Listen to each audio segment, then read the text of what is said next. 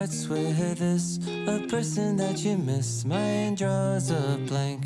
I wanna go back to the early days when life was an escape. Now I just wait for better days. I lost myself in your reality. Lost myself.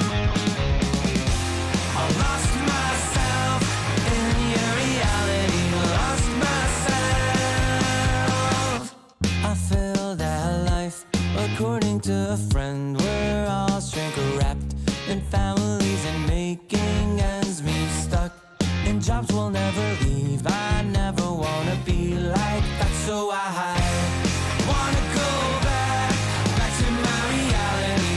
Wanna go back. I wanna go back to my reality. Wanna go back. Didn't mean to sound so concerning. Am I alone in the hurt?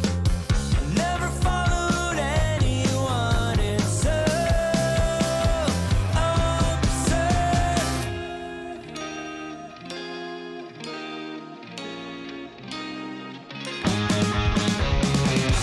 I wanna go back to my reality. Wanna go back. I wanna go back to my reality. Wanna go back.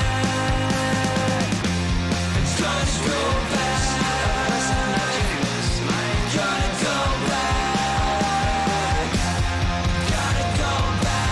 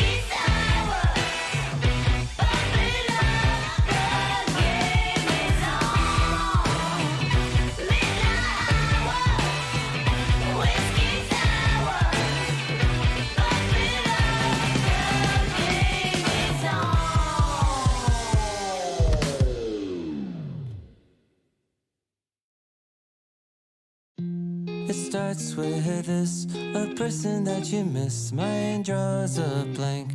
I wanna go back to the early days when life was an escape. Now I just wait for better days. I lost myself in your reality. Lost myself. I lost myself in your reality. Lost myself. I feel that life, according to a friend, we're all shrink wrapped in families and making ends meet. Stuck in jobs we'll never leave. I never wanna be like that, so I wanna go back to my reality. Wanna go back. I wanna go back to my reality. Wanna go back. Didn't mean to sound so concerning. Am I alone in the hurt?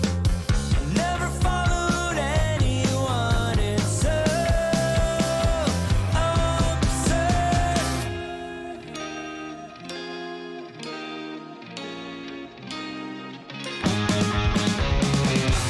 I wanna go back to my reality. Wanna go back. I wanna go back to my reality. Wanna go back. Just go back. Gotta go back. Gotta go back.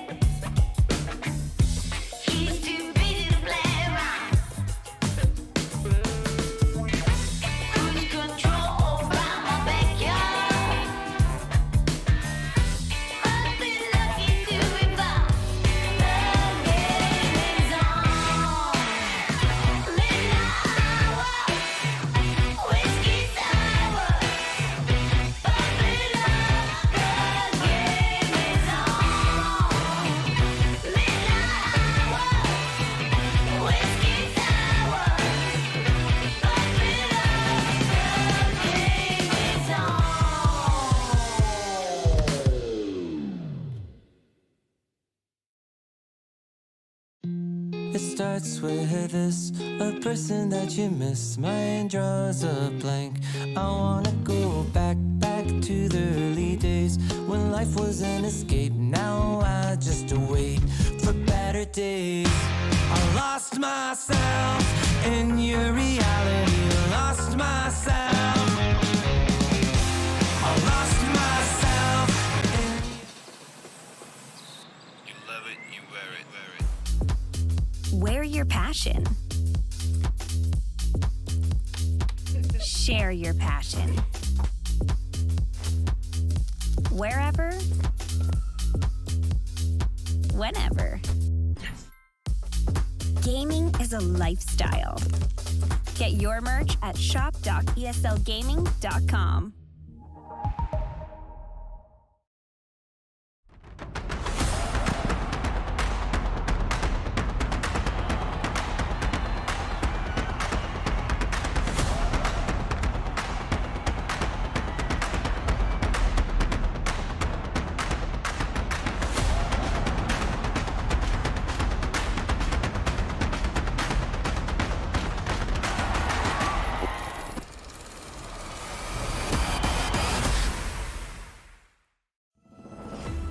DreamLeague Season 20 is brought to you by Intel, Acer Predator, DHL, and Monster Energy.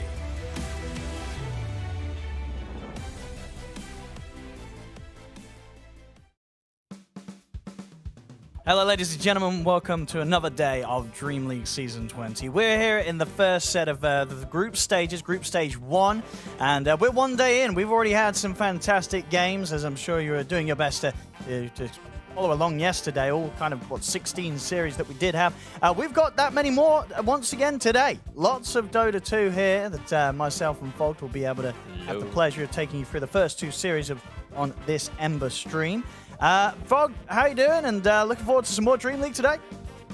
Yeah, I mean, yesterday was the day of, at least for, I guess, us, for the early morning, was the day of ties, right? I think only Liquid Tundra ended up going the 2-0 for one of the sides, I believe, for Tundra. So it was just full ties, so it's really exciting. I mean, I think that doesn't really tell us too much about strength and weaknesses, a lot about these teams, but it does say that maybe some of the teams that we thought that were weaker are better maybe than we kind of thought. And then, yeah, Group B was very exciting because we got to see a dominant performance from BetBoom. So it's a good day, and a day where we saw Rubik lead the charge, 100% win rate across 11 games. That's pretty insane. That's pretty insane. I mean, in the Magnus meta, I can definitely see one of the big reasons why this hero is just on the up and up. Here we have some of the replays from yesterday. Of course, that first series, Talon versus Secrets, Folk was saying we got a lot of 1-1s, especially in that Group A. And this was one of them. First game. Looked like Secret were a little bit lost, but I don't know. I'd give them the benefit of the doubt, and I really would just put it down to that Moed to pick Fog. We didn't like it, and it didn't look great. Nope, 100% agreed. And then this game, I mean, it was the Miracle Bat Chest show, you know. People were popping off. Even Crit gave a nice little Bat Chest tweet. You know, people I know are very excited about that one, but being honest, it was a really good game from him, so absolutely deserves that praise. And it was exciting to see them play well.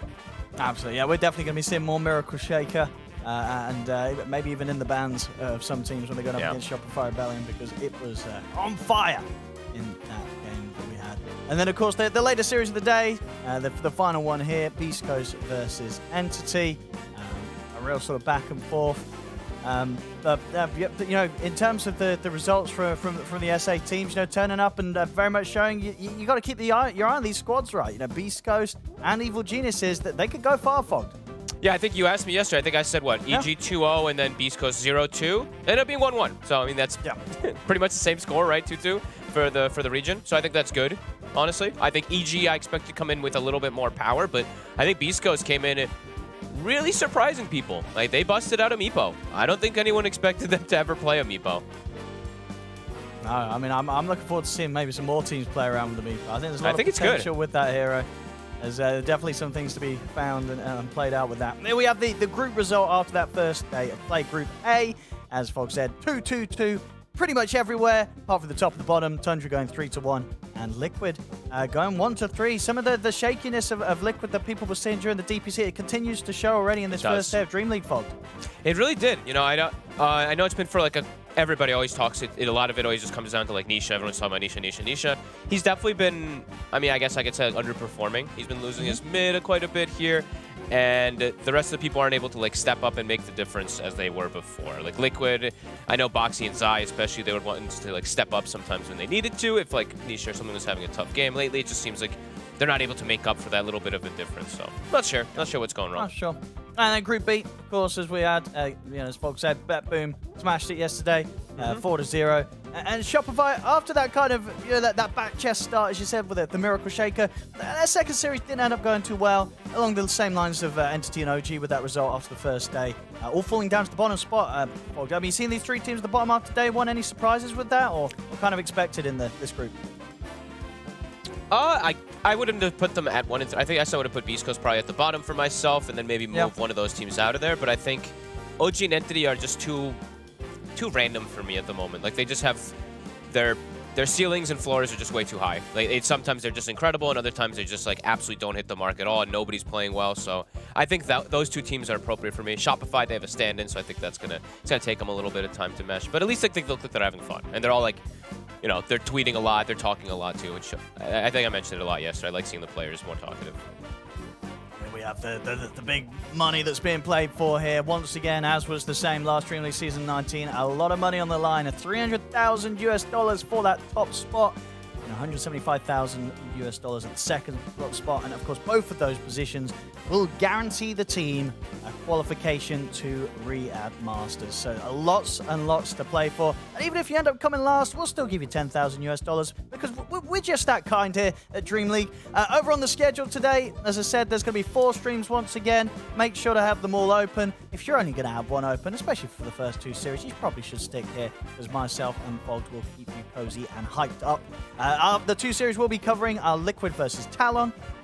Wait, no, that's not true. That's not us. us. Oh, no, that's the mainstream. I'm blind. That's on the mainstream. You don't want to watch that stream. This is the stream you want to watch. Here you go. Tundra versus TSM. Yeah, screw what was ever on that other page. You don't want to watch that. I mean, unless you've got 4 monitors, then open them all. But if you've got 1, this is the place you want to be. Tundra versus TSM, Gaming Gladiators versus Beastcoast. The 2 that me and Fob will be taking you through. And then Liquid Spirit, Shopify Rebellion, Beastcoast. That will be covered by Gods and Ares after us on this channel. And of course, there's 2 other channels as well. We're going to show you those just in case you want to venture anywhere else. I won't judge too much. There are some pretty good games over there. Secret versus LGD, Asta versus 9 Pandas, PSG LGD versus Tundra, and then finally, Bet Boom versus 9 Pandas. That's all going to be happening over at twitch.tv/ESL_Dota2Storm. And the final, last but not least, the 4th stream that we're going to be running today is over at ESL_Dota2 Earth.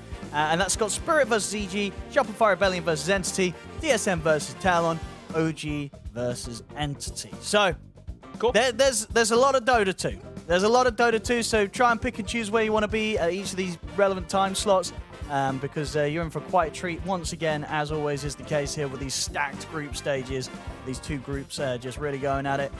But for us, we're going to be focusing on the upcoming series. We've got Tundra versus TSM to start with. Fogged, after what we've been seeing yesterday with the results of these 2 teams, what are you expecting coming into this one? Tundra's going to clap them. Oh, I mean, yeah. I think this is going to be a tough one. I think TSM actually performed pretty well yesterday. I think like Spirit's kind of trading with everybody. It seems like for quite some time they keep just going 1-1 with everyone. For even just dropping games that I don't think they should, even before when we were at Berlin. They took a game from Secret as well on TSM, but I mean Tundra. I think Tundra and Gaming just have the best grasp of the patch by a long shot right now, so I think this is going to be a very hard test, and they have to play now versus what? It is Snaking is back, I believe. I believe so, right? He's in the lobby. So, let's check it out. He is... We're not in it, right? are we? I'm in the lobby, and Snaking is a DJ. It was just for the day 1. How the hell did you get in? Get in the lobby, you scrub. Anyway, so yeah, Snaking's back. And talking about Tundra, I believe we've got a nice little video. A little bit of a pre-DreamLeague season video from Tundra. We've got the courtesy to show you right now. Enjoy. Go. Darkseer walled down but couldn't follow up with the vacuum. There might have been a clip opportunity there, but it... Hello, my name is Skira, and I play for Tundra Esports as a carry player. I'm Neta, or 33, and I play often for Team Tundra. I think the way I would describe Tundra Esports as a team, a lot of hard work and a lot of passion for the game. I don't really know how to describe us in one word. It's just a Dota team, you know. Is there. Gonna make the jump onto Zai. Silence on 3. And we had to use the Nightmare hit to break Zai out of the combo. Zai's able to get the guys down. 33 will go for the black hole. He's caught Zai. He's caught Instania. That'll do it. As 9, he's able to lay down the damage, take out the turn, and they'll take out Boxy as well. Mickey will commit in. And he's considering fighting this kind of 2v4. He feels strong. The challenges we have been facing recently is mostly to prove ourselves that we deserve to be at the international. In the first part of the season, we had a bit of problems with our motivation, I guess, in our practice. We started putting in just as much work as we did before TI, and I think it shows a lot in our games. Away, 33 though, now dominating and might just give up that spree immediately. Done by Goes to the lasso, they're burrowing him in, they've got the chrono, he survives on the high ground, they get the kill on Boxy! We basically wanting to make sure we win the last DPC tour, so we can play the whole major with less of a pressure on ourselves. The turn is insane here for Tundra, they've got themselves a third, they'll look over. And we managed to achieve that. Our goals for this Dream League, we didn't really set any goals because we're gonna be playing with 2 stand-ins. We have Marine from Nemiga. He was one of our top choices for mid, and post-4 will have Immersion. I only played a couple pubs with him, but he's been great. Honestly, who knows how it's gonna go, but hopefully it's gonna be fun to watch. GGG is the call from Collapse, they're done. I mean, I just want to thank all the fans and supporters for our team that you guys are cheering for us. Even though we haven't been delivering much, but you know, it's the Tundra stock is on the uptrend, so stick around. Oh, there we go, ladies and gentlemen. Tundra very much ready for the games here. And I think the most important part of that video, 33 calls him Maureen. I'm pretty sure he calls him Maureen. We got told Maureen. Is it Maureen or Maureen? Now we don't know. Now we don't know. But now also we do know that Snaking's here, but Sox is not, right? And Immersion's playing for Soxa today. Oh. Right? Yes. That's what I understood that properly? Yes. All right. But Soxa played yesterday and Snaking didn't. No, you're so right. Yep. They're switching it around all over the place. Switching it around. Okay. I mean, well, whatever was working worked very well yesterday, right? Tundra came in 3-1, top of the board right now.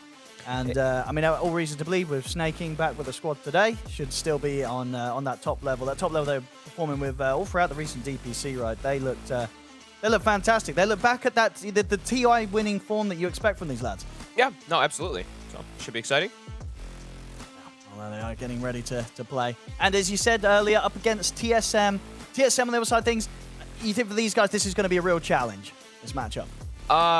Yeah, I mean, there is absolutely the case of, like, you know, stand-ins and stuff like that, but they have their strong, you know, they have really strong players, and their stand-ins are no joke, so I think this is going to be a really tough shot for TSM, and it's going to be something that they have to, like, prove, because I think a lot of people have been harping on them for some time, especially, like, looking at Bryle. I'm going to give a lot of it to Bryle, because it's like he's made a lot of attention, and also he just gets, like, a lot of these games where it's like a lot of the game comes down to him, and, like, these small little mistakes can really compound and can cost them a lot. So I'm looking at Bryle mostly, personally. Let's see if TSM are able to step it up today against Tundra.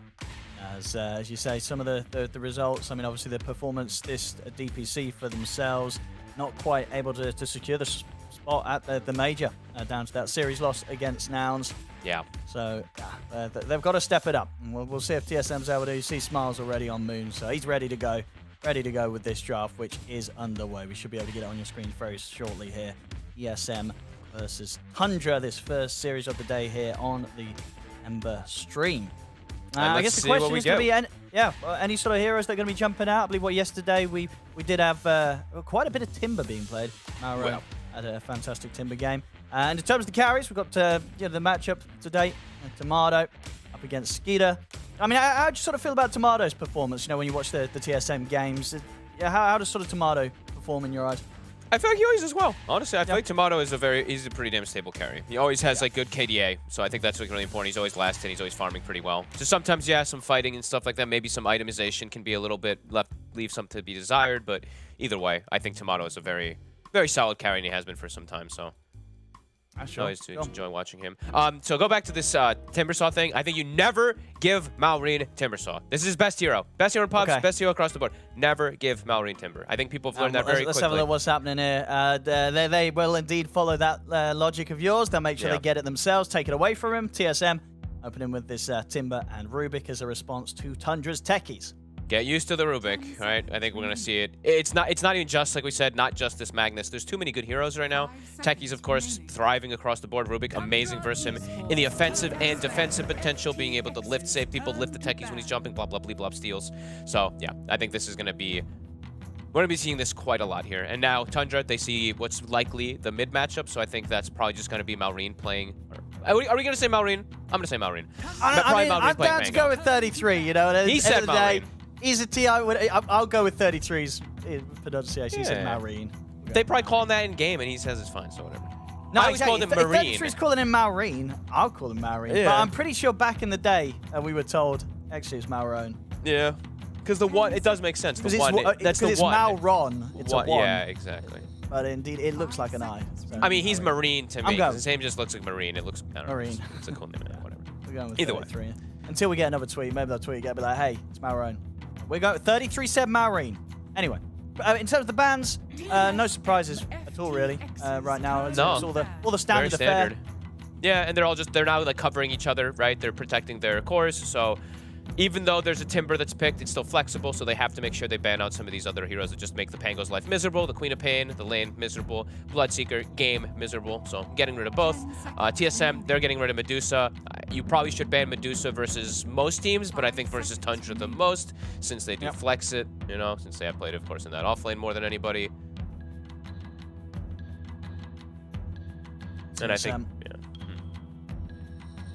I mean, what else is sort of up on the list when you're playing against Tundra of heroes that you've really got to watch out for? Any of the offlaners. I think you start looking at what you want to build and what you want to not worry about. Like, what you want to have as your carry and how he wants to set himself up. So now you start asking him, like, what do you not want to play against the 33 plays? Beast is gone. Now Dark's here. Maybe they're looking at some type of hard hitter. And what sort of heroes conceptually do you like against the Timber? Like what have kind of just in the past as well, just been the big sort of heroes that Timber really struggles to play against. Bat Rider, but he's gone. So yeah, first ban. It's one of the. It's like it's always been like, in my opinion, the absolute best. Sure. I've always just anytime you see him, you go to him, he's dead. Like, it's all match damage, everything. So. Other ones. I mean, that's my favorite one. I can't even really think of it. I mean, it's like OD, but that hero's dead, right? And then unlikely, yeah. And then we go down the list of heroes that I don't know how good they are in the role that they counter the hero, right? Like there's Pugna's. Core Pugna destroys Timber, but do you ever want to do that? Probably not. So. The 33 Visage, and they'll go with the Bane. All right, okay, what do you make of this hero nowadays? It's a very them hero. It's very TSM. I know Whitemon in particular really does love to play it. A bit of a question mark on this hero still. I don't really know how good Enfeeble at the moment really even is. It does a lot of damage. I think when you look at the end of the game, it's Bane's by far his highest, and he does a decent amount. It's annoying in team fights and stuff like that. But his laning has become very weird. His base damage is quite low unless you just max out on stats. Sure, you have Fiend's Grip for the role. I think that's like probably the main reason that they've gone for it, but I don't know, this hero sometimes just leaves a lot to be desired.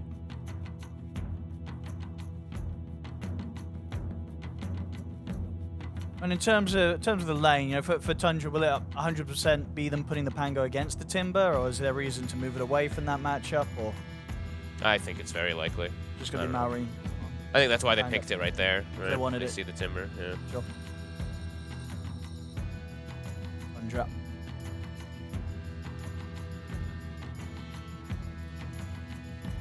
See what they want to grab next, get that second support in.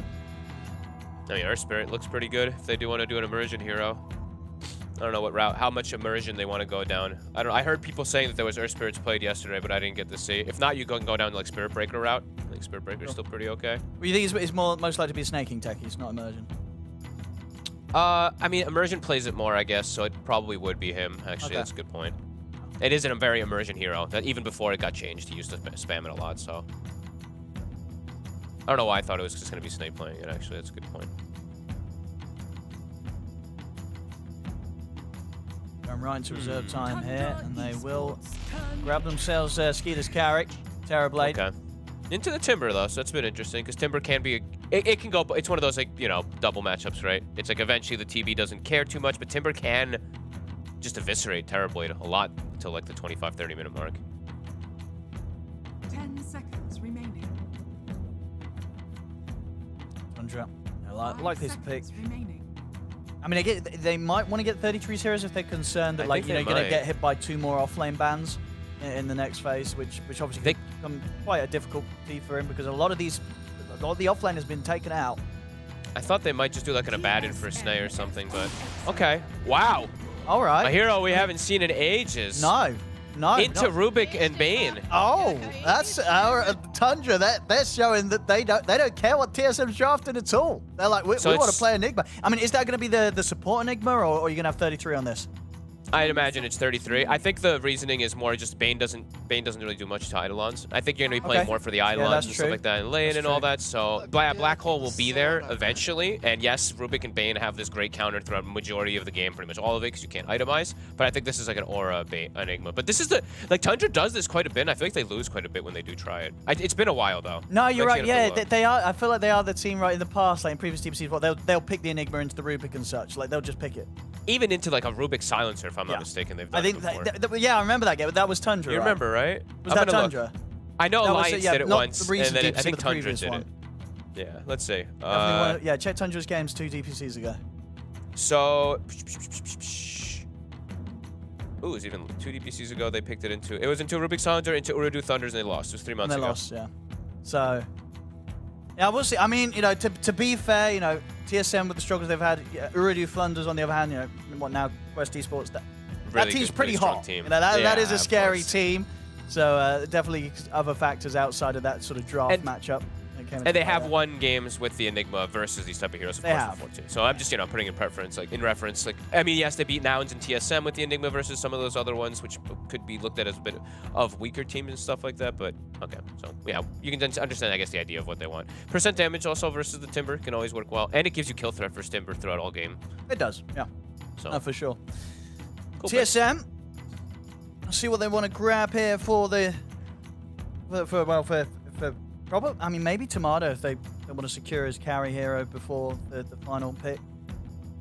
What do you want to do versus the TB though? That's the question. The Morphling's been like, it's you know, one of those that people try, but it's a matchup that goes both ways as well, based on timings. Tundra Esports. I think at the Wind Ranger. Oh yeah, that one's still in the pool. One of those heroes that tends to be taken out in the final phase of bans. They'll grab it before that comes through. That's nice versus Pango too. You can just focus fire him and run around and kill him during the ult. And you can focus fire onto Terrorblade and bring him down pretty quickly as well. Kind of cool. Yeah, no, absolutely. Definitely have to watch out in some situations, like if you're win running and you don't tap the techies. I'm gonna always be watching that. I've seen so many times. Yeah. No, you get dispelled. Your win run gets dispelled. Yeah, it's pretty bad. I've seen in pubs like if people just like one hit hits the techies randomly, and then this win runner just loses a full win run, and you're just useless then. So gotta be careful of that one.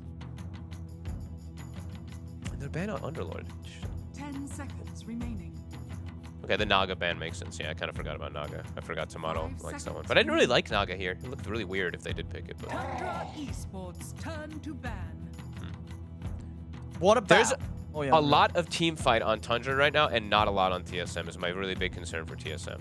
Like right now, it's like Rubik, you gotta get Black Hole or Pango ult or something, like some crazy steal for us to take head-on team fights. Otherwise, we have to play a pick-off game and a numbers game where we kill someone before a fight starts. I mean, the thing is, though, for the Rubik, it's pretty likely that he will have a solid chance of getting one of those ultimates, right? Sure. Yeah, he should be able to get some pretty good steals. It's a decently juicy game for him. What were you going to say before that? Sorry, I didn't mean to. I was just thinking of sort of Tomatoes, some of the classics that he used to play. What about, even though it's, I know it's not great, what about, you see these long cooldowns like the Black Hole and such, going for something like the Tomato Wraith King? Or is that hero just you're still thinking, now? You're not thinking it's Tomato Wind Ranger?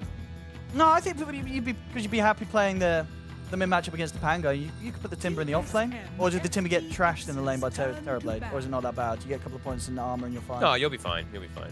I don't know. For some reason, I was like dead set. I mean, you're probably right. It's definitely most likely that it's just going to be Brawl, Timber mid, and Tomato Wind Ranger carry. It just depends if they feel there's an off laner still available, really, that they're happy to run with in that off lane. I mean, Tundra's banning offlaners right now. They're targeting Kasane. Yeah, You see the for sure.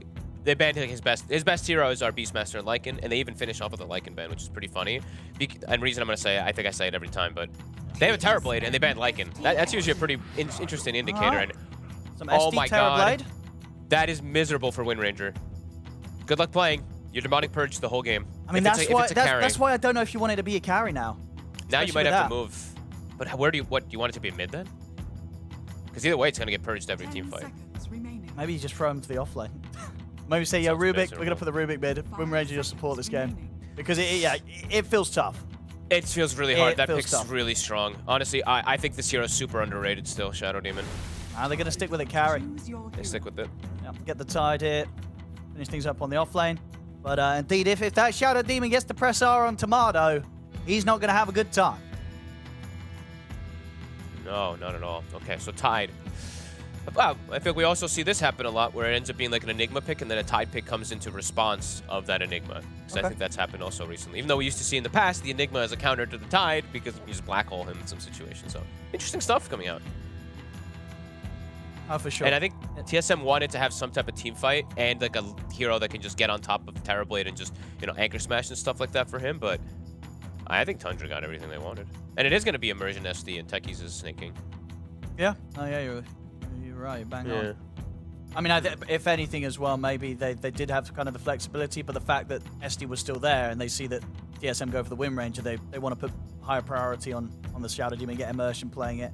Maybe you get some quick items and highly likely always be able to find the positioning to be able to just ruin the Wind Ranger in these fights. It does. The thing is, this SD pick is actually like, it does a lot because of the disruption versus Bane, right? So you have this, you have a save now there. You have demonic cleanse versus like this enfeeble, anchor smash, etc., stuff like that. That you can get these dispels, even versus like whirling death. These annoying debuffs that sometimes can be annoying. Like this is just gonna dispel everything off the target they're focusing, right? Give him an extra heal. Then he has the purge. It's got layers for sure. I really do like this SD pick quite a lot. This might have been a bit of a, even though I don't like sometimes like these like support heroes as a last pick gotcha pick. This is a pretty good last pick as support. No, and one thing it does offer as well, which they didn't necessarily have, was obviously that instant sort of interrupt Whitemon if he's doing his Fiend's Grip, or like Ari, if Ari does manage to get that big steal at the Black Hole, they'll at least have something to play to sort of put a stop to that. Because other than that, at the moment, it was, you know, obviously be relying on 33 being in position with the Malefice, which probably unlikely if he's getting his Black Hole stolen and thrown down upon himself. Or like a Rolling Thunder or Techies jumping in, which isn't always as quick as you need it to be. So the quick moves of Immersion could definitely keep that part of the draft covered. Yeah, let's see TSM. And this is, I believe, their first. Let me just quickly glance before I say something stupid, but good thing I didn't say it. So I would have been stupid. They are playing Rubik again. They did. I was checking if they played it yesterday. So this will be. Let's see. Will Rubik lose? Because he's 11-0 right yeah, you're now. right. Well, he's won every game. Yeah. That's true. I mean, yeah, the numbers don't lie. TSM going the strat of picking a hero that has literally won every game. What could go wrong? Well, we might be about to find out. As we get ourselves into this first game, ladies and gentlemen. Game 1 of TSM versus Tundra. And let's see how much all this, like, I always like to talk about, like, some of these smaller things, too, is, like, attack damage reduction. How much is this going to matter now versus this Terrorblade? They're going to have Fate Bolt, Anchor Smash, Enfeeble. 3 different forms of reducing a Terrorblade's damage when the TB is the only carry. So maybe if they can actually play these longer fights and stuff like that, reduce this TB, get on top of it, and play them really clean, perhaps I could see it for TSM. It's not going to be the easiest of games just because this SD counter is always going to purging Tomato, but I could see realms of them being able to deal with the pressure that Tundra's able to apply. Because I don't know, I'm unsure about Enigma as a hero right now. Yeah, I mean, why is it? Yeah, what's sort of been the changes in the game and with Enigma that sort of caused this hero to really fall out of relevance for a lot of teams? He feels very, very slow. And Eidolons feel a lot weaker now. Like, really. I don't know, for some reason it feels like it's so much easier for people to clear them.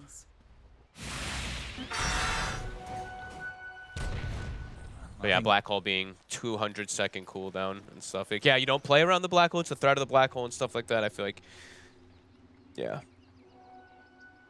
Hero's definitely gotten a lot of nerfs. Yeah, we'll see how sort of the lane plays out. I mean, as you mentioned, it could be a bit difficult for... Well, actually, when TSM with this lane swap up... They're aggro trying. I imagine this is going to feel pretty good, right? What, leaving the Tide sort of against the Enigma lane, you know, taking Tomato down as the Wind Ranger. You effectively was sort of like the early levels of Power Shot and Fate Bolt. It's a lot of burst that, you know, could be a bit of an issue. This is a good try. They're I like swapping this it move. themselves. You absolutely should. Yeah. You should. You want doesn't want to play bottom. No, he wants to play versus Tide. Yeah. This is like he really wants to look at his item build. Magic Wand branches. He's just going to be able to build them up constantly. 33 is prepared also to lane versus him at the moment, but they want to make sure that Tomato's able to get absolute free farm and not get denied. That's why I think they go for this lane setup besides trying to pressure. Because if he's just playing top versus an Enigma, they could struggle to kill Eidolons, and he's just going to get very restricted farm in comparison to a TV, and you do not want that as a Wind Ranger. You want free farm. We're going to definitely see some lane movements continue. Of course, 33, he'll hop down to the bottom lane. And yeah, we'll see what TSM do in response if they do want to try and continue to match this. I think they can just leave it like this. I think this is fine. You already forced a movement. Tomato secured himself the first 2 waves. I think that was actually a pretty nice, pretty cute little move there from TSM to set themselves up for a slightly laning advantage in the first few minutes. Malrine. He really wants this Obs ward. Okay, got it. Bottom. Taking 33 there. They're going to make the go for Whitemon. They might have him. I think they're going to have him. As he's going to try his best for the big Juking, but he's going to... Oh, uphill miss. That final mine thrown forward will finish the job. Snaking finds first blood. Nicely done. They're very... I mean, even though I'm mentioning how Eidolons do feel weaker, 33 is a micro monster, right? So he'll probably make him work somehow. But he is going to be slowed down because of this lane setup. Same thing coming out for Skitter. So all 3 lanes, I feel like for TSM, even though they do give up this first blood, all 3 lanes look great. It's a Timber versus a Pango. It's a free lane for Bryle. Tidehunter should be absolutely free up top, and Wind Ranger should be free bottom. So all in all, they should have some good free farm lanes. Okay, yeah, let's see if that does show on the numbers. Just see how much sort of pressure is put on. In terms of this top, how much Skeeter can find. Yeah, the mid lane. Malrine versus Bryle so far. Bryle for 6, Malrine 12-0. Should see Malrine still come out okay. I mean, as you said, in the draft, you know, Malrine, this Timber, they knew the Timber was going to be mid. They happily put the Pango into it, so still very confident on how much the Pango is going to be able to find from this early lane. One more poison could have Ari. It's going to be close. Not enough. I'm just going to look to see if we can continue to chase him out here. Ari should have the movement speed. High ground. No further chase to be had. But yeah, last hitting is looking great. Wind Ranger absolutely free farming. Bryle getting every last hit and a lot, like 9 denies. That's actually impressive. And the Tidehunter is farming freely and slowing down Skeeter because of those anchor smash. Minus 30 damage every single time he gets it onto Skeeter. And 33 not quite getting as much on his side. No? And bottom. Yeah, great lane setup. It's a good idea. We don't see people do this that often anymore. No, especially in the games yesterday. It's the ones I was able to catch a watch of as well outside the ones I was casting. Dorothy just sort of sticking to the standard, not looking to try and make these movements. Even though I guess with sort of the portals, it does make it a little bit easier, but then at the same time, that also in turn makes it a little easier for the enemy team to respond. We used to do this like back in my day, but it was a very big thing where I mean Dota was very different back then, but it was all the time. It's just like, oh, you got the gotcha pick on us. Just swapping lanes. There's no more gotcha, you know? You pick the lane counter and we just don't play the lane, so... I feel like teams... I always want to see teams do it, and I do really respect when teams have the... You know, have the call to be able to do it, so, yeah. Nice move for TSM to at least make that move.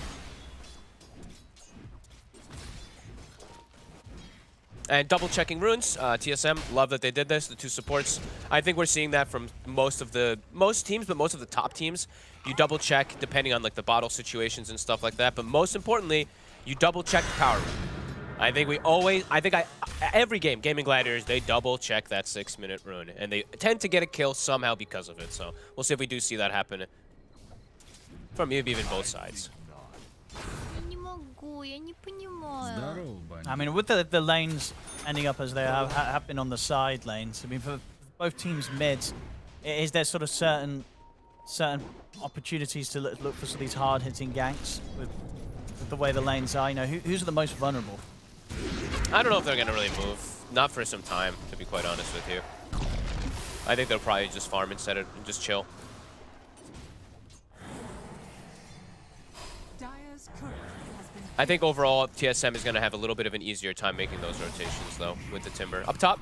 They're going to try and go for the bottom, kill. They get the kill. Indeed, 33. Able to finish off Tomato. Up top, Skeeter will end up getting the kill on Ari with that setup from Immersion, allowing Skeeter to close in setup as he comes out of the disruption. Wow. I mean, the power of techies. That's what it really comes down to. Yes, they're really good with their idle lines, with the micro and stuff like that, but they're able to get this win ranger because they got a techies down there. A lot of damage that early on, at least not until the Wind Ranger starts to get those stats time as the universal hero. I mean, that's a still be a bit huge squishy. kill. Sure. It's a massive kill, really, because whenever that happens as like an Enigma lane, you get a kill, you get the whole entire like next 2 waves, you deny extra, you pull it back. So now 33, he's compounded like a 600 net worth lead over this Wind Ranger, just because he gets a kill and gets all this setup. And they're going to try and see if they can take down Brawl here in the mid. They've got the disruption into a great angle for some good bounces with the Rolling Thunder of Maori, and it's going to be enough. Very nicely done here between the two of them, Immersion and Maori, and they'll turn towards Ari. See if they can chase out the Rubik. No Fade Bolt or Telekinesis available, both on cooldown for now. A couple more poisons, that'll do the job. Immersion turns up to the mid lane and picks up the double kill. Super smart play from Immersion. I love that he goes the 1-1-2 build. You tend to see a lot of people just skip Disseminate. I think it made all the difference there. Yeah, they were able to take down this Timber Sword with relative ease. You know, it didn't look like Brawl had a chance after that opening from Immersion. Amazing what you'll find laying around. Yeah, it literally is like, it's just like a big damage amp. So yeah, absolutely works out there. That's huge. Now that sets up for Maureen to be able to move around the map very early on here, perhaps try to put some pressure on, and slows down Bryle's game significantly. See Bryle. Step up to the triangle, but I mean, Immersion still there, ready to back up Maureen, so not really much to push for. He's considering going for the 5-stack. He'll get it on him. It's going to do a decent chunk. He's got Whitemon and Ari by his side, trying to sort of really push out this area, even bringing in Kasani. So the 4 of TSM, they're over it. They will be able to take away the stack. It is just a double stack. So, no, actually, it was a triple stack. It was triple, yeah. Triple stack, so at least they'll manage to secure that there for Kasani. But quite a bit of resources pulled into this. 8 minutes in, having the 4 heroes around that top spot. Kasani, we see the Meteor Hammer. Don't see it too often anymore. Dire's top tower is under attack. Okay.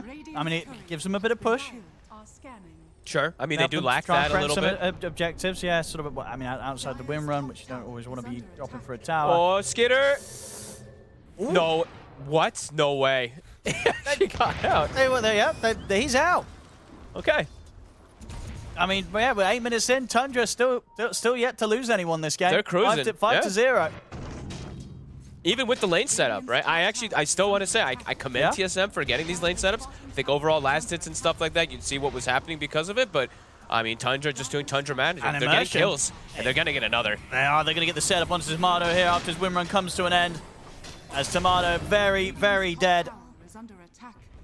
Yeah, the lane setup, as you say, TSM, they had something kind of cute going on, but it doesn't seem to have been enough. Tundra, now with these moves, really opening up the game. Kasani, at least with his hammer, will manage to pressure the tier 1 tower top, so something to be found here.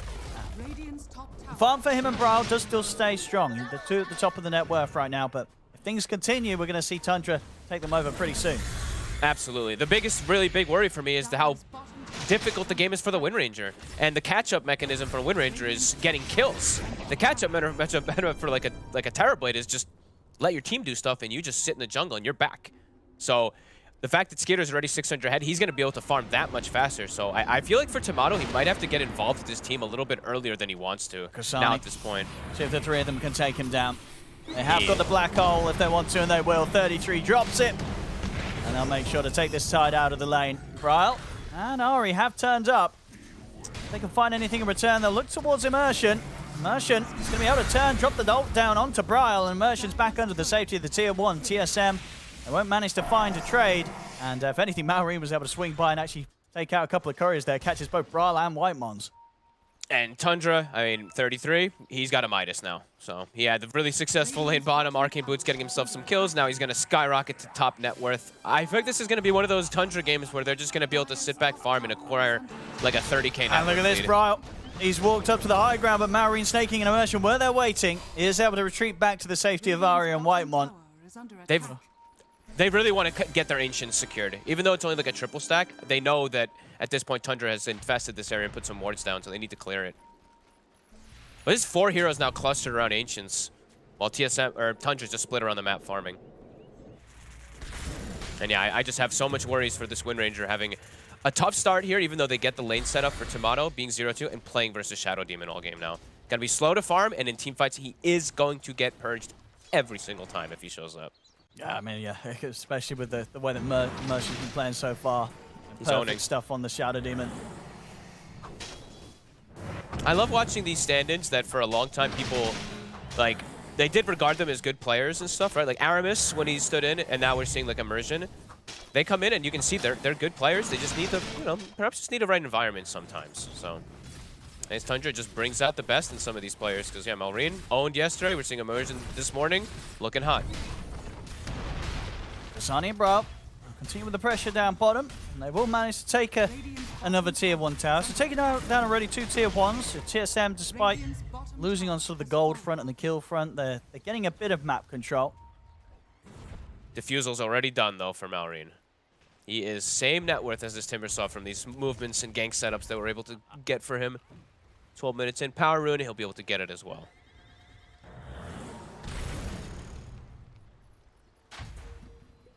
See what they want to go for with this Tundra. They could look to strike. But do they feel like they have to? I mean, after they've won these lanes, they've got Midases, they've got Terrorblade, and they've shut down Wind Ranger, they might feel like they aren't forced to do much of anything. Yes, they might still make some moves, but I think they're probably just like, guys, this game's going to be really tough for TSM to recover after what we've done. No, for sure, especially with the Wind Ranger having his stuff as a start. Like that, yeah. that would be, if Tomato was in a good spot, and maybe if there wasn't a Shadow Demon in the game, maybe sitting back is kind of scary because this Wind Ranger could become a real threat. But it does look like it's going to be tough for Tomato to be that kind of big, scary beast that he needs to be on the Wind Ranger to threaten Tundra this game with how well Tundra started off. Yeah, I'm not seeing a moment when I feel like you're going to see the beauty of these Wind Rangers, like Wind Run, you run into Terrorblade melee range and stuff like that, and you just clear them off. I feel like it's just going to be him doing that and then just purge, disarmed from a Pango or something like that, and quickly brought down from all the damage. But we'll see. TSM grouped up, looking for a move here. Level 6 and 7 hit. Bane has gotten it now. Snaking has got eyes on them though. They've got eyes on Snaking. They're going to see if they can maybe go on the techies. Not going to quite be able to burst him, and Mosquito here, TSM's got to back away. Ari? He's going to pop the Rolling Thunder. Ari's just going to be taken down by the pure damage of the right clicks from Skeeter. That Metamorphosis. Whitemon turns with a Fiend's Grip to hold back the Rolling Thunder. It's only just going to give the opportunities for Skeeter to step up and take him down as well. Get that double kill. Even Kasani could be in trouble here. Like, Maurine's here. They're wrapping. It's tied. I mean, Bryle, he's going to try and do something to help out. The Ravage is there. Snaking will end up going down. But Kasani looking to go down in return for this as Marine in 33 chase him out. He's back under the tower, but a shield crash from Marine finishes him off. Tomato, he's got the focus fire on towards Marine, but Marine's able to break away with the swashbuckle. And Tomato, he cannot chase in any deeper to continue with that ultimate, so Marine's going to be perfectly fine. TSM, they finally get themselves a kill, but it's still not a great cost for them as they continue to fall behind. They're the ones who try to gank, and they get ganked themselves trying to make that move. They use the Fiend's Grip, but yeah, Skeeter's just able to continue wailing on them. It's looking like honestly, like a pretty clear outplay from Tundra so far, 10-1. They're kind of just dancing and doing whatever they want around the map versus TSM. And TSM, they're totally on the back foot. That Ravage there, it's just like, it's fully defensive. It's the desperate kind of move. Get some one kill, but now they have no Ravage to be able to play the map the way they want to, and Tundra's got absolute freedom to do whatever they please. 33's gone Blink, so always has Black Hole opportunity too in these fights. Yeah, Tundra looking hot, as we expected. What's the plan for TSM? That was the Ravage. You know, they've got to wait for sort of that to come back online. They need the ultimate to fight around. Maelstrom is done on Tomato, but still just a real glass cannon against the spells that the Tundra have to deal with this Wind Ranger. And he might... Okay, they're forcing TPs down bottom. I was going to say Tomato could just be dead down here. I feel like for TSM, they have to try to...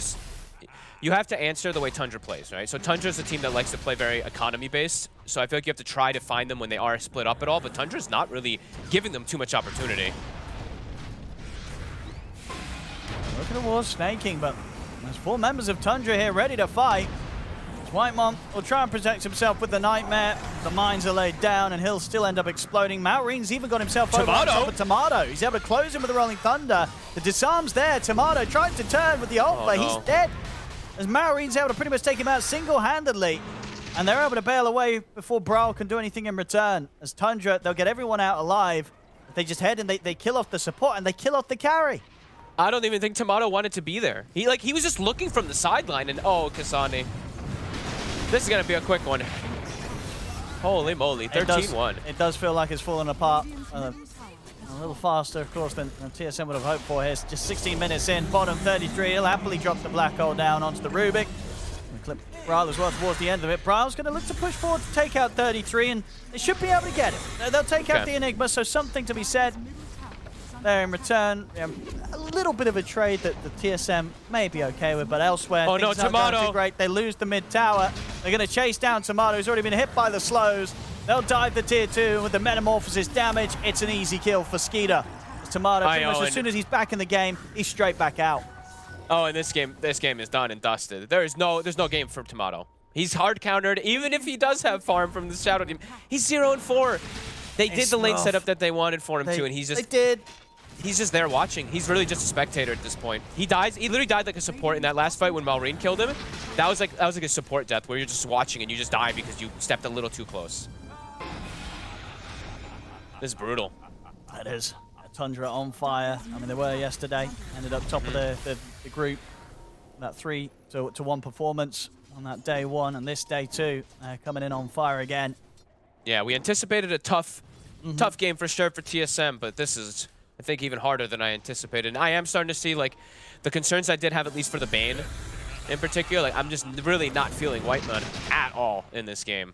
I don't know, this hero just feels very strange to play in a lot of situations. Did get counterpicked quite a bit here with the SD and stuff like that, but yeah, not easy by any means for TSM to recover. They're trying to go for some smoke plays with Whitemon and Tomato to get these type of solo plays, which I think is the right play, but Tundra's just faster. Kasane, he's going to be able to back away. Should manage to live this time. That's Brawl. We'll close in over towards snaking. Final Chakram will finish the job. He's going to try and push for more. Immersion already out for Triangle. Brawl, at least take away some of the Ancients. And all things going down, Brawl still able to stand strong with the gold, keeping on par with both Malreen and 33. Whitemon, very shortly lived Fiend's Grip there. Instantly stopped by the Malefice of 33. Another kill for Tundra as they continue to push this lead 16-3. Brawl has to like absolutely pop off. I think he has to become the hard carry Timbersaw pretty much at this point. There's Octarine, yeah, Aghanims, hope for the best with that because, yeah, I'm struggling to see how Tomato can ever recover. 0-4, pretty much half the net worth almost of Skitter, and it's not like you just don't outfarm at TB. No.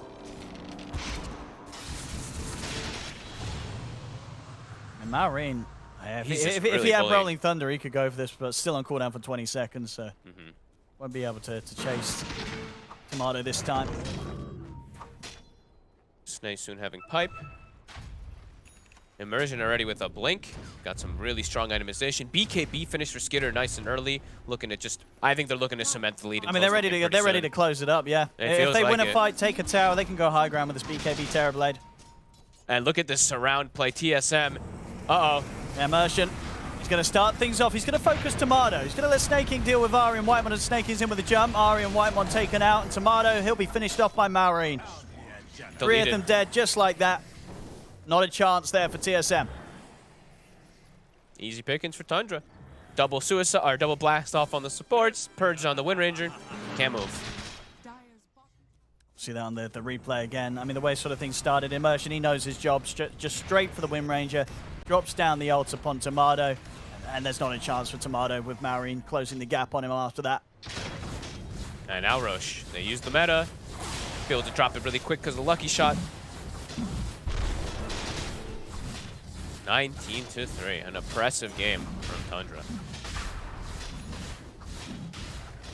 And even, okay, Immersion. I mean, this is a bold play coming in here. They do have vision. Looks like they maybe want to try to take a fight in this area. They are going to be low from the Tormentor. I said low. I don't know. I think they even kill it. I think they're going to die. They got what? Stop! Oh, Stop! no! Now Tomato's getting killed. What? Oh, no! He's going to die. Hit it! I mean, okay, he denied himself. That was a good one. But the only reason he had to deny himself was because they went for it in the first place. You got to be careful. I mean, it's always very alluring, you know, like, I'm a Wind Ranger with this focus fire. I'm going to be doing lots of damage, but you're going to be taking lots of damage. So is everybody else. You've got 3 squishy heroes here. You don't want to touch this Tormentor with this sort of formation. Every tournament. Oh, man, I don't know when that's going to stop being funny. Might not feel too funny right now for TSM's side of things. No, it is a rough one. Oh, it is. I think they are. I think they had some laughs. Okay. I mean, Tomato queued up Midas instantly right afterwards. So it is what it is, right? You're playing versus. You're playing against Tundra. You know, one of the top teams, if not the top team at the moment. It's gonna be tough. Sure, they've got stand-ins, but these are good stand-ins. These are really good stand-ins, and it doesn't really really look like they are too. It looks very similar to the Tundra that we are used to seeing with the way that these two play. Like, I could easily see like this being Saksa on this Shadow. Yeah, you sort of take the player names away, and it feels like Tundra. Yeah. Yep. They've fitted in perfectly with this lineup. Back to smoking again too. Meta's back up. Like they have the game is as free as possible for them. They can do literally anything they please. 3 in mid. Ari. Farewell. It's Kasani. You're next. Oh, just down kidding. With the blink. We'll be okay for now. For now. Yeah, for now. It does show. They'll immediately go. Whitemore's got the Fiend's grip. We'll hold them down. 33's going to jump in. Will be a very, very short black hole there. It does get immediately cancelled by the Ravage. But he's dead. He is dead. Won't get a chance to throw it out. And that was a dieback from Ari, so he's out for good. I mean, it was a cute Ravage. You know, but immediately stop that black hole. You know, one of 33 shortest black holes. I think what it was 0.0. It wasn't even a 0.1 second one. No, it was like instant. Instantly stopped. So it was something a little bit for the. There's a very short highlight reel that maybe TSM can get out of this game. That's probably the one highlight for them. Other than that, it's been rough. Well, the other highlight is look at the score. That's sure. The memes are true. Memes are true. And the other big positive thing, of course, is Tundra. They don't even need black hole or anything, and those are buybacks. And yeah, TSM. I mean, there's no fighting chance at this point. Nearly got his full MKB. Yeah. Now just 23 minutes in, they're just absolutely stacked, all 3 of them. I thought you were saying something else. What? I thought you said mosquitoes. I thought you were calling TSM mosquitoes hitting Tundra. What did I say? Because you said skeeter. But the way you said it, I thought you said like mosquitoes hitting. I don't know. I just. I don't know. It's been a really rough game, even though the lane setup. I think Tundra, they've made every right move. I honestly have to give a lot of commends to Immersion. Those rotations on mid. Yeah, this SD's great. I don't think any team's going to want to play Wind Ranger against this team. No. Unless, they've got to think about the Immersion SD if they want to try and bring out the Wind Ranger. He's in the river. Ryle, can he live through this? We'll get thrown up to the high ground by Ari. Will be enough to help him get away. So, Ryle will live. Okay. Good to see another day. MKB online now for the Terrorblade. Nobody is safe. This Wind Ranger is just going to get completely shredded. 33 on top of the Midas, the Blink, the Octarine, the bots. 24 minutes in, as farmed as ever on this Enigma. I got to actually look at something here. I'm going to go through a couple games of Tomato. Because now that I think about it, just thinking Tomato heroes, Wind Ranger is not one of them. Is it not? I feel like I've seen him on it before. I think I've seen him on it before, but I don't. When I think Tomato, I don't classic think Tomato hero. No. I don't think this hero. Just that I know that he's played it even in this tour. I'm pretty sure a couple times as well. But yeah, I don't know.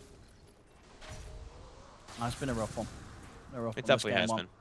I'm sure we'll see something different in game 2 in terms of lineup. Wait, he actually didn't play it. Wait, when did he last play? Did he play yesterday? Oh, did he not? Has he not actually picked it up for a while? Bryle played it all 4 games that they've played in the last 30 days. Ah, that makes it. Yeah, because I was thinking maybe that's what they would do here, especially with like the SD picked. I mean, I guess they just really felt they didn't have the ability to move the Wind Ranger away from this carry plan that they had. Yeah, Bryle played it all 4, and then the last time it was played was 12 months ago, and that was by Moon Meander. And then, I'm just thinking sure, like the way my mind works. Like when I think Tomato, I usually think like these Monkey Kings, Bloodseekers, these very aggressive kind of farmy, kind of like this kind of. I don't know. Wind Ranger just doesn't feel like that kind of hero for me. I don't know. Not to say the whole game is his fault, but he is 0-6 this game. I mean, it's been a really good game from Tundra, and he's just had nothing. I don't know. No, it's just thinking about like overall what TSM can do for the next game, because this one just there's not really much hope unless Bryle somehow does some unbelievable, ridiculous 5-man reactive armor explosions or something. Do you think they'll still be pretty safe with getting the Timbersaw first pick? I mean, because obviously, Bryle, he's certainly got the farm this game. So, like, the Timber not a problem. You're still happy with that? Or does it not offer something that maybe the TSM needed to be able to deal with Tundra coming at them as quickly as they did this game? I think I'm fine with the Timber. Timber first pick so good, yeah. Yeah, mid. Farewell Tomato. By Tomato. And the plus, he uses Midas at least. That's good. Let's go his next side. Atos is picked up. Right.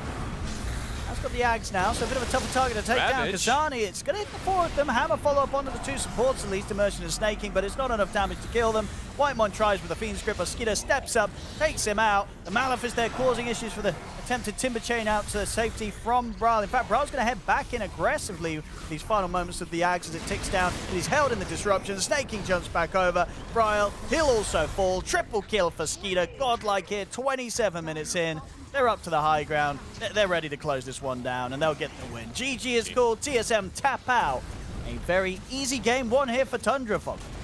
Yeah, they slammed it, really. I mean, even though like the lanes, like the last hitting and everything, the setups look nice for TSM, rotations just way better. Every movement from Tundra hit. No movements from TSM really ended up working out. Actually, it ended up being bad for them. The one movement that they did make actually got them ganked themselves. Yeah, easy pickings really for Tundra. And the stand-in's looking super good. Namiga, yeah, they are. Namiga. Maureen, I always say Namiga because I mean, that's why he's tagged up, right? Yeah.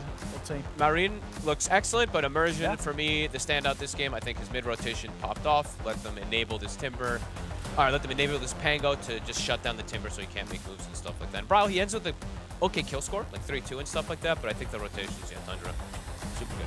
Yeah, they completely messed him up with those early moves towards mid. I mean, TSM, what do you want to see from the next game? Like, what has worked for TSM in the past, do you feel? I don't want to see Bane, and I don't really, if you're gonna, man, like, what can I actually say for it? More well-rounded before you get to like these last few picks, because like the last 2 picks for me were very, I don't know, they didn't feel like they did much. I mean, even the last 3, I actually was fine with the opener, and then just like Bane, Wind Ranger, and Tide, they just left a lot to be desired, it feels like, for the side of TSM with what they're playing against. I love, like, Tundra's draft, I look at these heroes, except for the Enigma, everything looks incredible, and the way that they've utilized it looked amazing. For TSM, yeah, they have a couple really slow heroes, and some heroes that just don't feel very good in this patch right now, like the Bane. For sure, this was a tough one. Tough one for TSM. Yeah, Tundra. They just keep on going, more of the same, and we may, very well, I mean, so far at least with these opening performances from Tundra, it looks like they're on track to be able to top off these groups just as they did the Western European League, right? There's something about them right now. Some unfortunate highlights here, of course, there, TSM. Obviously, at this point of the game was already over, so it was a bit of a last hurrah going for that Tormentor. They probably knew that they were signing up for some not great things here. You can see a few smiles there to be had. As the game was pretty much done and dusted, 20 minutes, maybe even earlier. Yeah, just like I said, so much that I think Tundra just did right, and I feel like TSM, they have a lot of things that they need to fix. But like I said, I'm happy that they did the lane kind of switch up. They just need to be able to fix like what happens right afterwards and be able to see these rotations and stuff like that. See, Tundra, odd game. Looking good, and every reason to believe, I think, that they're going to be able to keep up that going into the game 2, which we're going to be having right round the corner. So don't go anywhere, ladies and gentlemen. We do have a break, right? I think we have a break. Yeah, that's the break music. We'll have a little break. Don't go anywhere, ladies and gentlemen. We'll have a short break, and then we will be back with the Game 2 draft of Tundra versus TSM. You love it, you wear it. I really have Wear your passion. Share your passion. Wherever, whenever. Gaming is a lifestyle. Get your merch at shop.eslgaming.com.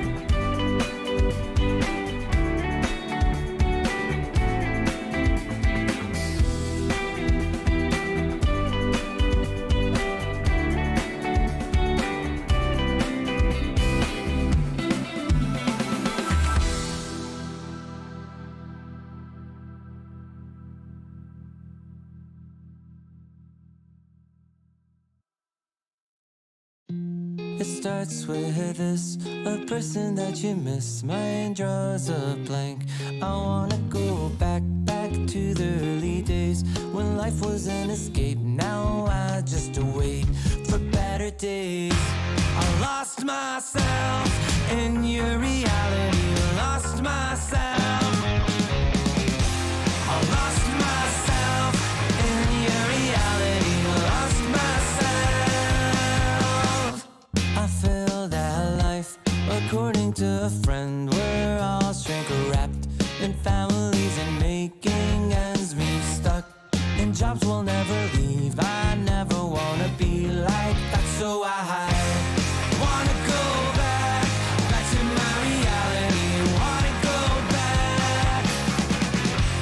I wanna go back to my reality. Wanna go back. Didn't mean to sound so concerning. Am I alone in the hurt? I never followed anyone. It's so absurd.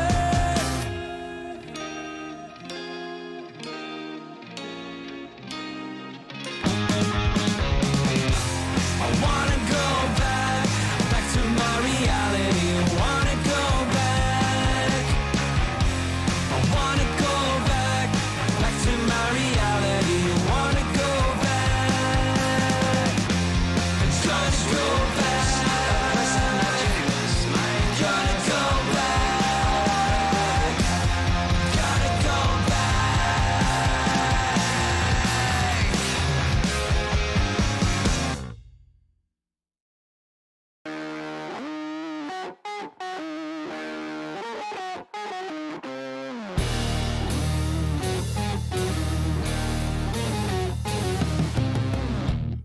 I'm a creature with no skeleton inside your hands.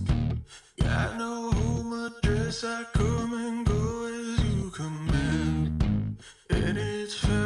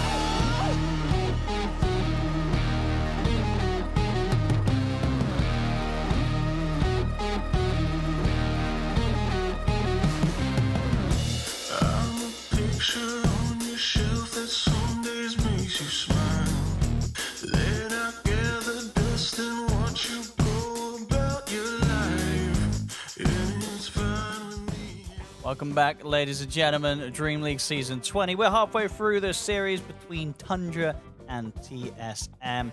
This game one, of course, a rough one for TSM. It looked like there was a bit of a hope with the way that they were approaching the lanes, with the setups that they went for, but it did not end up going upwards from that. It was all downwards. It really was. Tundra, they just came in on fire. As we said, they had a great day yesterday.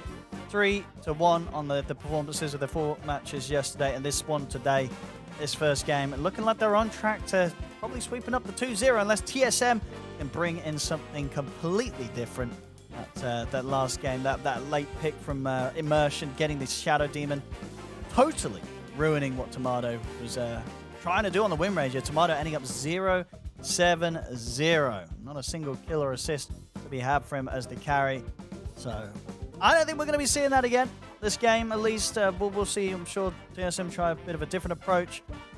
And in terms of looking back at some of the players from last game, we can bring a bit of a matchup between the offlaners. Of course, Kasani. I feel like Kasani, he was doing his best, on the Tide. He had to come through as the last pick. All the other offlaners have been sort of banned out.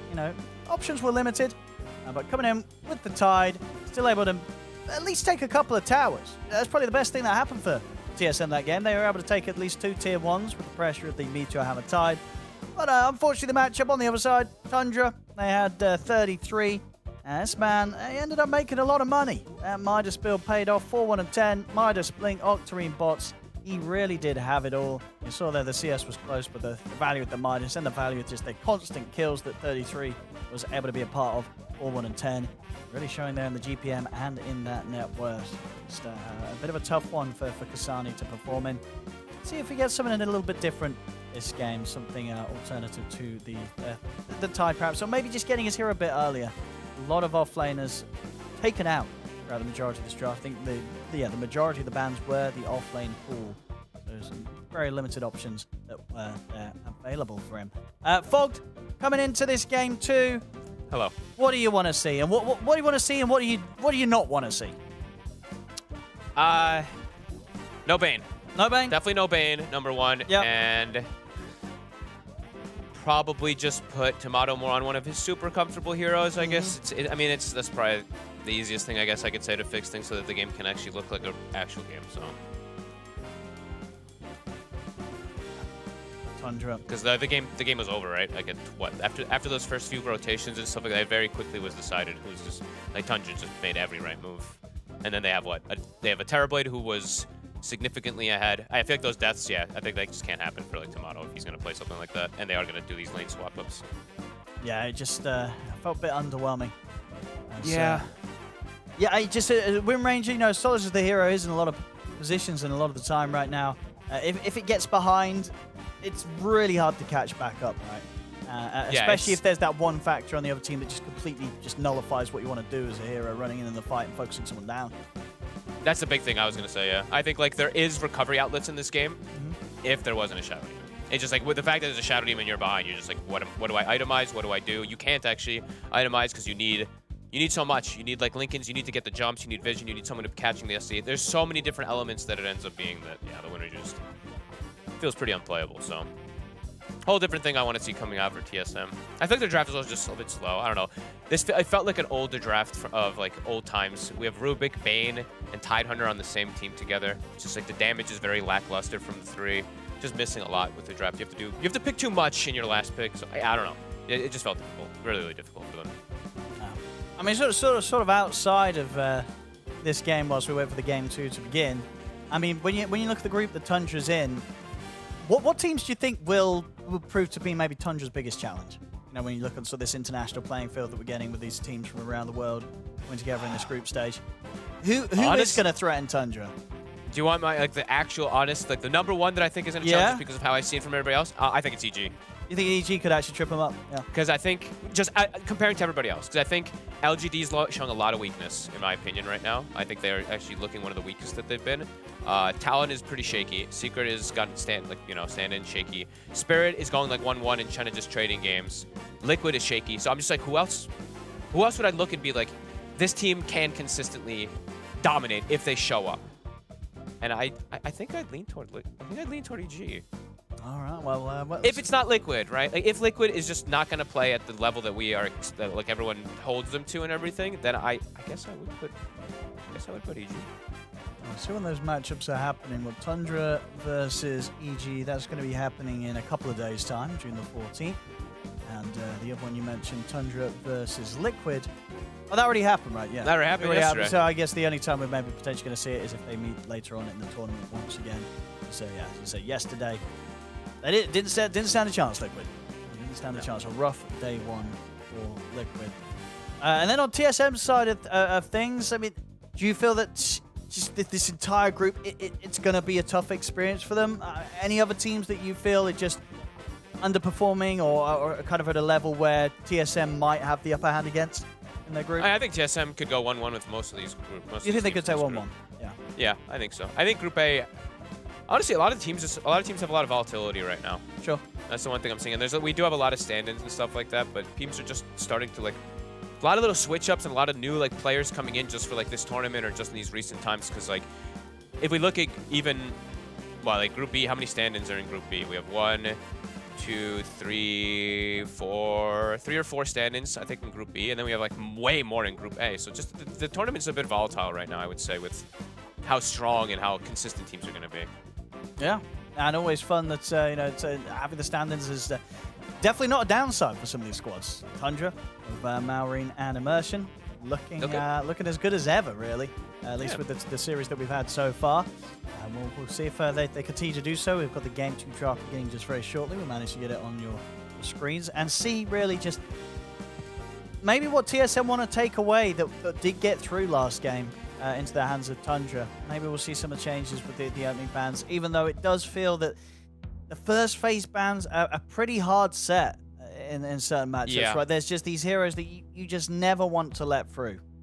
And at the end of the day, being totally honest with you, I didn't really like full out say it last game, but I don't really know how much draft matters. I mean, draft always matters, this is just that tough of a matchup. In this matchup, I don't know, even with the stand-ins and stuff, I feel like this is probably, this might be TSM's like hardest by far. I'm trying to is there any sort of like crazy picks TSM played? Did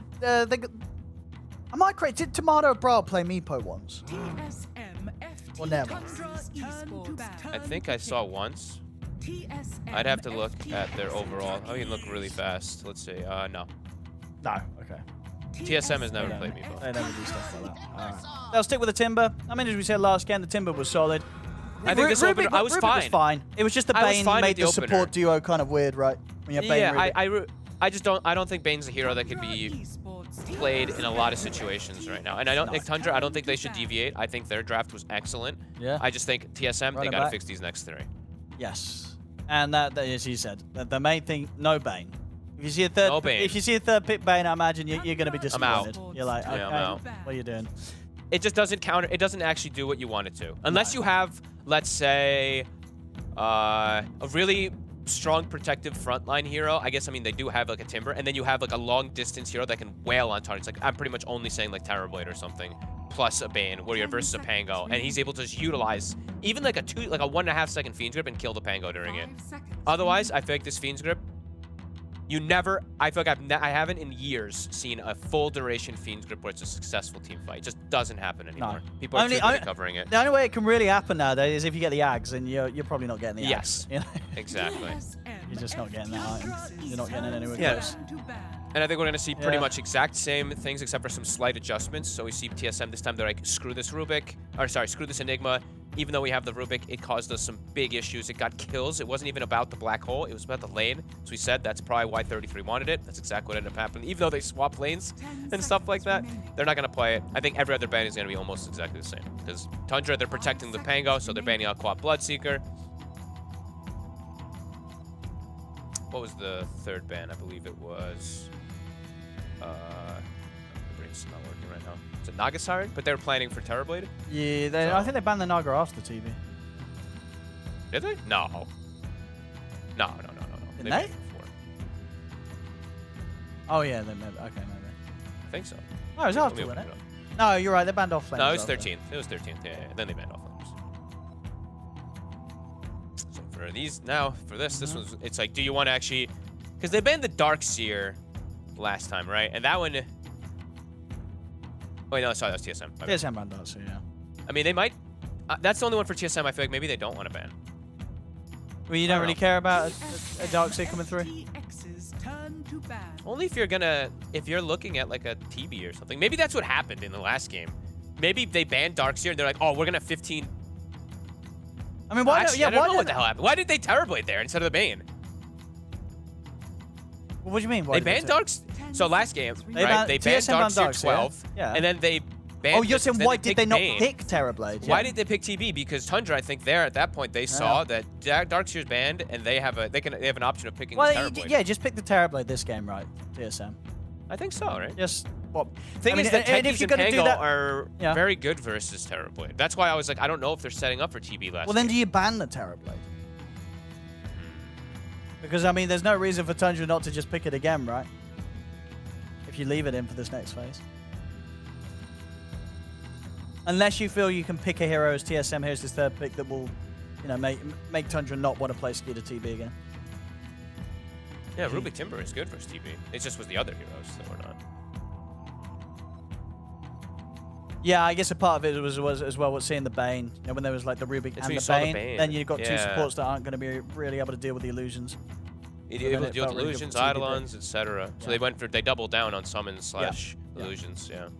Makes sense. I think TSM's really thinking about this one here. Taking quite a bit of time. Tundra, they banned out the Veno. That's interesting. We're seeing a lot more Veno. I think Veno also had a crazy high win rate yesterday, if I'm not mistaken. Let me recheck that really quickly. I think it was like an 80% win rate across 8 games. Let me check. It was a 72% win rate across 7 games. So, I mean, Veno also did have a very, very good showing yesterday. Maybe indicative of what they are looking to get here for Tundra, but I'm trying to think what it would be. In old days, it's always just like an Ursa. Nowadays, it just feels like it's just a good hero. TSM FTX's turn. Oh, my boy. I mean, I know you like it, but do you like it? For what is what I'm asking this game. Usually I mean, when you pick then you're thinking TB, right? Now you don't want to pick TB? Or you don't, right? Now, because these three heroes should scare off the TB pick, right? Yes, I guess that's the reason why, yeah. But it's just like, now they just don't pick it, and then you have an Elder Titan. And I don't think Elder Titan versus Pango and Techies is necessarily very good. You get your Astral buff dispelled from the Taser, and you're just a hero that runs in, and versus Pango and Techies, they have 2 different forms of disarming you and stuff like that too, which can be pretty annoying. Even though you're not going to play it really for like the right-clicking, you're more of like a stomp setup and stuff like that, you still utilize that early on, relatively early. Bit interesting. I'm wondering what they're going to be looking to pair with it. That's going to be my question. So now it's like, now you maybe want to get something like a Morphling for Tomato or something, so you have some like mixed damage carry that can utilize the ET. That aura in particular.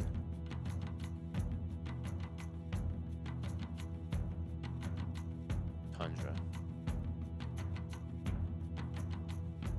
There's a lot of good heroes versus ET. Visage isn't banned this time around. They're gonna snap go for it. And they, okay, I actually was gonna say Sven, but I didn't think they'd do it. This is like one of the hardest heroes to play against is ET. Sure, what, could you just give everyone the straight armor? Everyone's just got plus armor. The walk right, yeah. And it's a hard stun, and he hits really, really hard. Okay. 10 seconds. Now they have really high, super high physical damage on Tundra. Super high damage across the board. Visage, Sven, Pango, Techies, everybody provides quite a bit of something here. This does make the Rubik's game pretty nice, though. He's got now Sven stun, Visage spells. He's got a lot of spells. Mini spells, not just ults like he'd had last game. I feel like ults sometimes can be a bit of a bait.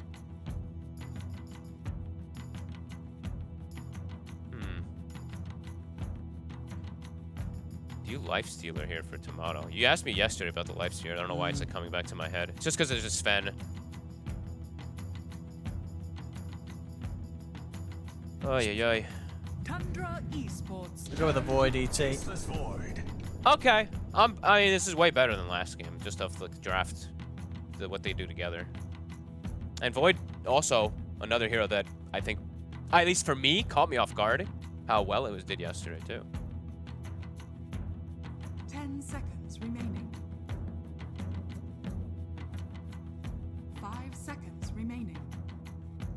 Final bans. Looking at the off lane for TSM. Let's see how Void did it actually. Basis Void was 8 games, 8 wins, 75% win rate. So pretty high. Time Dilation feels incredibly strong right now, and it's definitely one of the strong spells this game. Even though like Chrono and ET, the combo between the two, and they do have good damage with Chrono. Time Dilation is excellent.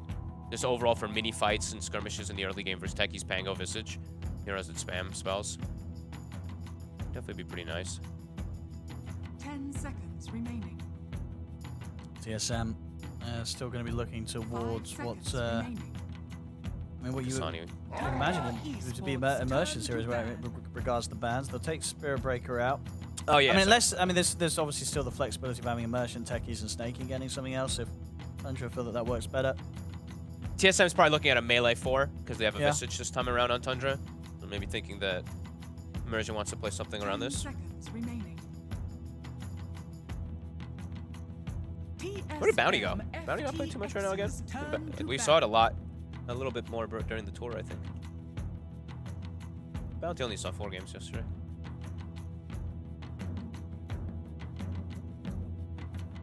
Hmm. 10 seconds remaining. 5 seconds remaining. Tundra Esports, turn to pick. Interesting. Coddle ban again. Hey, there is the Pango. Yeah. Just that you're banning Coddle when you avoid. It's a bit of a 10 seconds remaining. 5 seconds remaining. The Tundra won't hit. More likely for immersion. TSM FTX. Okay, they've got to save. No, that's cool. It's Venge Visage too. Pretty damn strong. Yep. They have a ton of physical damage on Tundra. Easy ways to set up quick little kills. Good ways to set up defensive plays. Well-rounded draft again, as Tundra tends to have. 5 seconds remaining. A little lacking, I mean, a little maybe, very slightly, I guess in comparison to last time Tundra, a little bit less team fight overall, but a very strong draft across the board as What are we getting, 3 Undying or 3 ET? 3 Undying. Alright. I mean, are you a fan of the 3 Undying? We've sort of had a 4 Undying at the end of a draft the other day, ended up working quite well. This time we're getting the 3 Undying as the last pick.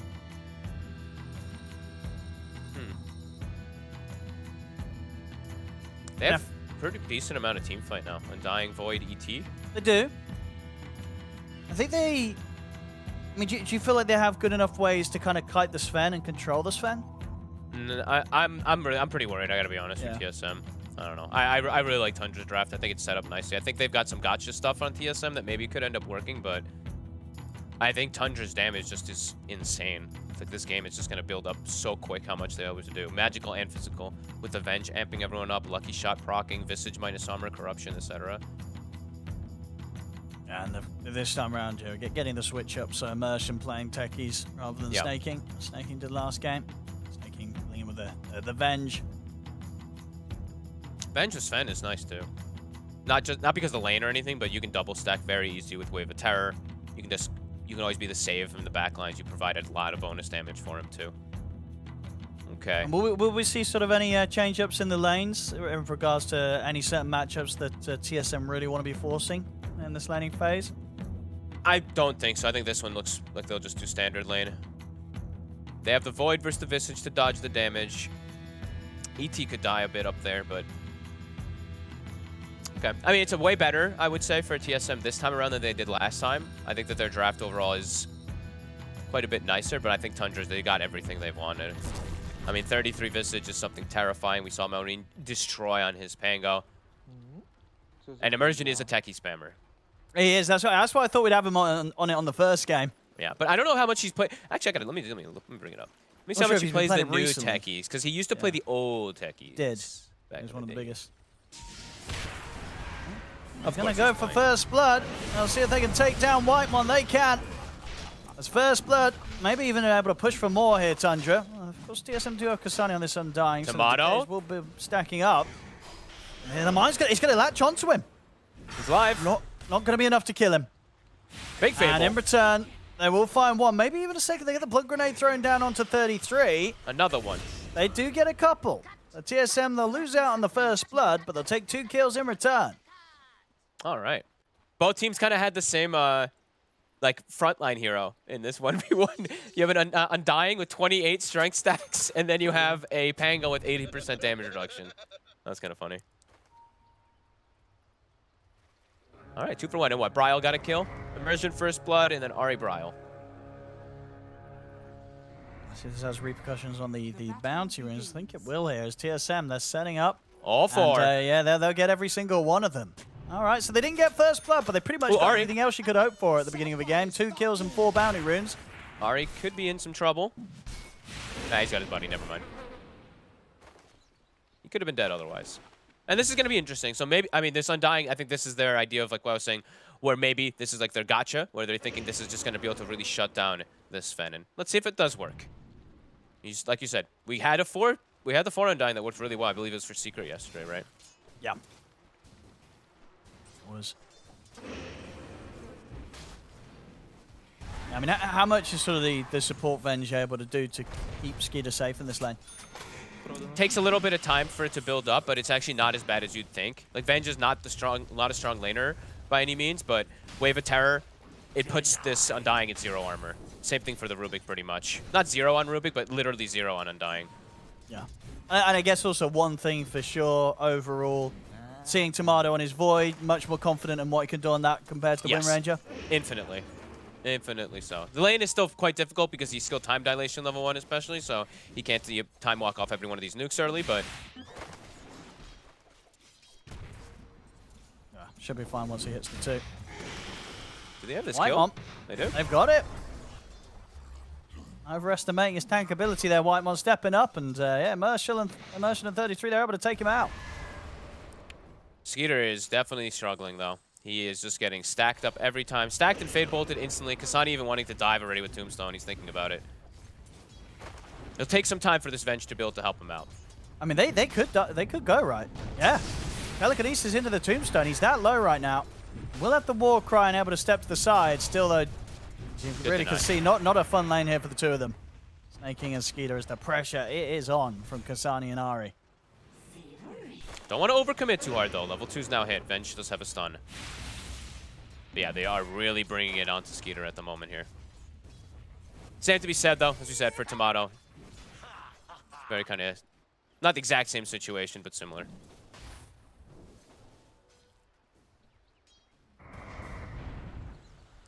We'll see if... I mean, out of the lanes, right, the lanes should get easier for Tomato as the levels come in. Yeah. Being able to jump about. Absolutely. Easier for Tomato, I would say, than Skeeter, but I think Skeeter, it's a different thing where he has the better recovery outlet because he's a Sven. True. So That's true. He's just going to have some stacks for the Venge at some point. He's going to have his cleave, and he's just going to be able to go to the jungle and catch back up perhaps at a better rate than Tomato is. As Tomato might actually just die. Yeah, good jump from Immersion. And Tomato's going to stand his ground, at least try to, but it's not going to work out for him. Tomato goes down, Immersion dies, but will happily pay the price of his life. He didn't stick! Oh. Did he have it? He had charges? He had 7-1 charge. He didn't use it. I don't think he anticipated to get hit that hard. I mean, it was a pretty hard punch there from Whitemon. He skilled the aura while going for him, too, so I think that caught him off guard. I mean, they kill the Void, but ET gets quite a bit from that. Double kill. Sure does. Nicely done. And now the Void can, although he dies, it's 3 minutes, so Raindrop is purchased. He'll be able to push off a little bit of that damage that comes from Soul Assumption. But yeah, he is very much so struggling.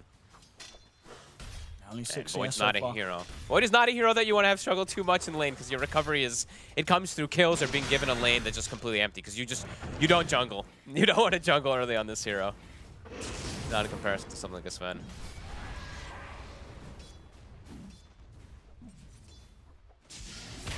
Top lane. Skeeter, despite the pressure, finding some CS at least. I mean, we see how fast sort of Skeeter is able to ramp up his game as a carry. Last game, right, not the easiest of starts in lane as the Terrorblade, but next thing you know, he's coming out with 3 items at 20 minutes in and he's stacked. Snay, wow, actually lives one hit. Bottom also at the same time, Whitemon getting gone on. I should have him here. Another mine thrown down. This time, Whitemon will not manage to tackle the two of them. I like the 33 doesn't use his mana there either. I feel like sometimes you do see offlaners there. It's like, you know that Techie's mine is going to kill, but they soul assumption to secure it, and then he doesn't have mana for the further. So I'm glad the 33 just gives that kill up to Immersion.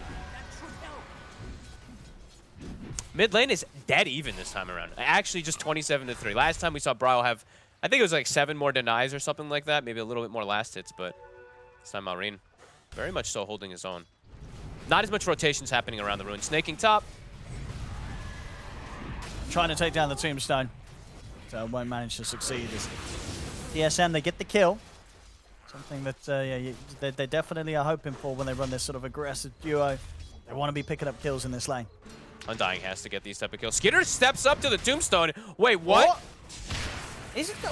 He walked right back up. What the hell was that? I mean, that gold from the tombstone, it could be so tempting. Yeah, it cost him his life. You saw it in his camera. He literally walked up to hit it once, and then he's like, what am I doing? Oh, no. All right, well, TSM 5 minutes in, 7-4, 2K gold up. This is kind of as good as it gets for them against Tundra. This is going to be feeling pretty fantastic for TSM. I mean, it's infinitely better. They're at bottom, 33. Stomp off the mark. Immersion jumping forward, also won't be able to quite connect with the spells, so Whitemon will live. Tomato, time walk to the ready, he's fine, still got plenty of one charges. Back in action up top, Skeeter. He's dead. He might be going down again, he is! Okay. Just as soon as we saw him taken down the once, snowballs into a second death in that safe lane. All right, I mean, this is... I mean, the Undying pick's working right now. That's for damn bottom sure. lane. They're going to jump forward, try and chase out 33. One bash will do it. If Tomato can get in. Whitemon. Okay, Whitemon's like, I'll just do it myself. Yeah, he's got to secure it. All right, I mean, this is, as I said, for starts for TSM up against Tundra today, especially considering how tough that game one was, they've got the opening to do it here so far. Absolutely. Infinitely better bottom, also Snay. It's going to be another one. And they give it to 10-4. There we go. Let's see if they can keep it up, TSM. This is big stuff. Oh, and 33 is going to do the build that I saw yesterday people doing on the Visage, the Phylactery build. All right. That's a lot of damage. 7 minutes. Wisdom Rune. Immersion, he wants it. He's not going to get it. Nope. They'll get a kill probably, though. I mean, he's going to miss Whitemon there with a jump. As Whitemon will definitely make snaking work for this one. Marine comes across, takes him out with the swashbuckle, but Ari, he's out of there. Picks up the Wisdom Rune, gets out. Other side of the map, Skeeter, he will take the Wisdom Rune. He needed it. Quick to TP out. He really needed that Wisdom Rune. He is level 4. Yeah, those 2 deaths, very, pretty rough and pretty uncharacteristic. We don't normally see sort of Skeeter make those mistakes in the lane. No, I mean, the first death was really bizarre. He literally walked up and just gave himself to them. The second death, I didn't see how it all happened. He just got whittled down. But Tomato, off of these 2 deaths from top, Tomato's 800 gold, 900 gold, in fact, ahead of that Sven. Now, Bral again is in a good spot, and the Kasani offlane and dying, it's going to be huge. It's doing it. And what? He's just going to go Arcanes, looks like Soul Ring into a Vanguard, and then Crimson. Okay, yeah, Crimson versus Visage, very strong. All right, cool stuff. Rune will spawn up top. Immersion. Whitemon not going to be able to chase him. Yeah, we'll be covered by snaking with a magic missile. Skitter up top. Kasani's going for the solo. He's got the tombstone. TPs have to come in. And snaking's going to turn up. But the Void's here. Tomato. He's got Chrono at the ready. If he's able to get it off, will get hit by the stun. He might even need it to take out Skeeter. They just run him down with the bashes. Skeeter's gone. They could go for snaking as well. Tomato able to get involved in the action and not even having to use Chrono to be able to take down these further kills. 12-5 TSM. This is completely different to game one. This is, I don't think people were expecting to see TSM come out this hard against Tundra in the opening 10 minutes of a game, but they are. No, honestly, this Undying is really, really killing it right now. Kasani, you said the gacha pick, it's absolutely doing more than I think they even wanted him to with this shutdown that they've been able to do onto Skeeter. Nice moves there from Bro. Gets in a perfect position to get bumped down into the low ground. Makes it awkward for Marion to continue to go for the kill. Will still go for it. Not fine. Get the familiar stun with the shield crash. They'll get him. But yeah, Bro was able to bring down Immersion on the way out. So it gets a kill in return. But space, immense space. Tomato, he's been given the opportunity now to get that farm ahead. He's not the one who's actually going to be pushed to jungle or anything like that. He'll be able to get his Midas at a good time. And he's significantly ahead of Skeeter, who... I mean, top Skeeter's still level 5. He's coming back to this lane, but he's not going to be able to get much. Kasani turns up a couple of decays, and Skeeter, he's probably just got to consider just hitting the farm full time now, hitting the jungle. I mean, I'm looking around, though, and they have done 0 stacks for this man. So his recovery outlet's not going to be easy by any means after all this pressure that this Undying's been able to apply. Snaking's been moved around the map, TPing to try to set up for lanes, but because of that, he has no stacks. Maureen? Get the lifts up onto it. 33 in Immersion at his side. Maureen, he's able to get away. Turns with a final swashbuckle onto boards. Brawl. Oh! Still alive. 33 finishes him off. Maureen, he's able to get away to safety. Oh, nice try, Ari. Can he get him? Oh! The stun on Ari! Oh, they're going to keep Maureen alive. Ari tried his best to finish off the kill, but Tundra finally finding themselves a trade they'll be happy with. They take out the 3 of them, of course getting the big one, getting Brawl at the end of that as well. And they're able to keep Maureen alive there, despite Ari's best efforts. That was insane. He literally dodged the swashbuckle, then, yeah, just middle the animation gets stunned. That was beautiful.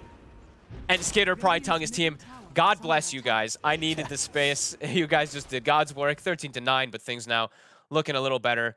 Now look at Maureen. Skater getting some time. Look at this. I mean, you're going to see on the far right of your screen the whole time. Look at Ari trying to get the snipes. He's like, oh! So close. And then look at this round 2. Yeah, gets another chance here. But Snaking very quick with the magic missile. Make sure there's no chance for a Fate Bolt to come out as well. Feels bad, man. Big moves for Tundra to recover things. Dire's bottom tower is under attack. Kasani's still absolutely massive. He'll have a very good timing on his Crimson Guard, but Tundra have now made space. They're going to have time for Skeeter to back up, leave that top area, and just jungle while they do look to make moves around for him, as they do have good timings. Visage Masses, Phylactery plus Drums finished up. Maureen, I believe, getting, if not having, his Diffusal Blade finished. For sort of, Tomato on the Void, I mean, what sort of build-up have you preferred, and why does he go for the Midas this game? Because we saw, sort of the Mask of Madness into the Maelstrom, and now he's, of course, going for the Midas into the Maelstrom. Do you have a preference, like what you'd like to see at the moment on Voids in this patch? You know my answer, I think, right? I think I always say it. Mask of Madness Maelstrom for me is just infinitely better always. I don't like Midas on Void.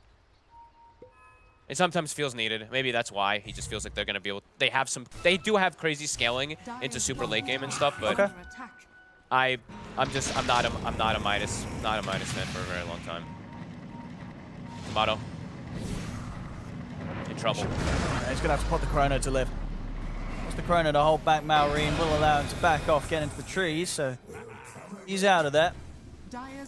Now they know there's no Chrono. Yeah, it's definitely going to be playing the farm game. That's the plan for TSM. Yep. With this sort of build-up on Void. They don't really want to fight. The problem is, I feel like not wanting to fight is never really an option against Tundra. No, Tundra's going to run at you. They really are. With 4 heroes, for sure. I mean, Skitter, he's definitely just going to sit back for some time till heal fuse needed, but the 4 heroes they have to fight together is very, very, very powerful. TSM does have good responses with their 4 heroes, though, as long as Kasani shows up. Kasani, though, maybe a bit too deep. They're going to go straight on towards the Undying, see if they can take him out. Maureen, another swashbuckle, brings him low. The splitter's there from Whitemon onto the 2, and they'll turn. They'll take out Maureen. Nah, he's too tanky. Kasani, just too big of a beast. Might even get Immersion with the zombies still chasing him. They will. And with the Fade Bolt, it's up another. Team fight proven to be still too much for Tundra to take when they go for it like that. Too much.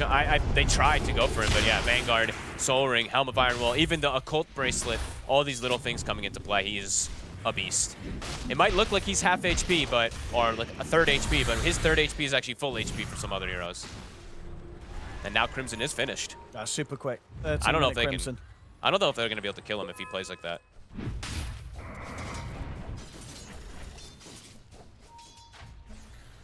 Yeah, that was actually really nice. I'm going to try and check for the power in. He's not going to get lucky though. The illusion down bottom. Tomato shows himself top. 33's there to bring some harassment onto him. He'll get pushed away. Wisdom Rune, snaking grabbed one, other one's still up.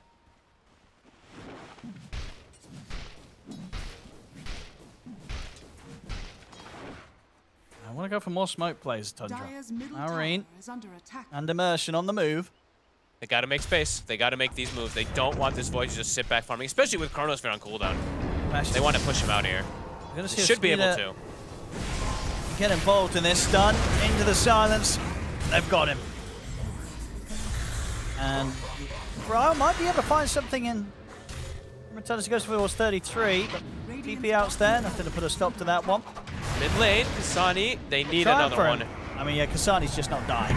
No. If they have these three, the Venge, the Visage, and the Pango could start to really bring him down. Once they especially have Lucky Shot, that's when they'll be able to open up. And now, okay, now they also have Medallion, so now they will have that damage to be able to break through the Undying if they focus fire him. Stay. He's going to walk straight into this one. Yeah, they weren't prepared for TSM to be hitting them that hard from the high ground. Marine also gets cut down by Bryle. 33. What? A little bit of time to pause and think there from 33 as he stands completely still, and he will die. Was he microing birds? I think he must have been, yeah. He's microing birds top, I think, because he just stood still. He must have absolutely been in that. I mean, like, even if he didn't stand still, they'll probably be able to close the gap on him anyway, but always looks a bit awkward. TSM with a nice play from the, just from the fog there. They just blast the heroes with double nukes. Ari having that swashbuckle stolen. 5k lead. Skeeter still not in a position where he really wants to go for a fight together with his team. TSM might find more here. Version. He's dodge for swashbuckle, but unlikely to be able to dodge everything else. Telekinesis is there. Ari claims another. They're just picking them apart. 19 to 10. They're really just playing really fast on the map. I'm watching Ari, Whitemon, they're just literally running together constantly, the two of them, looking for any type of plays. And now Ari, he actually has Mind Stolen. Probably one of the better spells he can steal to amp up everything as well. Very aggressive moves coming out from there. We did say that Tundra's going to be the one trying to make these 4-man aggressive moves. It's TSM responding and making them a little bit quicker. And Kasani, I like that he's not going any type of crazy build. Said it yesterday about the Undying too. Just Arcanes, Crims, looks like he's going mech, just going the auras, stacking up for his team, buffing up versus this Sven. He's getting him online at really good times. Yeah, he's very quick. And smoking again, looking for more. Quick moves. Maybe expecting another play to be made aggressively onto Tomato. Want to be here ready to react to it. Ari in a very good position here. And with the Mind Stolen, he can put those inside Chrono. Skinner gets seen. See if they can go for the Sven. I mean, it'd be a lovely kill if they can take Skeeter out again. Tomato trying to close the gap. Skeeter able to keep just far enough away. Same for Marine, Invis runes there. The two cores will stay safe. Visage Birds taking the port. And that means they're just going to go for the Roche. With the Undying, can easily go for it. All right, nice move so far from TSM. 19 to 10. Who's taking the agency? He's just giving it to Tomato. I mean, Bryle and Kasani they probably don't really die. Yeah. And if they do die, that's kind of their job, right? So. Probably just give it to Tomato.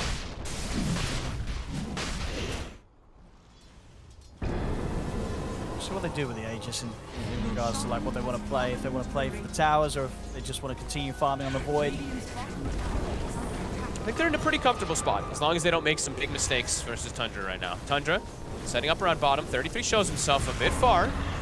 Pretty set up.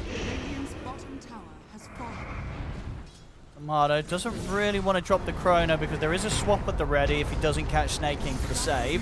He's hesitating. Brawl coming in from the side. Brawl, yeah, he's going to be able to split the fight up. Brawl focuses down Snaking. And we'll give room for TSM to maybe make a play aggressively under this tower now. Tomato still not quite wanting to drop the Chrono for 33. Maybe now? Yeah, he will. Jump in. He doesn't kill the damage. Okay, they got backup maybe. Got the Stomp. Brawl not able to connect with the Timber Chain, so won't immediately get on top of 33. The Chakram, it is there though. Okay. Brawl able to finish the kill off in the base. Very nicely done there by the Timber. gets in, finishes the job, it works out. Skeeter? They're going for Bryle. This is optimistic. Yeah, that's not happening in a million years. Bryle's perfectly fine. And that's a God Strength put to waste here by Skeeter. His best job now is to just head back and start hitting jungle creeps. And he's going to try that, but TSM, they're chasing. Now, done with the stun. I mean, the full-on magic missile, it's enough to take down Ari at least, but the stomp's there from Whitemon. Tamada maybe considering if he can get back in on this. He's starting to fall pretty low, but he does have the luxury of that Aegis to rely on. Marine trying to push back Whitemon. Magic Missile comes in. Whitemon's still alive here, protected by the Crimson Guard of Kasani. They'll finally fall to immersion. As Tundra, they get the 2 supports. All in all, a pretty hard overcommitment from TSM, honestly. Like, this chase is too crazy. This Chronosphere and everything, yeah, they get this kill, but I think Tundra gets more out of it by significant margin. Yeah, I mean, and they're kind of lucky to get that kill. It was, you know, Brawl just sort of hitting the mark, getting the angle on the tree that was inside the high ground of Tundra's base, which is not easy to do. It's a risky play. 33. Looks to be in trouble. If they can keep chasing. From the side, Immersion. Make the jump in onto both of them, and Opiful 33 dies and does end up dying as well himself. 2 kills more for TSM. They want more. Ari continued to chase. Grave Chill stolen. Snaking likely to drop. It does not end up catching the shotgun, but they're still chasing. Yeah, I mean, they still can. They might be big. Can they take out the Tormentor? Oh, yeah. Yeah, they got the 4 of them. Yeah, they can take an easy Tormentor as well from this. Now this, like that, I still was like, this chase is a little crazy, but now that it leads into like a Tormentor as well, makes it good, but they're dropping a little low. Whitemon. Round 2. Oh! 12 HP. Perfectly calculated. Okay. Aghanim's now finished for Timber. Greaves as well on the Undying. TSM still hitting some really good item timings. Marine, I believe he just got 2 Wisdom Runes on the left side. All right, yeah, he did. So that's actually pretty big because it's his Aghanims and it just gave him 15. So even though, yeah, TSM just got some really big item timings and they are very strong in team fights, now on the side of Tundra, that's a pretty big timing for this Pango. The Sven is still in a lot of trouble, but the Pango, if he's not dealt with in the fight, could run rampant with that level 15 talent. I'll see what they're doing with the smoke. TSM, they've got the Chrono up. Mardo ready to lead the way. Skeeter would be the big catch. Oh, yeah. There we go. They get the lift up. Easy coming in to see if they can help Skeeter out. Snaking is going to have the swap available. He's able to swap Skeeter out to the side. Still though, Brawl closing the gap on the Sven.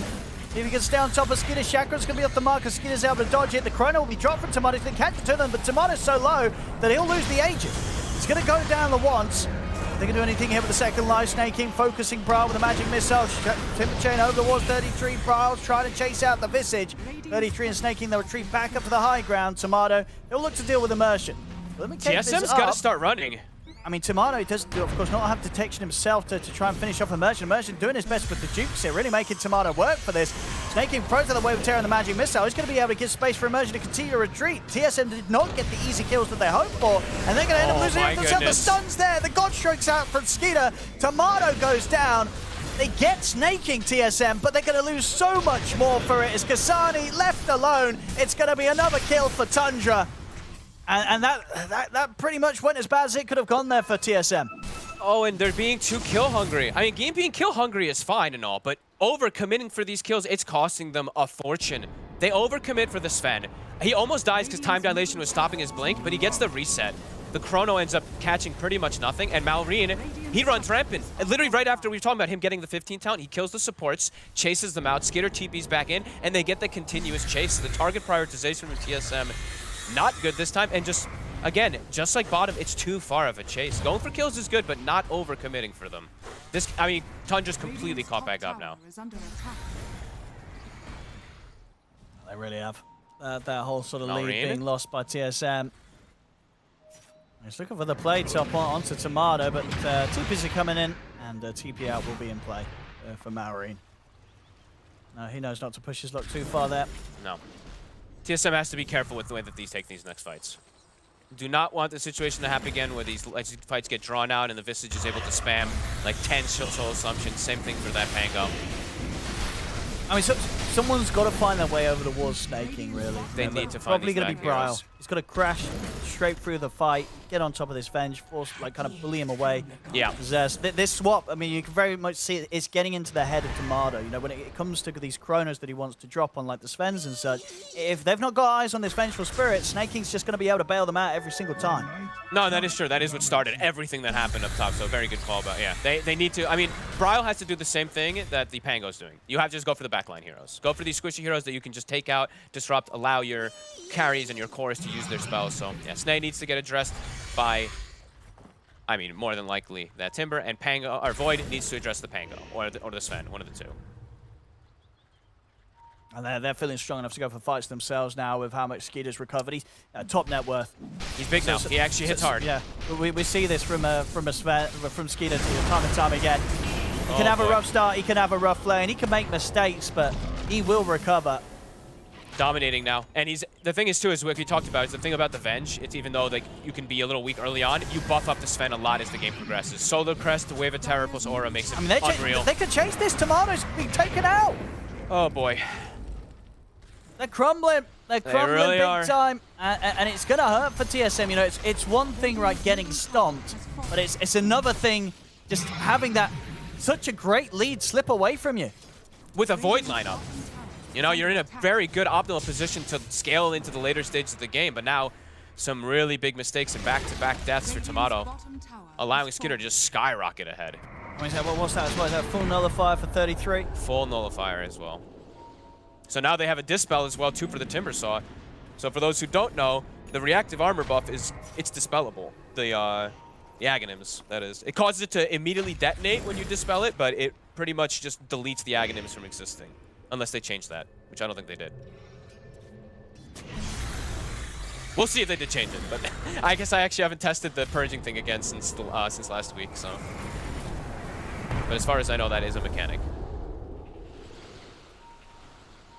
And yeah, their damage is just increasing. That's the scary thing about Tundra's draft is like they were behind, but now with all these levels and items starting to kick in, they're starting to get these little things that just make the Sven that much stronger besides his items. Like I said, the Solar Crest for the Venge, these levels that come out for the Venge and Sora, and then just Malrine now, he has max Lucky Shot and everything too. He's constantly applying this onto everyone too. So the game for TSM, it's pretty difficult now. They still have a chance, but they have to execute the fights infinitely better, and they have to make sure that this Void can actually thrive in the fights. And by that, I mean, like you said, take out the Venge. Make sure that these two pesky supporters are addressed. Malrine, he's going in. Ari? He's going to go in straight for this, on towards Ari. A couple of bounces, and Ari's in trouble. Snake King stepping up. Bryle has managed to find Snake King. Pushing back the Vengeful Spirit, and will get him. Can they get more? I mean, this is the time to do it. Look for the chrono opportunities whilst the Venge isn't in play. It's a decent window to try and force something as TSM. Tundra, they're retreating nicely. They have mines all over the place too. Immersion has it all set up around bottom.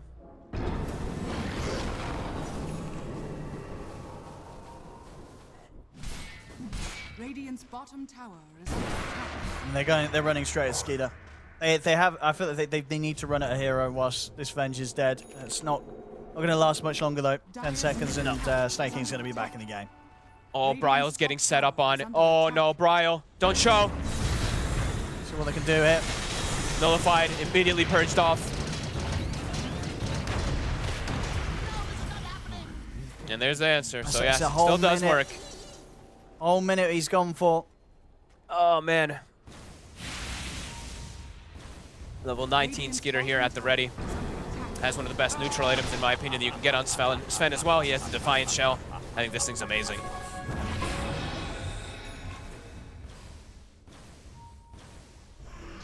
Mid lane, Snake. Baiting. Malrine's here. So Skeeter, they make the jump. Oh my Tomato's God. gone. No buyback for him. Tomato can't die like this.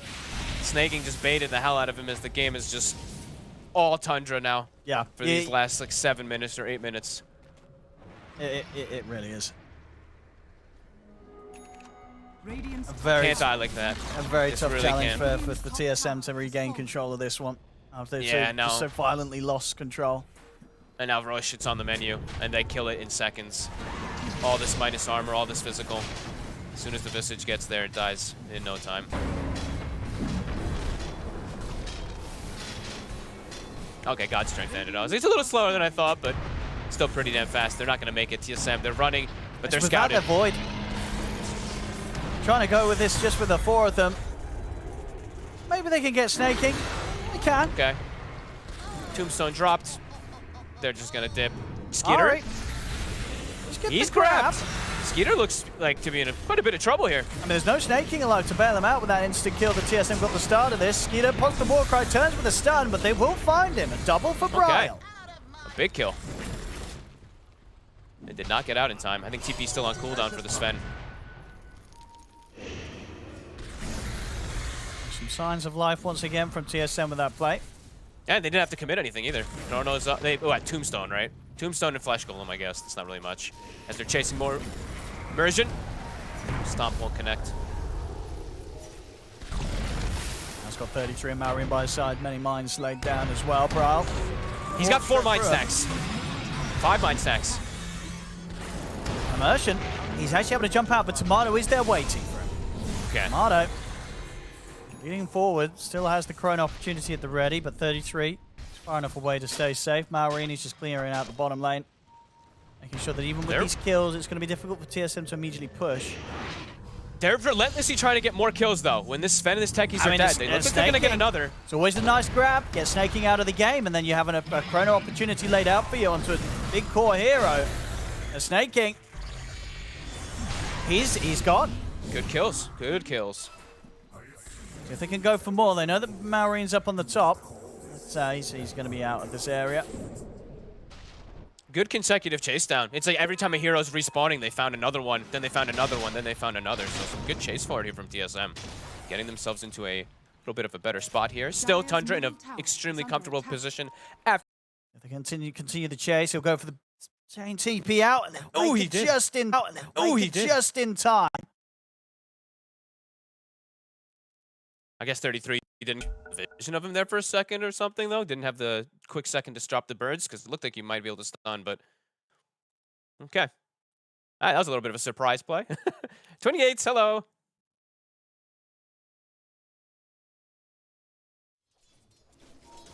Still very much a case of, you know, if Warcry BKB's there from Skeeter before this Chrono comes out, it's Zero not damage. It's just not happening right now.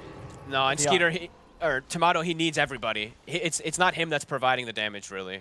It's his allies that are amping and providing it.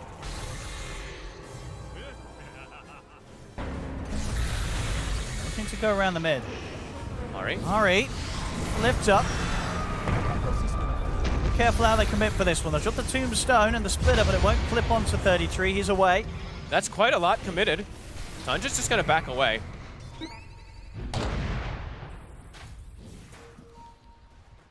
Tundra, everything at the ready. Chrono still on cooldown for TSM for 40 seconds. Now no Tombstone either for 45. Tundra could look for a fight. They're also about to have an Aghanims on snaking, so now it's going to get harder for them to really address the swap plays and stuff like that. You have to just kind of control Snay and push him out of the fights rather than killing him, because then he's just still there. Still possible, but difficult to execute for TSM. Trying to go for Maureen, but he's pretty tanky. High HP now with the Octarine. To the axe of the Kaya Sanj, and he's actually just going to jump back in on them. Has to play around with the Elder Titan around these stairs, but Whitemon protected by the Invis. He's holding 4 heroes at bay when he does stuff like that. Yeah. Rolling Thunder is on cooldown, though, 20 seconds. Can they punish it by any means? No. Too low cooldown with this Octarine Basher now finished too, and he will find another rune.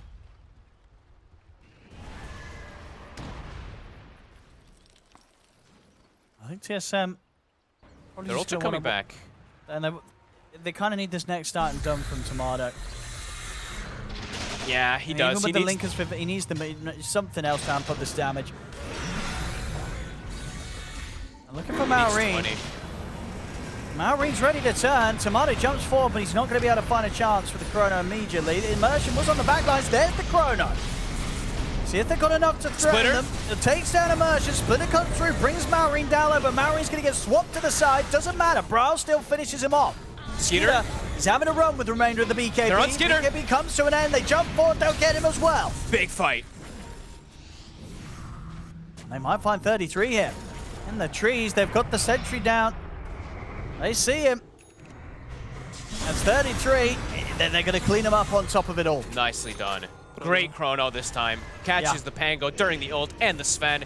I don't think you can ask for a better chrono. It's literally perfect. And they get the ET splitter right on top of it, catching the two of them during all of it. That was really nice. Execution this time on point. I'll see what they can do with it.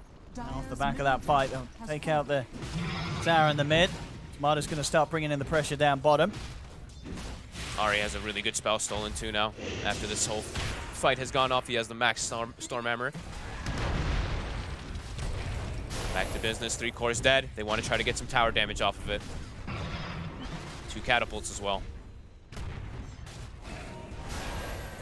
Oh, they even drag the top wave and pull it to the mid lane, and in the meanwhile, the Timber's pressuring top, so trying to get as much as they possibly can during this.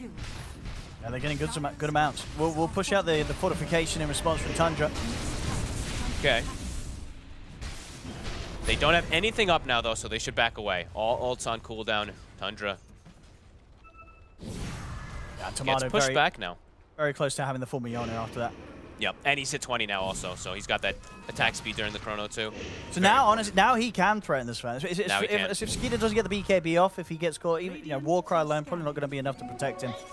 Bashes and the procs of the Miona coming out.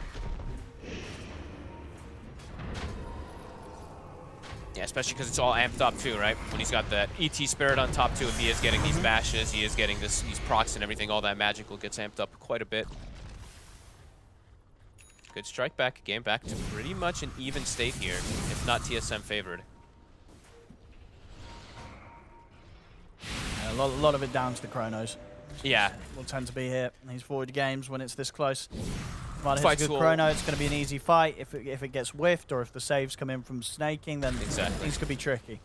Fights are going to be a lot about how they get executed and which heroes get started on, which heroes, you know, get the jump themselves. Jumping is going to be a lot. Because 33, he is getting close to having a Hex too, which could be another thing that just breaks things. If you get an instant Hex onto a Void or onto one of these heroes, can change stuff. So execution going to be the most important thing. Execution and vision to get these backline heroes, these sabers. Always a nice one as well. Tomato chooses the ninja gear, so I love it. Has that chance to sneak up and get the jump, really catch them by surprise. I think Ninja Gear was already one of the best neutral items, and now that everybody can get one, it's gone up in priority. Because having supports with Ninja Gear is just bonkers a lot of times.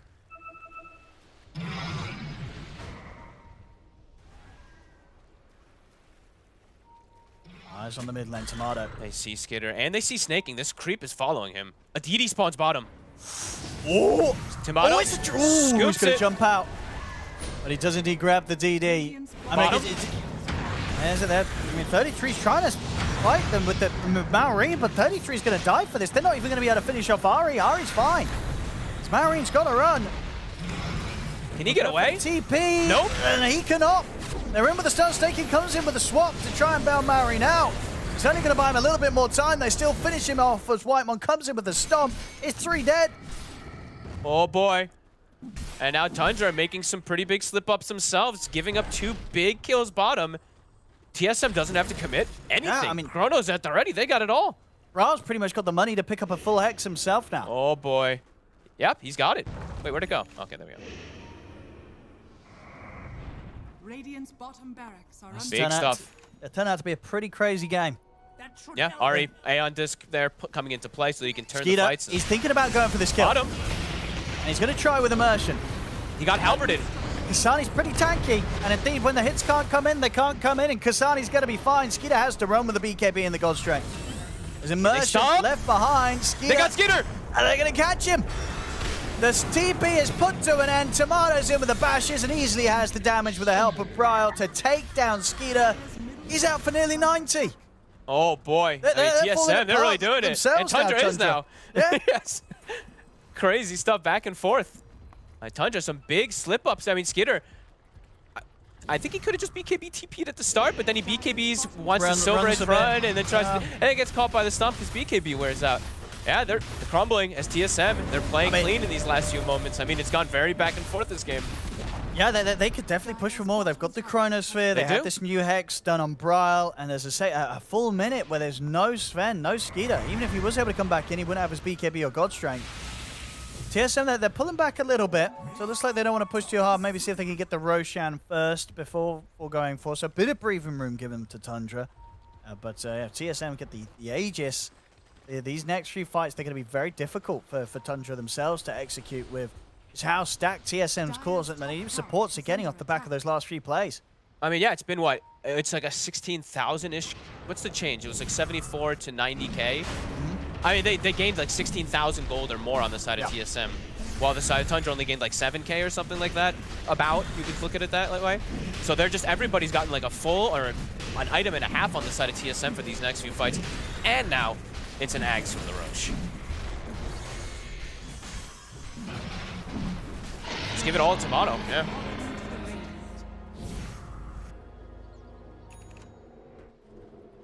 $33's got his Hex stun.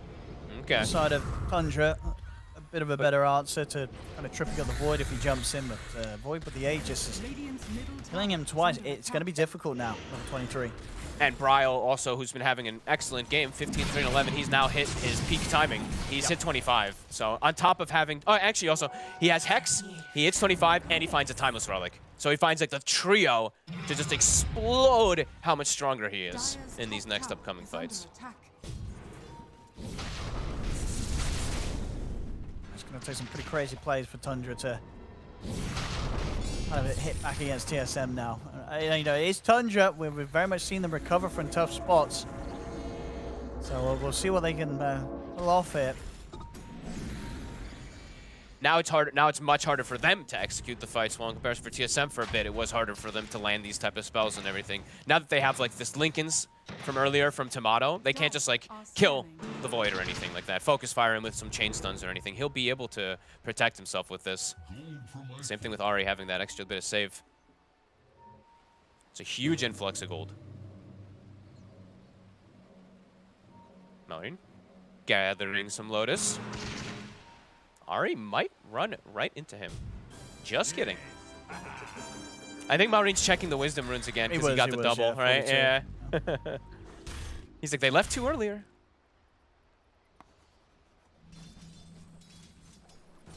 Immersion in a bit of a dangerous spot. Skeeter's growth has totally stagnated after those 2 deaths too, right? He was like 20 net worth, 20k net worth, like, what, 10 minutes ago maybe or something? Barely moved after that. Dire's top tower is under attack.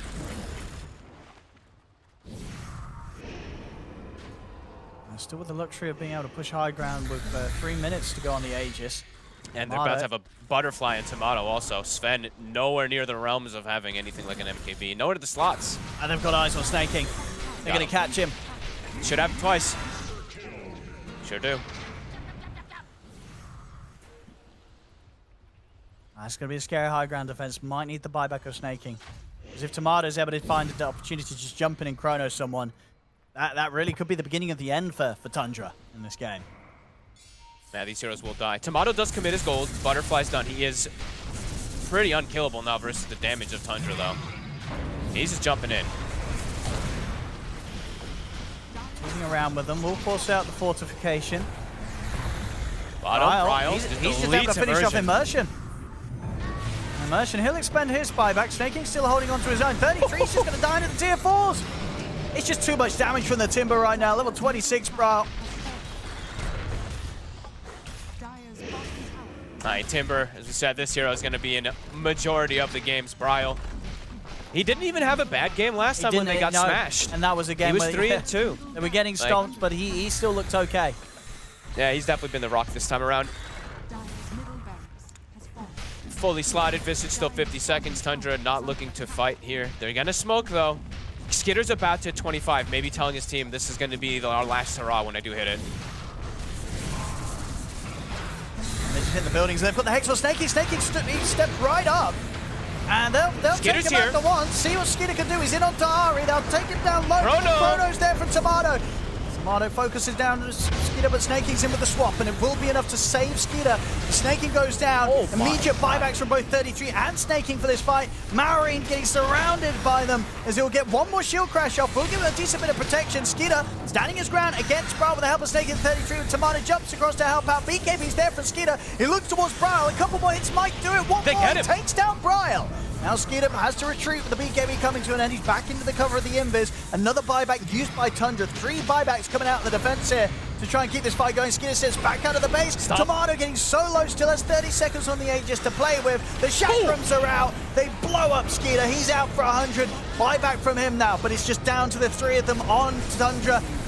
Neither Immersion or Snaking having any more buyback to play with. Tomato, he's still got his BKB good to go. Jumps in towards Skeeter. Skeeter backs off, turns around with the 33 leading in a Hex onto the Tomato. Another jump forward with the shield crash of Marine, but it's not enough to kill Tomato. Tomato's in and out with the time walk. 33 blown up again. The damage from Brawl too high as 33's out. It's just the 2 of them left at the swap. Get Brawl in pretty deep here. Not deep enough. He's still able to walk out of the fountain perfectly fine. Only 2 of them left to hold the defense with on Tundra. As TSM, the 4 of them, they can look to continue to clean up these objectives, take this bottom racks. Bryle did a casual 20,000 damage in that fight after buying back. Another one, Marine. Oh, the bashes. Well, Skeeter with him, and Godstrength's back up. The disarm's there. It's just the 2 of them. Immersion's going to be back in a second. Marine, he's got to get back and refuel at base as he's falling low. Skeeter keeps missing. I think that was 3 misses on the halberd there from Kasani. Skeeter's considering getting back in with this last bit of time on the God Strength. He does have BKB ready to pop again. If they can jump Tomato, they might have a chance. He's gone for the back line. Ari. Tomato. We'll go down to Marine. Ari indeed dealt with by the Sven. The Hex is there. Skeeter, he needs help. And he needs it now. BKB's up. Swashbuckle Bash holds back Brawl for now. Tomato jumps over towards Immersion. Stun's thrown out, but it's not enough to stop Immersion from going down. Building's dropping. Snaking's going to be back in a few seconds. It's the first tier 4 falls. Tundra, can they keep up this defense? Marine. Gonna look straight towards Tomato, but the BKB's up. The Chrono's there. He catches the 2 of them. Snaking's in with a swap. Skeeter back out to safety. Marine still able to live through the Chrono. As he survives, Swashbuckle away.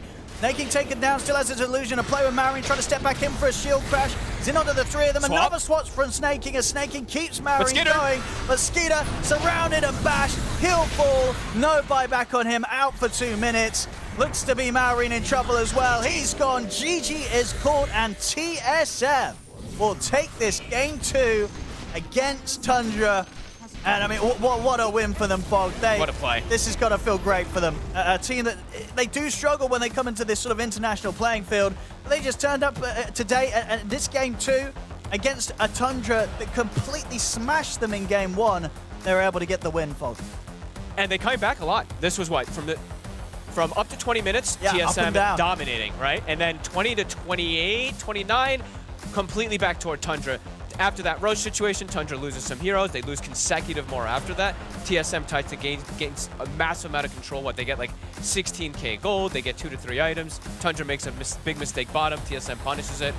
And yeah, this is huge, right? Because TSM beating Tundra, the team that a lot of teams are scared of, and TSM now making a bit of a statement for Bryle. 2 games back-to-back with the Timber. First game sure didn't win, still had a good performance. This game, 23-4-16, and I was trying to pull up damage numbers because I'm sure it's like 100k plus or something. 60k. Okay. 60K. 62, but looking at the rest of the numbers, it's incredibly high, yeah. See on the stats here, yeah, some crazy stuff. I mean, a very back and forth game. Definitely a game where Tundra coming in with some mistakes that we're just not really used to seeing from Tundra, right?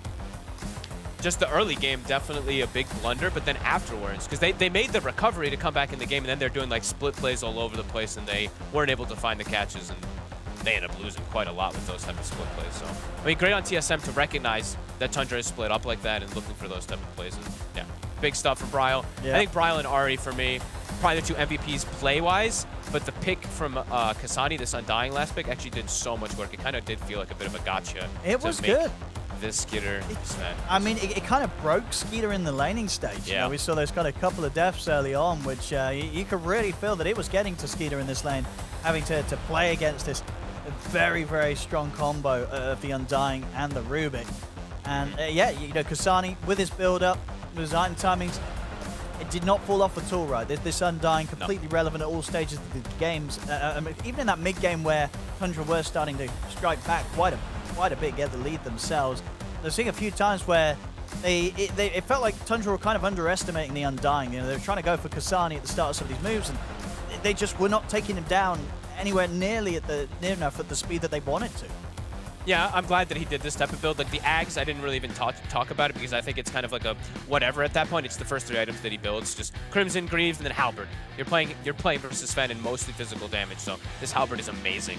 Once the BKB starts getting low, you survive long enough. So yeah, Kasani I think did. It wasn't like these super flashy kind of things, but everything he did was just right. While I feel like Ari and Bryle, yeah, flashy plays and ended up making the difference here for them to take the win over Tundra. Some crazy fights throughout this game. Tomato, as you were kind of expecting, it just looks so much better having him on the Void. Carry. You know, yeah, normal carry that finest. he plays. Yeah, I mean, he's Grandmaster tier on the Faceless Void. And yeah, some really solid chronos towards the end. In a game that wasn't easy. I mean, we really saw just how well, as a team, TSM were able to deal with the Snaking Vengeful Spirit, even once Snaking had the Aghanims. A lot of it down to, we really felt the end, just that overwhelming damage that Bryle does, right? Bryle gets on top of one of these supports, they just melt. Yeah, and he gets, I mean, yeah, after the consecutive fights and everything, I think they got like the most godly timing ever, right? He gets Hex, he gets Timeless Relic, he gets 25, and then they just kind of crush after that. He's able to just solo kill so many of these heroes, so really well played from TSM. Even though they did have a bit of like a blunder in the earliest part of that mid game, they come back and strike back and take some really good fights. Absolutely, absolutely. And getting a win like this against Tundra definitely sort of sets them on the path to having the potential to really challenge for the top half of this group stage, this first group stage. And these sort of wins against the teams, especially a Tundra that, as we said yesterday, went 3-1, came in with a stomp in the game 1. Highly likely that we are going to see Tundra continue to really be quite the threat against the other teams here at the Dream League. But it's for TSM to take this game, massive for them. Yeah, and they made, I mean, Void, again, Faceless Void looks, even though, like we said, for Bryle, a little bit of a rough start, the hero overall continues to look good. Like I said before the game started, I think it was 8 games and a 75% win rate, I think it was. Continues to go up. Late game, late game, late game. Yeah. And people just starting to find more and more solutions and more combos that they can work with the Void. It definitely looks good. Yeah. Hard to kill hero. And, after sort of, damaging the 100% Rubik win rate in game 1, they're at least able to get Rubik back another one. That's true. I don't know what's going on in all the other games that are going on right now. Maybe we're seeing lots of Rubiks winning, losing and such, but I imagine that hero's still a pretty insane win rate, right, Fogged? Let's see if it's updated at all. After the updates, okay, it only updated after the TSM loss, so it's at 12 with 91, or 12 wins with 91.67. But I think after this one, it's going to bump up to like 93, 13. I didn't get to glance at every other game if there are Rubiks. I assume there are though. I think we'll be able to bring up the schedule to show you guys what's coming next. Because, of course, with the 2-game series being the 2-game series, that series is done and dusted. Tundra, TSM ending 1-1. Our next series, as you can see coming up, Gaming Gladiators against the Beastcoast. What do we make of this one? I mean, Fogs, you say yourself, Beastcoast looking a bit shaky, but could they trip up a team like Gaming Gladiators? I thought these 2 names that we were casting today were going to be the most one-sided. Sure. Which one did you feel was going to be more one-sided? The next one, Gaming versus Beastcoast. Okay. I thought that one's going to be a total smackdown, honestly. There might be, like, the first 20 minutes and first, like, 25 minutes and stuff like that, maybe. Like, maybe Beastcoast can cause us some type of chaos and causes this type of stuff to go down, because that's where they thrive. But then afterwards, I think that's what the Gaming Gladiators, like, their usual way of playing, their ideas, their concepts are just going to thrive. And Beastcoast, it's not, it's not their usual, right? They're using Parker.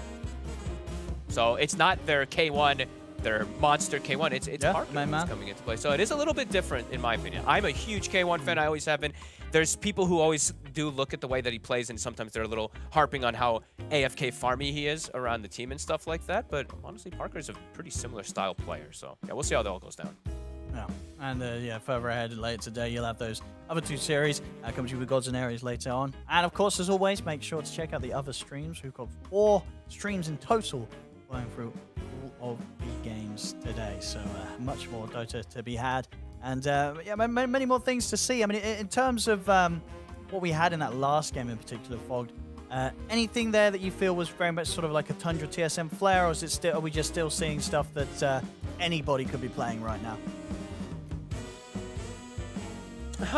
Maybe flair, a little bit of the ET. ET, yeah. I think ET's maybe something that most teams aren't going to be playing, but maybe it will come. If Void's going to start getting popular, ET's going to start getting popular, right? Yeah. So maybe that's a little bit of one. I know some of these SEA players, they do have a bit of a specialty and a little bit of a love for that ET.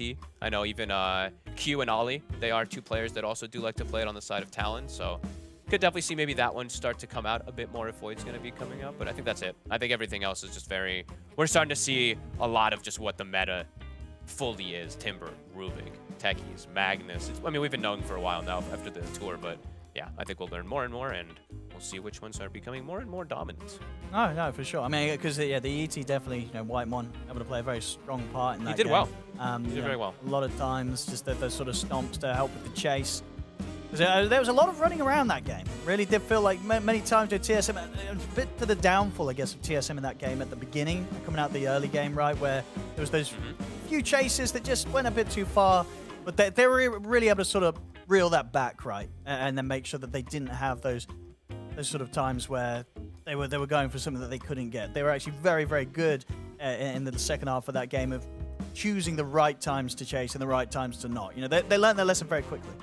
They did learn their lesson quick. That's exactly what I was going to say. So, they really did adapt very well in that one. So, yeah, some promising signs from TSM off the back of that win. Well, ladies and gentlemen, I think we're going to be hopping to a break right now, and then we will be back with the preparation of the upcoming series, Gaming Gladiators versus Beastcoast. We saw here TSM coming in with a bit of an upset, taking the game against Tundra. Maybe we'll see Beastcoast be able to do the same against Gaming. Find out after the break.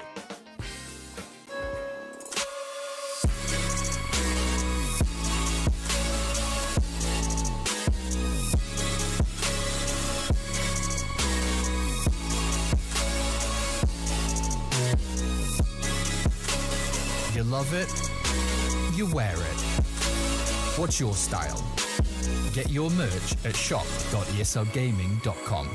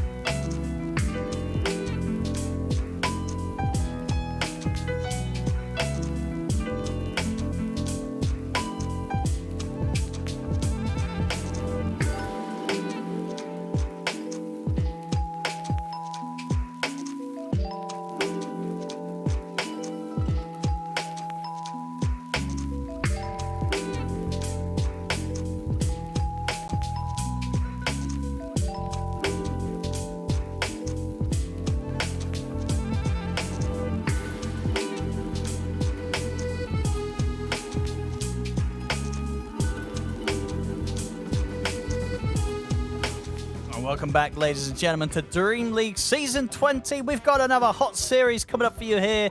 It is, of course, Gaming Gladiators versus Beastcoast. You can see up on your screen right now, Gaming Gladiators. We'll see if they continue to sort of bring out the plays that... these guys just seem to win all the time when it comes to these big, important tournaments. I think so far... We'll see how they were doing so far with the performances here in this Dream League yesterday. Gaming Gladiators, they did end up going 3-1, just dropping that single game against Shopify Rebellion, which we ourselves did get to witness on this stream yesterday. It was quite a fun one. Miracle Shaker proving to be a bit too much for them to deal with. See a bit of the clips from that series, in fact, yesterday, coming up on your screen now. I mean, what did you make of it yesterday? You thought Gaming Gladiators still good as ever despite that loss? You think just a bit of shakiness? You still expect this team to be able to smash through this group stage? Yep. I still think they're going to look really good. I think the second game draft too, right when I saw the Batten pick into the void, I was immediately skeptical about it, just because I'm not sold on this hero, even not in versus Veno now at the moment, because Veno's changed a lot. And you're a carry where you're playing as like this Dispeller, which you usually use it for yourself when you're playing carry. So just felt a little bit awkward. And I think Shopify really took advantage of that. And I think Miracle, he absolutely did what Miracle does. Him and Saberlight popped off in this game. So and then we have Quinn, as good as ever, right? This lad on the mid. Sure is. Doesn't really get much better than Quinn right now. No, I think he's winning matchups that I don't even expect him to win or come out even in. His rotations always go great. Everything looks great. Honestly, he's winning. He's quinning, as they say. Quinning. Nice. Quinning, yeah. And this matchup against Beastcoast here, I mean, that mid lane, is that a particular area that will be a bit of a bloodbath? Or do you think Beastcoast has got a bit of a chance in the mid matchup? I mean, how brutal do you want me to be? Oh no. Well, it is what it is, right? It's just been for so long. We all know him. We love him. I mean, maybe not everyone loves him because he can be a bit toxic in pub sometimes. But Dark Mago plays like 3 heroes. Let's be honest. The main 3, right? He plays his Kunkka, his Tiny, and his Mars. Besides that, everything else is a little underwhelming, I would say. And I feel like I always say this every single time we talk about the man. So I feel like that always is a bit of a problem when you have someone that is this one-dimensional. And his Tusk, sorry. That's the other one I should throw in there, but Tusk kind of has disappeared off the face of the earth, so. Was it? Yeah, it's just too volatile. Clips of him yesterday. I mean, here on the Tusk, surrounded by lads. I mean, this sort of series against Entity, we didn't get to follow it ourselves, but by the looks of it, it looks like it was some pretty close action. A pretty fun matchup. Yeah, it definitely looks like it. I mean, Schofield is a crazy player. He's like literally the most feast or famine player, I think, on the planet in professional Dota. This guy either has like a spectacular game where he's like 10-5 and like 26 or something like that, or he's like 0-20. So I think like Schofield can sometimes cause some magic to happen for them as well too. But overall, not going to be an easy matchup for them. If you just match up like the 1-to-1s, when I usually not always, like you can't always just compare teams like that, but when I compare player to player and stuff like that, like just disregarding team names, I'm always just like, Dark Mago versus Quinn comparison, and then we have Schofield versus Tofu, and yeah, it's not easy. I mean, what is sort of would you say, are the strong points about what Beastcoast can do in this patch? Like, are there any certain sort of heroes that you consider any of their players very good at that are really viable right now, really hot right now? Maybe the Chen could be one that sneaks through. They can do a bit of Chen, yeah. Yeah, they do like their Chen. They even run it, I believe. I don't know if they've done it recently, but I know that they played as an offlane even sometimes, which is kind of crazy. But they are a very run-at-you team. Like, I know South America has always been regarded as just running at you, like the old, the whole EIS kind of thing where you're just always constantly fighting and brawling. But I think overall, like, Beast Coast just does it relentlessly without any thought sometimes. Like, EG overall now has gotten better to the point where they take these fights, but they're doing it like very kind of like educated. I think Beast Coast is just like a wild animal sometimes. Like sometimes just like, why are they fighting here? And they're just like relentlessly running. Sometimes it works, but most of the time it does not. So I feel like it's been the case for Beast Coast a long time now. Yeah. No, we'll see if it's going to be the case for them here, and if it's going to be maybe what could give them a chance of taking a game off. Maybe even the series away from Gaming Gladiators. I mean, when you consider like kind of Gaming Gladiators' loss that they had yesterday against Shopify Rebellion, what do you think are kind of the weak points of Gaming Gladiators? I know they're very hard to find because this team's very tough to beat. But where could you be looking at when you're going against them, when you're drafting against them? Put Dyrachyo into an uncomfortable position, I think, is the best one that I can think of, because he's the one, I guess you could say, that has the most inconsistency, where he has these like kind of like weird deaths, and sometimes his carry, he does sometimes like Ace and Quinn do so much work that he just has to like show up and just be there. So maybe you just try to get your carry pick, put Dyrachyo into an uncomfortable carry position, and yourself a greater scaling late game. But it's not easy. I mean, it's Gaming Gladiators, best team in the world for a reason. So yeah, I could be completely wrong. I think likely am. Yeah. I mean, yeah, exciting to see. Will we indeed get this sort of Gaming Gladiators that looks unstoppable as ever? Or maybe will Beastcoast come in with something that catches them a little bit by surprise? You know, it sort of was part of the thing that maybe gave Shopify Rebellion the edge yesterday, bringing out the Miracle Mid-Shaker. And not something that you play against every day. And it was definitely quite a big part of why Shopify was able to take that game against them. I think Beastcoast, one thing I will look at though is step one of like just a quick little hero ban thing. I think they should ban I think they should ban Timbersaw, because for sure. Yeah. Mago's, get rid of that hero. Mago's entire hero pool is countered by Timber. Oh, yeah. These heroes, you're right, like there's Tusk and such that he with these melee kind of bruises he takes mid. Yeah. And even without that, you don't want to be playing against the Timbersaw, especially when it's in the hands of Quinn. We'll see if that gets through, as the draft is going to be up very shortly, ladies and gentlemen. Do not go anywhere. We're going to pop to a short break, and when we're back, the game, it should be on your screens.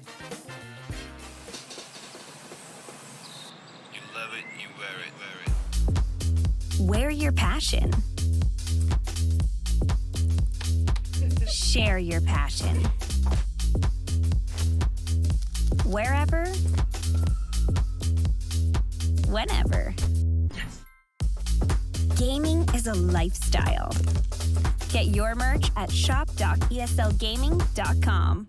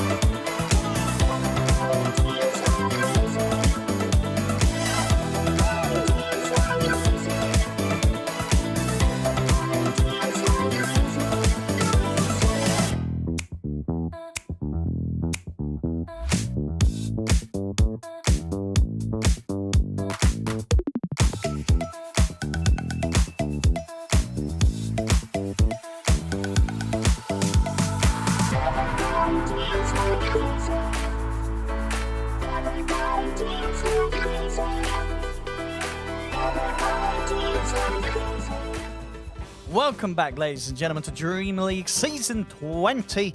We're just about to get ourselves into the second series of the day here on the Ember stream. It is Gaming Gladiators against Beastcoast. I'm ODPixel. I'm here with Fogged.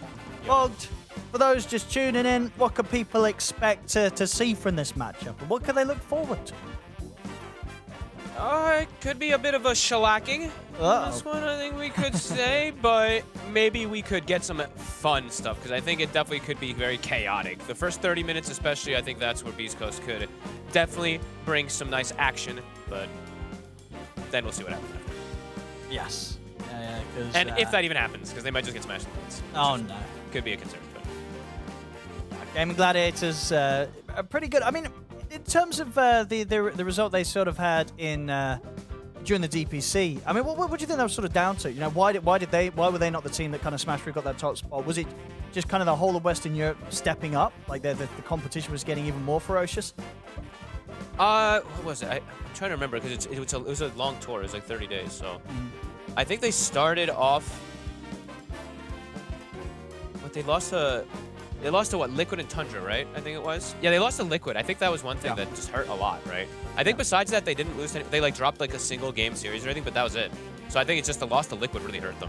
That's what put them in that tough spot. I think that's just about it. Everything else, I think they still look like a super formidable team. It's just, yeah, they lost to Liquid. It's like the one time ever. So. Yeah, I mean, we've had so many matchups between them and Liquid that I don't know their stats, but it's got to be easy, like sort of like 80% of the time it's been Gaming Gladiators winning them. Yeah, that sort of matchup.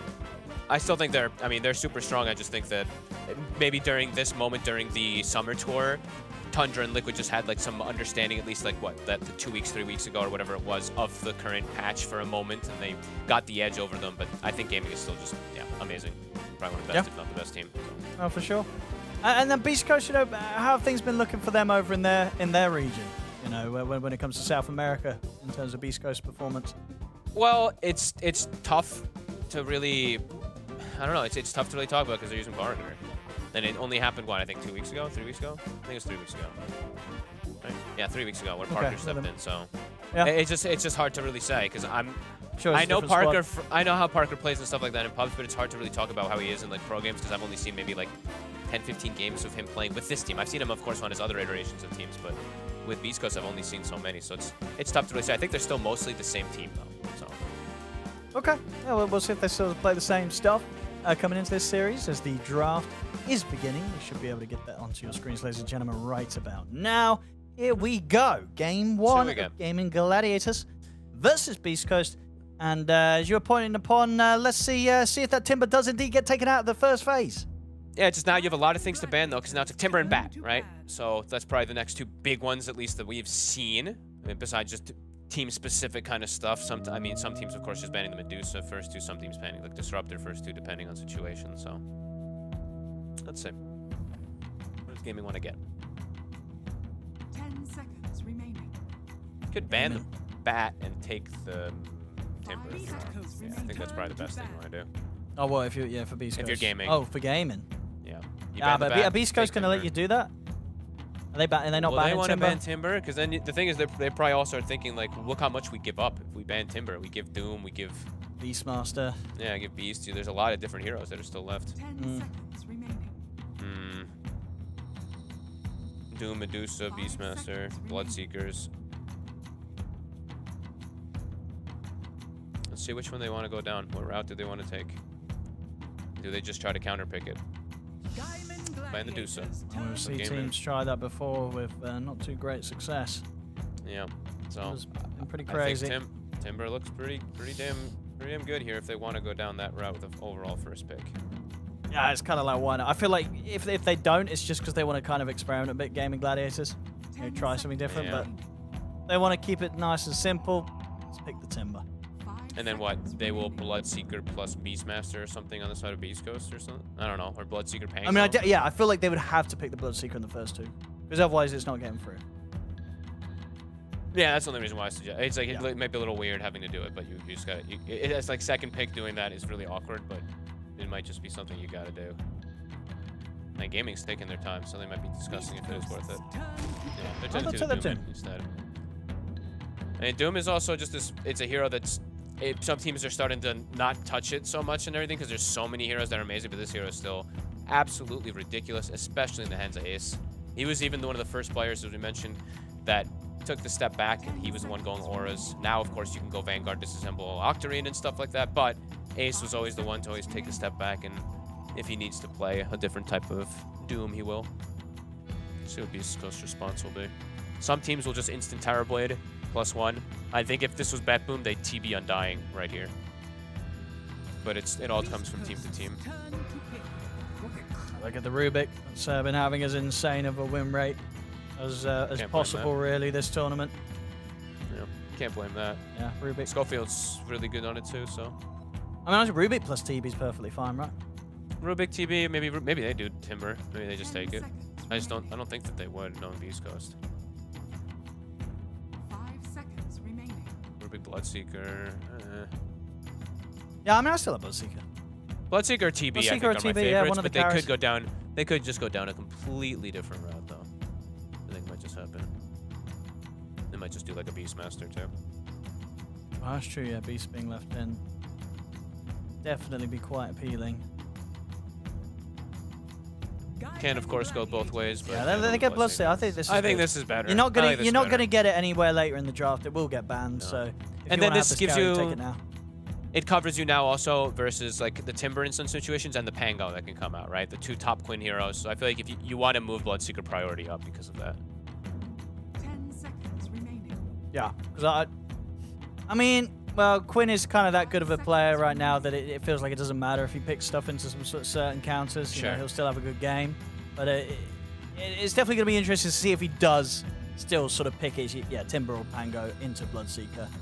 If he doesn't care that much, but it's Timber, Pango, and even Void Spirit, right? Yeah. It's all 3 of these heroes that detest playing versus Bloodseeker. So let's see, what does he go down here?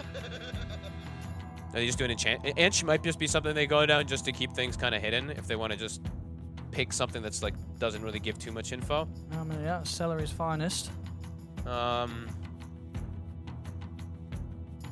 Enchantress, or you just get your matchup. I mean, if you want to do something like that, but I'm trying to think what matchup if they want to just pick it versus the Bloodseeker at this point.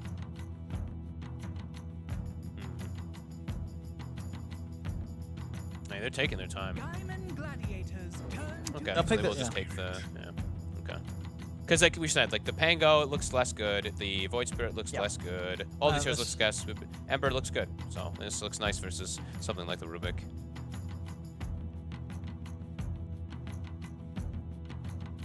Gladiators. Now you could. You're banning some sort of mid matchups, or what you did? What are you thinking? Matchups is he? What's he worried about versus Mago? Maybe again, it's just gonna be focused on the offlaners, right? There's still a lot of I think so. A load of these really hot offlaners right now have been left in. Maybe getting rid of like the Beastmasters. Taking so much time here. It's very interesting. On the ban TA. They're target Parker. Okay. Yeah.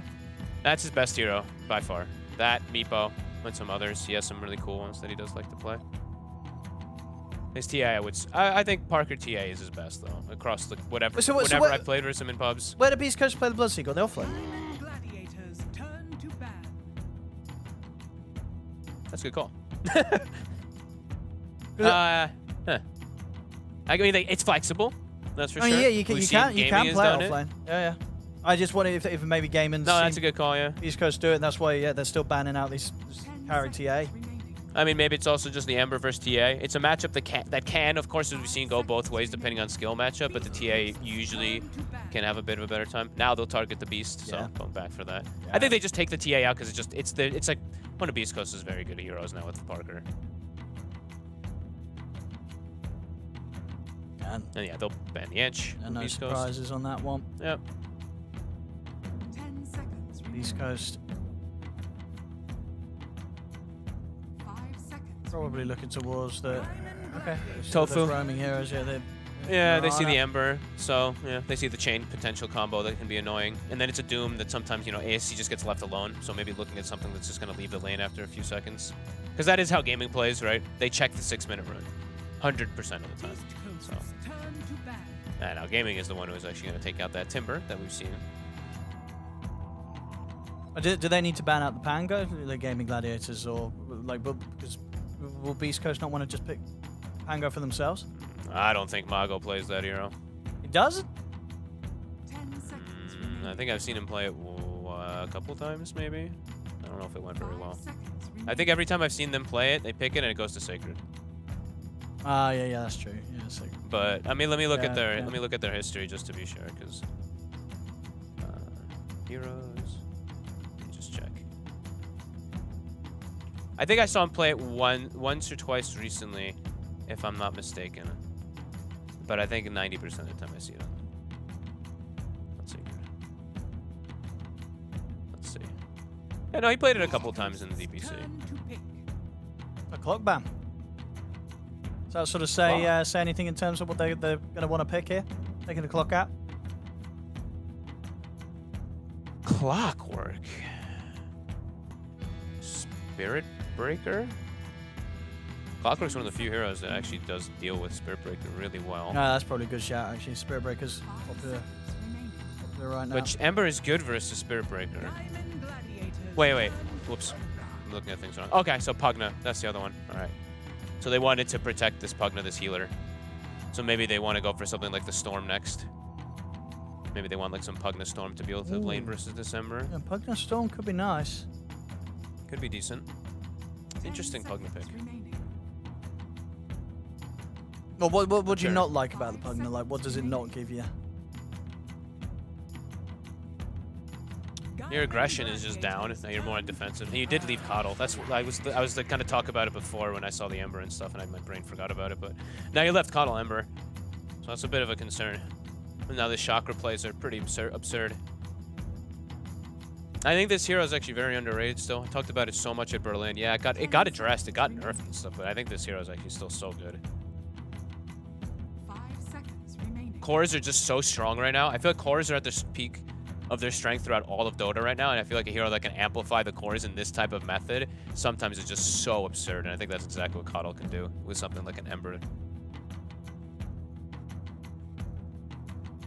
I mean, could they not bring out the Chen? Or you think they don't like it? On gaming? Yeah. I haven't seen Saturday play it in quite some time. You know, if he likes his like, Enchantresses, I mean, you know, he can definitely make Chen work. He definitely can, but he's an Ench guy more than anything. Wow, drawing a blank of what? It is gonna be Silencer. Okay, so now they have the answer to the. Wow, I swear to you, I was thinking that hero, but I'm like, I don't think they'll play it at all. But he actually does pick it. It's really good versus Pugna and Rubik. They have the heroes to jump with the Ember Spirit to start the fight, then they can global to cover versus this Pugna now at this point. I mean, you do have, like, well, at least from Beastcoast perspective, right, there's a couple of relatively squishy supports, right? If you can draft someone that can get on top of this Silencer and Coddle, you're going to be feeling pretty good. If you've got some good way to sort of enter straight to the back lines. I mean, this Pugna, by the way, we are assuming this is support. They're not going to run this mid against the Ember. That is actually true. I guess we haven't really seen what I mean? it. They could be the mid Pugna, and then... It's a risk, but it's something that could beat the matchup. Well, because then is this indeed the offlane Bloodseeker, or is this a mid Bloodseeker? Or actually, are they going to put the Morphling mid against the Ember? Because that's something in the past, right, which would be a matchup where Morphling can have a pretty nice solo time in the mid lane. It doesn't feel like a Dark Mago hero. Sure. That's a Parker. Sure, that's a Parker hero, and he's playing versus Ember. That's why they picked this. He's playing versus Ember and Doom, so he can turn into Ember, do all the flashy kind of plays, all the slight chains and stuff like that. Okay. And then, of course, he can itemize for the Doom. But you know what? But I feel like you're missing out if you don't put him in it, because it's just a free lane for the Morph. Like, the Morph will free farm and get free XP. Like, and will that be under no pressure, right, in the Morph Ember? I mean... Or you're still a bit scared because it's a Quinn Ember. No, it's not anything. It's just it would be a Dark Mago of Morphling. I'm gonna check if he's ever even played this hero ever in his history. I don't think he has.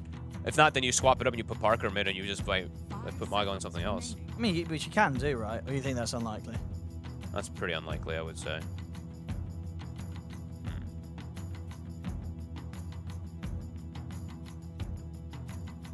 I don't even think Mago plays Pugna. That's the other thing I was just checking too. Does he play so Blood? Does he play Bloodseeker mid? I don't think so. So, well, most likely just Bloodseeker off, Pugna support, Morphling carry, Dark Mago I think last it's very. pick. It looks very straightforward. Let me see if he does. I'm not going to say that he doesn't play Pugna just yet. I'm pretty sure he doesn't play it though. Like at all, like 0. He's played 5 games. Ever. Okay. So he has played it. He has played it. 6 months ago. And Bloodseeker, he played in 2021. Dude, you know actually what would be the pick? Dark Mago. And I don't know, you'll have to look up if he plays this. But this would be a really, really, really good mid-bounty game. Wouldn't it? You know what I'm saying? I guess. You know what I mean? But then your lineup is your overall lineup is absolutely atrocious. Yeah, your lane is cool, but your lineup is terrible. But imagine it. I don't like their lineup anyway. Okay. That's the one thing. I don't like the lineup. You don't anyway. think I don't it know. could be saved with the last. I'm trying to think what the last pick is to actually round this all together. I don't actually know at the moment. CK comes out. Okay. Let's That's see. a bit of a different I'm looking pick. forward to this last pick. What we got here? Beastcoast. I'm not a huge CK fan overall, to be quite honest with you, but I think CK that Cottle. there's a lot of holes. Exactly. I think there's a lot of holes in Beastcoast draft also to deal with the CK. They don't have the damage to deal with the Phantasm later on. Yeah, and you know you get ruptured. You can just stand your ground and hit people. Lifesteal, Yeah, he easy. lifesteal up. What have we got? Last pick from Beastcoast. Let's see if it makes sense of it all here. What Margot heroes are going to be? Which one? Tusk? Is it just gonna be Tusk again? The classic. Tusk or Kunkka? I don't know. It's always going to be the same things. Hey, it's not bad, Kunkka again. Yeah, that's true. Kunkka could be nice. I think Kunkka more so than Tusk. It's pretty miserable to play versus a good silencer. I guess, yeah, the combo. He just clicks last word on you and you can never land any spell. Yeah. Every team fight, you just click the E on the Kunkka and he's pretty useless. I'm unsure, especially with that Mars ban, because I think Mars was actually a good one. Okay, so they are putting Underlord mid then, right? No. We're gonna find out. It is. Yeah, you're right. Dark Margo, Underlord mid. This is actually a pretty good matchup. This is a pretty cool matchup. Zero's good versus melees. Their lineup just looks really weird. I guess they're looking for something that's a good matchup that also can give them something to do with the CK. And they now also do, at least, I guess, in a way, the Rift. I always call it the Dark Rift, so. The Fiend's Gate can be a cool answer to Doom in a way, if he's not the one doomed. You put down the portal, they port out, come back in after the fight's done. Or you join and bring the numbers and stuff like that, so. I really like gaming, so I think Beastcoast is very left field. Sure. It's just really tough to execute. And there's not. You don't think Dark Margo's also playing the Underlord because he's going to take this and play it in a side lane?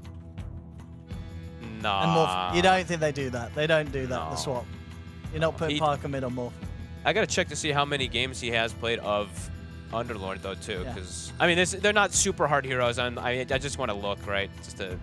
I don't think I've seen him play it too often, like at all. I'll be totally honest with you. Dark Mago has played it 2022, a year ago or so. Well, let's see. Let's see if this can trip gaming gladiators up, or if gaming gladiators are going to be able to come in and crush them. My worry for Beastcoast, besides just the team matchups and everything, just looking at heroes, their first 4 heroes are incredibly single target. Like in a way of just like popping one hero. Yeah, Pugna Rubik provide you some AoE. Yeah, Bloodseeker has blood, right? But they just like it's the way that their heroes kind of work. It's like pop one hero and make a move. Their team fighting is very lackluster. I think gaming have a very well-rounded draft that kind of covers their bases into most situations, as long as Beastcoast doesn't just get into like super late game or something like that with a good goal, like a good position in gold lane. Gaming is just fine in this game through all stages. Let's see. Strong draft. Lineups here. I think things to watch out for. I mean, Quinn on the Ember. There's so many games where Quinn's just been popping off, and this is one of those heroes that can really just run away with a game. If they, you know, as you always point upon, gaming gladiators can secure that early power room for Quinn. He gets a nice one. He could start snowballing pretty darn hard again here. Yeah, especially because he's also got a Coddle. So he's going to be getting chakra. Like he gets a DD, and it's pretty much like a quad rune, if you want to call it like that. Go to the coddle, because you're doing double damage and you're getting double slights. So it is pretty absurd what you're able to do when you're unlocked like that. Of course, these guys, this is probably the most familiarity between any players and one player themselves, Quinn, versus all of his SA brethren. I say SA brethren, of course, as a joke, because they fight a lot versus each other in pubs. So they should be having some nice fun words between each other. We already see Quincito and stuff like that, so... I mean, and how will this mid matchup go? Like, can the Underlord out CS the Ember Spirit? Yes, absolutely. Yeah? Like, you can really kind of get the denies in when you start getting stacks up with the passive? Yeah, I would give Underlord an advantage in this one. But it's Quinn, so I think Quinn will be fine. And he'll farm Brain. Bottom, Bloodseeker Rubik versus CK Sanser. CK Sanser is actually quite strong. Yeah, it's good. Yeah, you got good kill potential. It's a good kill lane. You kind of sort of step off your mark a bit, step too far forward. So it's a lot of damage, a lot of chase down between the stuns and slows. You have to play the lane quite, like, kind of, I mean, it sounds stupid, but kind of right. You have to play with the two of you together. If one of you gets, like, isolated on the side of Beastcoast, like if Sacred gets alone and like, Schofield goes to stack and stuff like that, either one of them are kill threats constantly. While on the flip side, for gaming, I feel like Beastcoast can only really get kills on Silencer unless Dyrachyo makes a massive mistake, which I guess that could happen, because Dyrachyo does sometimes have those type of deaths and stuff like that, but shouldn't see him die down here. Yeah, let's see how mid goes down. Let's see if Quinn has a way to play versus Underlord, too, that I haven't seen. Because I usually just see the Underlords have a very good time versus the Ember. And I usually don't see this, so this is cool. Flame Guard level 1. He lets the creep wave. I don't know if he let it, but he let the creep wave, it looked like, under his tower, and then he shoved it or something. So I don't know if that was intentional. What's the build from mid with the mid Underlords? Are you still getting the auras, or are you buying some sort of setup? You know, you're getting some sort of Atos build? From what I've seen player to player, but I don't mind the Atos. Okay. Because in terms of auras, like that's not going to really be something that's covered anywhere else, right? Like Sacred is the offlane Bloodseeker. Is he building auras? He could be. I think he's actually probably the one that's going to do the auras rather than Dark Mago. I don't mind, like, there's like halberds and tanky up stuff like that for Mago, and then eventually like AC maybe, but Atos could just be enough just to deal with Ember. And yeah, Quinn right now is holding his own. He's actually doing excellent in the matchup as expected. He's such a good mid player, especially. He knows how to play versus Mago too. He gets in his head. They play versus each other all day. Dire's top tower is under attack. And Quinn tends to win that matchup. Yeah, honestly, if he kind of gets that sort of little bit of advantage with hitting the levels, it could be potential for him to kill the Underlord, I think. Yes. No, absolutely. True. Just constantly keeping Dark Mago light. It's crazy that he's getting these denies, too. Like 8 and 4, and when you look at Mago, Mago actually has like 80 base damage compared to just 63 on the Ember, so cool. I'm gonna look elsewhere now. I've just been staring at mid. See if, I mean, how do you sort of like the Bloodseeker in the offlane position? I think it's strong. Dyrachyo. Yep. Stick charges. Trouble. I think Bloodseeker's just an insane hero right now. I think I've seen him even played in like some crazy roles in pubs. I've seen him as support. I think this hero is just nuts versus the core heroes right now. Rupture just feels too good. Now bottom though, maybe Bloodseeker stepped up too far. Nah, he's got one. Okay. Has to be careful now. They might be able to go for a setup soon. Lineage is holding their lane in a good spot for themselves. Yeah, both sides actually doing a good job in this lane. Beastcoast have expended quite a lot of mana, but they push the lane forward, so Schofield is going to be able to get the Lotus. Up top, Tofu. Parker. Let's try for him. Won't be able to continue to commit. So still managing to bully back both Ace and Tofu. Leave them low and making sure that there's space to continue to farm freely. Yeah, this bottom lane, I mean, both Dyrachyo and Sacred, they keep getting low. Definitely a high chance that we'll see somebody go down on this bottom. I'm astonished that they're just beating on. I mean, this is Schofield, right? This is what he does. He's just beating on Dyrachyo. Sacred is speedy, and he's starting to get the heal up from the creep. Dyrachyo can't actually step up to heal off of him. Yeah, this is nice trading from Beastcoast.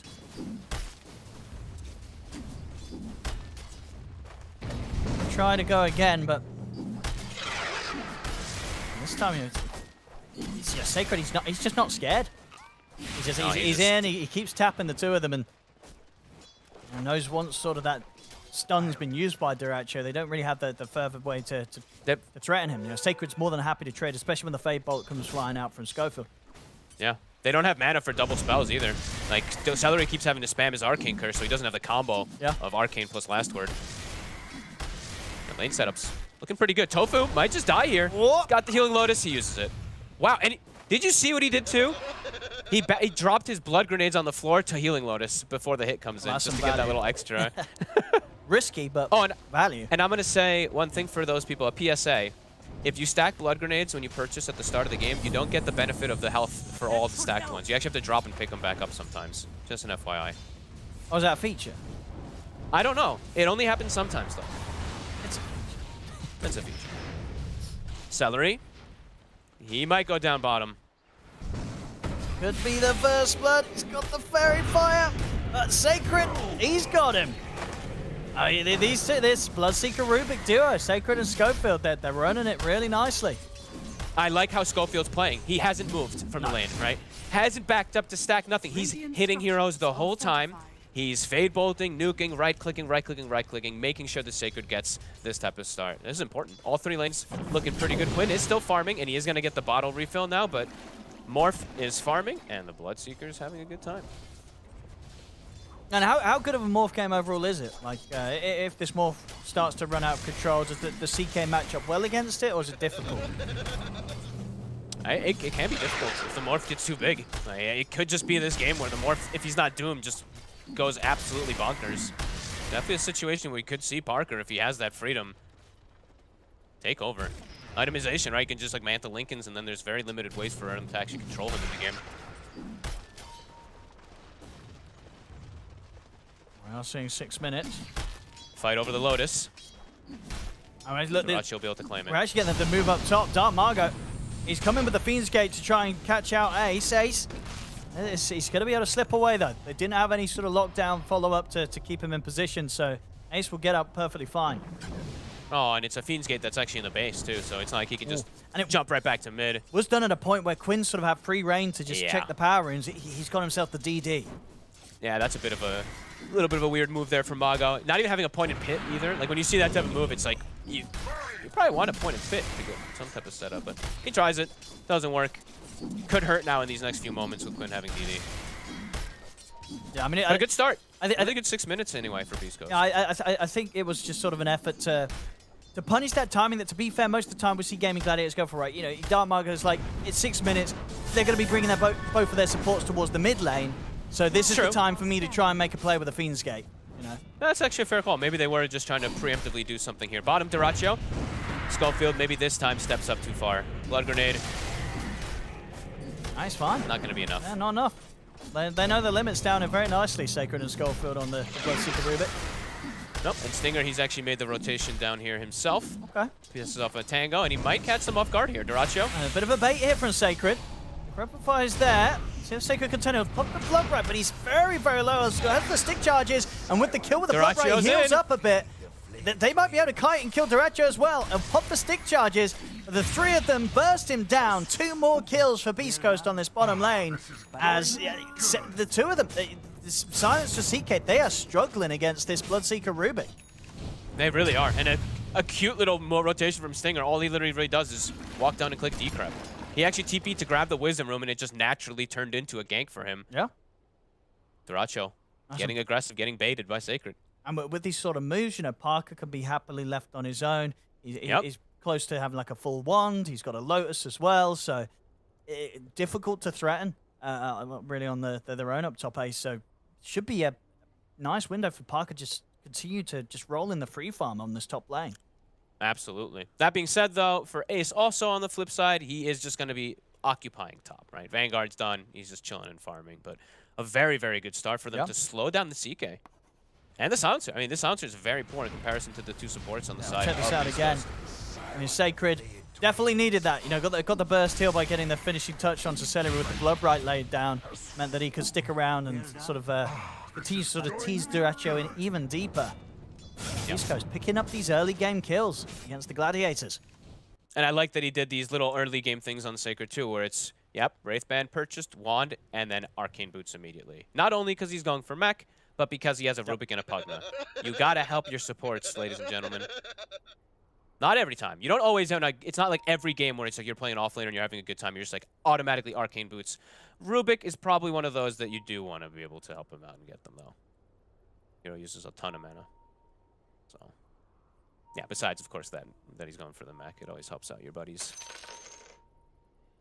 Yeah, 3-0. Less than 1K lead. Quinn, of course, as we said, having that really good game. He's 600 gold ahead of his counterpart right now.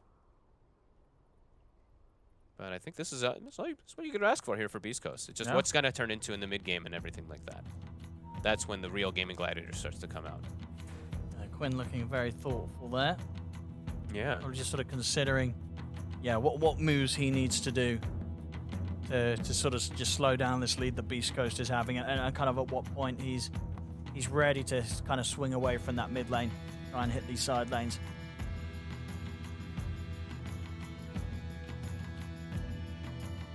Looks like Tofu just crashed. PC crash, it feels like.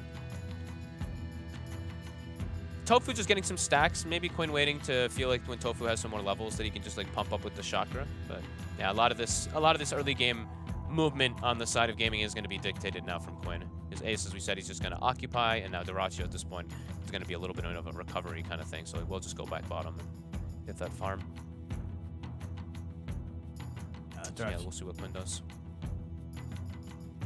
Dyrachyo, I mean, there's every reason to believe he's going to be able to find space to recover. Always does. Yeah, they just do have to watch out a little bit about like the Underlord plays, right? So just have to be very prepared for those Fiend's Gates to come into play after you are behind on a CK. Tofu is back in the game, so should be able to get on with the action. And what do we got? Stacks. How are these stacks looking? So it looks like a triple hard camp on the side of Beastcoast, and it looks like, what, a quad Ancient and a triple hard camp about to be set up on the side of Gaming Gladiators. So a little bit more stacks on the side of Gaming. But nothing to write home about. Quinn, Power Rune, 5 seconds, double supports checking. Beastcoast. Schofield just has enough mana for lift. No spawn top, though. Immediately will Underlord get there in time. He's trying, but Tofu, he's here. Bonk. Yeah, even able to make sure that Quinn can get the refuel. Not forced to take it himself, Tofu. Not too much he can do with an Invis, though. Quinn won't bother holding on to it. Ace level 6 has been hit. Now Parker has to be ready to pump fake his shift constantly versus Ace. Dark Margot, he's heading down there. He's coming in with the Fiend's Gate, and with the Rupture, they'll chase Dyrachyo down. There's no saving the CK. Oh boy, Sacred. This Bloodseeker's doing it. It's looking 3-0-1. It's looking excellent. I mean, with this sort of start, it's really going to feel like that secondary carry. I mean, even the primary carry for the most part when Parker's sort of just playing the farm game. Sacred, he can really lead the charge coming out of this early game. No, absolutely. Quinn will be able to get into the side there and steal some stacks, but Schofield actually secures them with a Fade Bolt. So if they can get some action, Tofu. He's going to be chased down by Dark Margot. It's a dead Keeper of the Light. Stinger, he's still alive here. He's able to step away. The Slider Fist will find him. Quinn able to pick him out in return. Selu's going to try for the TP out. It's not going to work. Schofield's got the lift ready to go. One more catch with the Telekinesis. Sets up for another kill for Sacred. Great moves. Loving it right now from Beastcoast, the way that they're running around. And Schofield, he's being super annoying, as he tends to be on his Rubik. Getting quite a bit done. He's about to be 6 too. Yeah, and I think for Gaming Gladiators, it's, you know, they're looking towards Quinn, they're looking towards Ace, right? Because Quinn and Ace, they're still kind of on their own islands, having a good time. Oh my god. Time to go for the burst on Quinn, but the Flame Guard's back up. He's going to be okay. But yeah, the Doom and the Ember was just going to be a kind of a test of how much the game state changes once Ace and Quinn start to make moves with the team. Yeah, and how much they're going to be able to do to actually go for Parker, because they don't have easy ways to catch him unless they get a global pre-shift or they get Doom from the tree line or something. They don't have these type of instant silences, instant catches to really trip up Parker, who's going to be rushing toward that Yasha Manta and then probably just toward a Lincoln. So yeah, an excellent start to set up Beastcoast for this mid game, and it is going to be that Atos rush. So Mago, he knows just address the Ember Spirit now next, and the game should be in a pretty good state for them. Yeah, between sort of the pit, the rod, the lift from Schofield. Should more than likely buy them time, especially if for something like a TP to come in from Sacred, so you can get like the rupture down on Quinn, and Quinn's not got any defensive remnants out. Could struggle. Ace up top. Sacred, he's got rupture. Setting up for him. Gonna go for it. As Ace, has he got any way out of this one? He's gonna try for the TP out, but the damage is done. Parker picking up the kill. The game for the Morph looking better and better. Complete free farm, and now getting kills on top of it. I mean, yeah, the dream start for the Morph. Dream start for the Morph, and honestly, godly move there from Sacred. Played the lane perfect, an easy, quick rotation. Ruptures up, it's a free kill on anyone. It's so much damage. Bottom now as well. Quick TP, Dyrachyo. He's got to be careful because Dark Margo's in with the Fiend's Gate.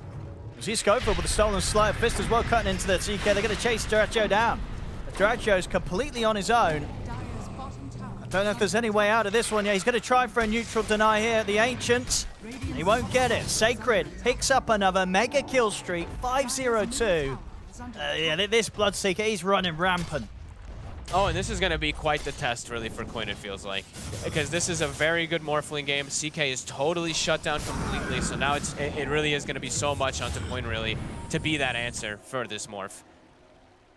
And Ace, honestly, is he going to be able to get the Dooms from the sideline? It's going to be recovery outlets now for Gaming Gladiators after this early game. This is quite a commanding lead, really, for Beastcoast with their draft. Yeah, Dyrachyo, he actually shows up back bottom. Okay. They might just go for him again. They're bringing rotations, though. Rupture's back up. Ember and Coddle incoming, so is Silencer. They have to. They can't let Dyrachyo go down here. No. They've got to fight back at this. Stinger, he'll be the focus. Now that Beastcoast have the information, do they still want to stick around and fight? They're going to try because the Rupture and Bloodbright is there onto Dyrachyo. Sacred tries to head in. See if they can finish him off. He's incredibly low, but Dyrachyo will survive. Backs off with the safety of his team around him, and Quinn jumps in, looking towards Schofield. Schofield trying some fancy footwork here with the Stolen Remnants. It's actually working. See if he can get away from this Schofield. He can't. Quinn able to catch him with the Sleight of Fist. And that's the sort of moves they need to have coming out of Gladiators. Quinn turning up and making sure that they themselves this time can take a favorable trade. They do get something out of it, though, on Beastcoast. Mago, he just goes right back to mid. He'll finish off the tower. That's his Atos. Now they have that extra form of catch and control. That's pretty big. I don't know. I'm still very impressed with the way the Beastcoast is playing this early game. Making very nice moves, knowing when to reset. They keep Sacred alive, just lose some supports and stuff, so... Yeah. Quick moves as well. They're smoking up straight away. Very fast. Here with the two of them as they'll look to connect with Parker top. Yeah, his Atos is done, right? Yeah. And he's got the Fiend's Gate, so... Can definitely look for another play bottom. Yeah, here they come. And they're going on Sacred. Sacred will require some backup. Quinn is here, though. So Stinger, bit deep. He's got the self-decrepify. Stands his ground with the life drain on towards Quinn. Quinn, he's going to get clipped by the Bloodbright. Sacred gets doomed. Trying to back off of the fight, but yeah, they've got Parker joining the fight as well. He comes through the Fiend's Gate. He's picked off Celery. Waveforms forward over towards Ace. Few more hits. Can he find the final one? He can't, so Ace will still continue the retreat, but the Rod of Atos is back up. There's the setup for the blast, the adaptive stroke from Parker to finish off Ace. Great move there from Parker. Able to join the fight thanks to the Fiend's Gate. Yeah, he jumped through it. Okay, I was going to say, he jumped through the Fiend's Gate as well, too. That's really nice. So yeah, able to just outnumber there this time again. Quinn shows up in mid. Can they catch him here? Mago and Parker. He's out of remnants. They can't. Oh no, he's got one down at the moment. He's going to have another one up in 5 seconds. So yeah, it's a tricky catch. Still another good fight. And you know what, actually... Say that, they do get the Atos into the pit. He has the remnant. He has the remnant ready. The last one there will save him. Wing gets out. Continuing to keep his game clean, yet to die in the Ember. And this almost actually ended up even better for Beastcoast. Sacred actually died to the last tick of doom, by the way. So he just went down. And now top Celery shows his face. We'll be able to instant TP, so a Rupture is wasted this time around. But yeah, if Sacred had Greaves in that last fight, he lives. Because he'll just get that passive hit that comes in when he's low. They're going to try again for Quinn. They catch him by surprise. He wasn't ready this time. They get him. They take Quinn down. All right, Beastcoast. Full manta and getting more aggressive. Yeah, they could go straight into this triangle and get another catch. Dyrachyo. Look at this Ancient stack as well. If they get this kill, can they go for the stack? They've got the Firestorm. So the Global come out. They could definitely look to start threatening it. Yeah. Gaming has to full rotate. This is going to be a 5v5. You can't let this Ancient stack go away like this. No. Well, they might not have any options. They're cleaning it up pretty quickly. As for sure, they're getting the majority of this. They're getting it all. Beastcoast. They're getting all of it. And now they can look for kills. Parker, he's straight down on the low ground, takes down Celery. I mean, this is such a big lead now that Beastcoast are building up, and this Morphling... Monstrous. He's terrifying. He's level 12. Duracio's level 8. Okay, 9. He's about to hit 9. But either way, they contest, take every type of recovery outlet. This is looking great. I love the item builds. I love the way that they're playing fast. Sacred with his Greaves just runs in. It's going to be back up in 10 seconds. They can keep this pressure going. Fiend's Gate at the ready, too, so they can bring the numbers. Radiant's top tower is under attack. Gaming, they need more time, but time doesn't feel like it's going to solve anything here versus this Morphling. That's some super impressive stuff from Beastcoast. Really coming in with their own play style as well with the way that they're doing this. Yeah. This mid-underlord making the moves, and the fact that Parker's able to get so active and involved already just 16 minutes in, it's working perfectly for them. And it's such a good Morphling game, too. Celery. Should be able to chase him down here. Yeah, he tossed back up. Parker will take for it. the kill. Why not? Give more to the Morphling, 5-0-1. Sure. I feel like next thing we know, he's going to have his Skadi done. Yeah, he's not, you know, and I actually like that he's not even going to go for the Lincolns. You just omit it. You just go for your own regular build, and you're going to just be able to right-click anybody down. This is incredibly problematic. Gaming, the next real, I don't really know what their moves are to take these head-on fights. I think their next real moves really are just split the map, wait till you feel like you can actually take a fight. Because right now it's devastating as Quinn. I mean, he's constantly under pressure. Can they find him? Not quite as close. If Schofield was sort of a few inches closer, he would have been in with the lift. Roche soon going to be on the menu, though. I know the map's just super scary for Gladiators right now. Really is. Quinn wants to be that one to be playing very aggressive and very risky and pushing forward, but at this point now, he actually has to be careful of all this catch. The Atos, the pit, the lift, the Morphling turning into him and rooting him in place too.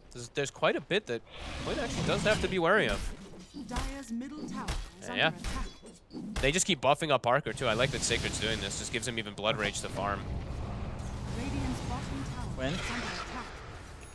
Let's be cautious as he hovers around these towers.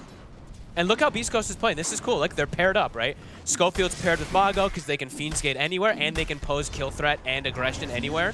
Margo, look, cool. he lays down the Fiend's Gate so they can bring the backup in to join them and go for Duraccio. The global silence is there. The Duraccio is still falling pretty low.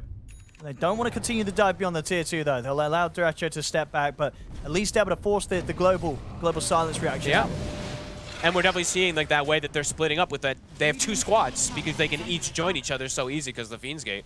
Really good way to pressure the map. 18 minutes in, they're taking down this tier 2. Purification. On the horizon for Sacred. Courier does die, as you mentioned, but more ways of damage mitigation to just ensure that this Morphling is going to carry. It's going to be such a quick timing on this Mantis Skadi if this continues. Yeah. I honestly want to see Stinger maybe just go. He went for the Glimmer, which is, I mean, obviously perfect for the Pugna. Honestly, just get like a Solar Crest now at this point. Throw your Solar Crest on your Morph. He's going to solo carry. Yeah. This game is phenomenal right now for Parker. Roche is up next. Yeah, it's just going to be free Roche. There's no way that Gladiators are able to pull together a move to get over here right now. Not at all. They've just got to try and sort of scramble their ways towards their next items. And Ace, you know, still super rich, you know, Midas and the Octarine, you know, he's pumping out the gold. Kind of needs that next pickup, and then he's sort of able to sort of frontline in the fight, so have that opportunity of getting the successful Doom down onto a target. It's not going to be easy for him. No, and now they're playing versus the Aegis, so even harder. And also for Duraccio, the overall game just looks like it's going to be really hard for him to actually threaten any cores. I feel like Duraccio's job is just going to be like blink into backlines, kill the Rubik and the Pugna, and let Ember and Doom do the majority of the heavy lifting on the front lines. Just feels very, very difficult at this point for gaming. Celery trying to find a place to farm. He's sitting inside the jungle. But the enemies will be found, but will survive. Dire's bottom tower is under attack. Dire's bottom tower. But gold is starting to shrink. That Octarine Midas starting to pay in. They now get, I believe, a Philosopher's Stone on both supports, actually, on gaming. Kind of exactly what they need at this point. And just split pushing the map, so trying to buy themselves some time. Well, there's a Wisdom Rune here for Quinn. Right. Oh, would you look at that? For a fair few minutes, so... Fill the bottle as well. Easy. Nice. Don't use it right. Oh, if he waits 40 seconds, it counts as the double. Oh, that's actually true. It gets upgraded. True, Yep, that is remember true. That. And it wouldn't have expired. It would have been 840. It would have been there still for him to pop then. Yeah, it would have been 840, and then if he grabs the next one, another 840. Duraccio. Trouble. He's got backup, but not enough. By the looks of it, as he's going to get knocked back into the middle of them all. He's very dead. No escape for the CK. As Beastcoast, 20 minutes in. They're going to get pushing. Take another tier 2. I mean, maybe more. They have this Aegis. I think so. Well, look at that. Yeah, Parker was just aggressively waveforming up to the high ground to see if he could catch anyone with the CK form, being able to turn and pull them in potentially. How do you contest this? It's a good You push. have to try to spam them out. You have Coddle at the least, but it's a really good push coming out. They're going to glyph the glyph.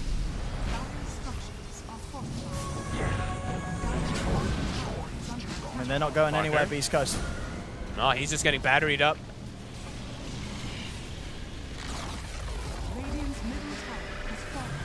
I mean, they're losing the racks. Fortification will come out. Racks. BKB's done on Quinn. So he can throw himself into the fight now.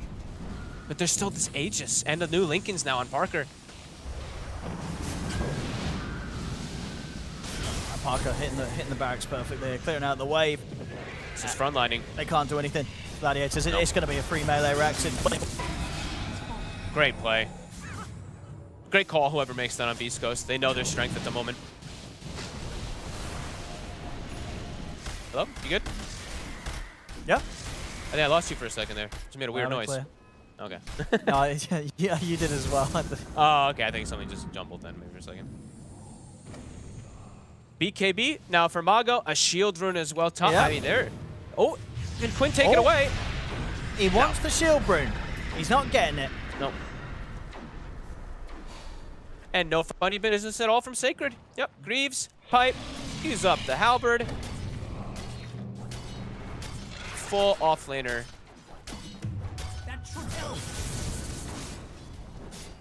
Okay, they're actually feeling luxurious. Stinger has queued up the optimistic hex. All right. Hey, just more and more. He's probably like all the thing. The only thing that can happen to us is we can lose to some like Ember somehow, maybe. So if I just get a hex eventually, then we'll have the Ember answer. And they'll look to clean up the final third tier 2 tower down bottom. They're gonna still have mages for a little bit of time. Perhaps they can even poke more.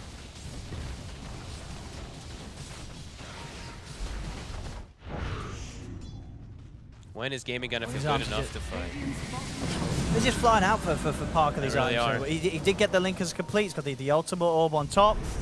About 2,000 got away from Scardy. Scofield's jumping in, trying to threaten Gaming Gladiators a little bit. Link is done on Ace, so we'll see if he can find the big Doom targets. Parker's in, and they've got the catch. Tofu. Onto Tofu.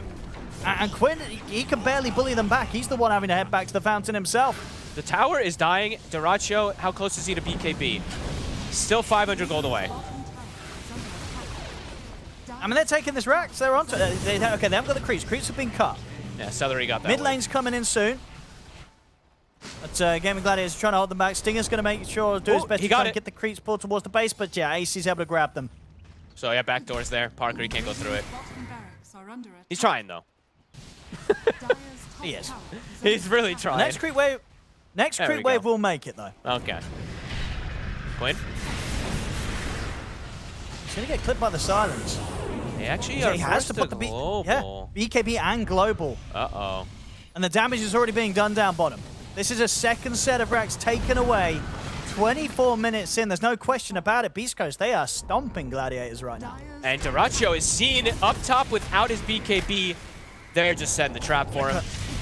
Yeah, they're coming in with a Fiend's Gate. Dark Margot's got the catch. Atos into the pit. Parker's here again, ready to pick up the glory. I mean, they're just playing around these Fiend's Gates perfectly. You know, I feel like we see, you know, when the Underlord does get played, we don't see as many Fiend's Gates used to as effective as they have been from Dark Margot in these 24 minutes of action, right? Up and down across the map, pulling heroes in, pulling teammates over to join him, joining teammates himself. They've got the moves. The map is just completely under Beast Coast control. They've never let Duraccio play Dota, really, in this game. He's 0-5-1. Literally, like, no impact. Been smashed from start to the lanes. And yeah, on to the next one. They're like, okay, time to close it up. No Duraccio. He has BKB when he respawns. they'll give some respect to it. They'll back it up, go for the Tormentor at the least for now. Easy Tormentor. Yeah. Tobu tries to snipe it. They can keep going. Like, what do they have to be scared of? They know that Gladiator's still at a point of the game where they just do not feel strong enough to deal with this pressure from Beastcoast.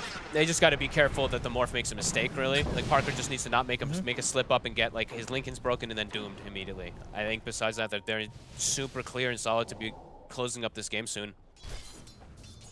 Dyrachyo just has no damage whatsoever. Quinn cannot go through these tanky cores. The Bloodseeker, the Underlord, the Morphling with the sustain of a Pugna behind it's too much. Yeah, Quinn going for any type of small item he can at this point, some type of desperation.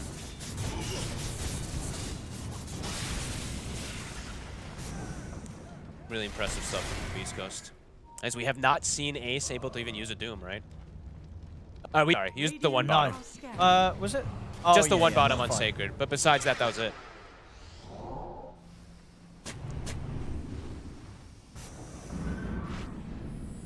Really solid macro movement. I mean, honestly, they you know, the safe play is right. Just wait for the Roche. Yeah, just chill. And then go high ground. Get some catches if people overextend. Nice. Global comes Have out. to put the global to keep Ace safe. And still though, Beansgate into the Rod of Atos. They get the opening catch. Schofield tries to jump forward, but he gave global. Oh, he just got global. He just was able to get him, but it's still global. So now they can push high ground under the coverage of the global silence. Salary. Whoops. Well, so far, this has not been Gaming Gladiator's finest. This game, this has been a rough one for them. It's been Beastcoast's finest, to be honest. It's been excellent stuff. Yeah, it really has. This is kind of the peak Beastcoast there. Dyrachyo's trying to start something. I don't know if he wants to. I mean, the BKBs are out. Dyrachyo's caught in the middle of it. The global spot, they could try and push forward, but he's up to the high ground. Ace will jump forward. He's in. On top of the Morphling, it's a big catch. And then they finish it off. It's a big kill. Ace starting to begin the defense. In return, though, the Stolen Doom is going to be dropped down on Quinn. Quinn, he's in trouble. Sacred's going to be able to start racing him down. They've killed Dark Margot. They won't be able to continue to push on, though, with Dark Margot going down. So they have to back off. Quinn will be able to live out the Stolen Doom. Schofield, is he going to be able to TP out? He gets hit. No. They've got eyes on him here with the sleight of fist. They're pulling back into the chains. Gaming Gladiators pull together the defense. And they do make a little bit of that mistake. Parker steps up a bit too far. He does get caught by the stomps. I didn't see what broke his Linken's, but Ace sees an opportunity after the global comes off. BKB jumps, gets the stomp, gets that Doom onto the Morphling. A really big kill. Yeah, that was all Ace, giving that opportunity for Gladiators to hit back. Getting that Doom onto Parker, taking that huge net worth Morphling out of the fight at the start of it all. Ace has been quietly farming away, and now he's ready to show up and show that he's got the potential to turn this one around, maybe. Just needs to get the Doom on the Morphling. That's what he's got to do for the team. I still didn't, even in the replay, I didn't see what broke it. It must have been like, I don't think he had the Spirit Form, so it had to be the last word, I think, from Silencer or the Reality Rift, maybe. I actually didn't see which one it was. Either way, it got broken. And now they're actually perhaps getting an opportunity for Roche. This could actually be huge.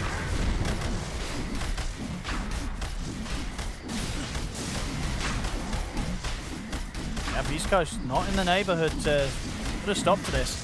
And you did say, you know, what would be the safest play, really, for Beastcoast to just back it up, wait for this Roche. They tried to go into this feeling strong versus gaming after they get these 2 racks and all this gold. Yeah, but now they give up Roche, and this could start giving that chance there for gaming to trickle back into this game. I mean, maybe just the stealing the global silence, maybe that was a bit of their downfall, right? Because they got that big steal, and then they're like, guys, we've got global, let's go high ground now. And it did not pay off for them. Yeah, they're probably like, can we go up? And Schofield's like, yeah, I got you. I got global. I got you, you know. Oops. It wasn't enough with the BKB times from Gladiators being complete. We're ready to fight through it. And this is honestly really big because the cheese is picked up for Quinn, so now he's essentially got these 2 lives. They have the double there for Dyrachyo, so he can be more reckless with jumping into backline. So see how these next few fights do end up going down. Parker. Parker. Find Ace. They get the chase onto Ace. He's got a lot of backup coming in. He does have BKB TP if he finds a little spot to do so in, and he's will. Okay. Ace into the trees, BKB TP, he's perfectly fine. And they're actually going to take the Fiend's Gate back toward bottom. He was getting pinged by Celery, so I think he might be telling his team, hey, you know, they might still be back bottom. So Quinn, be a little careful. And yeah, Quinn is careful. Yeah, they're pinging it like crazy.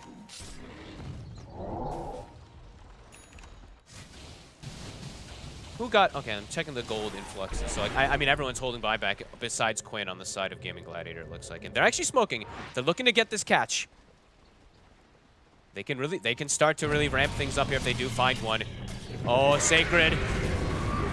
Oh, he's looking very dead. Big kill.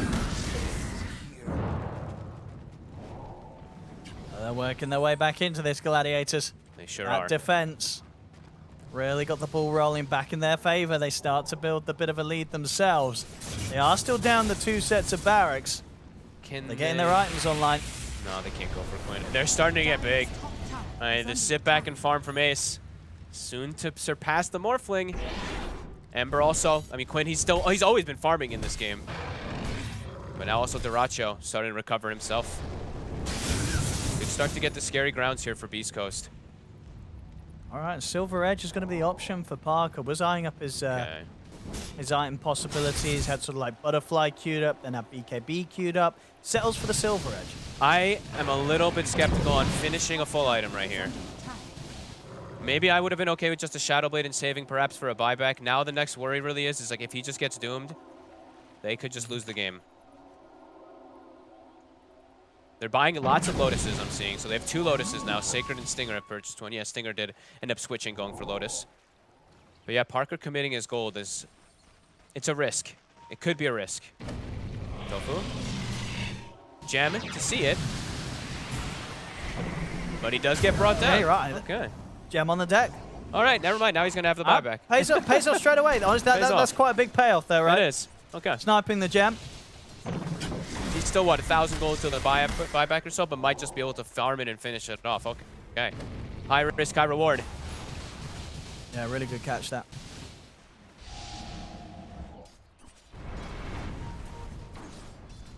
Now they do have tabs as well of Duracho split away from his team. They're gathering together as 4. Schofield is making the move to set up for Duracho perhaps, and then you can use a Fiend's Gate maybe to go for him. Still a minute left on the Aegis, but they're looking for it. Here we go. I think they can kill him twice if they get him on his own. Yeah, BKB, nothing to stop that. No hesitation from Duracho. They see where they were Fiends gated, though. They have a ward perfectly on top of them. Gaming. They're looking for a fight back. Parker. And Parker. He's scouting, though. He sees him. He's going to start things on towards Ace. Ace very tanky. The BKB's there. Global's going to be popping. The Manta comes out. Jump forward from Quinn. They do, but he's able to wait for him in time. Doesn't matter. Jump forward. The Lotus was there, so Ace ends up dooming himself. And there's enough strength on this Morph that Parker should be perfectly fine. He'll back away. Duracho jumps in, tries to get a hold on towards the Bloodseeker. But the heals are coming out for Stinger. Not enough to save Sacred. Sacred goes down. Dark Margot finishes off Ace, though, and Parker could be ready to get back in. There's 2 dead on Beastcoast, 1 dead on Gaming Gladiators. Ooh. Looks to be enough for Parker to opt to back away, as the rest of Beastcoast did end up escaping. And they did. I mean, the Pugna got away. Risky fight. I think Pugna got away with murder. I think Glimmer Cape TP'd right in front of Quinn. They didn't have detection for him. Parker does get the Strength Morph off. Almost gets brought down, though. I mean, if you're Beastcoast, you're sort of happy with that trade in the sense that you forced out the Doom, you did end up killing Ace. You got to make something of it. That's the one thing, though. Duracho, he's in mid, and the Aegis is wearing off. This could be perfect here. Oh, Duracho. His BKB's still on cooldown for 10 seconds. He's dead. That was so risky I mean, he stepped out. He went all the way out to the river for that Arcane Rune. No, he's dead but for he 70. didn't have his BKB. His BKB was still on cooldown. His Aegis had gone, as you said, and he does not have buyback. All right, that was so reckless. What was he doing there, folks? That was the one Duracho that we usually see when they're winning. Yeah, I mean, that's going to hurt them big time. I mean, Gaming Gladiators up until that point, they were really starting to very meticulously work their way back into this game, but now Duracho's out. Oh, man. What a death. And that's exactly how you want to take advantage of like a Doom being used and stuff like that. Sure. Global. I mean, still 20 seconds until it's back up for Ace. Ace will put the BKB, but he's been ruptured. He's trying to sneak away from them, but they got him.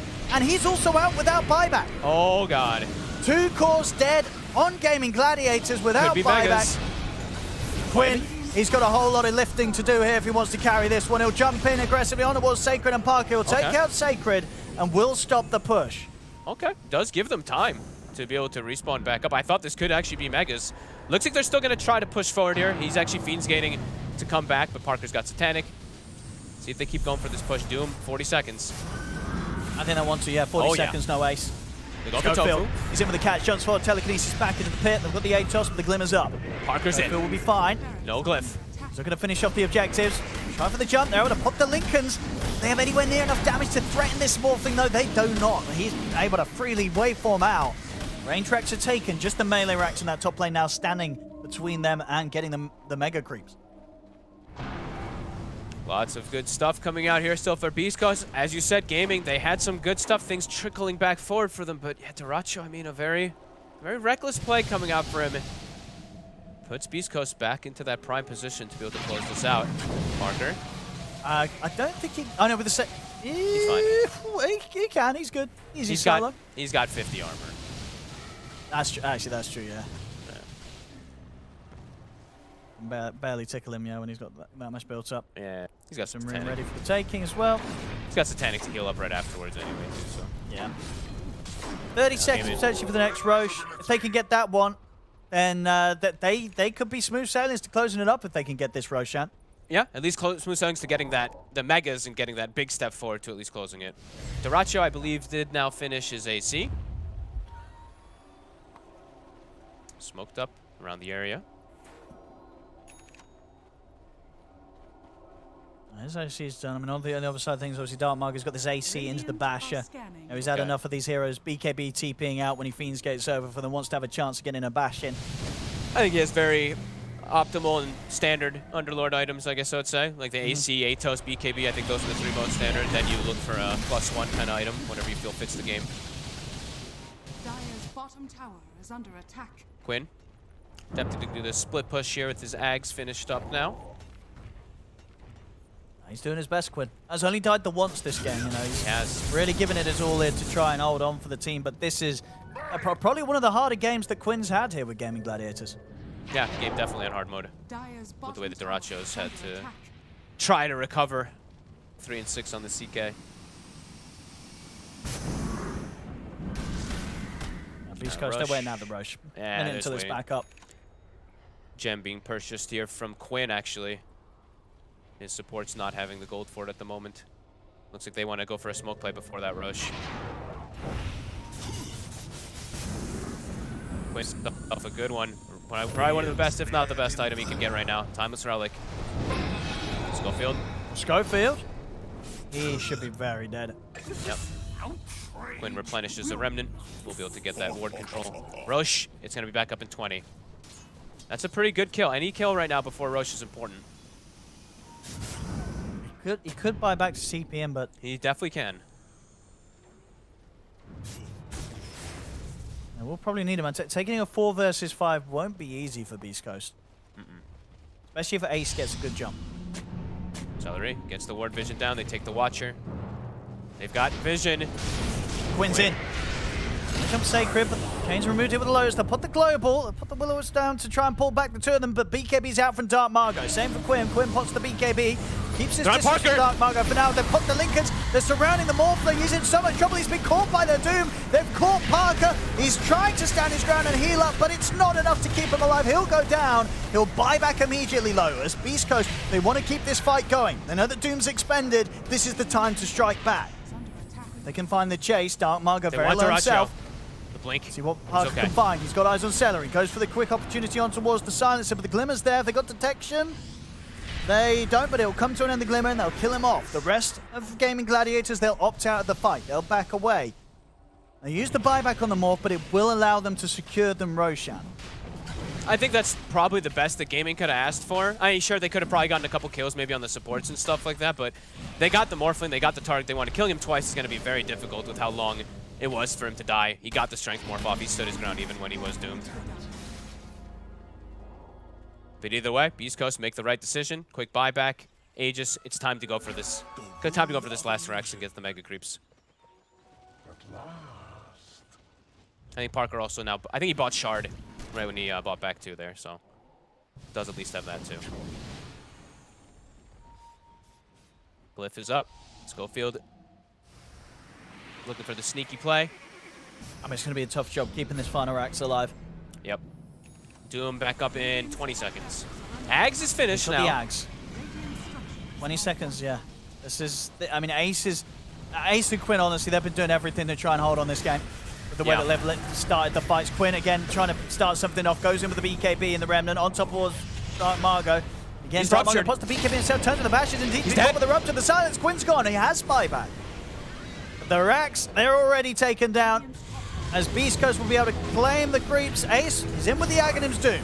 Stolen Doom. Let's close the gap on towards Parker. Parker, of course, does have the Aegis, so he's going to be back for round 2. Parker's taken down. Dark Margo won't have the same luxury. He's dead, but he does have buyback, and he does have Fiend's Gaze ready to get back in. Schofield turns with the Stolen Doom down on the Ember Spirit, and Quinn, he bought back for this. It's a dieback on the Ember. Double kill for Parker. Beastcoast, they look to be on the verge of closing this one up unless the final 4 of Claiming Gladiators can do anything to turn it, but they cannot. Celery's dead. Tofu's going to get chased back to the fountain. Duracho will try his best to stand his ground, but they're losing their heroes. Parker's diving in. He wants to try and find it, but he's caught by the stun. The fountain's beat him down, but the Decrepify. They keep Parker safe, and they'll allow him to waveform out, pick up the Rampage with the Adaptive Strike on the way out.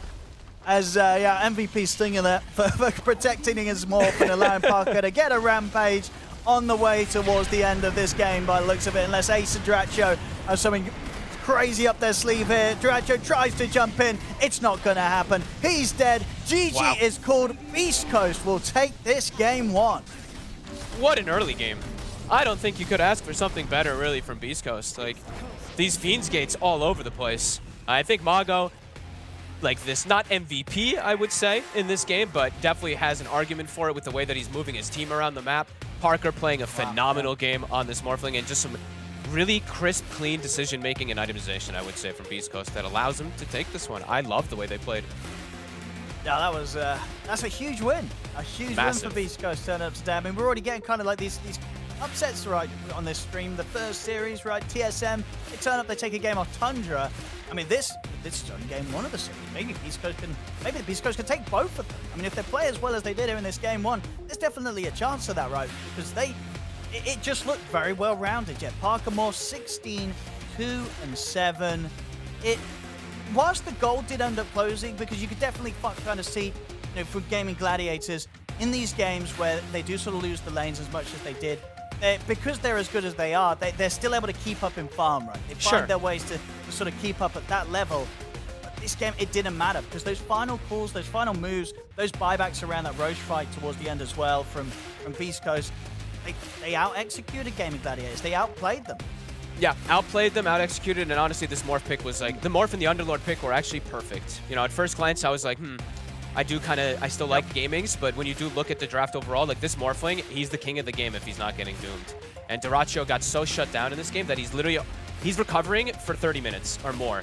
Everyone pretty much on the side of gaming besides Quinn is just looking for recovery outlets the whole time, and this Morphling has the best late game he possibly can versus these heroes. Limited catch, he has great itemization he can go for because he's playing versus Silencer and Doom. He can do the Mantle Lincoln's kind of build.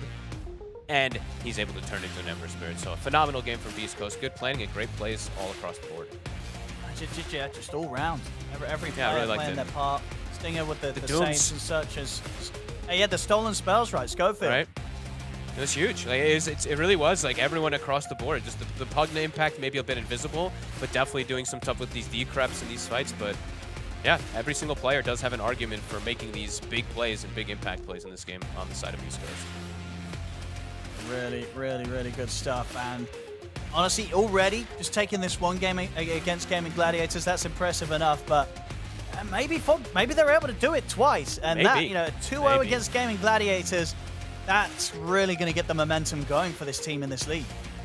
No, absolutely. And it's always good to see them bust something out that they really haven't played too much. Yes, it's been I wouldn't call it an SA special, but it is something that SA does. It's Underlord mid. I know Chris Luck likes to play quite a bit too, but this game they did, and I think it's extremely unexpected when you do something like this. Everyone every pro player you talk to, they talk about Dark Mago, the smallest hero pool out of like anybody.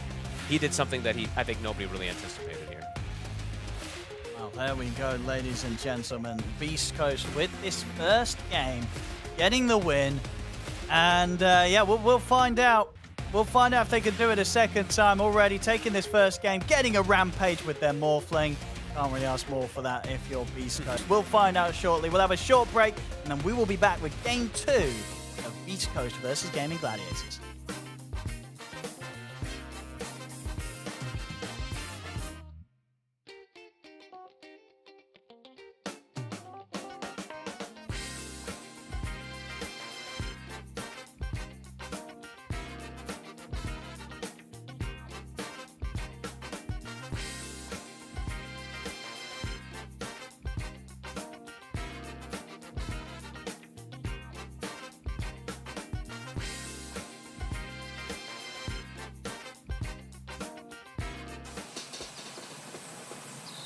You love it, you wear it.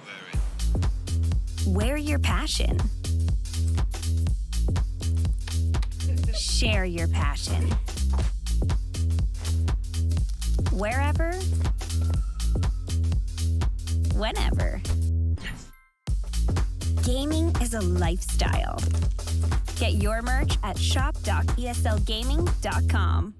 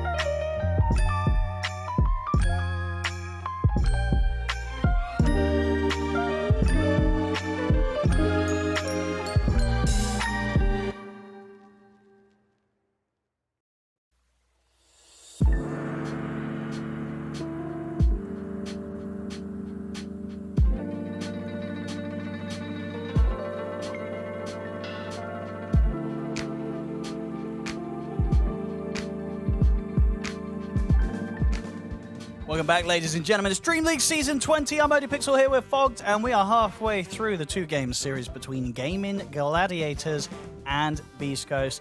And Fogged, what a game one! What a game one, and a pretty impactful one. I think you're definitely, I mean, we're seeing on cameras, they're discussing things, thinking what went wrong, what could we have done better, but overall, you know, Quinn can be a pretty vocal kind of guy, and I know he said some stuff about, well, not like bad stuff or anything, but, you know, about like Mago and stuff like that. Now they dropped the game. That's big. It is really big for the morale and everything like that, so. I mean, what were the parts that they faltered on in this game? You know, when you look at sort of Gaming Gladiators' performance, I mean, do you think there were certain things that kind of caught them by surprise with the way that Beastcoast drafted and played against them? It was definitely a godly morph pick when they got it, and I think the Underlord pick caught them off guard a bit, but I think it's just the way that they played. Like the overall game, their lanes, they played perfect. I think Sacred and Schofield played excellent bottom. I do have to keep highlighting Schofield just because I think Rubik overall, as you said, is going to be probably one of the best heroes of the tournament, but Schofield got spell after spell that he was stealing, and it's also the way that he played the lane. It was no funny business. It's not, I'm going to go check a bounty rune, you know? Like, I feel like in a lot of these games with pubs, even officials and stuff like that, like sometimes the support will leave a core in a lane or something like that, and it causes this spiral effect. It's just like, oh, look, Bloodseeker's feeding, like, blah, blah, blah. This lane, Schofield just sat there, and he hit Dyrachyo and it made such a big difference. Like, Sacred has this killer game, and Dyrachyo has no game just because they played the lane. So I think, like, little things like that do matter, besides just maybe some slight draft win and stuff like that. They just played really well. Yeah, there was... as I say, doing it once is already wow. They can do it twice. Every other team's got to be watching Beastcoast. You know, this is, you know, and out of the two SA teams, you know, you said yourself you expected a lot from EG. Maybe you were a little less sure on what Beastcoast were able to offer, but this looks great. We see the matchups here. I mean, that last game, Dark Margo against Quinn. I mean, Quinn, you can see with the CS, he was doing his best, right? Bless him, Quinn, right? He was really trying his hardest to try and turn this game, but alas, he couldn't do it on his own. No, I mean, it just was a very passive game, really, from gaming for, what, the first 20-ish? 20 minutes-ish? 20-something minutes, it feels like. They couldn't really make much moves because of how those lanes went. The Morphling just sat top, got free farmed, and they made lots of moves to pressure the CK, and it's just Quinn who can run around, really. No one else can make any move but Quinn. So, yeah, I think they just understood how to play. I think it's just really good preparation and really good understanding this time from Beastcoast. And actually, you know, Parker is fitting in. honestly, I've only seen maybe like 6 games total or so. I know they played a lot. I think maybe like 20 or so with 24 with Parker. Sure. I think I've seen 6, and he looked a little wish-washy on certain heroes. But when he's playing his heroes, he hits. He hits hard. His morphs, his TAs, and stuff like that. He looks good. I think so. Yeah, definitely some respect going to be given to the morph pick in particular. I mean, did did they have ways to deal with the morph or not really? Was it pretty much just down to Ace getting good dooms? That was the only real way that they can kind of beat a morph in that sort of scenario? That's pretty much it, unless they get, unless CK has a better game and he can itemize and he can go for like this Orchid and stuff like that that we've seen from Skitter in the past, of course, right? So I think if CK gets ahead, then he's able to have this itemization where he can try to deal with Morphling, but overall, this is a spectacular Morph game. It really was. Parker, completely impressing. And it's just, like, do we know what else is Parker hot on? Is the TA anything else that you know we should watch out for? He has a lot. What do you want to like say? Like his mid heroes or his safe lane heroes, I guess. Oh, well, yeah, I mean, sure, but he's always going to be playing safe lane, right? So safe lane. I mean, he plays his morph and his TA is absolute best. Then I think we can go down the line where we go like I think his SF is his third best. Then we have his Medusa's pretty okay. I think he used to play some Huskar and stuff like that from safe lane, but it's not a thing anymore. He plays at mid. I'm forgetting one just off the top of my head. Now I'm going to have to look up at his profile just to see what else he does. But those are the big that, whenever I've played versus Parker in the past, like that's the ones that you always like watch out for. Yeah, I mean, and now I guess for the rest of the team, there's also other heroes that they're making a name for, right? Like the Dark Margot Underlord. I mean, how do you prepare for a potential pick like that? For Underlord, I think it's difficult. I think that hero is actually underrated. Yeah. That hero is so damn strong. We saw it for a reason, getting like first pick during Berlin. Yeah, we saw some changes and stuff like that, especially in particular to Crimson Guard. But I think this hero is absurd still. I think Fiend's Gate just, as we saw, it matches the map too well.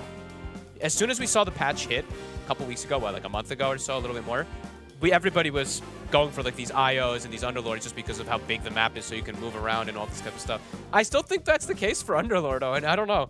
It still feels like undervalued maybe in some situations. Yeah, and the thing is as well, they felt so comfortable on it, right? This looked like this team has been playing with Underlord every game, the way that they moved around with him. They were just completely in tune with one another. What did they actually really nerf too much besides just the damage reduction? The mana cost, I guess, too, in the channel. So mana cost channel on the ult got changed into B and C. But besides that, I feel like the hero does have a lot of what he did before. Your damage isn't as ridiculous, but yeah, I don't know. I think it's hard to just prep for an Underlord really ever. Yeah, it's just going to come and sometimes catch you by surprise. Well, this game mid Underlord. Yes, yeah.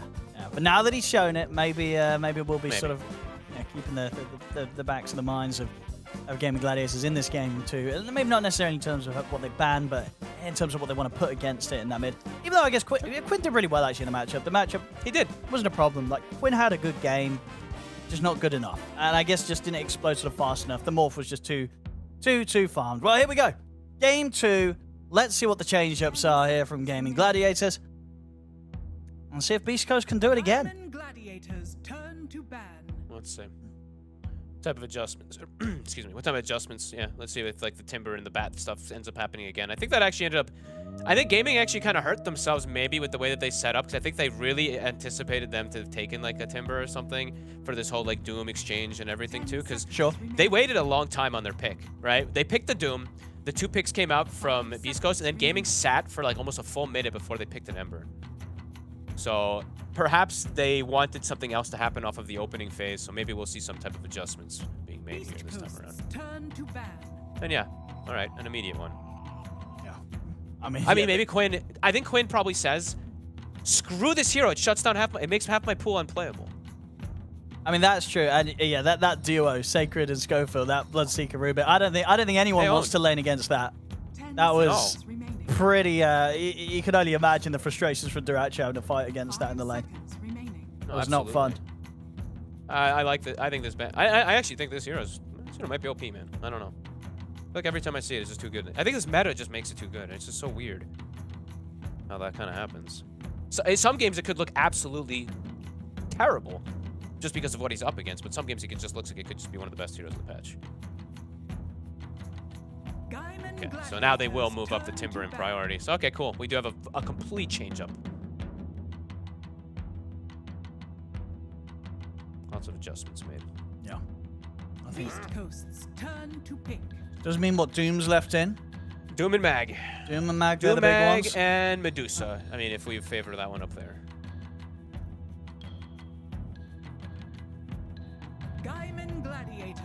Yeah, they do. They do. First pick. Parker does prefer it. So there's Pangos, Slarks, etc. There's a lot. There's all of the quote-unquote counters. So I think they can Pango +1 if you want to go for this like Diffusal and the Queen Hero right off the bat, since you banned out the Bloodseeker. Yeah, I mean, I think, yeah, Pango sounds the best. You Pango banned Terrorblade? Bloodseeker. Do you just go He's both? picked Medusa. I don't think you feel bad doing so. Like, I feel like you could just Pango TB. Or you can Pango Darkseer. I don't know, a double core off the second pick is so awkward though. Oh man, what do you think? Okay, it is gonna be Darkseer. Okay. At least Darkseer. You want one of these like Darkseer Pango? These or not? Gotcha kind of. Yeah, maybe Darkseer Pango. Darkseer TB could work too. TB's gonna get banned. So is Pango. So you have to kind of make the choice here at this point. If you do want to go down that route or lead everything and hope you get something else. Because what? They'll have to ban Slark, Pango, +1, and then maybe you can trickle in something like an anti-mage and you play an anti-mage game versus Medusa. I guess we'll have to see what route that Celery and Gaming wants to take, because I think they have a couple options they could do. I think Beastcoast, they could just Pugna here, though. Right after. And then they have Pugna Medusa. This is going to be cool. Oh, this is going to be cool. I actually really like the way this is set up. And also now it's like, do you Darkseer Nyx maybe even as well on Gaming? I think you've got options. Beastcoast's turn to pick. Okay. They want Celery's Enchantress. So maybe hiding it a little bit and... Okay. Oh, okay. I got it. So maybe hiding the other picks a little bit and also now preventing Beastcoast from taking an Enchantress and stealing the Wall Illusion. Right? Yep, that's definitely going to be part of that, yeah. And that's probably... That on top of it just being a very comfort Celery hero for the lanes and everything. Okay. Because the thing is as well, this is, isn't it, you definitely, there's not a chance this will be sacred on the offlane Dusa? That does not sound like Beastcoast. No? Okay. That would, maybe if it's like Giga countered, maybe if it's like super countered, they're just going to throw it there, but... Beastcoast. They'll actually just do the Doom. Oh, I mean, they are playing versus Darkseer. It is quite nice to have, and even versus Entity, some of those creeps. But the Doom versus Darkseer is excellent.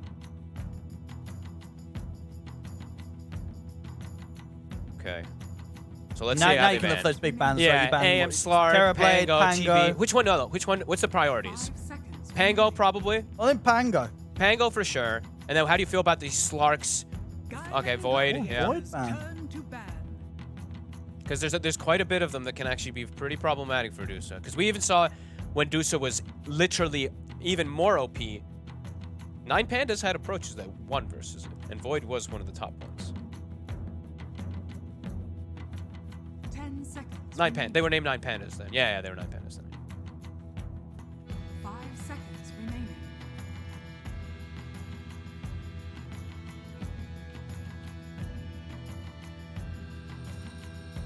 Not sure what you ban on Gaming. I think you should just target these supports and stuff. Do you want to get rid of like a Pugna and stuff like that? They'll take out the AM anyway. That's actually pretty interesting. They are thinking that this Medusa can get flexed. Well, yeah, because it also could be the offlane, sacred offlane anti-mage. That's true. And I guess there is the Doom, so then we're... That's what I mean. I'm like, what? Is it Dark Marga doesn't play mid-Doom? Not really. No. But I guess they're thinking it. I don't know. Interesting. Well, it could be the Deuce. It could be the Deuce to support. You don't think that's very Beastcoast? I guess. I mean, maybe. It just doesn't feel like them. Also sounds pretty horrible in pro games. 10 seconds remaining. Sounds fine in pubs, but in pro games, I don't know. 5 seconds remaining. I feel like what just ends up happening in a program, they're just like, just ignore him. It's a support Medusa. What the hell do we care about? Why are we gonna do 20,000 damage to him? So they'll ban out the Shadow Demon. All right. So the Shadow Demon Dusa kind of combo and the Purge versus the Darkseer can be pretty annoying. 10 seconds remaining. And now what's their ban? Do they actually care about the Pango? This is actually interesting that they're leaving. 5 seconds remaining. Yeah, I mean, first a bit disrespectful to Quinn's Pango. If you're leaving it in. Maybe They're because... not scared of Quinn's Pango. Because the thing It's about the pretty good on Dusa it. versus Pango matchup is Dusa can actually not be bad versus Pango also because you stone him, right? So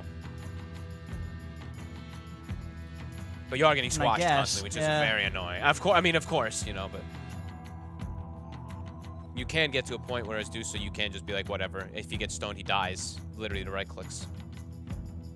And yeah, okay, good. I was gonna say that would be some disrespect anyway. Yeah, that's what I'm saying. There's no way you let Quinn have his ban go. The thing is, you left Terrorblade now. That's the one thing. It's like now it's a gaming. I imagine they're just gonna TB it up.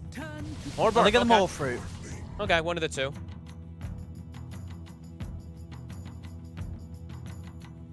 Interesting. Yeah, I mean, it had to be the TB or the Morphling versus the Doom and the Dusa. We saw, especially for Do you do some sort of diffusal build on the Morph, or you don't need to? What you do? Nah.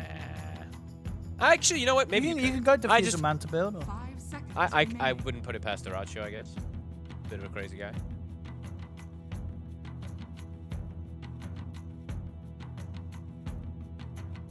Beastcoast. If we, I mean, you imagine there's got some supports coming out here, and it's going to be the Grim. So the Doom Grim combo. Double Doom. I haven't seen this work. I think almost like ever recently. Well, I tell you what, I love Grim. Though. I do love this hero, but dude, what about the double snakes? Imagine how much mana. Because I guess the mana will still go back to Medusa right from the second one. Like you. What? Why wouldn't it? Yeah, of course. Yeah. No, it goes to Grimstroke for no reason. I was like, yeah, but does it count a Grim? No, it doesn't. I'm a brain fart. But yeah, the double snakes. Imagine. Yeah. Interesting. Okay. I love Grimstroke. Don't get me wrong. I think this hero is super cool. I just think it doesn't work in pro play for some reason. I've seen games where it has like the dream setup. It has like 3 jumping heroes to use Inkswell, double Doom and everything, and it almost never ends up working. But let's see what they can do. This time now they will get the Mago hero. The Mago Mars, yeah. Yeah. A lot of team fight coming in. Ways to hold people in versus this Soulbind as well. 10 seconds remaining. Hey, Beastcoast sticking with their guns, that's for sure. 5 seconds I like remaining. it. Gladiators. Up next, either going to be Tofu or Quinn. Probably Tofu. I mean, I guess Quinn knows the matchup now. Beastcoast's turn. And yeah, we'll grab his Void Spirit. Void Spirit, that's nice. This could be situations though where they, I mean, if they get the godliest Grimstroke situations ever, you can actually get the double Dooms on these two if they mess up miserably. And the leash can be pretty annoying for a Void Spirit if you make mistakes. Does the Mars Pango thing still work, by the way? It does, right? Well, where Pango gets stuck or something. Yeah. Because if they were going to Mars here, then why'd they ban the Pango? Oh, what? Because you just literally like glitch him out into the wall of the arena. Ultimate, and he gets stuck in the arena. Yeah. I think that must be fixed. Whatever. I didn't test this morning. I know the other day it was working though, because we saw Amar do it. Either way, whatever. They just wanted their comfort in this type of draft here. So it looks strong. It's just it can be difficult to execute sometimes with this Grimstroke. So is this indeed? It's just looking like a final pick for Tofu. He gets the luxury of the last pick this game. It looks like Tofu and perhaps Schofield get the last picks. All right. Depending on where the Grimstroke wants to go. Maybe this is a Schofield Grimstroke actually.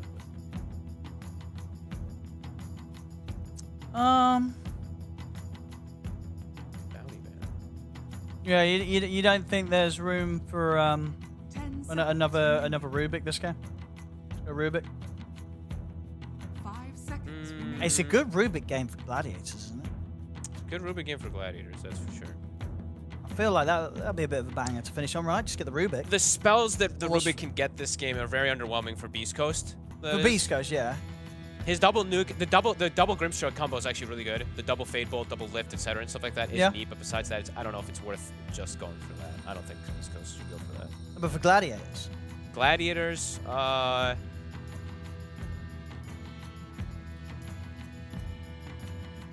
Darkseer Rubik lane.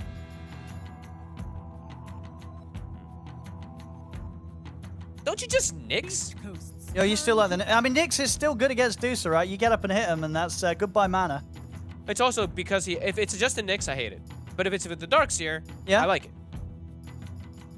I mean, maybe they're banning like the bounty, so kind of like on those kind of melee support lines that they're thinking. So could be the final ban from Beastcoast. I'm trying to think what else for Tofu. 5 seconds remaining. Diamond Gladiators. They do have the first pick out of this banning phase. I mean, could Beastcoast take the Nyx for themselves? I mean, their lane might be a little weird unless they run the Grim off lane and they put Nyx Dusa. Yeah, I mean, well, the Grim's gonna go with the Doom, right? Grim with the Doom and then do Nyx Dusa. I mean, maybe that's not that terrible. If you're looking for like I don't know. I mean, we'll see. We'll see which team which one what. Because that's hard to say, really. I'm trying to think what else they want to run with this Darkseer. Beastcoast's turn to pick. Really protecting their morph.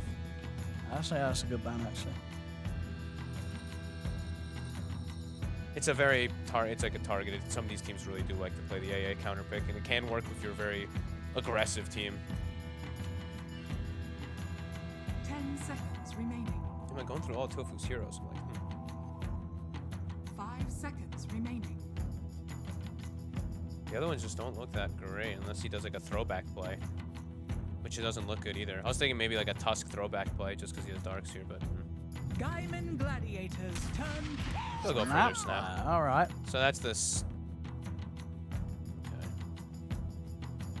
It's a very Beastcoast lineup.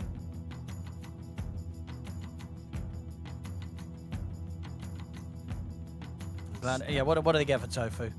10 seconds. Are we looking at like the Nyxes or the Rubiks or? I mean, Rubik just went up more. Yeah, that's true. Yeah, I think Nyx went up Rubik's more nice. too. I think they both went Nyx up. and Rubik are super hot here. I mean, they both went. I think both look good. That's the two that I'm thinking. I can't think of anything else in particular. Maybe I'm overlooking something else. Because most of the other ones are taken out.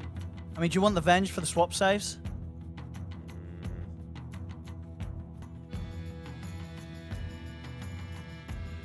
Spirit Breaker? Is he in the pool? Still there. Spirit Breaker's possible. And play versus Mars is annoying though, because all 3 spells stop your charge. Okay. They're gonna go for it anyway. So anyway, bang on. Does get left in. There honestly was only like 3 heroes that I could. Like those only 3 really, unless they went really outside the box. But not necessarily here, as you say that Beast Coast are gonna be like, oh no, we left it in. Like you feel they're like, okay, yeah, it was in. We let them have it. No, it's definitely good. It's really good versus 4 heroes. Really good. And also, even the potential of a crazy, super crazy play is the shard play. Planar Pocket versus Doom. I think it's something people really overlook. You just eat the Doom. That could be nice, yeah, if Tofu's able to do that. Pretty cool hidden potential there, and we actually are having a switch up also too. If you saw Stingers playing the Dooms, it is a Sacred Snap. They like to do this when they see the squishier hero like a Morph. Snapfire was picked for some time versus Morph because he sits low HP early. If you get him with like a double nuke, you can actually just blow him up early on. Okay. This Breaker versus the Mars can be a little underwhelming, but versus the other 4, he's pretty damn good. All right. And what would you sort of make for the outlook of the carries overall? Like, who's having the easier game? This the Parker Medusa or the Durachia Morphling? You know? Oh man, I think I like the Durachia Morph this time. Sure.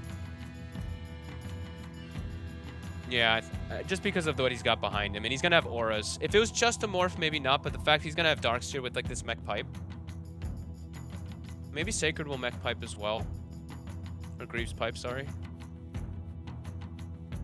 It's not as good as a Morph game as it were for Parker last game, but it still is pretty nice. Some limited catch.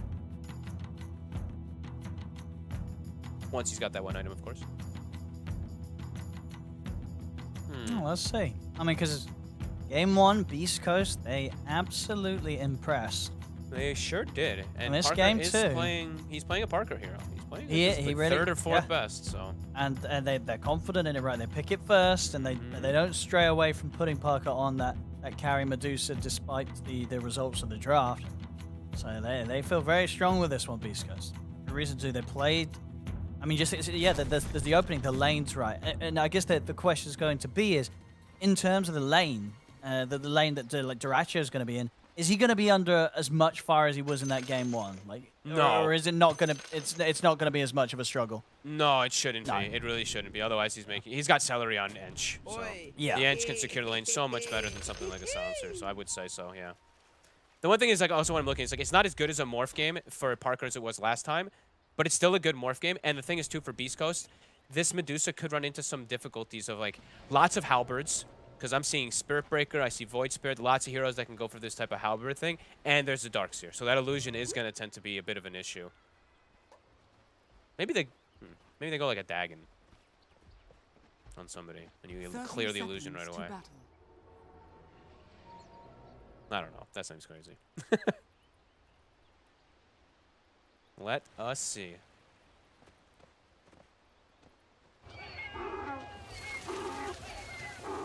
I mean, how's the mid gonna go down?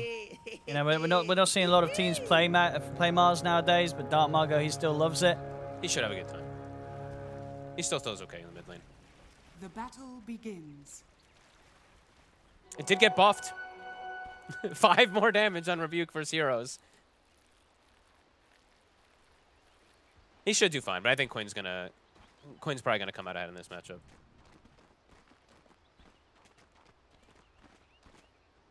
And do you think a bit of an easier game for Quinn to have more of an earlier impact this time? Yeah, I would definitely think so. There's not any... What the heck was that? Sorry, I think one of my cats just fell down the stairs. Scared the hell out of me. Oh my god. Holy moly. Sorry. I think Quinn overall, yeah, he can definitely do it quite a bit more versus supports. There's no like instant silences. There's none of these like little things that was tripping him up a lot more last game. Like last game, he was getting like ruptured and had to stand his ground a few times and stuff too. This time, it does feel like he can get involved before he has much of anything.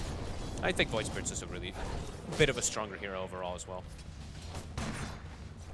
Let's see how much of a good time Dracho's able to have top here with a backup of Celery. First few level, maybe like level 1 and 2, might be a bit slow there for Duracho, but then he should be fine.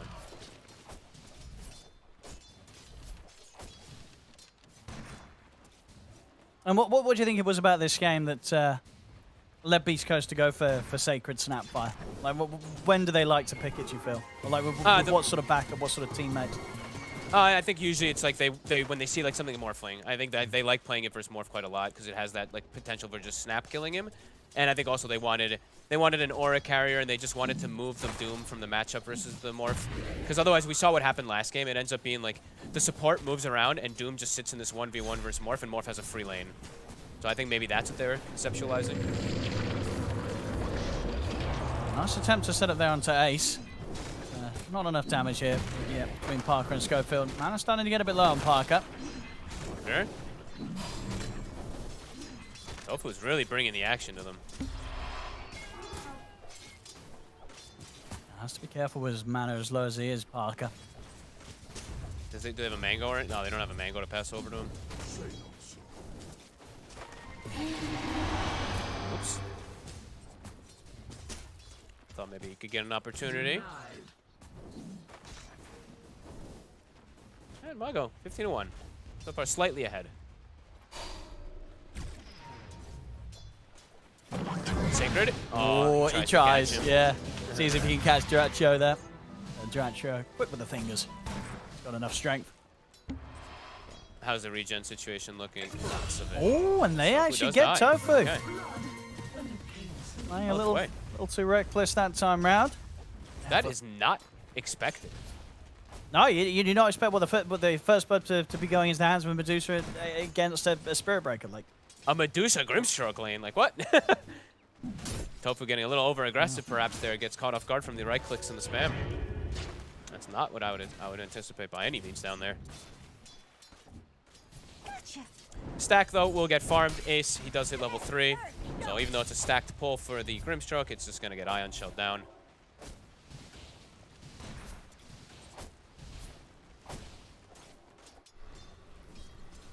Turns the lane, but you'll have to be careful. They can't afford to feed away kills to this Deucer early on. Wait, what?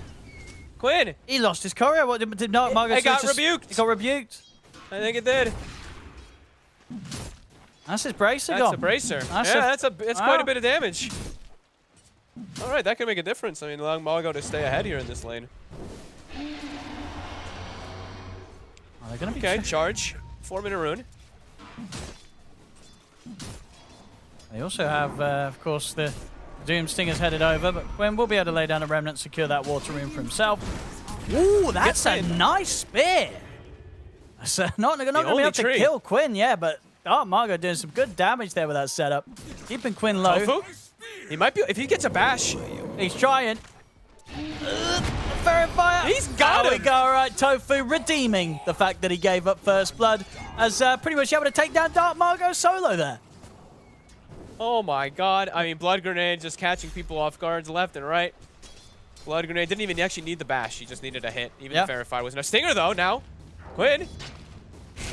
Oh. Ooh, Quinn. He's living on the edge here, Quinn? Quinn. Oh, he's living on the edge. Oh my god, 2 HP. It may have even ticked to 1. Dire's structures are fortified.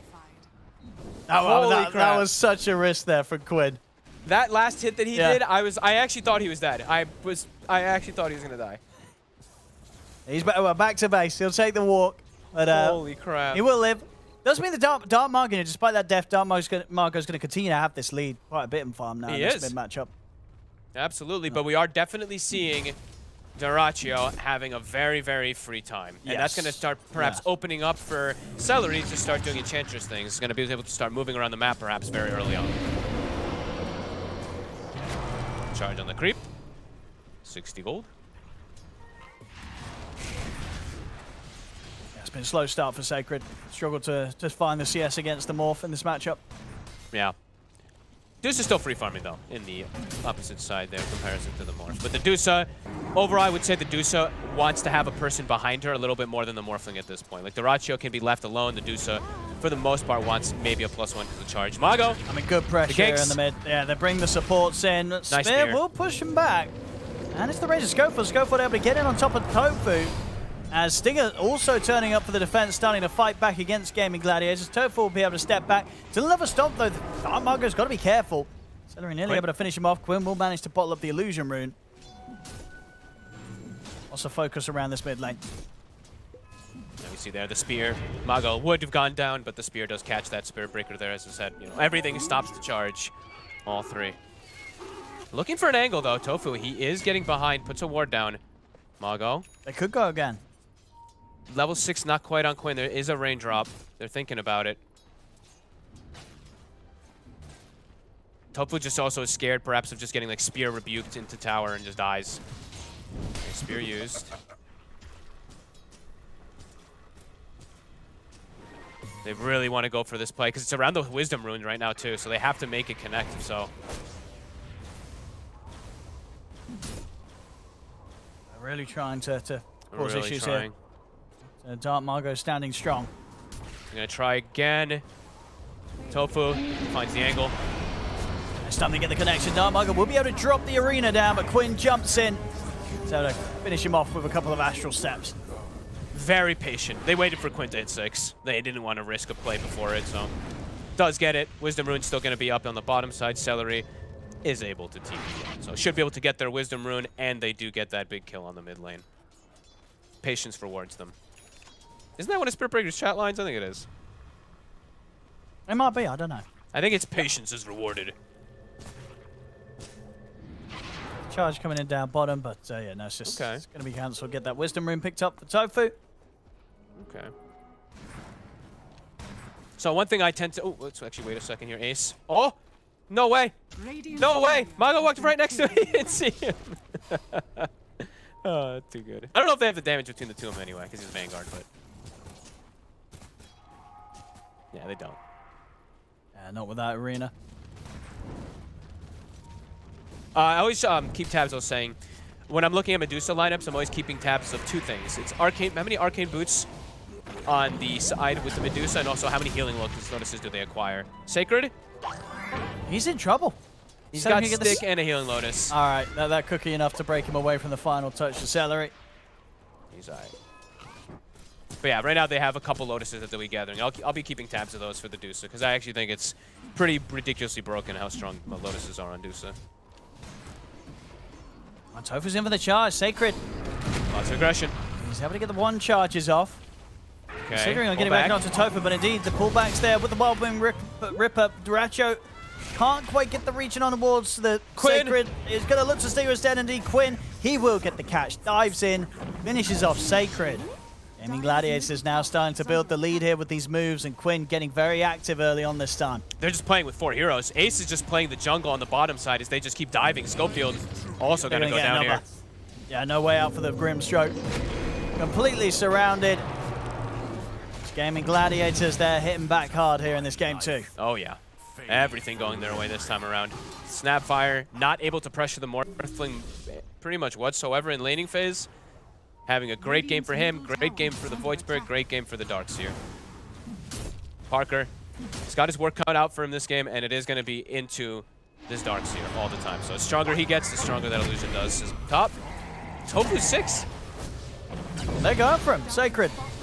As waveform 4 from Dyrachyo, it's another one. See if they can punish it. TPs are coming in, Arena's down. They'll get the spear connection. He's got a few one charges for the mana, but he's going to get completely stunned. Not a chance to react to that one as Dyrachyo will die in return.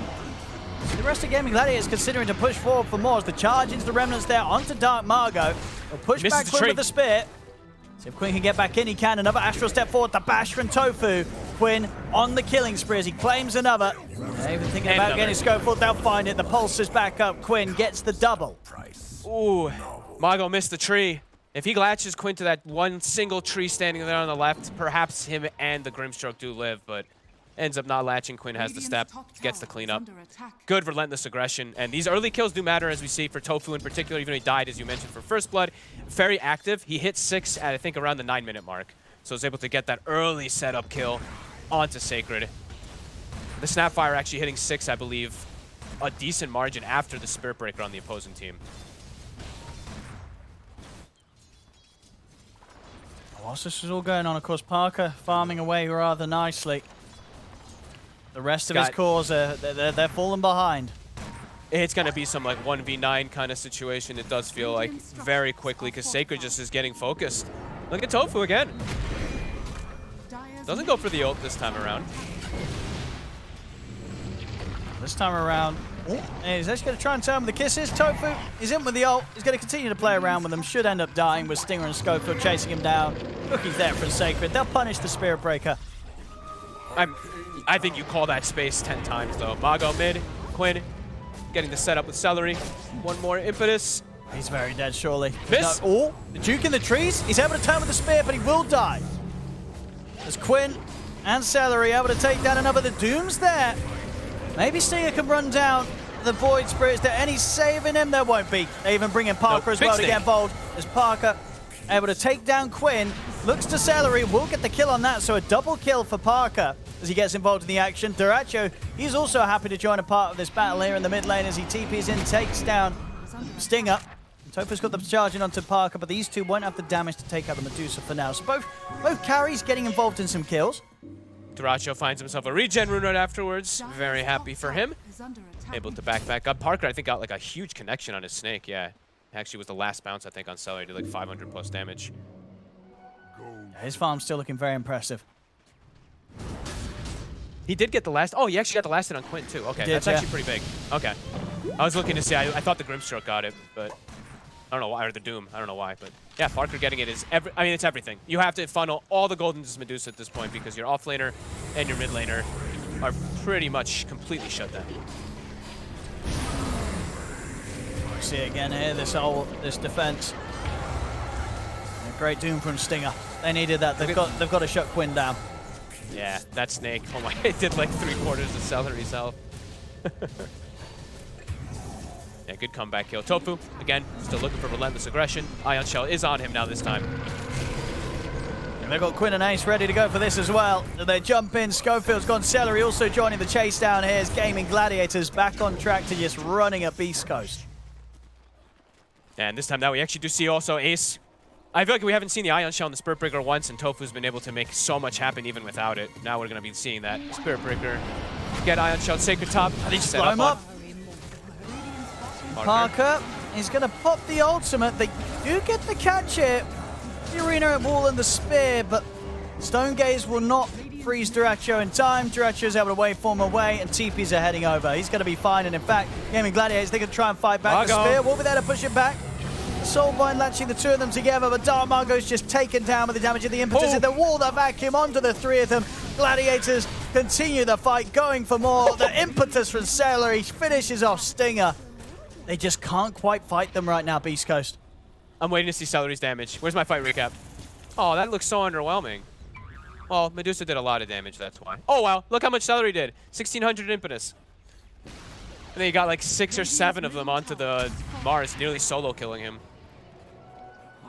Gaming, commanding lead, AK gold lead, showing up with the numbers. This time the Darkseer Ice, after being just chilling in the bottom side the whole game, gets involved. He is huge, and he enables his chorus perfectly.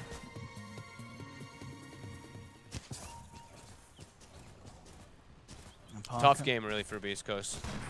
Yeah, can the Medusa carry? Just doesn't feel like it's enough for her alone when she's playing into this Darkseer and everything, too. They just are going to itemize to deal with her at this point, since she's the only one who's having a good game. You can imagine these halberds, if they need to, if they get to that point, the halberds and stuff will start to get queued up for gaming as well, once it gets to that point. Or if it does. Mago just charged all game. This time the Ion Shell is on Tofu. And I tell you what as well, yeah, that was Celery. Well, actually, hold that thought, because here in the jungle, they're going to try and turn this with the double doom. Double doom? It's a good double doom. Straight down onto Celery and Ace. Parker TP's over. Deny. Deny. What? The Dark Troll Summoner. Dude, and I tell you what, Celery, moments before that as well, I think he had one of his creeps over by the secret shot. It sniped the Courier of Parker, catching the Manta recipe. Oh my god. So he took Celery in those moments. He takes away the Manta completion for, puts on hold for 2 minutes, and he's also able to find that deny in the midst of the action. You know, Celery, he's on point. I mean, there's a reason that a lot of people people have bandits and enchanters. He's 6'2" and 12. He not only secures lanes, but does a lot of these cute little plays. And the damage that he did, honestly, he solo killed the Dark Mago almost in that top fight. Holy moly. 9K lead, Parker, he'll get a DD. Might get set up on, though. They're trying to go for Dyrachyo top. Not quite able to have the complete burst. And with the charge onto Sacred, Stinger and Margot, thinking if they could chase this. Parker needs help. Actually done it. The Stone Gaze is there. He's going to be able to step away from the wall, so won't be dragged back into it. His mana starting to fall a little bit low. Get another snake out. Kisses are coming in. Gaming Gladiators, they've got to be careful. Margot's going to be off the mark with the spear. Ace and Celery able to retreat. Quick God's Rebuke to put a stop to the charge across from Tofu. Buying space here for Parker to back off. And will lose the Doom. They lose Stinger, but it does do enough to allow Parker to back away. Can't find it. That was... I don't know. That was really awkward. I feel like I'd have to see this again. What was going on toward top? Well, they were going for Dyrachyo. 3 of them were trying to go for the morph. Okay, so that's why. Because speaking of Dyrachyo, he's actually going to go on again. Wait a second.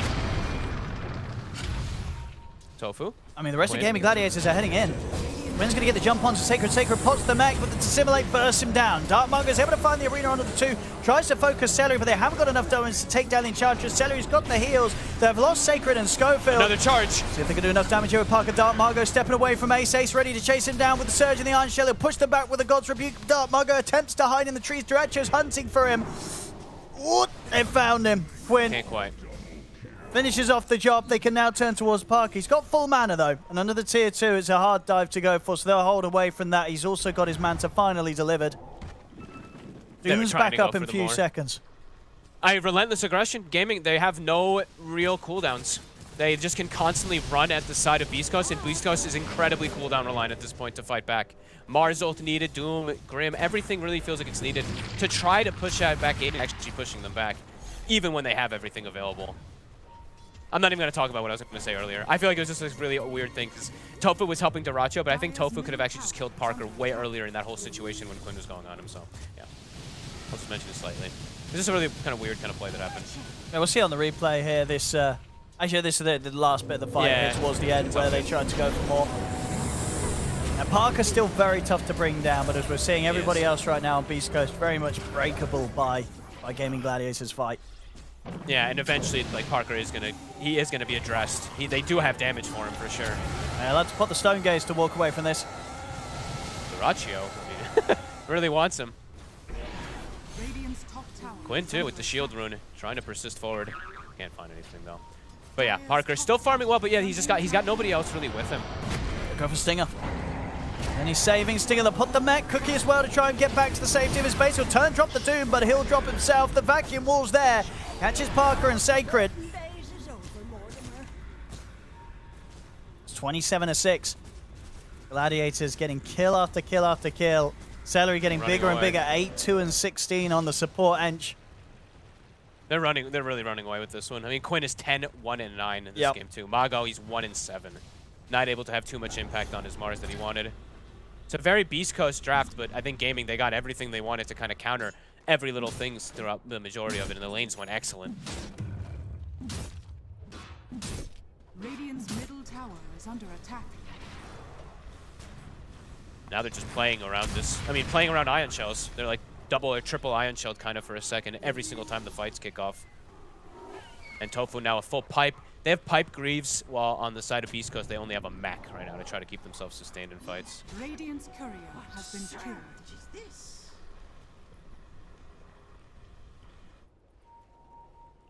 Such deep vision also. Yeah, Gaming. With these last few moments of just setting the lead and this commanding lead, they have vision inside the base and right outside the base too. I mean, literally a base ward and one right outside behind the tier 2 bottom. So they'll get all the information, keeping tabs of pretty much anything that Beastcoast is doing.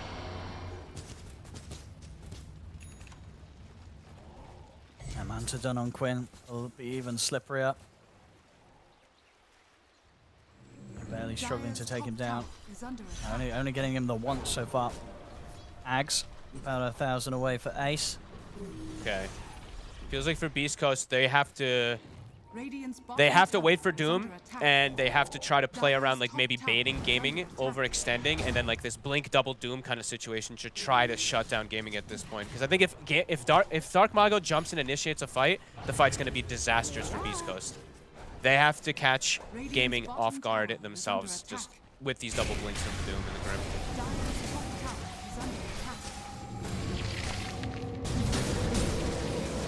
Stinger, you're gonna die.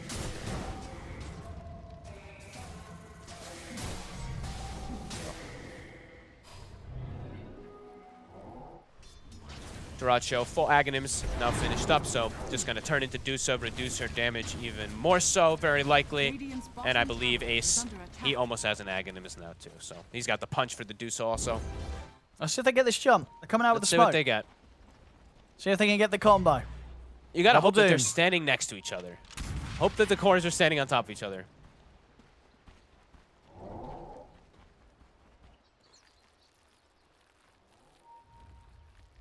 Let's see. Gaming.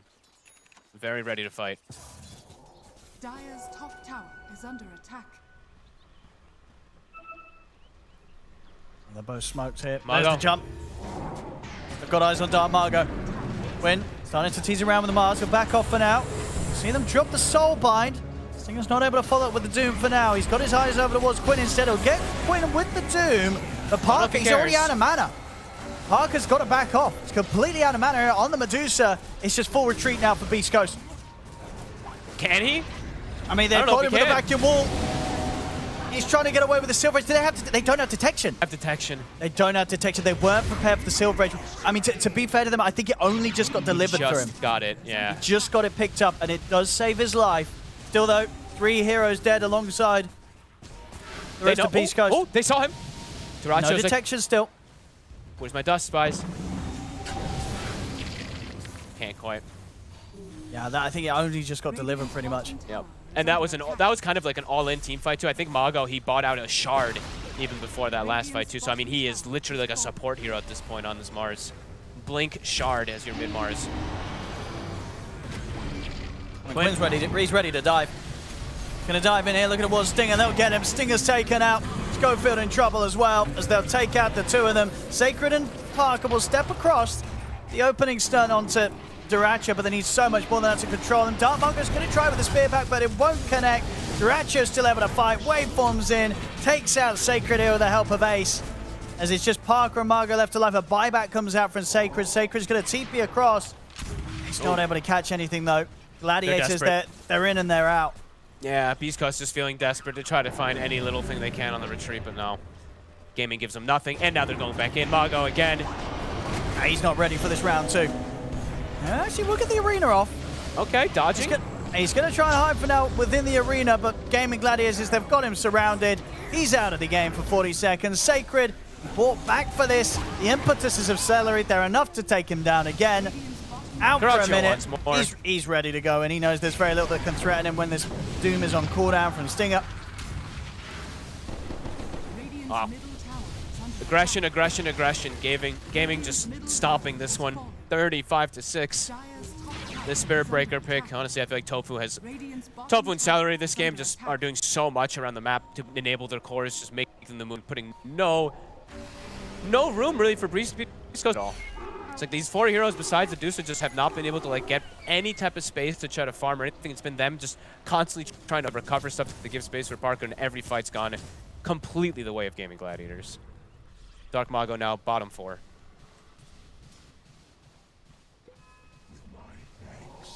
They can force the high ground pretty easy at Gladiators. Oh yeah.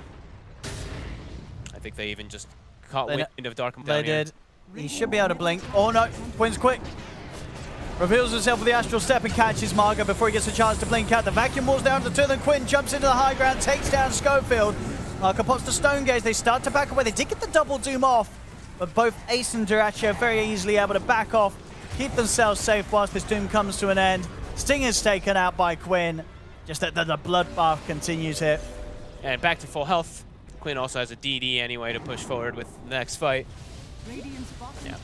That was their combo, that was their everything, and they didn't have any follow-up when it initially went. Another charge. Another kill.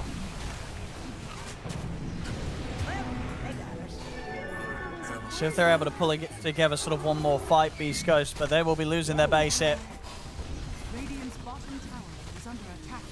25 minutes in, 39-6. Here come the TPs. They're going to try. Back up.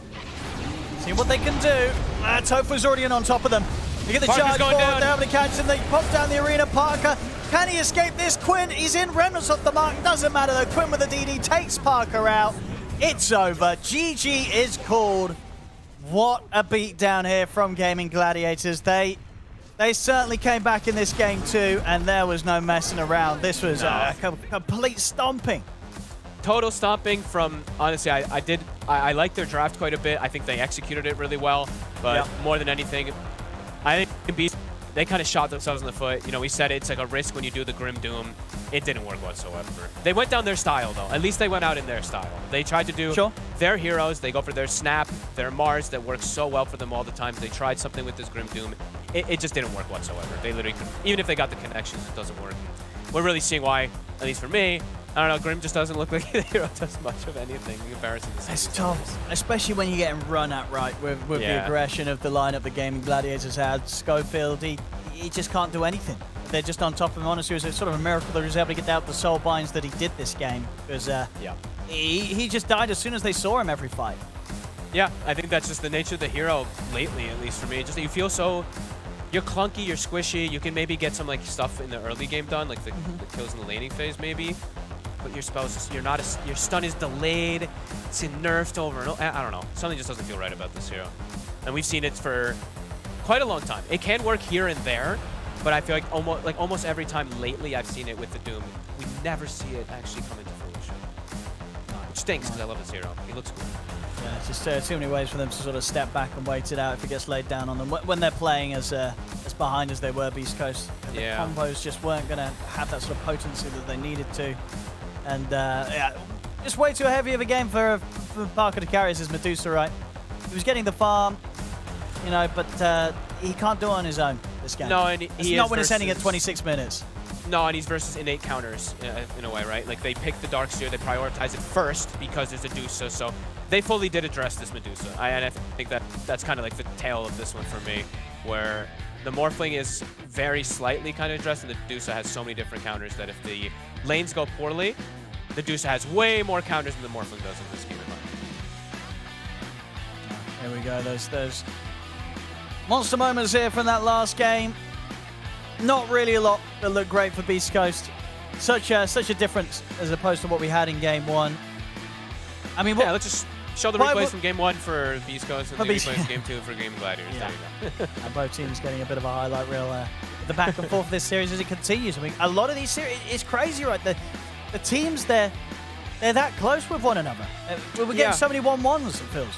I think draft, of course, does play a bit of a part in some of these situations. I know earlier on I did say that I don't think draft's going to matter for some of these matches because they're so... I thought the teams were going to show up a lot better. But I do think it does matter a lot when they do get these type of things. And I think this draft overall, I think you were going to say, like, what made the big difference between this second game and the first one? At least for me, I feel like this draft's just way slower. I want to see Beastcoast playing max 60-second cooldown. I don't want to see 2-minute cooldown heroes. I want to see them playing relentless aggression, because that's, I feel, where they thrive the best. That's where I saw them just play great with this like Rupture that's on a cooldown every 1 minute and stuff like that. I want to see them play like that and play fast and active around the map. Yeah, it did feel like, both Sacred and Dark Marker, they just didn't really get to play their game right. There's off-lane Snap, mid-Mars. They weren't able to get any impact. And Draft shows you saw on your screens there. Yeah, he had a great time. Complete free farm in the safe lane as the Morph. Had a rough game 1 on his CK, but everything back to business for Dracho and the boys here in game 2, Fog. Yeah, but you know what Parker can say to him? I got a rampage and you didn't. I got a rampage for Gaming Gladiators, boys. That is true. Only one of these players walks away from this series with a rampage. And when it's 1-1, maybe you're taking that as the deciding factor. Both teams got to win. One team got a rampage for their carry. Exactly. But no, even with that loss, considering what we had in game 1, I think it's going to be exciting to see Beastcoast moving forward. And Gladiators, even though they have a couple of hiccups, right? They lost the game against Shopify Rebellion, and they lost this one against Beastcoast. But the wins that they do have definitely still feels like that when these guys hit it right, they're the best in the world. Yeah, and then even earlier, right, we had Tundra lose to TSM, so it does feel like, hey, things are still a bit up in the air, and you know what, let's not write off any team. So everybody, let's watch, let's enjoy, and let's all learn together as the game continues to progress and people still continue to learn in this match.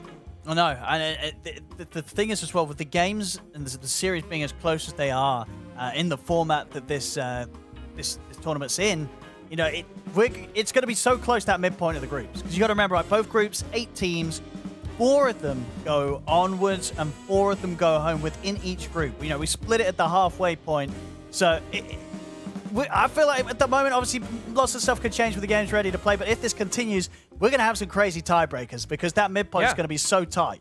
It's crazy tiebreakers, and also a situation where, like, it's like, oh my God, Tundra dropped the game to TSM. That could really matter, It could end up being really oh wait, Tundra's in a tiebreaker to go lower, and get knocked out or something. So yeah, it could have some cool implications. And in terms of what we're going to have in those implications, we can get an idea of how the rest of the day is going to play out. We can look at the schedules for the rest of the day on these streams. So this one is the ones that you'll be able to find here on Dota 2 Ember, Liquid versus Spirit coming up next, followed by Shopify Rebellion and Beastcoast. A quick calls for those 2 games, Folk. What do you make of those? From what I saw today, I think I would give 1-1 at Liquid Spirit, and then I think I'd still... Oh my God, this is so hard to say. I think that's gonna be a really fun one, right? Shopify versus Beast. If Beast Coast can come up with what they came out with in game 1, that could be a crazy series. I'm gonna say, off of today, I'd say 1-1. I think 1-1. Off of normal, I would say 2. I'm gonna go Shopify. I don't know. Okay. I feel like they're gonna fix the mistakes that went on. They're gonna pick some Miracle Shaker and stuff like that, Yeah, I know. I mean, very much things to look forward to. And then obviously on the other streams as well, many, many other games that I hope you're all able to do your best to follow. I'm sure already, I know that guaranteed during the time that we were casting these games, some crazy stuff probably also happened on the other streams. So much Dota 2 to keep up with and follow with. And we've got a glimpse actually of some of the other games that you can expect on those other streams. Over on the main stream, ESL_Dota 2. Evil Geniuses versus Team Secret should be starting pretty shortly over there. And that will be followed by Gaming Gladiators versus Asta. I mean, this is some blockbuster games there, folks. Whoa, Talon 2-0 Liquid. OG beat BetBoom, but BetBoom was 4-0. OG was... Oh, my... These groups are crazy. These groups are nuts. I mean, these groups, everybody's just going to have an even scoreline. Wait, what? I got to go look at these games. What the hell happened? OG beating BetBoom? No way. Damn. I know. Well, let's check the scores elsewhere. Secret LGD 1-1. Okay. I think that's good news for Secret, right? Yeah. They're looking to still come out, get some of these wins with the change up in their roster. Yeah. Asta 9 Pandas. Sure. Yeah, I can see that. Not, these 2 results probably not too surprising, right? 1-1 on both of these. I would overall, I'd favor 9 Pandas. I think they're overall like a bit of a stronger team. I think Aster still has stuff to work on and mesh with Sumail. Like, I mean, such a fresh roster and all that. So I think that's maybe I would expect it not 2-0 for 9 Pandas, but I think it's not too out of the ordinary for the 1-1. And there we go. They took the first game. I believe that Okay. second game probably be going on right now. It may be coming to an end over on ESL_Dota2 Earth.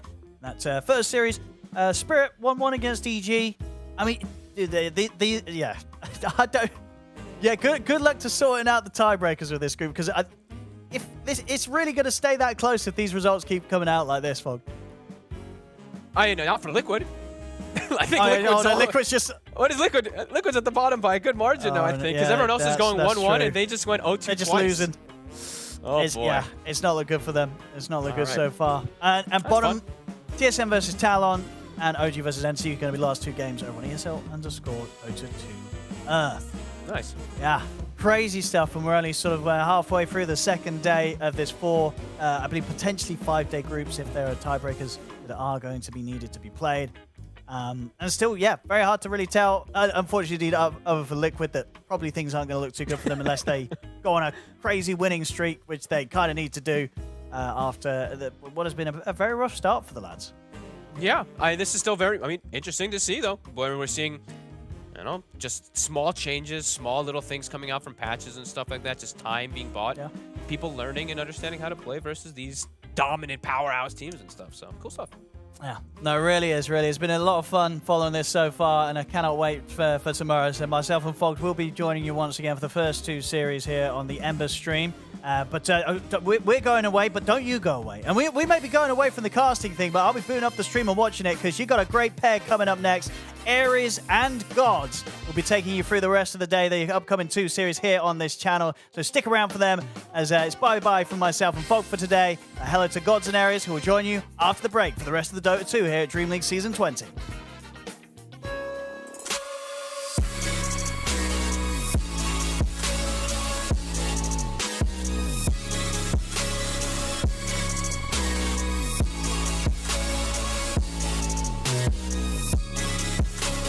You love it, you wear it.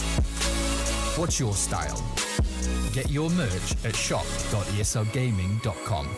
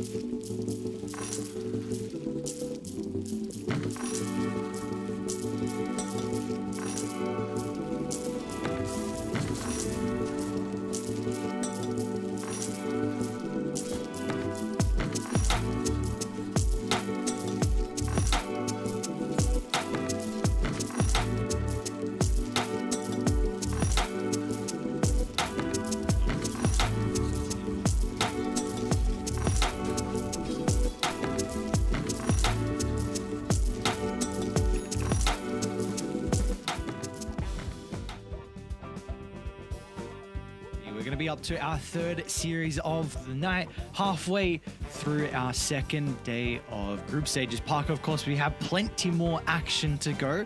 You are excited for the games? Were you able to catch some of the early ones as well? Because I know there was a lot of action going on. Yeah, I was catching, especially some of the games just going on now.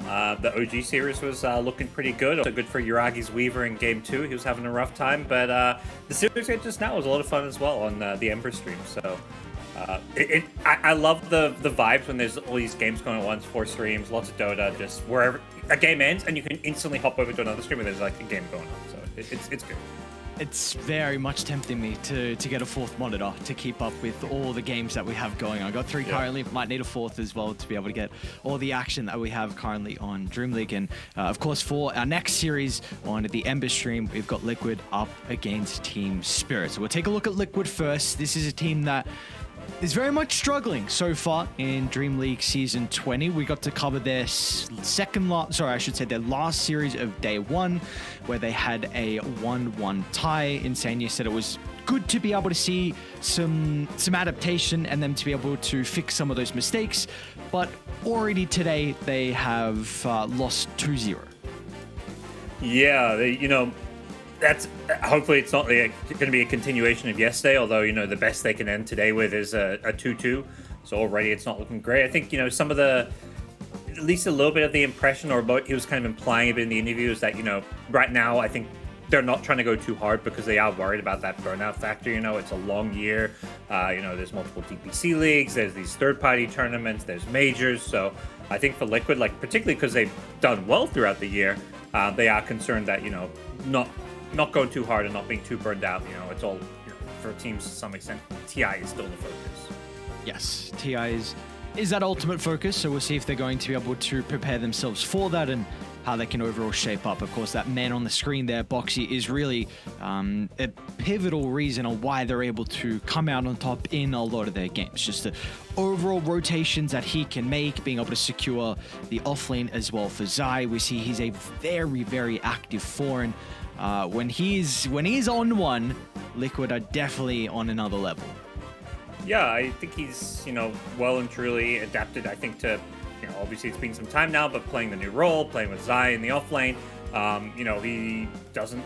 He seems to be in pretty peak form when it comes to his 4 position plays. Like you say, very active when it comes to his play style. I feel like a lot of the 4s are more looking just focus on trying to secure the lane, whereas he's always looking for those openings to go and particularly play around Nisha in mid. He's such a star mid player, can take over games that they love to find those ways to secure his runes, give him a better lane, and Boxy is a big part of that. Yeah, you couldn't ask for a scarier duo to make rotations through the early game. Like when these two are able to play together with very active heroes, they're able to find pickoffs, and they can be a really big terror for the enemy team. Again, unfortunately, we haven't seen that so far for Liquid. So, of course, their opposition, Team Spirit. This is a team I had pretty high expectations heading into DreamLeague Season 20. They were flawless in their region, 7-0. With that being said, though, every single series went Game 3. So they were not consistent, but they did not drop a series, which is kind of crazy in itself. Yeah, it's like is it going 7-0 but losing a game to every team, or I think it was BetBoom who finished second, who are only lost 3 games or something the entire DPC. So there's 2 different ways to look at it. It's a bit concerning that they were dropping games in every series, but I think something about some of the best teams is even when it's not looking pretty in an individual game, or let's say a series, they're versing, let's say, the weakest team in their region in Division 1, they still find a way to get wins. So winning the games and winning the series when you're not playing your best Dota is, to me, always a sign of a top tier team. Yeah. And how better of a way to learn about Team Spirit Dota than hearing it from themselves? Duracho showed himself. He's gonna get one. He's gonna get one shot. Do it! Yeah! Oh, that feels so good to me. I'm Yatara. I'm playing for Team Spirit on carry role. So my nickname is Mira. I play for Team Spirit, position 4. I will describe my team. Friendship and not letting it affect work. Impermanence. carefully. Ball back for this fight. 23 points for the BK. Close the gap on a collapse. But indeed, it's right underneath the nose of the Ursa. That was a big mistake. As Yatoro takes out another and he's ready for more. But Kono also gone. And that's the dieback from him. Team Spirit taking this team fight. I think our challenge playing in Dota, no matter what, like no matter which problems we get in the last years because of war and all of the stuff. And also we have to find new motivation to play better. See if he can get Mirror as well, but back up to collapse. He's ever going to do him down onto 23. And Yatoro will happily sit at the side and start shooting them down here as the Drow. 4 dead on Talon. I think our goal on this Dream League it's like being top 3, top 1. I think we play much faster, much better now. So we have good chances to make it to top 3. I think our team is top 1, like in our region. We got big issues in the previous leagues. OG, they just controlled too much of the map. Team Spirit, they missed a couple windows that they had, and now they're getting dove into their base. But I think now we try to fix it, and we are progressing, and I like it. And I think we are top 1, yeah. Go watch our games on the Dream League. We hope we're gonna do some good performance. We heard from Yatoro and Mira themselves. A lot of high expectations for Dream League Season 20. Top 3, potentially even first as well. And definitely with how they're able to perform again at their region, there is a lot of promising signs for this team. Yeah, I mean, they've got the confidence back. You hear them saying, we're top 1 in our region. Obviously, they have the title to kind of back that claim up, having finished first in the most recent DPC season. But it is a region that's getting more and more competitive. I feel like with the roster shakeup after the TI win, you now got Bet Boom as well as 9 Pandas as really tough competition in the Eastern European region. But Spirit, it seems like they've really found their form, and I'm curious to see if they can try to translate that here to now kind of the bigger international competition. Very similar to Liquid, Boxy is a catalyst for them, but for Spirit, it is often Mira as well on the position 4 in pretty much the same role. A lot of the playmaking that they're able to get out of him, very unique as well, that Mira pretty much only plays ranged heroes. You'll get the occasional Clockwork, the occasional Spirit Breaker, but he is your classic position 4, solely goes for those ranged heroes. Yeah, like it's honestly like kind of fun and refreshing seeing some of these players because this. I mean, obviously not every 4 can play this way, but he loves busting out like a Dark Willow if it's the right game for it. The Mirana, he has some of those like kind of unique signature heroes of his that he's just really excels on, and it gives them this kind of clear identity about how they want their offlane to function. Like often it is that kind of tanky melee hero, like a Tide Hunter or something. Spirit Breakers. They'll get those kind of classic 3s, and then just give this ability to Mira to just throw a ton of spells, dish out a lot of damage, and even be this like scaling presence when it comes to the mid to late game. And they also get that presence out of Yatoro as well, which I had the opportunity to cover Eastern Europe for 2 or 3 for the Division 1, and it might be a bit too much to say, but I think Yatoro is very, very close to his form at TI 10. They are often making sure they give him last pick when they have the 24th pick. They'll prioritize his hero pool. We saw it the same at TI on that run where this man has one of the most diverse hero pools that anyone has out there, and he has often put the team on his back and got them over the finish line. So is Yatoro going to be able to do it in this series? They often really like going for a Batrider opener. Tech is there as well for Mira, or they'll fall back on the Pugna and the Storm. Seems like they're enjoying picking Lyle's healer up very early on and going from there, and again just letting Yatoro do Yatoro things. Yeah, and it's, I think, a good point to bring up that Pugna Storm, because that's something that Liquid's now gone for a couple times as well. In the game they won yesterday, but also they tried to bust out again today, perhaps because, they started off with a loss. They're like, okay, let's go back to Pugna Storm. So something that could be kind of contested here in the series today.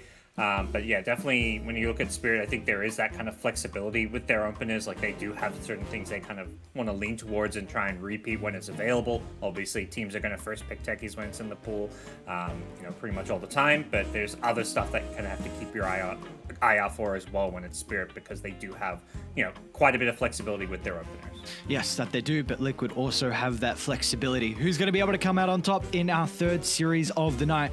We'll have to find out after a quick break.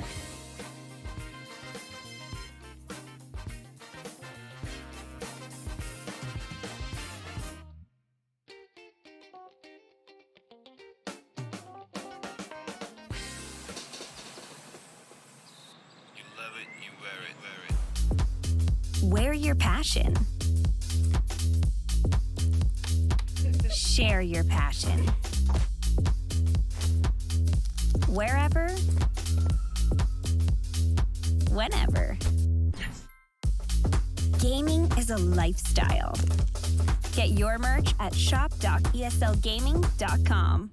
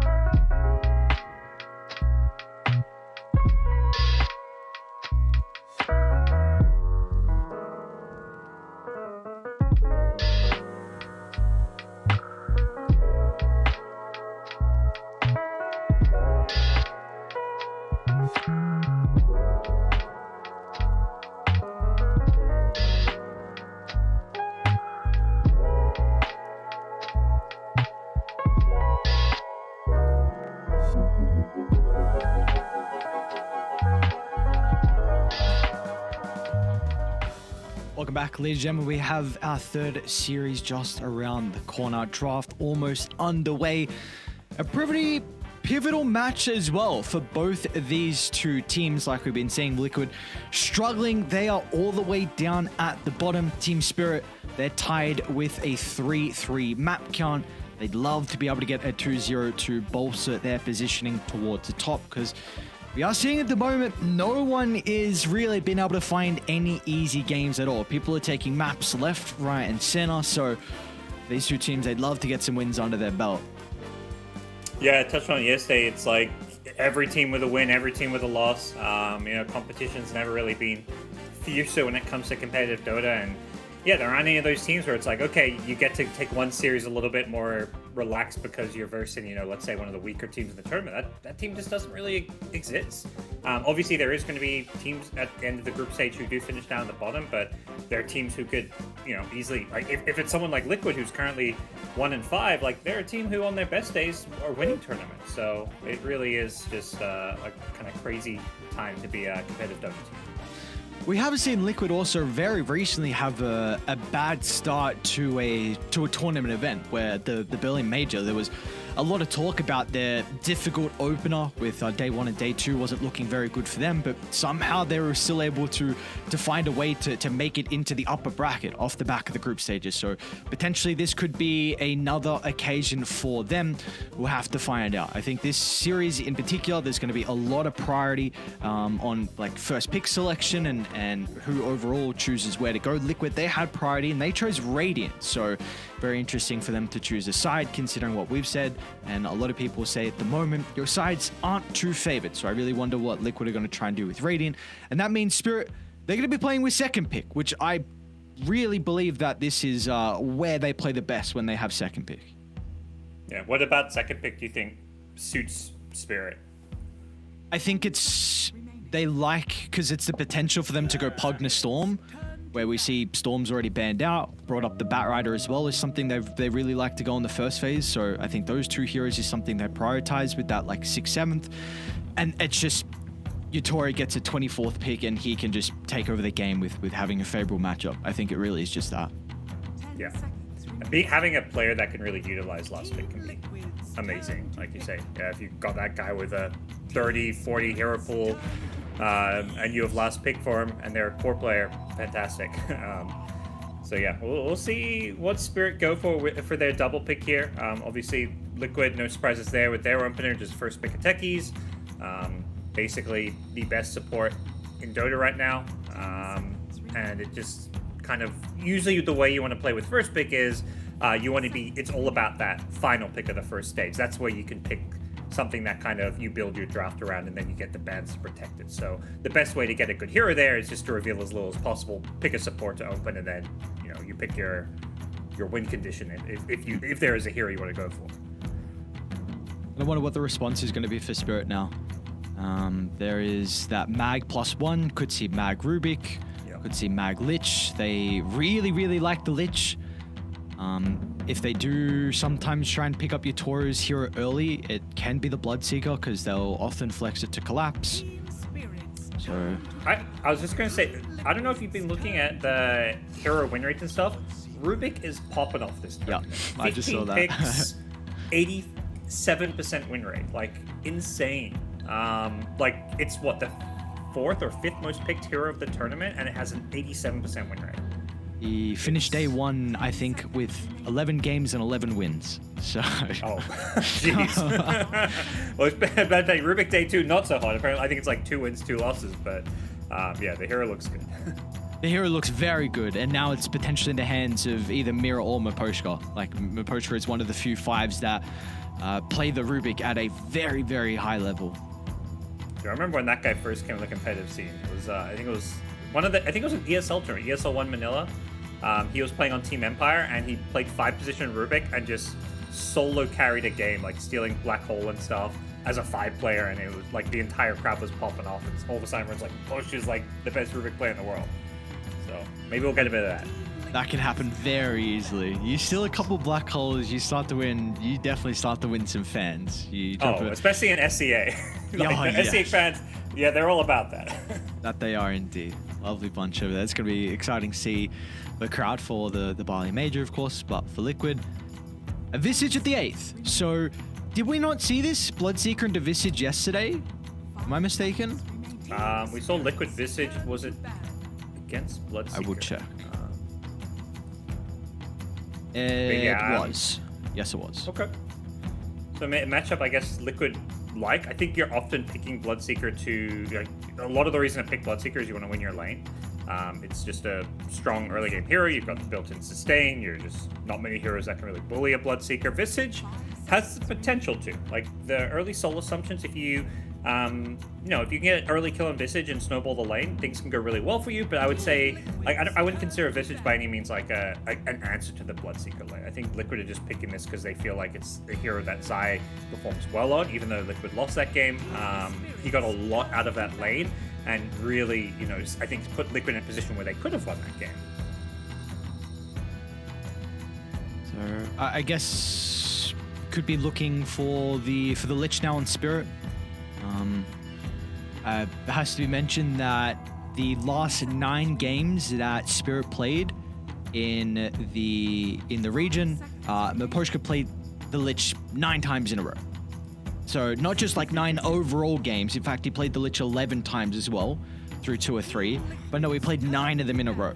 So they have a very, very high value on this hero. They will often pick it in the 8th pick as well to close out the first phase, which, like you just said before, is really your most important pick of the draft when you have first pick. So they really prioritize this hero. They love it with the Bloodseeker.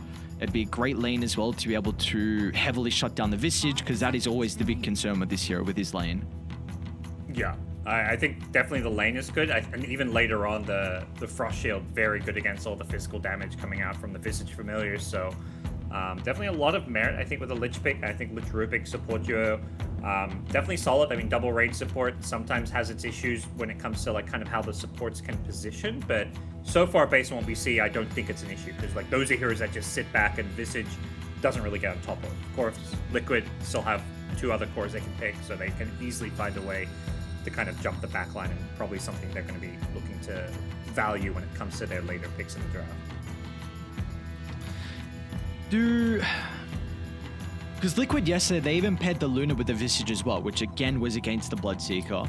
Is this something that they could be considering for the later phase of this draft? Because it's obviously something they have priority on. It didn't look the greatest versus the Bloodseeker though, so I don't know if there was just some other circumstances that happened in that game to make it not too favorable. I think the Luna pick looked pretty weak that game, especially against Bloodseeker. Like you do not like being ruptured as a Luna. Even though that game, I think it was Nisha's Void Spirit getting ruptured a lot. It's a pretty tough matchup. I think they were kind of going for this idea of, hey, we have Luna Visage, we'll just kind of snowball the game and push everything. But with that said, maybe it's doable. A lot of the issues that game I think came from like the Death Prophet and the fact that EG had a ton of tempo. So I think if depending on what Spirit picks, it may become viable. But like I think right now, like I don't think you can be planning to pick a Luna if you're Liquid right now until you see more from Team Spirit. Spirit's turn to pick. Like the Spirit Breaker Ben would of course afford a pair with the Visage, which again we've seen a decent chunk so far through Dream League. Of course there is still that flexibility with the techies to be played from Insania or Boxy, but I think more than likely you're going to be looking for at least that melee range, so Spirit Breaker is definitely one of the better ones. Yeah, and Visage doesn't give you like that body that can kind of start a fight, run in, which, you're a 5 position as a Spirit Breaker, or even a 4 position, or however you want to play it.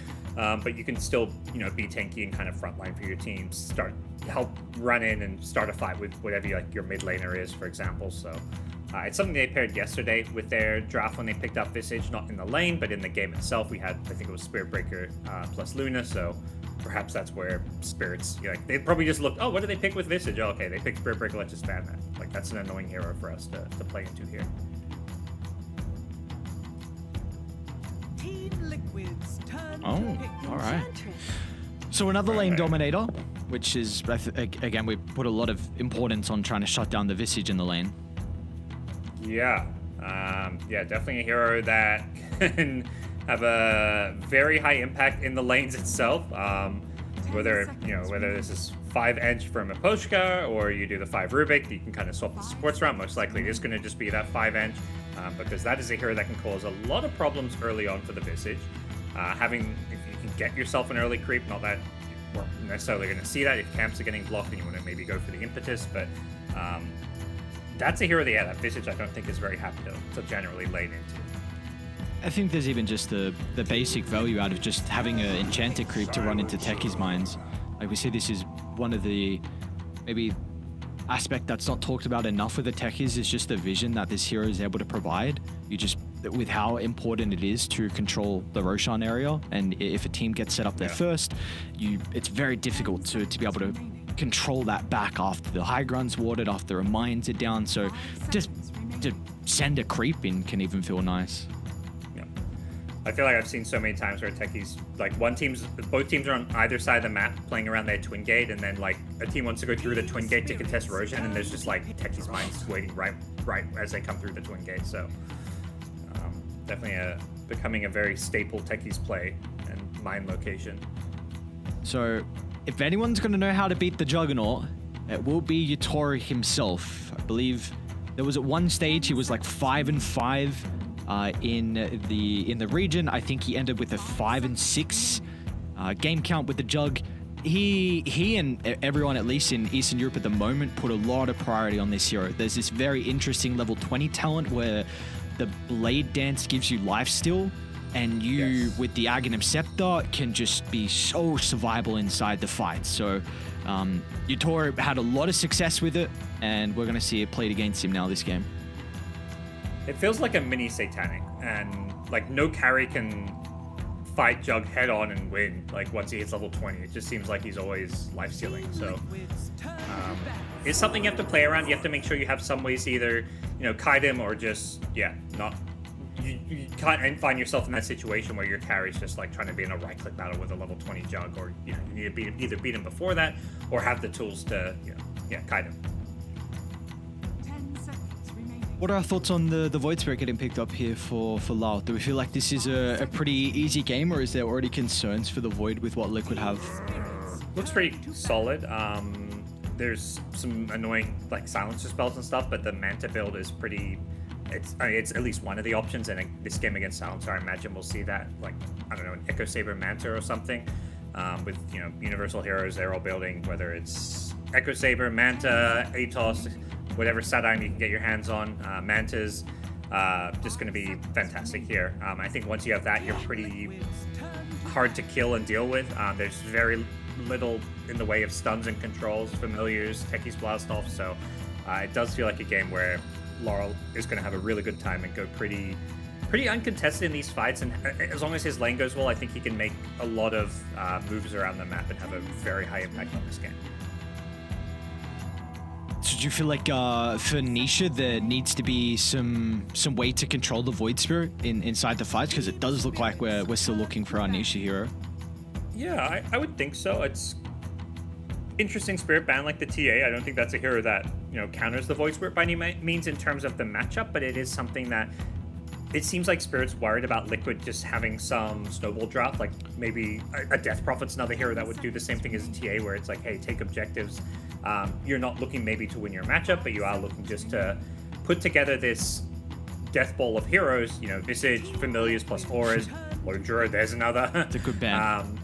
Yes, against Team Liquid of all teams, it is a good ban, even these days with no more Matu. But yeah, it seems like the thing they're most worried about is actually defending their towers, because if you look at Spirit, they actually don't have really any way to easily clear waves. Like Rubik's their best lane clear right now and tower defense, which is not a good sign. Void Spirit and Bloodseeker are not really the best heroes for it. Liquid's even banning those classic offlaners that sit in front of a tower to defend them. You're tied in your axe, so. Oh, I wish I said it. Oh my god. Sorry, I was talking too much. No, you weren't. I just wasn't gonna say it because I really didn't think Nisha would play it. Sorry, continue your point. But yeah, it seems like what Liquid were worried about is these heroes that can just defend towers. So Spirit's like, hey, we gotta ban these heroes that push, just snowball through our buildings. So that seemed to be the approach for both teams. But instead, it's a Marcy, which is a completely different direction. Yes. What do you like about Marcy? Yeah. I'll wait just a second because I want to see what they give Collapse, and we have an offlane Wyvern that looks like a pretty goddamn good Wyvern pick. I have some concerns on how the lane's going to go with the double ranged. Maybe you put the Enchantress there if they feel like she'll make the lane a little bit more bearable for the Wyvern. I suppose depending where you are, you can always fly like over a cliff or down a cliff to get away from the Blade Fury. I do think that's a lane that Mickey should still be able to get a decent chunk of farm, but as the game goes on, this looks like a great Wyvern game. You've got Cold Embrace and Curse for the Visage and the Jug, even for the Marcy as well. They are not going to be able to get on top of it at all, so I'm a big fan of this Wyvern. I'm just a bit concerned on how it's going to shape up in the lane. Yeah, and I think at least the positive for that lane is it's Jug not laning with like a real slower stun. Arcane Curse 10% slower. It's like it may be enough for Jug to get on top of the Blade Fury, and Wyvern isn't the most nimble of heroes, but I do think these heroes should do okay. But it's a lane matchup that can be very volatile. If you mess up, Jug gets on top of you, you can melt.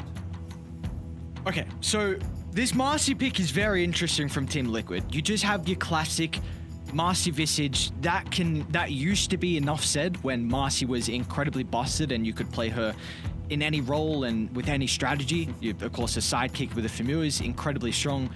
There has been a rise in popularity in Europe with a mid-Marcy rushing Scepter. Now, you can go for it a little bit later, maybe like second item, but the pulse with the silence you get, not only from your Unleash, but when you activate every spell, makes it super difficult to take team fights into. And I think you should have a pretty good time versus the Void Spirit as well in the lane. You've got a decent chunk of damage with the sidekick, which a lot of people currently have issues actually being able to CS versus the Void Spirit, of course, being universal.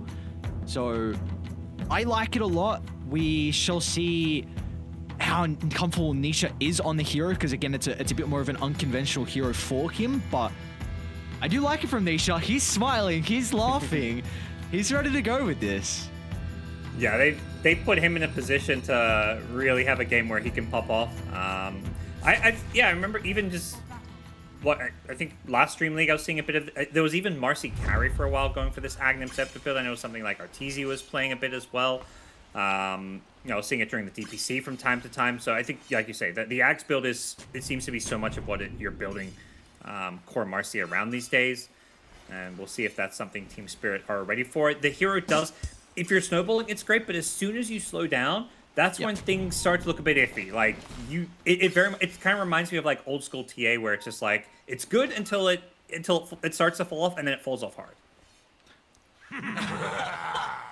Yeah, no, I wonder how that scaling will go this game, because of course there's always going to be value with the sidekick for Mickey and with the towers with the birds, but again with this Wyvern last pick, it really stops a lot of the damage. They do not have a lot of magical for Liquid, so I think the supports this game, like the warding from your unboxing needs to be exceptional to be able to catch out the Winter Wyvern first, because if they don't, Collapse will every single fight be able to counter initiate and just stop their attempts straight away. And I do think, a lot of what I was seeing in the past was more of the carry Marcy, but like you say, playing in the mid lane, you're not like the hero that everyone's looking to carry the game. Well, that's all. Miposhka mid. Oh, they're going to go for him. Nisha doesn't catch up with the rebound. Miposhka with the level up, and the Nature's Attendance will not go down. Very close. They do get the D-ward though. Nice read of Miposhka being in the river and was able to get a glimpse of them, so ran down to the south, so it sets up for the D-ward there, and it does look like we get a 2-for-2 with the bounties. Yep. It did force out a level 1 Nature's Attendant, and yeah, now he is dead. So, alright, there you go. Yeah, first blood. I mean, they'll be able to D-ward. You saw the ping come out straight away as soon as Miposhka died, so that would be a D-ward for him as well. Who got it? Was it Boxy? Yeah, alright, Boxy gets first blood. But nice start, good job. Like, just great level 1 movements. It's always interesting to see, particularly on this new patch, how teams approach the level 1 smoke out, get wards down in Liquid, get a ward down mid on the high ground, get a ward in the enemy jungle, find a first blood, and give themselves an advantage in the lanes with a nice kind of level move there to get them really good presence on the map. Ah, Marcy's Universal. Very cool. Another one. Indeed. What do you know? Why is core Marcy good? Oh yeah, the universal hero. Okay. So I mean, we've seen a lot of, again, it doesn't matter what hero you are, as long as you're universal, you are getting attempted to play as a core. And I wonder if people might start to try it as a carry, like go back to what you said, which is something that we were seeing a couple months ago. I have to imagine people have already experimented with it, and if it doesn't feel the greatest, why we're not seeing it as much and kind of just only in that mid lane. Yeah. As much as like universal heroes get all this like crazy efficient damage, I do think they're more suited to not being carries. So I think they're more suited to be played in like the mid and the off lane and stuff. Like if you look at where most of the universal heroes, like they don't carry as hard as like, you know, your classic agi heroes still. Like if you want a real carry, you pick, you know, your Jug, he's an agi hero. Your Bloodseeker, he's an agi hero. So what makes universal heroes is strong is like when you're played in the other core roles, because a lot of the items you get are these like, you know, you get all 3 stats, so they're more utility items. So playing in the mid and the offlane is, like, in my opinion, where some of these universal heroes are more suited. And it seems like we get to see the scaling from those roles as well. Like sometimes there can be some issues with like mid and off laners not being able to have too much impact into late game. But if you have a Void Spirit that can just easily kill a support, a Magnus from the off lane that can find pickoffs with the Harpoon, that is enough said. I mean, there's always that thing in Dota where you want to try and tick off as many boxes as you can, right? You know, stuns, team fight, tower taking. Late game and scaling is a very big one as well, because teams are so goddamn good now that you know how to slow down the game and try and stop one team from hitting their timing. A lot of fighting up top. They were trying to both contest the Lotus there, which Utoro managed to just get before the blast off. He did have a 10-1 stick that he managed to heal himself up on, but have to be careful here. The Visage starting to get some levels here. Triple mango, so those soul assumptions are something you really have to respect in this lane. Yeah, I'm very impressed with how well they're actually doing this top lane. It seems like with the constant spam, Zai and Boxy, both these heroes have great right-click damage, so the moment with them being able to play their distance away from the Bloodseeker, away from the Enchantress, it probably helps out. Like all the other lanes are not weak as well. And maybe that's where some of the value from the Juggernaut comes, with the healing ward just can keep himself and Insania both healthy. Well, and I think the other big thing was what happened level 1. You're up. Gonna get chased down with the Blade Fury. Tries to turn around a spiteful blood grenade, but Insania with already a point in the glaives gets some stolen wisdom. Yeah, nice start for the bottom lane. You kind of mentioned this could be a lane that can be tricky. If Jug gets on top of you, you've got 2 points in the Arcane Curse, so that's slow. I laughed at it at 10% movement speed slow. It's now 15%, so this helps out a little bit for Jug to get in close to finish off some of those kills.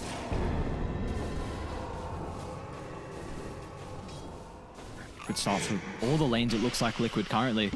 Nisha is bodying mid, 25 and 7 compared to the 19 and 6. Maybe not bodying, top lane, yeah, Zai. They just chase him down. All right.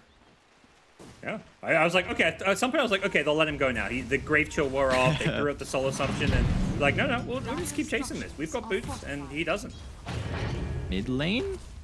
Is Lal in trouble? Boxes has already used the blast off of that previous kill. It might not matter though. Lal's gonna need a TP to come out from a Poshka, but it's gonna be too late. Nisha might still go down, but it's just the tower that's really the main damage source currently, so what a start for Liquid. Yeah, Boxy's techie has been huge. 3-0 and 1. He, you know, go back to a lot of the top lane dominance. Just getting that first blood on the techies just gives them that extra bit of regen, that extra gold to play around the lane with, and also Enchantress having level 1 heal made this top lane so much weaker on the Team Spirit side. And you know, I mentioned a lot of the reason you often first pick Bloodseekers to win the lane, and they're not winning that top lane. No, they're not, and I feel like this lane's only going to get more difficult now. As once you get towards the ultimate here from Zai, may even potentially have Marcy to rotate early to help shove Utoro into the jungle, and the Bloodseeker is someone who does not farm fast at all. We're going to see Utoro a little bit of danger, maybe just trying to stop some of the farm, bring him down to a low health pool where he can't continue to play the lane. Or though, raindrops along with a stick, just keeping him alive. Meanwhile, it's mid though. Early level 6 coming out from Nisha. With the help of the damage from the Unleash, they should be able to get the kill, but both supports Spirit there in the nick of time. Lal will still go down. Can they avenge his death? Insania Looks like he's going to be okay. Another stomp up in a couple of seconds, though. Miposhka just out of range with the Centaur. Yeah, too much move speed on this Silencer, who finds another kill. So some more installin, and Insane is a happy camper. Yeah, and he got, what, solo XP, I guess, for that kill, so I guess that makes sense, but nice, honestly, nice job by Spirit there. They kind of wreck Rebels having top lane, though. They're going in on Yatoro. Blastoff gets him incredibly low. Woo. The raindrop saved his life. I mean, that's like rule number 1 against Visage, is buy a raindrop. But back to mid, saves his life, but it's a rough lane. Guy from Spirit, both their supports still hanging around. Nice telekinesis from Mira. As soon as Nisha tries to get some distance away, he might be okay still. Lacking some of the damage as Nisha, with the early stats, 1100 health, and they will not be able to go through that all. And they're really committed to this mid lane. Like, the initial play there where they kind of baited Nisha's level 6 and kill him was fantastic. Now they're trying to, you know, play around the siege wagon where they can try and get an early tier 1 tower with the Ench creep here. But they need to make it. Not getting this tower here would be pretty bad for them, given that they put all this resources. Jump over the top. Nisha's in some danger. Boxy's going to try and protect him. It'll be an exchange, but of course, Spirit very happy with that. Once again, Nisha goes down. It might get the tower low. Is he going to tick out? No, okay. He's chilling. He's chilling. Yeah. Ooh. Very close, though. Senior just walks up, gets the high ground D ward, and yeah, that tower mid, they don't actively. It's deny range, so I've got to imagine they'll deny it in just a second here. At least not give Spirit a chance to come poke at it. Looks like they'll get the kill onto Miposhka as well, after being able to pick up the rune for Nisha. So nicely done. Good placement of the ward from Liquid. Let's see what Nisha wants to do with the haste. I'd like to see him prioritize top. Zai's even drawn a circle around. Collapse is so ready, right though. Now. Yeah. Playing around this top lane would be, I think, yeah, the best thing you can do if you're Nisha. Or just Liquid in general. They saw. Collapse tried to move on over through the gate. They got a glimpse of him underneath the Watcher. Collapse will straight away go down to bottom. And now without the Winter Wyvern here, I don't think he's going to be able to continue to play with the Bloodseeker. So he wants to go bottom, but doesn't look like he's required to get the kill. Mickey tries to play with the Blade Fury, but Yatoro comes in, not even required yet. Collapse was able to bring him down in the end. So very nicely done. Both sides kind of mirror the same move across the map. Again, Radiant wanted to try and slow down Yatoro top, and what Spirit, they wanted to try and slow down Mickey bottom. He did use the Rupture, perhaps a bit of overkill there, so gonna have to wait a minute before he's got another Rupture to play around, but yeah, Laurel. Gets a little bit lucky with the Centaur. That stun, is it going to be enough to keep him alive? A 9-minute global silence. That's what they need, a little bit extra control to help them bring down with the Void Spirit. Third death of the game for Lal as well. Yeah, Sania's huge on this Silencer, has arcane boots and everything, so support gold making a big difference here, and they're not done. They've now found their way into the Wyvern top. They'll be rewarded for this attempt on Liquid. So a couple kills, couple core kills as well, importantly. Insane is loving life, dude. Both the supports, high level, lot of intel. And let's see what he's going to be able to do with some of the gold that he's able to pick up at this early stage too. Yeah, I mean, I often joke about in the past, I remember like Insania like kind of kill stealing and stuff on his Rubik and whatnot, but this is a Silencer. He's just right clicking them. Like, it's not like trying to steal these kills. He's just happening to be getting all these last hits, so a very fast Silencer all of a sudden with 10 permanent install, and not something to completely scoff at here when it comes to the mid game. And yeah, Spirit, the big problem right now is just dealing with this Visage lane. He's got the early phylactery, so anybody coming near him, like that Grave Chill just has this huge extra nuke attached to it that is just gonna completely melt you. So if they want to address this Visage, they need to bring like several heroes up there, and you may just be better off playing Ultra on the map. Yeah. Look back at some of the kills that we've had so far early on from Liquid and just their smooth rotations across the map. And when this team is rolling, a lot of that is off the back of some of the supports and how active they're able to get. So good stuff for them. We will get back underway here. One interesting thing, like you just mentioned the phylactery build on Zai. Yesterday we didn't see him go down that route. He kind of went for the different build that we're seeing at the moment with the Visage. I mean, that game didn't go too long, so we didn't see it develop too far. But it was the Solar Crest, sorry, it was the Vlad's drums into Solar. So I really wonder when you go what kind of item build for the Visage. Yeah, I'm not entirely. Definitely Phylactery is one of these items. It's only good as a first item. Like if you own Phylactery, you have to rush it because it's like the damage is great when you first get it, like a 150 damage nuke, but it falls off very quickly.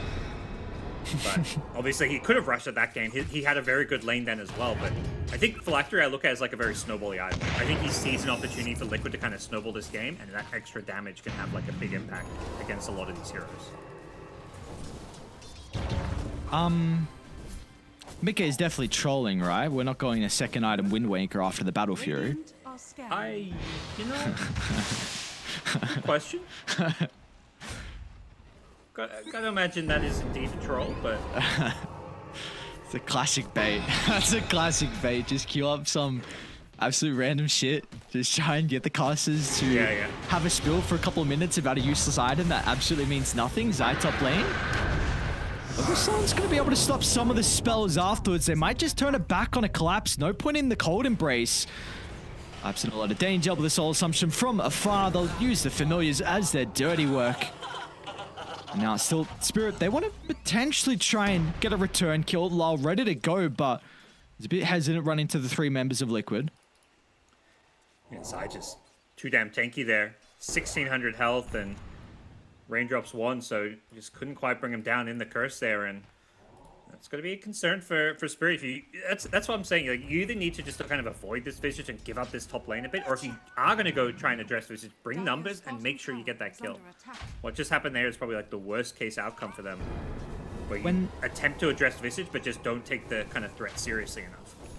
When do we feel like the Visage is looking to leave this top lane and potentially maybe take mid or bottom tower? I mean, I don't think it's probably going to come down to, I guess, when the team feels like some of the other cores have hit like a big item timing. But I think for the most part, if you're Liquid, you're rotating like towards the Visage. Heroes like Marcy want to be the ones making the move. Visage is just not like a natural rotator. But I think if you're Visage, the cue to leave top lane is that, hey, they bring too many heroes, I can't stick around, I'll go mid maybe. But even while like you can see here, Liquid are pressuring mid with 3 heroes, 2 supports behind Nisha, but they're still keeping the Visage around the top lane, although now he does twin gate towards bottom. It's like they do want to defend bottom tower. Maybe anticipating that Spirit are trying to slow down Mickey down bottom with the Battle Fury completed. Would love to be able to find his free farm across the map, and it looks like a kill is going to be able to give him that bonus gold as well. Might even be able to get the healing water as well. Get some further injection. Mirror's making him work for it. Even Niche is going to wrap all the way around. So all of a sudden, Liquid, they got 5 heroes bottom. So screw mid. Who needs that? Let's go for bottom instead.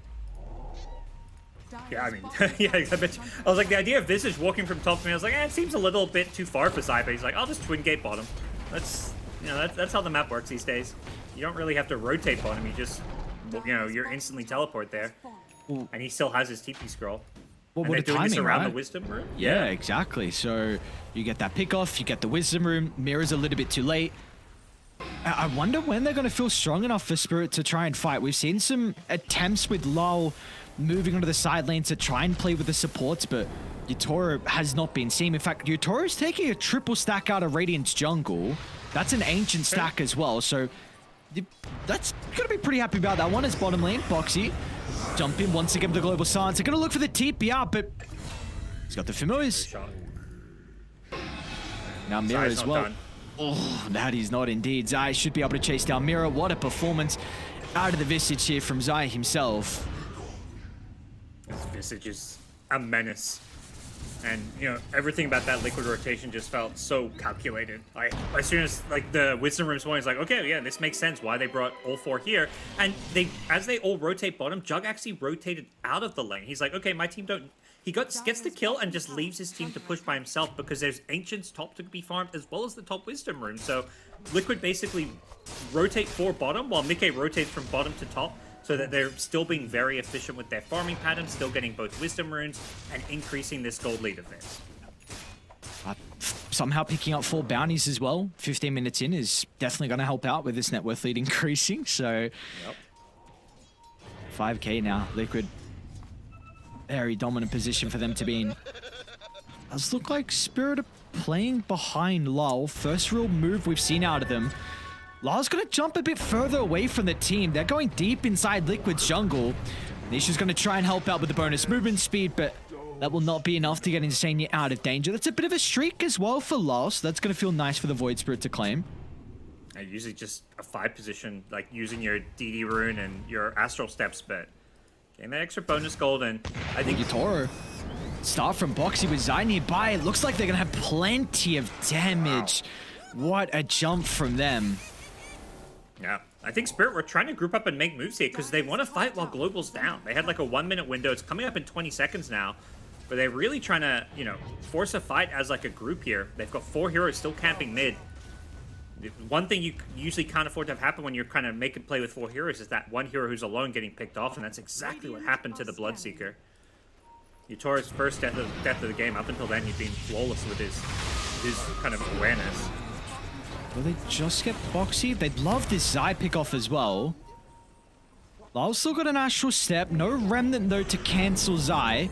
It's now going to be back up, and with Mira tossing him over, they're even going to use the Global Silence. The reinforcements, they're starting to come. If Zai can live long enough, they're going to be in with the Omni Slash, and then with the turnaround. Finally, Mickey feels strong enough to show up to the fight, but it's not going to matter. Zai, he'll still be killed off, and now with the backline, Winter's Curse used. They're going to change Maposhka inside the river, though, so Liquid looking to completely leave Nisha alone, but Nisha needs no assistance. Somehow he's able to get out of danger. Spirit, they're lacking the stun, so the Marcy shrugs off the damage, walks away in the river, and Liquid, in the end, make it a pretty decent fight. It's a 1-for-1, but it looked like it could have been so much worse. This actually, well, maybe it will be even much better for them. Again, this Observer Ward inside Radiant's own jungle. They're going to catch our Collapse, where we saw the kill prior onto Yatoro. And now they might even be able to get Mira as well. Nisha, you get a glimpse of the Rubik. Zanya's going to drop the Observe Ward as well. Looks like it's still going to be a tricky kill for them to find. Nisha's going to need a target to be able to jump off. He juke through the trees, goes for the straight TP out, and they won't be able to stop it. Spirit do manage to cut their losses a bit, but another power rune coming up, and Liquid looking to secure that down here in the bottom river.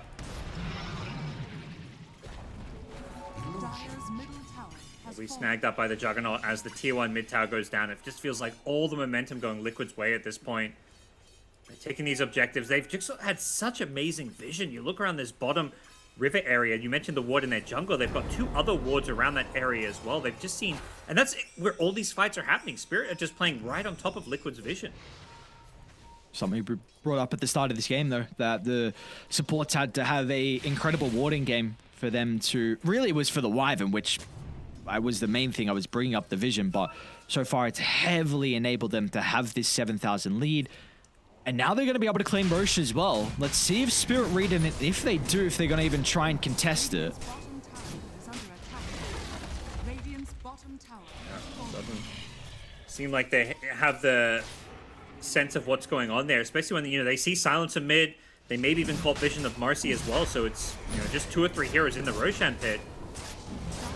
Spirit just have other ideas to get out on the map here and not fight into that global silence. Marcy having just picked up an Axe Scepter is a huge threat as well if you take a team fight around that Roshan pit, so even if Spirit knew this is going on, I'm not sure they could do anything about it. They go to bottom? What's the call? Maybe tier 2 time. I mean, the creep wave is right in front of that potential objective for them.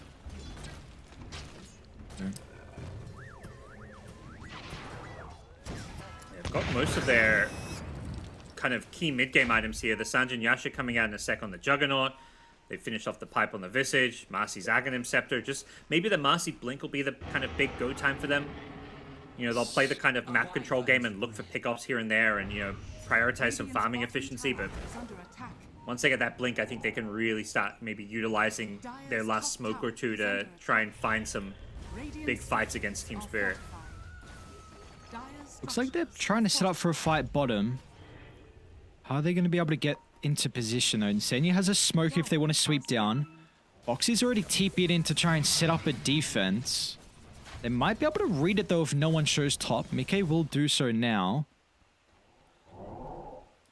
Boxy kind of posturing very defensively, almost pretending like, okay, it's just me down here. I'm not really trying to defend. Like, asking to be gone on. Here comes Zai.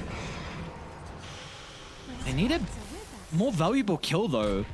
Lal will duck off in the trees. It looks like Niche is scouting. I mean, still Miposhka. He's just gonna... Wait, no way. Is he gonna be able to TP up Miposhka? They know where Lal is, though. They've got Lal with the Ag Silence. Any more ultimate charges? Oh, they're even gonna use the Global Silence. He'll try and TP Nisha. Does he have the damage? He doesn't. I mean, that is a huge sequence of events there from Team Spirit. You use the global, everyone rotates down to bottom. They don't even take the T2 tower top as well, so this is game continuing to get delayed slightly from Spirit. Yeah, that was a really kind of clutch escape there coming out from Spirit. Laurel just barely getting away from the Marcy, and yeah, that was a lot of time invested by Liquid. They were kind of, you know, just playing that game of cat and mouse, chasing around Spirit, who managed to just somehow get away without a single death. And this is, you know, valuable Aegis time. It is still Liquid who's scaling very well here, so I don't really feel like Liquid's draft is necessarily on a timer. But Spirit are going to bounce back. They want to fight. Global's down. He's got the shield rune activated. Oh, they're just going to rip it apart. And soon his health will follow as well. That's a great pick-off to bring down. Can they get any more, though? Boxy should be able to escape, and Zai also will make it away. Much like Spirit did to them, they just get out, try and cut their losses a bit. We're going to maybe lose these familiars here. It wasn't a resummon for Zai, so a couple hundred extra gold going the way of Team Spirit here, who have put themselves in a position where, you know, I mean, these mid-game fights are very winnable for them if they can land their spells. Like, you know, particularly I think the Winter's Curse and what that can bring to the table against Visage, against Juggernaut. And then you combine, you know, the damage output of a Bloodseeker who's now going to BKB. These mid-game fights definitely are not going to be as straightforward as you'd maybe hope for Liquid. Once they get that Jug level 20, I think that's a huge power spike for them, but they still got quite a bit of a ways to go to get there. Are we expecting them, though, to look to get much use out of this remaining Aegis on Mickey with the Global Silence being back up now? I think they can like force the issue and get like a ton of map control out of it. Like they can basically just like take over whatever area of the map they want because Spirit can't really take a fight. But I just don't think they're set up to like force the issue by like going high ground or anything. And, you know, they're gonna come top, take over the entire Dire jungle. But if you're Spirit, you're like, okay, we'll let them do that and we'll play around bottom. But like that move, I don't think they can do a repeat of what we saw bottom, especially after it kind of backfired. I think, you know, they're just going to be, as we see now, just playing the kind of map control, farming efficiency. Maybe at most they're going to get this tier 2 mid tower, or at least get a chance to poke at it with the Visage. Can they poke easily?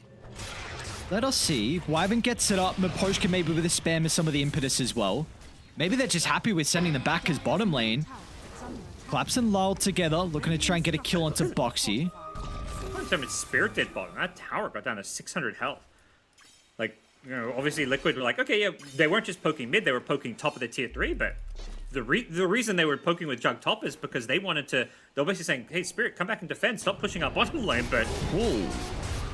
Bye-bye, wait, is he not even going to die to the Omni Slash? Okay, Aegis is out in 15. This is starting to get a little bit awkward for Liquid.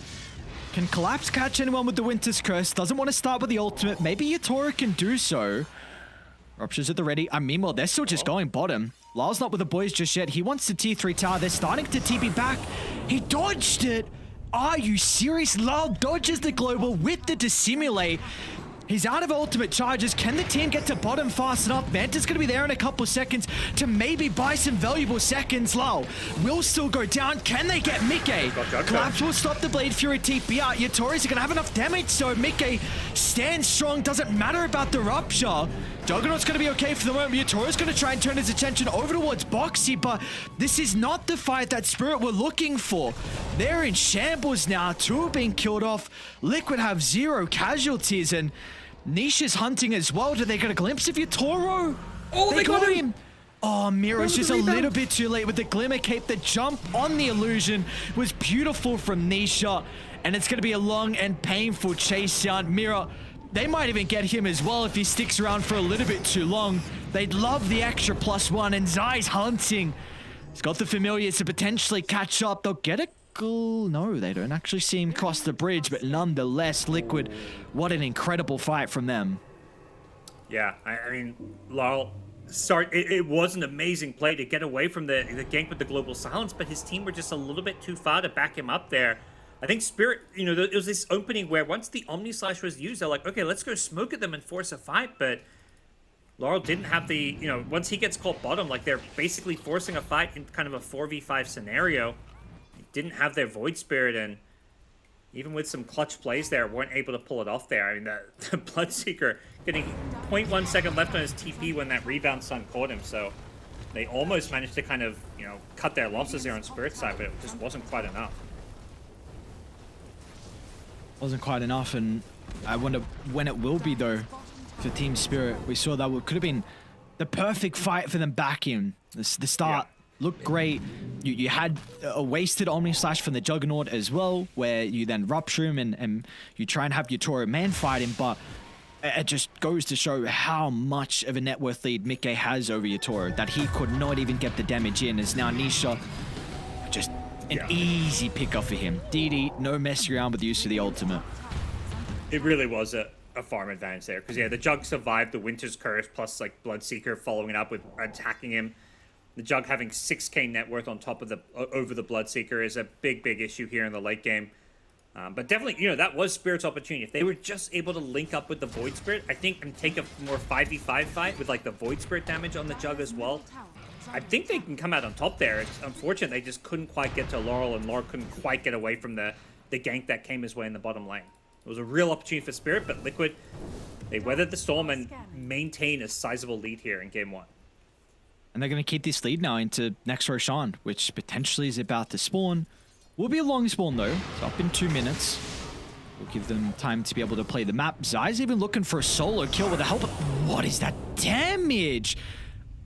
Okay, Zai with a freshly completed Assault Rush just rips apart the Wyvern, and that's even without the max out familiars. Yeah, Wyvern, not really felt the impact. These Winter's Curses is like most Winter's Curses, or maybe even all, have just resulted in the hero, like usually Zai surviving, or that one there in the previous fight on the Jug, so suddenly Liquid's like, let's go high ground, we don't need Aegis. These towers are going to fall pretty fast. You see on Visage, so okay, can't Blade Fury TP out now, but he's got the boys with him. Should be okay here. Yep, back to full health, and go back in, keep poking, at least until the Wyvern's back. There's no real threat here. Picking out the Tormentor. They want to maybe take that away from Team Spirit. Mirror.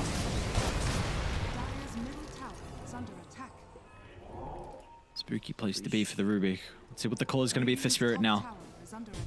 You know that Roche, do you give her up for free? Is this the place you want to fight? Being as far behind as they are. That's a nice snipe. That's Refresher from Insania. I mean, he needed the recipe, which is a big recipe cost. It's still getting 2 components. I see Mirror in the lane too. Nisha's going to be able to get the jump. So should be... Mirror's going to make him work for it though with the Glimmer Cape. Yatori's even thinking about moving on over. Yeah. For a second I was like, Spirit maybe going to force this fight bottom, but they did not have numbers at all. Like, I think there was a real opportunity there. Jug TP top, which made sense. Like, they kind of had already taken the enemy Tormentor. They were just looking to fall back, farm it up, wait for, like, basically wait for Roshan, and then make their next big move. But Spirit did not try and punish them bottom, because Liquid was split up there. So if Spirit were able to force a fight, could have actually gone well for them. Collapse. Yep. Again, the global. With Mickey's Omni, there's just no fear. I mean, with the level 15 talent, it always feels nice.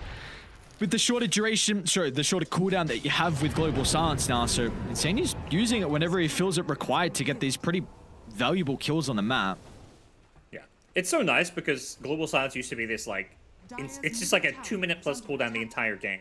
And it just felt like you have to use it once in a team fight and you can't use outside. But realistically, it's not like the best ultimate in the game. There's so many ways to counter Global Silence, so giving it a lower cooldown honestly has been such a quality of life improvement for Silence.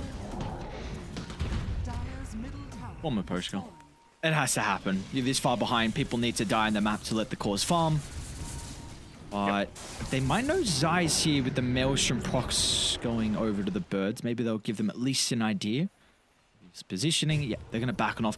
Parker, this nowhere lead is not getting any easier though from Spirit. In fact, it is continuing to get out of control. Up to 20k now. 96 win probability as well for Liquid, and now Roche for them to take. Things just getting harder and harder when you've got this farm discrepancy, not just like between the carries, but even all the other core roles. Supports like Silencer getting all these late game items too. 4-staff drums, Refresher Silencer in these late game fights can be a big problem. Techies has been the utility hero. He's like, okay, Visage, you don't have to go for these items. I'll get the Solar Crest, I'll get the Vlads for us. And yeah, Liquid really have everything they need now with Aegis and Cheese.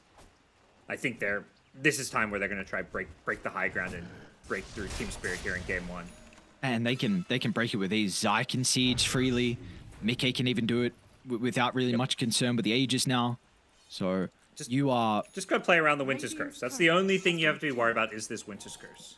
You gotta pray for a big one. See if Clap's gonna be able to find it. I think he's closing in on the Scepter, which can definitely help out with his positioning. But you have double global silence now. Lacking a little bit of mana on Insania is the only thing. Kind of ignoring the heroes. Possibly. I think he doesn't want to be like pulled into the enemy base. The issue with Omni, it's kind of not as bad as Troll, but it can sometimes Omni Slash can put you into kind of dangerous waters if you go into the enemy tier 4s. Even with an Aegis, maybe you bait your team in, and then suddenly, you know, you've set up like a good Winter's Curse. So I think Liquid is just playing discipline, focusing objectives. Like, really, the team comms is probably all about, like, just, guys, positioning. Do not give them Winter's Curse. Let Jug hit buildings. They can't kill this Jug. Not once, let alone twice, so as long as we don't give them a Winter's Curse, this game is ours. See what Collapse can do. Done some incredible things in the past for Team Spirit. Can you have another repeat here with the Winter Wyvern in a game state which is almost, I don't want to say unlosable. That could jinx it. Global Silence Shoes. You got a second one as well to work with now. Mickey's still got plenty of time here with the Aegis. Love's even going to try and Poe, forcing out some potential more abilities. Liquid, they will not take the bait. Dude, they are doing no damage to Mickey, man. He is just so farmed. Yatora just trying to do whatever he can with some of the right clicks. Mickey stands strong. Dude, he does not care. Now Nisha sees it open. Yatora might even go down. Cold Embrace, but he's still in a lot of danger with his current position. Global Suns comes out to help secure the kill. Yatora's got a buyback, but it's not going to matter because Nisha catches out a secondary support. Do they want to go deeper on Liquid? Looks like objectives is the only thing on their mind currently. They're happy with getting the full set and a buyback out of Yatoro. Still got the Aegis to work with. Mickey is a goddamn beast. It looks like he's getting low and like, oh, maybe they can kill him once. And then suddenly it's like a huge chunk of health just gets healed up. This time, actually, surely got him, right? Surely? Right? Okay. There's the once. What he got for the second time is Boxy. He's going to be able to cover the respawn. Rupture used early on, but Mickey's going to stand strong. Boxy will not have that capability. Nisha's going to try and do whatever he can to keep him alive, but they're just going for the Megas. This is space, and that's all it is. Who cares about Boxy's life? It's a valuable one. Might be in trouble now. They were able to cancel Mickey's TP out thanks to the ultimate from Collapse. Now Mickey, the healing will lay it down. They're not even able to address it. Mickey back to full. Nisha jumps under the tier 4 tower. Spirit, one last attempt, but it just was not enough. The G's are dropped in Liquid. Again, this is what we're expecting out of them. We've seen a couple games now. Both their victories in Dream League have been very, very convincing. Yeah, the way they played around the high ground push here was very polished.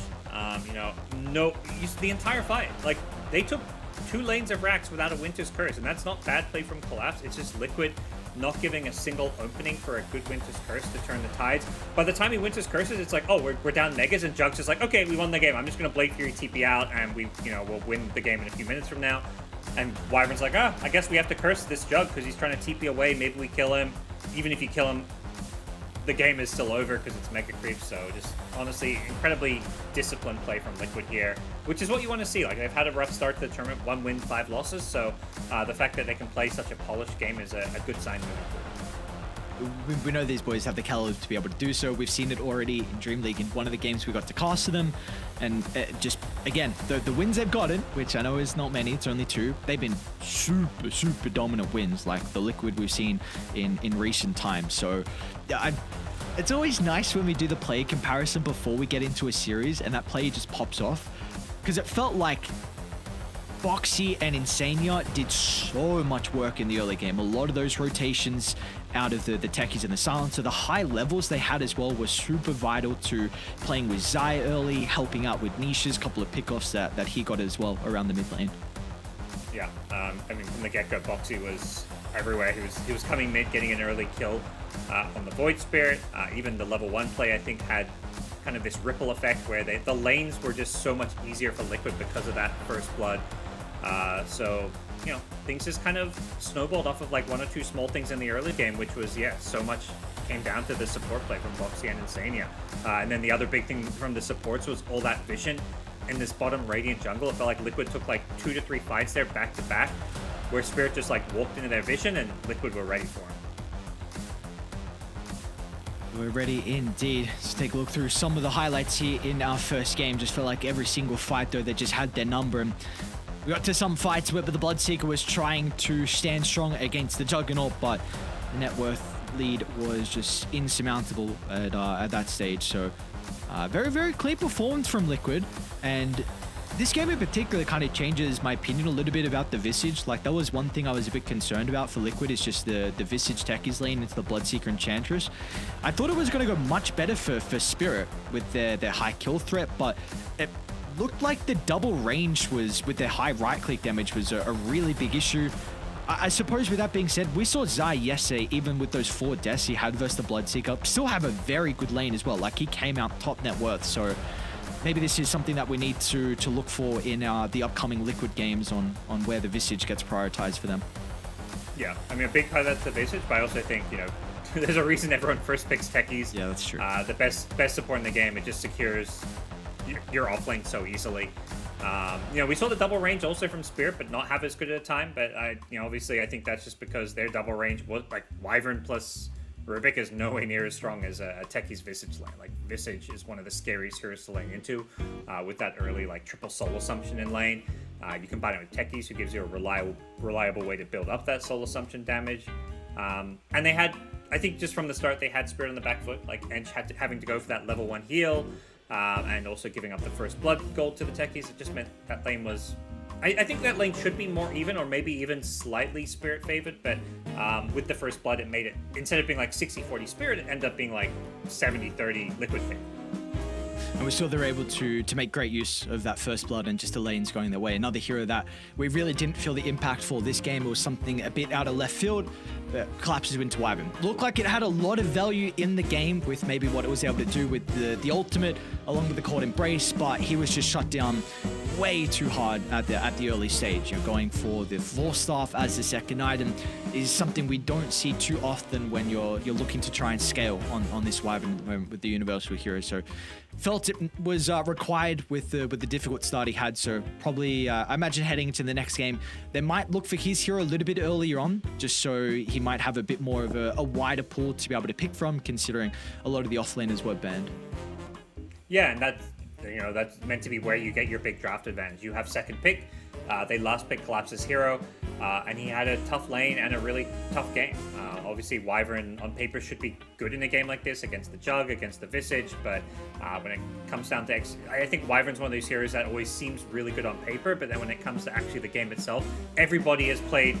Wyvern support was such a big thing for so many years that every pro player understands how to play around the Winter's Curse. Yeah, and they did it perfectly here for Liquid in game 1. They're going to be ones that come out on top. Just game 1, though. We still have many more around the corner.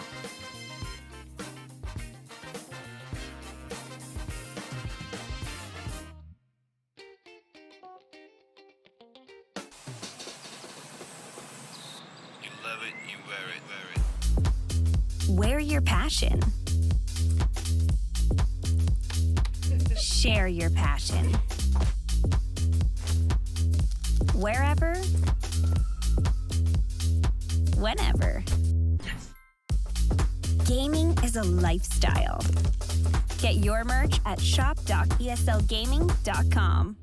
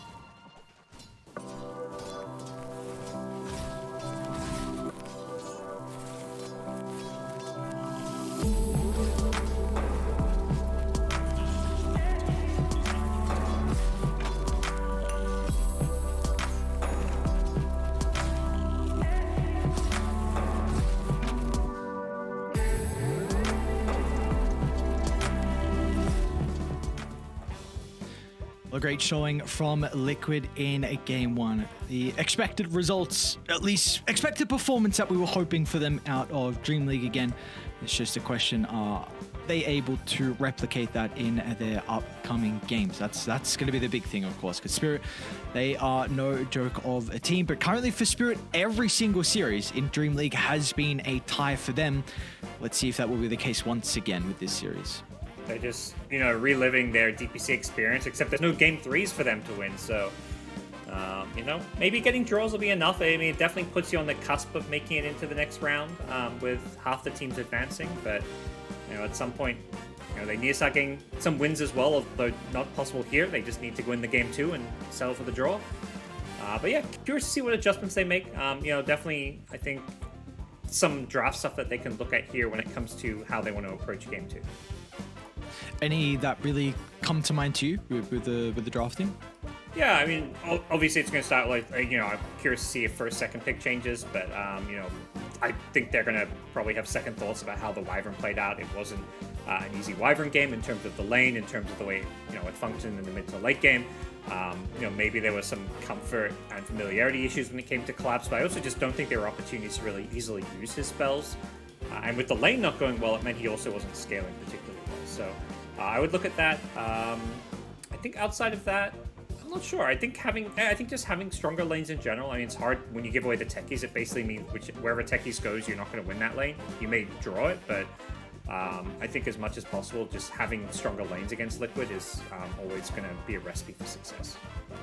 Which we'll see if they're able to do that heading into this next game. Of course, I mean, they're going to have second pick as well. So quite often we see the team with second pick does have a little bit more of an advantage off the back of the lanes, but at least what was able to enable them in game 1 off the laning for Liquid is really just the supports, and Insania in particular as well, with his position 5 Sansa. Had a great showing overall from him, and I mean, we saw level 6 at such an early timing, even opted for the early glaives as well, which is something that some silencers don't put value in. Sometimes they won't even get it till level 9, sometimes even later on in the leveling. So 9, 2, and 14 from Insania. That's going to feel pretty good. Ooh, yeah, he had a fantastic time. The lane itself, getting the early glaive, stealing some int early on, some of the rotations, and I love the way he just. I think you really touched upon it a bit, was just using global silence off cooldown. Like, they found numerous kills on Wyvern just with like an Omni Slash or a Visage. There was a Visage solo kill and then a Jug solo kill with the help of that global silence. So I think just great communication and really good use of the ultis there. Obviously, you see they have both supports playing a lot of wards, but where and how Liquid fought around Insania's warding, particularly in that Radiant jungle, was crucial for them. But yeah, I think Miposhka also honestly had a solid game. He did everything he could, but it wasn't quite enough. No, unfortunately, it wasn't for Spirit, but that's where we look towards the game 2 between these two teams, and of course the man on the screen himself as well. So let's see what Insania is going to be able to pick up heading into the upcoming game, and what comparison we're going to have between the two. This one should be starting very shortly. In fact, looks like the players are ready to go. So what differences do we have? Because again, you said that you felt like maybe a bit more of a draft thing. This is where we want to see some of the adaptations for Team Spirit, and we should have our draft on screen very, very shortly. So we'll see what the change is going to be with regards to the bans, with regards to picks. Again, exactly the same though. Liquid, they're going to be playing on the Radiant side with first pick, and Spirit, they're going to be playing on the Dire side with second as pick. So nothing has changed, at least in that regard. Yeah, I think the one thing I'm curious about, and I don't feel strongly either way, is whether or not Spirit is going to be first phasing Bloodseeker again. I think it's very likely Liquid leave it in the pool. It takes away the ability to, use your Toro's diverse hero pool for last pick. They ended up last picking Collapse's hero, not finding the best hero as well for that last pick. I think, a lot of Spirit's strength can come from last picking your Toro's hero, or at least picking his hero late in the draft. So first phasing Bloodseeker, you're kind of taking that away a bit. I think it'll really depend on what Liquid banned here, whether it be the Bat or the Magnus, and what they pick as well. But I would be quite surprised if Magnus is available for them to pick at 6th, 7th, and they don't go for it. Yeah, that seems like a good, hey, plan A didn't work, the Bloodseeker strat, let's go for plan B, and just first phase Magnus +1. You do like, Magnus Rubik or, Magnus plus some ranged hero support, whether it's your 5 or your 4. They lead, they're going to lead both in the pool, it looks like. Okay, this makes it very interesting for us now, Parker. So we got the techies. We've already spoken about the mag as well. I'm now, who am I forgetting? Holy crap. Why am I forgetting heroes? Batrider too? Batrider, yes. That's the other one. And what did this Spirit Breaker ban mean? Well, what do you make of it? I think Liquid's just... Because I don't think Liquid's thinking Spirit necessarily going to first phase. I think they just wanted to leave more heroes in the pool since they have first pick. They want to, obviously they know... Basically, I think they kind of look at Spirit like, okay, they can either go like maybe Batrider...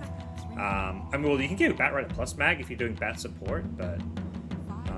to me, this reads like Liquid just want to leave more heroes in the pool. Or they maybe are thinking Batrider themselves with this first pick, but it's pretty... I would say it's pretty hard to not just go techies here. Go techies and then see what your opponents are going to do and then react. Like, this is, to me, how you play with first pick. And I actually think Liquid's, at least based on game 1 and now, coming to game 2, of putting themselves in a really strong position draft-wise just by taking... Well, they're not taking first pick, they're being given it, but, like, they're making first pick look very strong with how they draft around first pick. What is it? Is it Rubik Blood again? It's the Beast. Okay. The hero that has been... I don't remember if it was banned last game. We haven't really seen it too much. Of course, it's a collapse staple. And one that I've actually been a bit surprised that Liquid haven't put a whole lot of priority on so far as well. At least the games that we've seen. Yep. Now the question is, to Liquid double down on Visage? If that's how they're having success, they may just want to pick it again. But no, they go for the Bloodseeker, so they want to immediately kind of address that Beastmaster lane, pick something that's good in the laning stage. I do think Beastmaster kind of limits some of the heroes you can pick for your carry role, and Bloodseeker is one of the better heroes to kind of play into that lane with that built-in sustain against the axes. And of course, the key thing you said is the lane, though. Like, that's the thing. You can body the Beast in the lane, but as the game goes on, like, Beastmaster is actually... It's a pretty good matchup into the Bloodseeker. Like, this hero very, very much relies on BKB inside fights to be able to run people down. And, I mean, Beastmaster is one of the few that is able to control people through that. So this matchup can definitely go back and forth as the game goes on. Yep, absolutely. So, and that's the thing, if Liquid don't find an advantage out of the laning stage, it could cause them some problems later on. So we'll see how... they round out some of these lanes. I do think we are going to see classic kind of Insania 5 position just to secure the lane. Oracle actually getting banned out, but could be another good like silencer game. Lich, maybe Lich. Honestly, Lich Bloodseeker seems very good against the Beastmaster, but plenty of options when it comes to the 5 position to go with Bloodseeker, I'd say.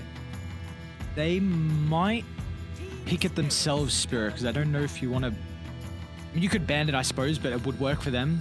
An extra thing with the matchup versus the Beastmaster is the Sinister's Gaze. For some reason, Parker, who knows why they added this, but it does 250 damage a second versus neutral creeps. Who knows why that's a thing, but and that's another reason why you want to play it into the Beastmaster. So I do wonder if Spirit may be the 15th, because they'll have at least the choice before Liquid. They could just go for a block pick. Yeah, it's IceFrog's way of saying screw all these junglers, these Chen and Enchantresses. Like, all these heroes just get given like ways to kill creeps. It wasn't enough that Mirana hook killed him. You got to give Pudge hook as well. CM Frostbite, all these things just cripple creeps as well. But yeah, we'll see. I don't think... I mean, obviously there's potential for Beastmaster to go for the Helm build, although we are seeing a bit less of that and more of the Axis build with the Aghanim Septon, the Drums of Slom. Just so much damage that can be dished out by the Beastmaster with the new Axe build. Yeah, Sloma just played it twice again today as well. I am forgetting, unfortunately, who Entity just played earlier in the day, but yeah, he played it. I mean, we already saw one game yesterday with Stormstormer's Beastmaster. He just played it twice again, so I'm not sure if anyone else has the capability to flex it, if Lyle does, or just any other teams currently, but that could be something we see further down the line in DreamLeague. Yep. That was against Shopify, it looks like. Thank you. So that's okay. There's been so many draws. Like, I'm looking at like the table of all the games, and it is just ridiculous how many draws there have been. Like very few 2-0s, particularly in Group A, where I think coming into today, like there was like five teams who had only had draws so far.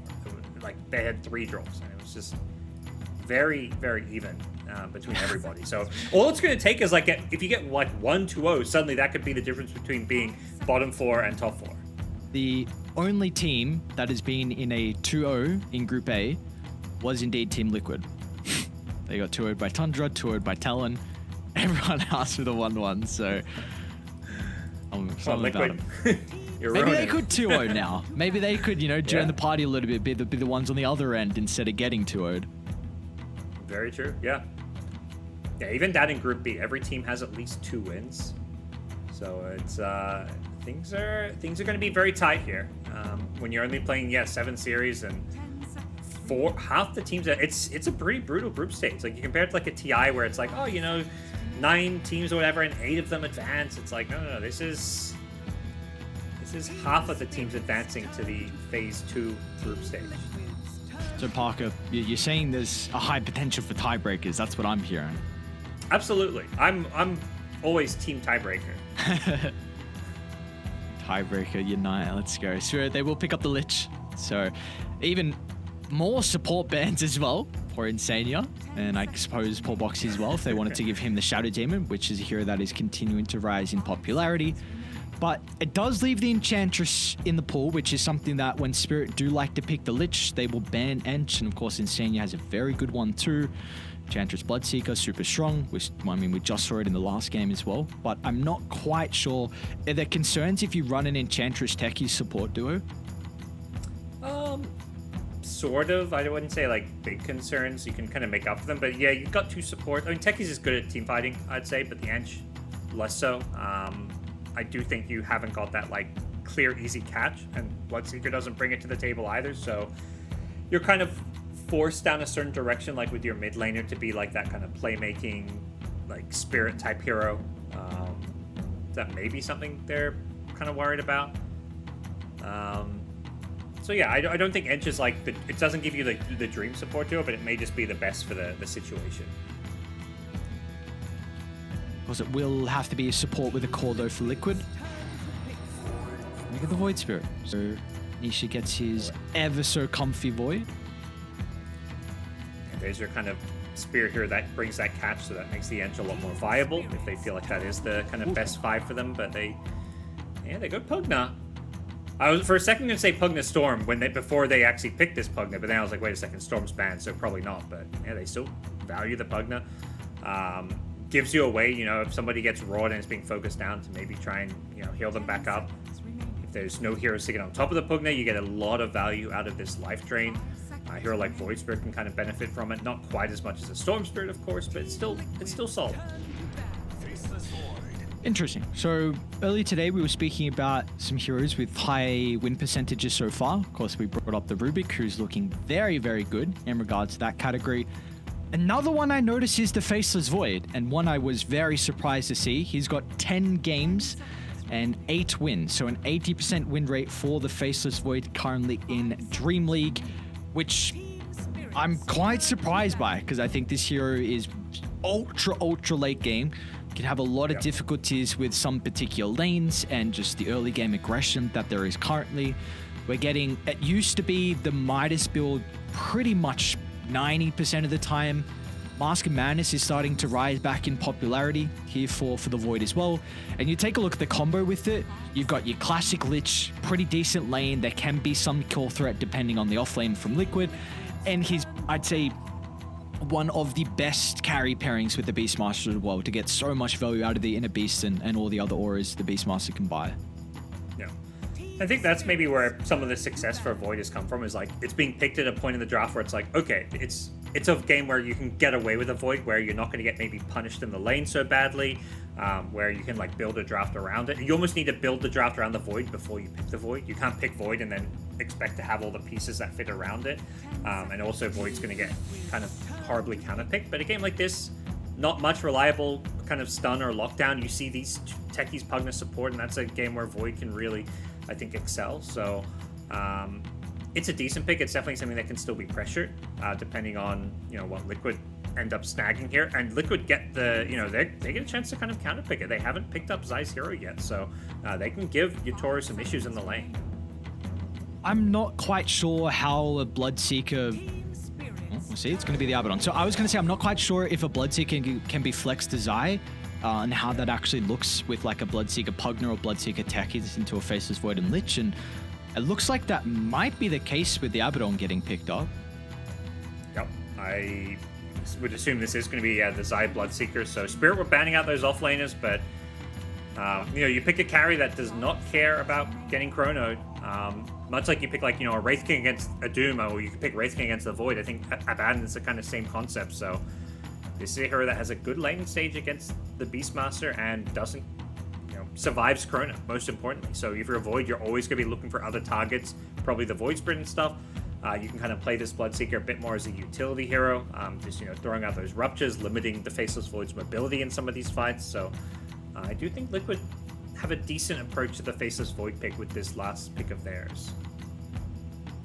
I think for Spirit, you're looking for some damage inside the Chrono. So I guess you could say your stock standard Invoker Void, although Invoker right now is not very popular. Tiny could be something they want to look at as well. Is there any others that really spring to mind with like high damage mids? Yeah, they really are low. Like Void Beastmaster, you are lacking a lot on damage.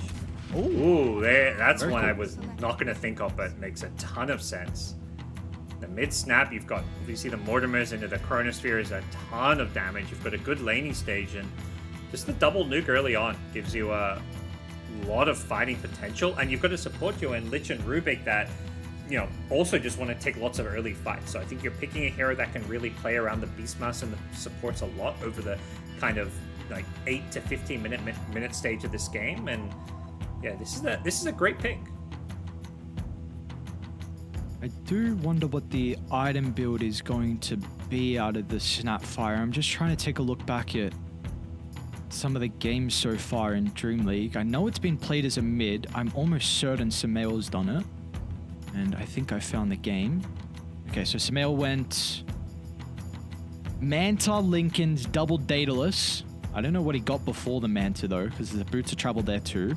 So looks like he's just gone. It looks like he's just gone like straight into the right-click damage though, because we saw, a while ago before Snapfire was universal. Keep in mind, but it was like more of the spell damage. You'd go like Blink, maybe BKB. If required, Boots of Travel is like a must on that hero. Yep, Ethereal Blade. Build. So it looks like at the moment they're avoiding that kind of high magic burst, then into scaling with right click at level 20. They just go for the right click scaling already to start, at least from one game I saw out of Samael, and I believe a couple of the South American teams have played at mid. I've definitely seen them played offlane with Sacred and Whisper, but I'm not too sure if Margot has played yet as well. So very intrigued to see on what the build's going to be out of Lal in this second game. But you were saying that you feel like maybe the draft was a bit of a letdown for Spirit in the previous game. What do we think about this one though? With the lineup they have, is it going to be able to compete versus Liquid's 5-man? Yeah, I'm happy with what Spirit's got. I think the Void pick is something that's looked really, really solid, and they've got a good draft around it. As long as that Void lane goes well, it's actually going to be Zai on the Abaddon playing in the off lane. This is going to be, I think, an interesting lane just with the Curse of Avernus against the Faceless Void. It could be something that gives Yatoro issues.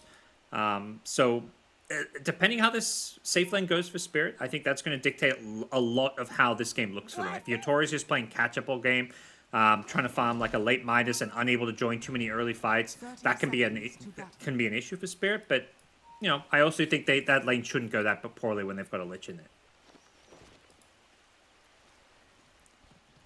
I think they saw him. Bit awkward now. Does he want to level up the time walk? Not even required. Have you seen this Faceless Void icon, I suppose? I don't know what else to call it. At the top of the screen? I've never seen it look like that before. It's the Arcana, I guess this is? Or is this a Persona? I think it's the Arcana, but like max level that apparently no one else has, or maybe no one else uses. Oh, that's why it changes up the top? Okay, I have not seen this. This is new for me. I love how sick the even just the picture at the bottom of the screen looks on the Void. Very nice set. This is yeah. Some nice work, Valve. All right, so we saw last game that with both supports playing in the side lane, they're able to get first blood. And this time, Mira, he was ready for it. It was a blood grenade that came out of the trees and didn't connect onto Mira, so he was chilling. Big reason why he gave the tip over to Boxy or Insania. So, yeah, we'll see these lanes unfold here. It will be the Boxy, Pugna, and Insania playing the techies in the safe lane. So putting the techies in the safe lane, to me, that kind of signals that Liquid really wants to prioritize this lane going well. I feel like you send the techies to the lane, you want to, you want to win the most, just because that techies is kind of that lane winner. And they're trying to give Mickey as good a time as possible, and also just not give Collapse like the best lane, because this Beastmaster, if he has a good lane, can really snowball out of control with that Aghanim Scepter. Do you have an overall preference on like 5 or 4 techies at this current stage, or do you feel like it doesn't really matter? I think it doesn't matter, and I think even these days, like 5 and 4, like I think in terms of like the way you look at it these days, it's like support is support in some sense. Obviously, there's some supports that are going to get more farm, but sometimes you'll have games where like the 5 support's getting more farm than the 4. It's more about like what your lane duo is, I think. Bottom lane, nice set up from Insania. Not just a lot of damage, it's enough to get the kill, and maybe even a second as now Mira is going to be chased down. Insania's going to have enough mana shortly for another round of the sticky bomb, and with that getting spellcasted, Mira will be the second to fall. A double kill for Insania. So looks like it's going to be another repeat of game 1. At least the position 5 on Liquid is off to a great start.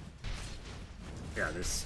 I mean, that's why I don't think techies 4 versus 5 matters. It's just like sometimes you want to prioritize winning your off lane, sometimes your safe lane.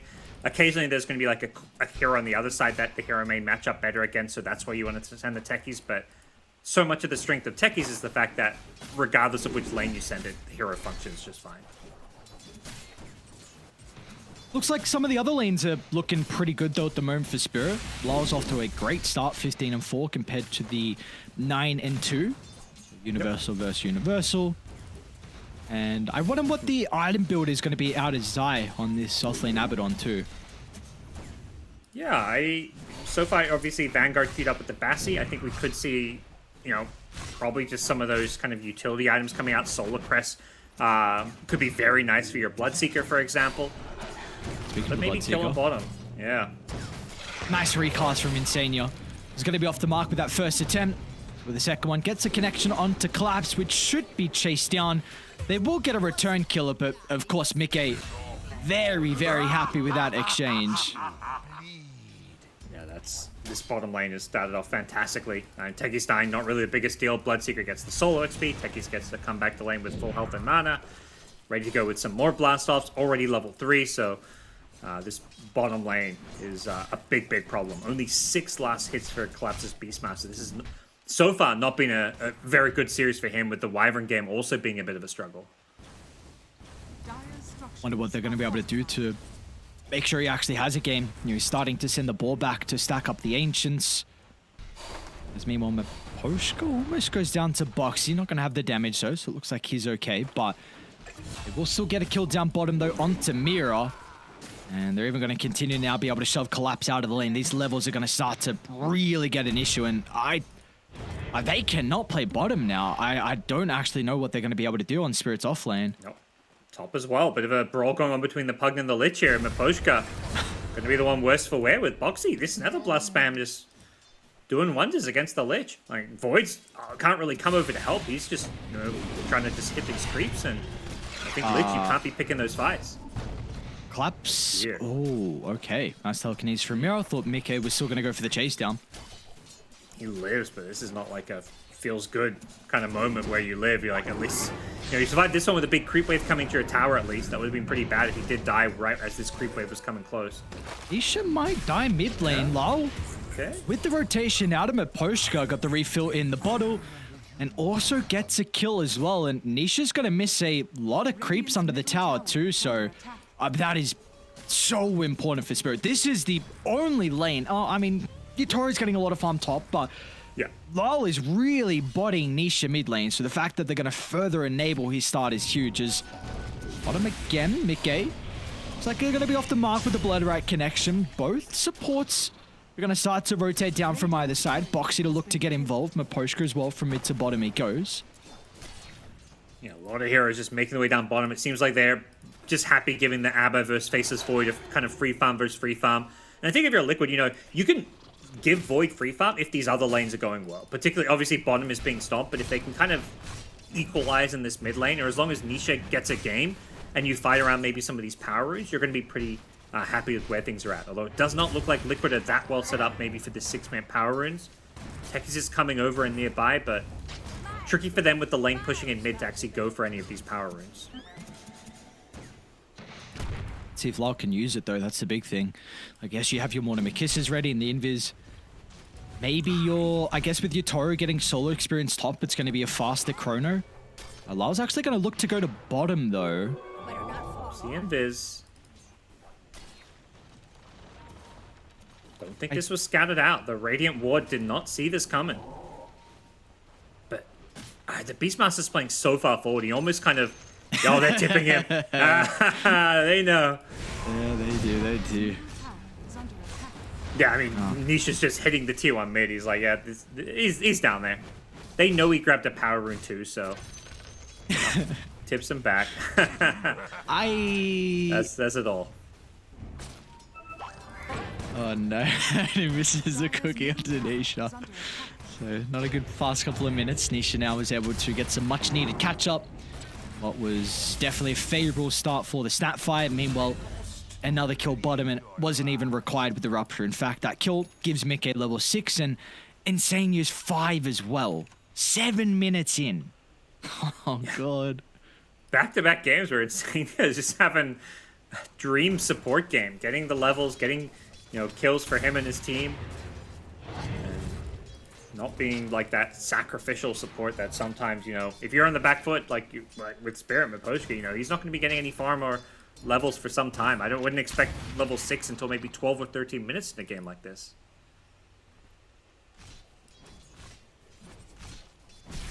So, at least, Zai top lane, is he in danger? No, okay. Ultimate popped and instantly shrugs it off. Got Chrono though. Still they're continuing to get the damage out. Now with a Chrono drop from Yatoro as well.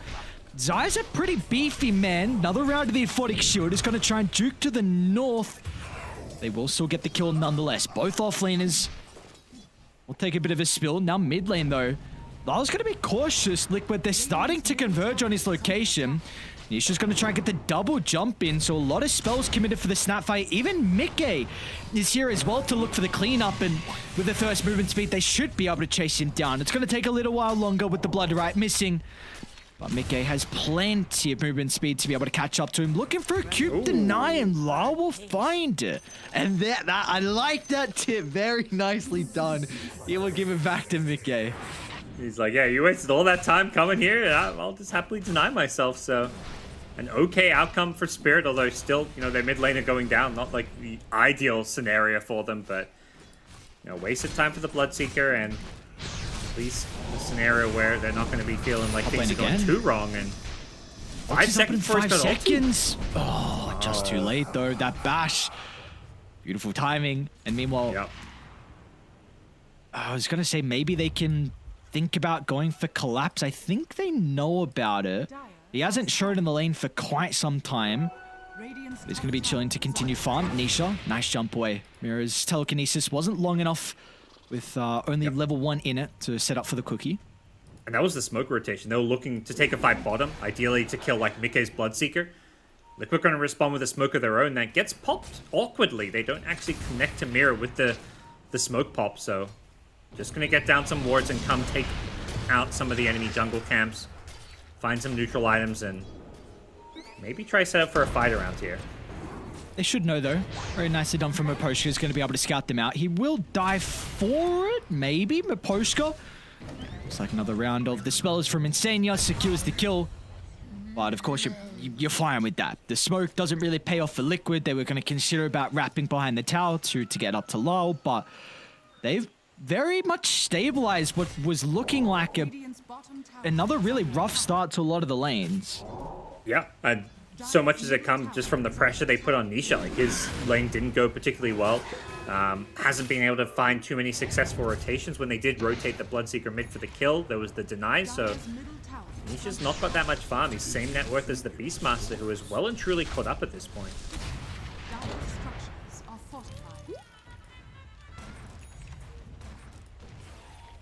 Are they going to smoke on Spirit? Maybe they need to deal with one more wave before they can think about making a play. So eyes need to be towards that Chrono and the threat of the Mortimer Kisses. Bottom lane, actually. Down bottom, oh, there's the Kisses. Raw used this up. They've even got a Centaur as well. Collapse with the Helm of the Dominator. And not, sir, you've used all your tips now. We're 11 minutes in. Look, they were tips well used. You know, he may be out, but he's like, it was worth it. I think Mika is also out of tips, so, but I love the camaraderie. Every time one player tipped the other, it was always returned. So we'll see. Bottom tier 1 tower being defended for now by Liquid. The Beastmaster going for the Helm build, showing that it is still alive and viable, but bottom lane is something that Liquid do not want to give up. And the fact that collapses the position he is in the net worth is just crazy to me. And he got that, I think it was a 4 stack, maybe 5 stack at the right Ancients. He's still got a triple at the triangle, so looks like the net worth is only going to continue for him. They will make an attempt top lane onto Yutoro. 3 heroes going through the Twin Gate, and he's already used the Time Lock as well. Oh, this is so scary for Yutoro. Yep. 1 stun is really all they need. They're going to try and bait the Time Lock back to the team. Do they jump now on Nisha? It's going to be insane. You're looking for the charge up, but the blast off just off the mark. Toro will be fine. Well read and well positioned by him, and it's a big win for Spirit. They've had Beastmaster just farming an Ancient stack. He just farmed a triple stack. He's almost level 10 now. He's getting massive.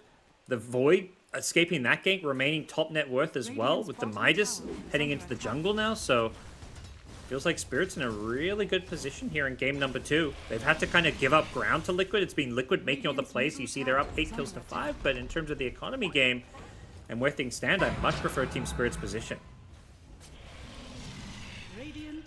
It seems like they have a pretty big team fight advantage as well for Spirit as this game goes on. Like early game that can be penalized because of the high cooldowns as mid. This is alright.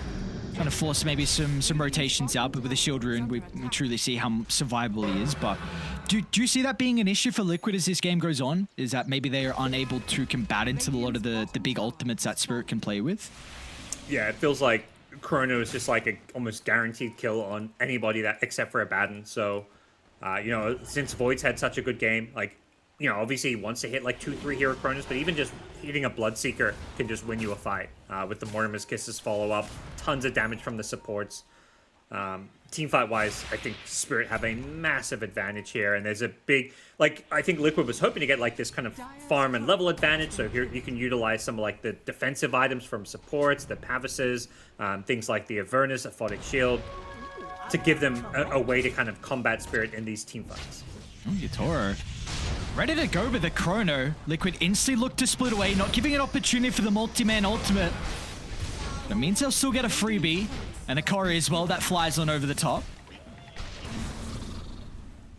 Well, the build we're seeing from the Snapfire, this is kind of like the old school Snapfire mid build. The Atos is maybe a little bit new with the universal hero aspect, wanting all the stats, but going for the Boots of Travel as a follow-up, so just going for the kind of spellcaster build, at least for now. Oh, they actually want to go for the Void. Miro, but the stolen blast off. They're going to have the damage, but the stuns, they will. Spirit. Incredible read. Miro was starting to... Whoa, Yutoro. All right, why not? He sees a freebie, drops the Chrono, is happy with that. That is a statement Chrono as well. Get out of my lane. Easy tower now for Spirit. And this net worth lead, it's all of a sudden got into 4,000 gold. Yeah. Definitely a Chrono that's going to force Spirit maybe to play a little bit more defensively, but Yutoro says, screw it. I see Boxy. I kill Boxy. Yeah, meanwhile, as well, at the triangle, Mickey and Lowell have their own 1v1 and no more tips, so Mickey will hope the voice lines do a good enough job. Lau just charged in, I think, with the haste rune. Thought he could get a free kill onto Mickey. But Rupture's pretty good to mitigate a haste rune. So in the end, you're pretty happy with that for Liquid. Yeah, I think that's the kind of kill they've been hoping for some time. One of these big priority core kills. Give Mickey some catch-up time. Once he gets his BKB, it does feel like it's going to be go time. I don't think this is a game they can just afford to have slow down and try play like a scaling game against a Faceless Void. The longer it goes, the harder things are going to get the Team Liquid. See this kill again here. This was so well executed. The chain stun on a Void Spirit, absolutely perfect. For me, my big question is just when is Zai going to feel like he can start to get involved? Maybe now with the Echo Saber completed for him. As we've seen, he's been really playing his own game so far through the first 15 minutes, and the team has very much needed him. Now he's going to start to play with the boys. They're ready to go down bottom if anyone shows, but Spirit won't take the bait. Yutoro might shortly, though. This could get scary. Nisha will show, though. Oh, man, couple seconds away from Yutoro getting killed. He might still, though. Okay, never mind. Yeah, he's just always got that sixth sense. I don't get it. Just what? Just randomly backs off at the last second. Yeah, okay. Yeah, we saw it earlier in the top lane. Like, it's been a nightmare for Insane to actually land a blast off on him. He's just reading these rotations perfectly. Zai, meanwhile. Oh, not much he can do to get away from this one. Stole the borrowed time. Let's see what Mira can do with that. I mean, it's not crazy still, but it's like maybe he can play a little bit more aggressively inside some of the fights, like bait some abilities, face check, get some information. We'll see. Oh, Insane, yeah. Being chased down here. Looks like he'll have some ability to get away, but it's a bit of an awkward spell for Rubik because you want to be, you can't just, not cast spells in a fight. And if you're just sitting back waiting, he takes the Duke rep, which is also not the ideal spell, but it's something. Probably just cycle through that, maybe try grab a techie spell. The blast off and sticky bombs have been very nice when he could get his hands on those spells. It's a great read from Boxy there with his position. It's a very calculated death. Oh, actually, Nisha, this is not a death you want, though. Yutoro can get in range. He might not even need Yutoro's damage. Just gets the dissimulate out. With a double strat, Yutoro, does he just go for the chrono? He does. No hesitation. Drops it down. And now, oh, it's in a perfect spot as well for them. Look to move on over and get Roche. Yeah. I mean, we always highlight and hype up Yutoro and how many heroes he plays his diverse hero. His Void is going to be one of his better heroes. So every time I feel like I see him on Void, he just looks so comfortable, making all the right moves. I mean, we've seen multiple times where he dodges these ganks with his positioning and time walks away. The chrono read there, where he's like, the TP and Fog, you're like, he could have kept running, but he just kind of had the sense that he's going to be TPing there. Hits him with the chrono, just absolutely flawless play from him this game.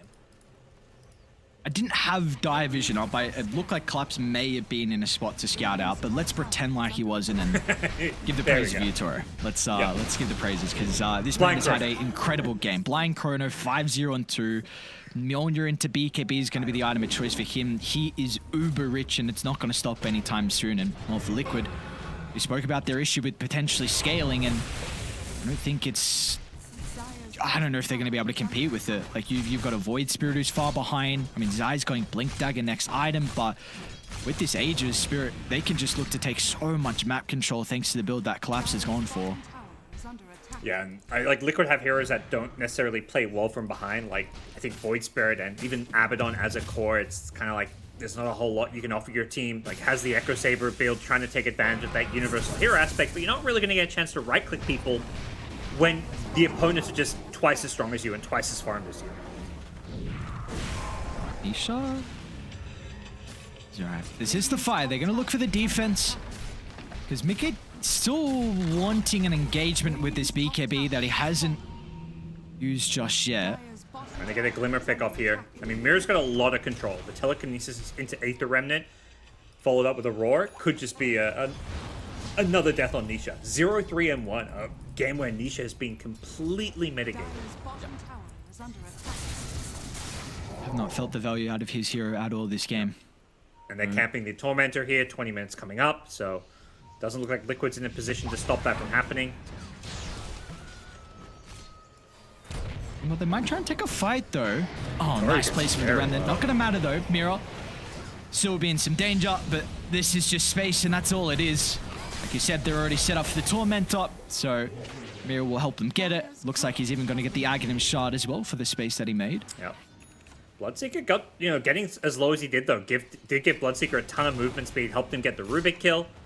Also found a courier or two now on the side of Team Liquid, so they are fighting back here. Definitely one of the downsides of these Tormentors is it can put you in a bit of a vulnerable position, and Spirit maybe got a bit greedy there, having just 2 heroes go for the Tormentor and the other 3 kind of splitting off.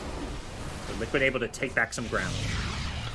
They also get the Helm of the Overlord creep. Meanwhile, mid lane, Yatoro, a beautiful Chrono onto 2 with a Chain Frost as well to bounce back and forth. Mickey will try and activate the BKB to get some separation.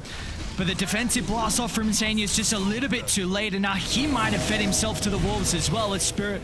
They'll split their attention to both the remaining members. They recognize they can kill both of them off with ease. That will be the case as Lal gets the double kill. Sapphire is well and truly on his way to being a late game scaling issue. Yeah, they have a big void problem here. No real answer at this point. Mjolnir, BKB, the Aegis. Doesn't even really need the Aegis in these fights, it feels like. And it's not just the Faceless Void. It's heroes like Beastmaster and Snapfire who are also scaling. Supports are happy. They're getting all these free Ag shards now. Rubik already getting his, and they're going to go for the second Tormentor now. They're going to be a little bit careful, Laurel. Dude, he's going to die. Why is he not moving? He was just committed. At some point, he's just like... I think he's like, if I leave the Beastmaster, like, maybe my Beastmaster will die, but Look, watching the best Dota players in the world dying to Tormentors will never get old. So funny. We saw that multiple times in the major as well. Of course, 9Pandas had a couple of those awkward moments. Nisha's gonna get last. I was gonna say he's just gonna get another Helm of the Overlord creep as well. Yeah. It's like last time when they went for the Tormentor, the Bloodseeker's like, oh, they're all low. I've got all this extra movement speed. I'm gonna go kill a support. So both times they killed a Tormentor, the poor Mira died on Rubik. Come on, boys, step it up. Can't have me dying like that. Can't feed the beast. Right. Could be in some trouble. Looks okay.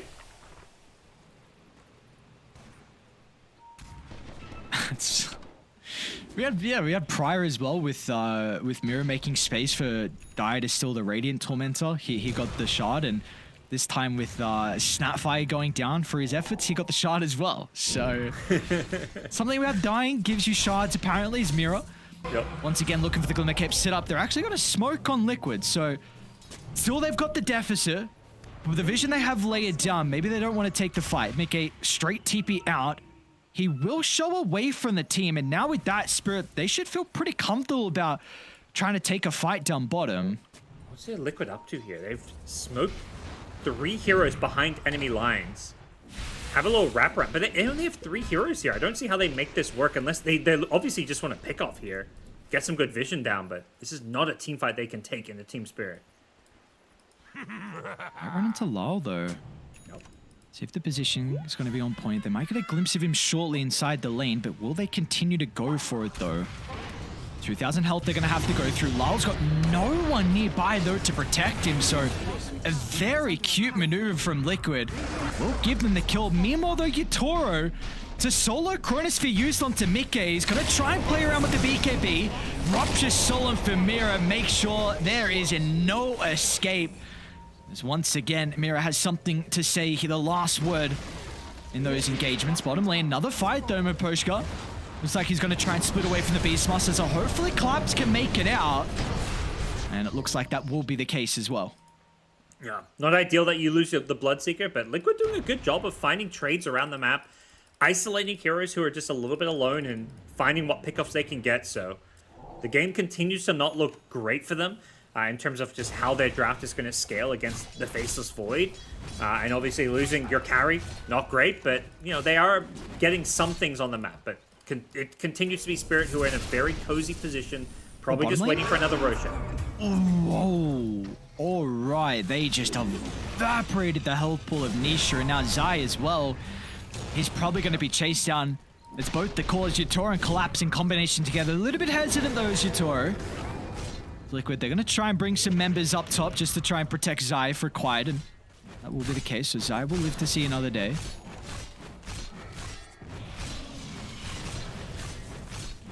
Now we start seeing that transition from the Snapfire into those right-clicking damage items. Has the Manta and the Daedalus queued up. Also a Lincoln Sphere. Hopefully we just go straight to that Daedalus. But has gone for those talents to give him as much right-click damage as possible with the little Shredder attacks. Only going to get even scarier as well. Get that level 20, then the level 25.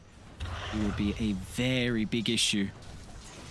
And I wonder how they're going to be able to address him. Is it up to Nisha to jump the Snapfire in the fight, you feel? I probably has to be. Or I guess Bloodseeker just get on top of him and try to just right-click him down, but I think there's just too many problems. Like a full 5-on-5 fight, I'm just not sure how you approach it because I don't think you can with the Faceless Void Chrono.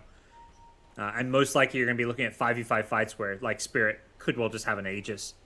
But probably, I mean, I think the win condition for Liquid to me is probably going to, like, be smoking around that Roshan respawn and trying to catch Spirit in the Rosh pit. Win a fight around, like, maybe a Techie's blast off, but easier said than done. It just feels like they have to kill way too many heroes, though. Yeah. If you don't jump any of the supports, they can protect the cause. Even the Beastmaster as well with the roll can prove to be a very big issue. I mean, this Nullify is going to be a huge item for Zai, but he's still a little bit away from completing that last component, so maybe that can help, especially with the Frost Shield damage mitigation as Mira. He still has this Rupture stolen, so Nisha's going to be ever so cautious. Does look like he's going to be able to get the TP out. I mean, what Yatoro's showing the lane up top, everyone is away from the Faceless Void. This is probably the best opportunity that Liquid are going to have in a very long time to get the counter, but Yatoro, he doesn't care, man. Jumps over the top, gets the Chrono onto 2. Yatoro knows no fear. Lyle's going to try and TP in to offer some assistance. He'll die straight away, though, and Yatoro still will not escape. So finally, Liquid will catch a break. It does come at quite the cost in both Mickey and Boxy's life, but you will take that trade any day of the week when you are 10,000 gold behind. Yeah, 2k gold swing. That's a huge win for them. I mean, the Void with that Skadi timing. He was just, like, the last few times, like, we saw the Bloodseeker and him kind of trade blows, it felt a lot more even. That fight, it was just absolute annihilation there. Mickey just lost his entire health pool. Instantly, it felt like. Yatoro with the perfect chrono on 2, but great job by Liquid to just bring in numbers and punish Yatoro for that over-aggression. It was just a read from them as well, and it's just the small thing that teams do when they're playing from behind, forcing reactions to the side lanes, making them overcommit.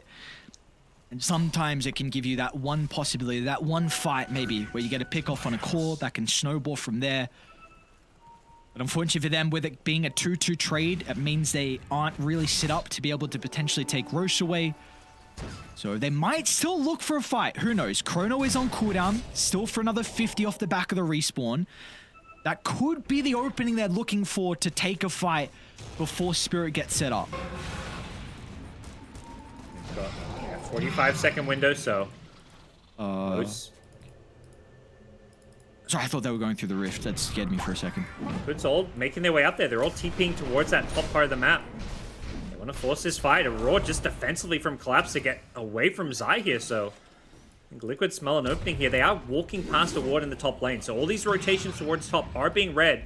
They're forcing Roshan. Can they kill this quick enough? It looks like they may be able to bring it down before Liquid get here, but it's going to be tight. It's going to be close. It's going to be so close. Still keep in mind, Chrono on cooldown. Another 15 seconds. Liquid, they're going to go. It'll be a bit too late, though. No one there to be able to scout out. What's the call? Do you take the fight or not? Yatoro, he'll jump straight into Nisha, but of course he's got the Aegis. Yatoro's going to be playing around with the second life, so the Faceless Void can posture very aggressively, and they're just going to have to feed Zai to the wolves. He'll buy some time with the ultimate, but the Chrono's back up, so this fight gets even more difficult now for Liquid. Rupture's going to be there for the potential turnaround. Zai's making a lot of space to try and help them get the kill onto Mira, but the damage, it'll be there now thanks to Mickey, but the Chrono once again is even better from Yatoro, catching up 2 members. Boxy will delay the inevitable as the Decret keeps Mickey alive, but Yatoro will now just turn his attention over to the Pugna and simultaneously Collapse and Lyle together will be able to chase down Nisha. So both the supports on Spirit, they are more than happy with taking that exchange, as once again, they're going to be able to come out on top and they don't even lose the ages. Yeah, such a, I think a necessary risk from Liquid to try and force that fight, but Spirit were ready for it. Even forcing Roshan without Chrono, obviously they had it come up later in the fight and Yatoro hit a beautiful one. But for Liquid, it's so hard to approach the Roshan hit because of the vision disadvantage. You had numerous Dire wards in this top lane, seeing Liquid's approach. You have the Hulk from the Beastmaster, so positioning-wise, you can't just walk in the pit because you're going to be walking into like a Roar and the meat grinder of the Snapfire. So in the end, Liquid just couldn't really find a clean way to get into the pit and stop the Aegis from being picked up by Spirit. And the longer you take, just means more time for Chrono to come back up. I will say in the end as well, it really still felt like that was kind of Liquid's way to take fights with just killing the supports. They are so much easier than any of the other cores with how squishy they are. We saw Nisha put a lot of emphasis with jumping the Rubik to start, then getting on top of Miposhka as well, and trying to just give them that time, but when you just set up for a Chrono like that, it's going to prove to be disastrous. It doesn't matter if the supports are down. Yatoro is so farmed that he can just kill anyone inside that. Zai? Outside the base, Boxy might be able to offer some protection. I mean, now Yatoro has a Satanic. You're just never bringing him down twice in a team fight. Maybe if he's like alone without an Aegis, you could kill him, but he's got to be the last target. Oh, Zai's hunting. Try and go on. That's a lot of damage on him. Miposhka with a cookie. Lao's going to be able to protect his position 5. They're onto Collapse. Not going to have the damage at the moment. It's Collapse with a roar onto the Bloodseeker. It'll keep him healthy. Mickey's still looking to turn. It's a good start for Liquid. It's a very good start. But can they get more out of it? Maybe this is the turning point. Chrono's going to be back off the back of the respawn. They're going to go for everyone else before they get set up as Yatoro now. Still got the BKB. Can he do it by himself? Another Chrono onto 2. Importantly, it connects onto the Pugna as well. And Yatoro, quick BKB into the TPR. He reads there's going to be no way to address that, but Liquid, signs of life once again for them.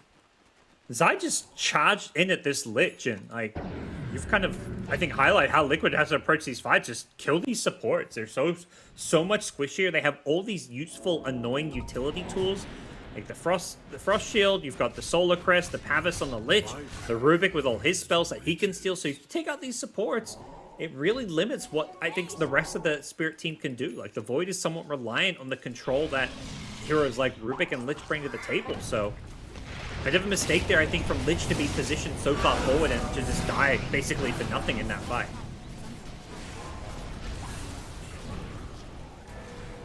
Big question is, can they replicate that though, Parker, in these upcoming fights?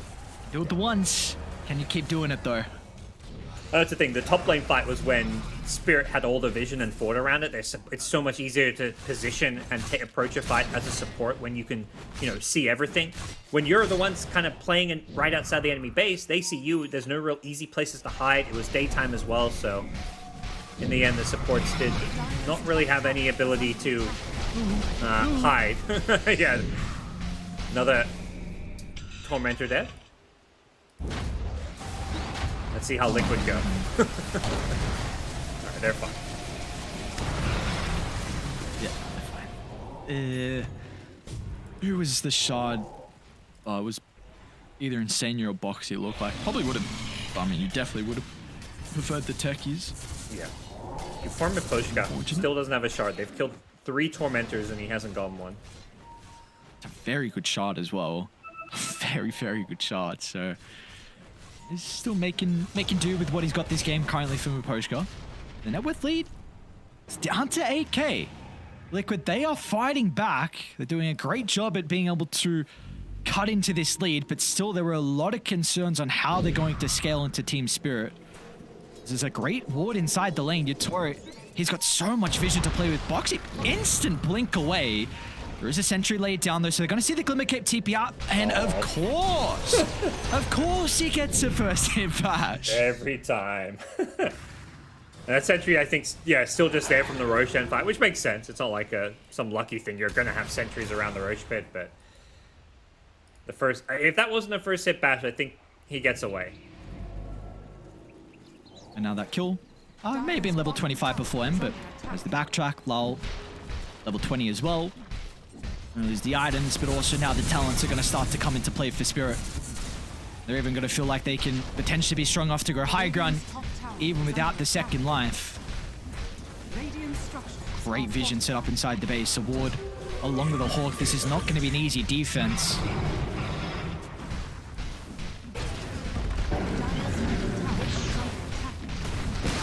Enough around. Letting Spirit have their way. They want the backlines. Once again, onto Lal. Great defensive telekinesis, going to be able to get Lal over to the left side. Do they want to put all their attention over towards Jatoro though? Mike's going for the man fight. They do have the Pugner on the outside though. Is the life drain enough to be able to keep the Bloodseeker alive? It's not. He's got a buyback on Mike, got to look to rejoin, but it might be too late. The overwhelming amount of damage will tear them all apart as Team Spirit have 0 casualties and they can look to stand strong. What's going to stop them of going for the finishing fight? 4v5 now for this last defense. Yeah, there's just so little left in the tank. They used all their ultis, even without a chrono now. Void's just not the target you can really go on. You've got to still go on these supports, and with the wraparound, they didn't really find the supports. They found Laurel, so Rubik and Lich were still able to just use all their utility items, keep everyone alive, and without these supports going down, it just feels like there's no way for Liquid to approach these fights. It's just a great way for them to disrupt the fights, and it feels like they're going to continue to be able to do that with the stolen aphotic shield now from Mirror, even the defensive telekinesis, which was they just wanted to try and blow up La with that jump in with the rupture and the Abaddon, but as soon as that wasn't a plate, Mirror again now, this time it's aggressive onto Mickey, that's a dieback, and now Niche is going to be caught outside the base as well with the instant stun into the fog. It's a Hail Mary play from Insane to try and keep his mid laner alive, but it will be to no avail. The Spirit will be able to tie up the series, so the trend for them will continue, Parker. Another tie. Something, yeah, I don't know what it is. That's going to be probably the first thing I asked her is like, what is it with you guys? Like, every DPC, you're always dropping a game. Here you are, dropping a game. You know, they're either, depending how you look at it, they're either super consistent or super inconsistent because they can't quite get, they can't 2-0 people. But, you know, a very good win for Spirit. I mean, they're showing that they can adapt and can bounce back from a game 1 loss. I mean, obviously they've shown that time and time again, or in the other scenarios it's been them winning game 1 and losing game 2. But honestly, you know, I was impressed by Liquid and their resilience. This game looked like it was honestly over at maybe 15 minutes in the game. I don't think Liquid had a shot to scale, but they found a few good fights, but ultimately not enough. Yeah, ultimately not enough for Liquid. At least it will be a 1-1 though, which is still something considering the rough start that these boys have had. So able to get a map victory over Spirit, who probably going to be towards the upper pack for this group in particular. But Yatoro God, there's a reason why he has it in his name. 14, 1, and 11.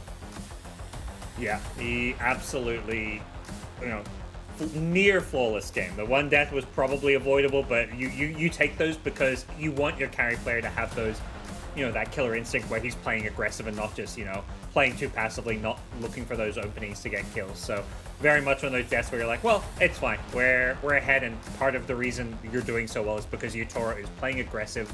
25 kills he was involved in. He's not just sitting back and chilling. The highest kill involvement of his entire team. Was actively using Chronospheres everywhere on the map. Just absolutely, you know, perfect performance from a carry player. Yep, and I've got to sing the praises to Collapse as well. The fact that he was actually even able to have a game, which is crazy to say because he got destroyed in the lane. So he was able to fall back, had multiple stacks that he made. I think the supports made a couple stacks as well for him. So, because that was looking very, very grim off the back of the start. I actually do want to check how many stacks was it. Mirror made 4, Collapse made 5, Maposhka even made 1. So we always know that the Beastmaster thrives on stack making, and very much was required this game to be able to actually be able to play Dota, because it was almost the second game where Collapse wasn't able to enjoy the game. Yeah, and that was kind of I think tactically the big adjustment they made that needed to happen was just, how they approach picking Collapses here in the draft. Game 1, they lost pick it. They, maybe didn't feel like they had great options. They found a Wyvern for him, which is not one of, his comfort picks by any means. And then Game 2, they're like, we're just going to first phase his hero, get him something that maybe they try and counter pick in the lane. That's fine. It's Collapse. We know this guy on his Beastmaster. the first monster moment is the feed on the Tormentor. His reaction too. He had a bit of a smirk and then it kind of faded pretty fast. It's like, He's like, we haven't won yet. No, we have not indeed. But in the end, he had a pretty good showing as well from last. So this is great to see the versatility from him. I know one really big gripe has been just his diverse hero pool, but showcasing that he can whip out a snap mid. Yeah, it was like the right pick for the game. We touched upon like how they don't maybe quite have enough damage for Chrono, like Void with Beastmaster. Like there is some obvious synergy with the Void benefiting from all the auras, but ultimately like you've got support doing damage. You want a mid that does damage as well. So Snapfire was kind of the perfect pick here. Had to play like kind of second fiddle to the Void. I really like the rotations down bottom. The first one, Liquid red and avoided. The second one, they managed to get the kill perfectly with the roar into the kisses. So there's good activity and movement coming in from Laurel, even though he was playing that kind of more quiet kind of, even as a playmaker, he felt a bit quieter this game. It's because of just how good of a game we saw from Yatoro. And something we were bringing up to start the series as well, that Yatoro is on quite a hot streak currently. This guy is having some incredible games, and that's a scary for his opposition if he is almost back in the form that we saw out of him in TI10 as well. So that's always a player that we need to keep our eyes out for, and he definitely did not prove us wrong in this game in particular with that Faceless Void performance. Yeah, definitely. He's a hard player to prepare against. I think there's, you look at some teams like, oh, this is the guy you want to shut down, or he's their player that's the X factor. When it comes to Yatoro, it's like you can't really ban out his heroes. He's such a strong laner that you can't just be like, okay, we're gonna completely destroy him in lane. If you overcommit on his lane, then you've got players like Collapse and Laurel who will take advantage of that. So you can't put too many resources into just focusing on Yatoro, and if you don't put enough, he's gonna do what he did here and just carry a game. No, you were mentioning when we finished game 1, you were really wanting to see the draft was something you were highlighting for Spirit to look to change up in particular. What do you feel like were the big key things in differences we saw from Spirit's game 1 draft to the second game draft? Yeah, I mean, so the first phase picks, I guess, was probably the biggest thing. We also they were sent down like a different path because of some of Liquid's bans. But this game around, they went away from picking Yatoros here in the first phase. I think when they just first phase that Bloodseeker, I guess there is that flex potential. Some teams we see in the off lane, but generally speaking with Spirit, you're going to be running carry Bloodseeker. It kind of took away some of that flexibility. Instead, they get a Faceless Void pick with their 4th hero pick, and that gives them, and it was picked in a perfect situation where it's like, okay, we have good damage from our supports, we have a Beastmaster to buff them up, and there isn't really anything. I think he saw like 4 of Liquid's picks at that point, so he knew it was going to be a good Void game. So I think just being patient with Yatoro's pick, not to say I think first phasing Bloodseeker is just bad by itself, but for Spirit it seems to be something that takes away one of their biggest strengths, which is Yatoro and his hero diversity. Yeah, I wish I had a better understanding of the Bloodseeker and when they look to try and flex it to the offlane, because I do think that is at least the strength for them when they pick it in the first phase, because Collapse plays a pretty good Bloodseeker as well. That is something that if they see a better hero for Yatoro, then you can swap the roles a little bit for the Bloodseeker. But for the read on when it is a good game, it's a little bit difficult to get that idea, and obviously they didn't feel like that was the case for him in game 1. So I also will say though, I really like the way they came in through the banning phase for Liquid, even though it was a 1-1. I think the Batrider and the Storm Spirit again are 2 heroes that have been Lau's comfort without a doubt in the DPC, and also overall Mira has a very, very good Batrider as well. I think that is another hero that Spirit overall have dominated on. So I'd like to see other teams in the first phase as well kind of mirror Liquid's bans, because I think that is some pivotal heroes for the boys on Spirit. Yeah, and I think we saw, Liquid have obviously good ways to approach Spirit when it came to Game 1. I think Game 2, we just saw Liquid maybe go a bit too far outside of the box. The Abaddon pick in the off lane had a kind of tough lane. They also didn't... I mean, they kind of early on stopped the Beastmaster lane, but it's, at this point in Taylor's all the time where Beastmaster loses his lane and then just farms the jungle, catches up, and then takes over the game anyway. So, I mean, maybe not takes over the game, but still has a very high impact on the game. So, it didn't really seem like Spirit were too phased by Collapse getting off to a slow start.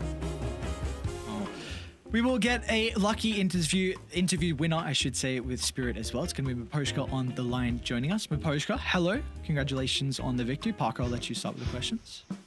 Hello. Hey, Miposhka, congratulations. I do have to ask, there's something about your team. You're very consistent in that you keep getting, here at DreamLeague, getting draws, and during the DPC dropping a game. Do you feel like, what's your explanation for why your team, isn't getting these clean 2-0s in the series you're playing? I don't really know. Of course, we trying hard, and we of course want to win every game, but it just happens that we usually losing at least one map.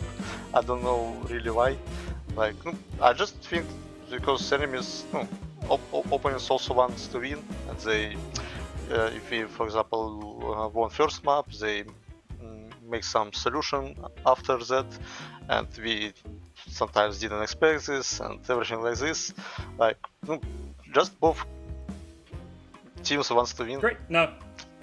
Yeah, I mean, it's something we've noticed. I mean, obviously competition is higher than ever. Obviously, speaking of which, the big Bali majors coming up.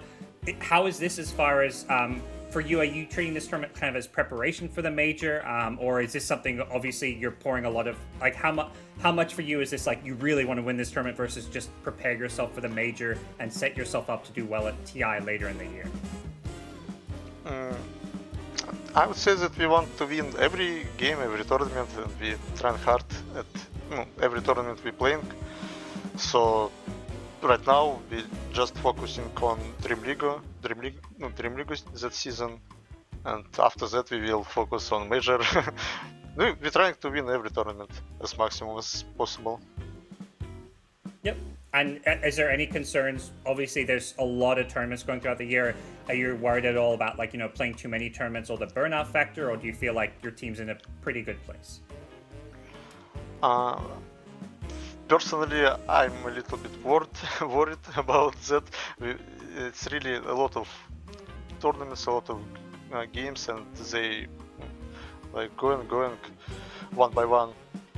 I don't know about my other teammates, how they feel about this, but right now I'm not really how's it word? I'm not really tired, but like also if you're winning, you're getting more energy. But right now we're not really winning, so it's really hard actually to say like about mentality right now. Okay, no, thank you for sharing. How about the Lich? You tired of playing the Lich, Miposhka? I know in the DPC in Eastern Europe, you played the Lich 9 times in a row. Are you enjoying playing the hero? Yes. I not really like to play this hero, but we just see that this hero is could be good in that situation where we pick it, and it actually works. Also, I played 6 games on Lich against Tekis, and Tekis is kind of broken hero right now, but Lich is one of those heroes which can at least fight with him at level 3. He can also cancel his jump with first spell. So he also his second spell is really very strong. So the hero is just like have some good options against meta heroes. That's why we thank you for that. I've got keep picking this. Well, it seems to be working. You guys seem to be having some good performances on the Lich. I've got one more question. You've been known for a very long time to be one of the best warding supports out there. I know we've had this patch for a while. When the patch dropped, was there anything you did in particular to try and learn all the new ward spots, and even what do you do now to try and get an advantage with warding as a support? Of course, when patch released, I tried to find some good places, good wards, and now it's really hard to find wards right now. But as more games we played, we can find some patterns from every player, from every team.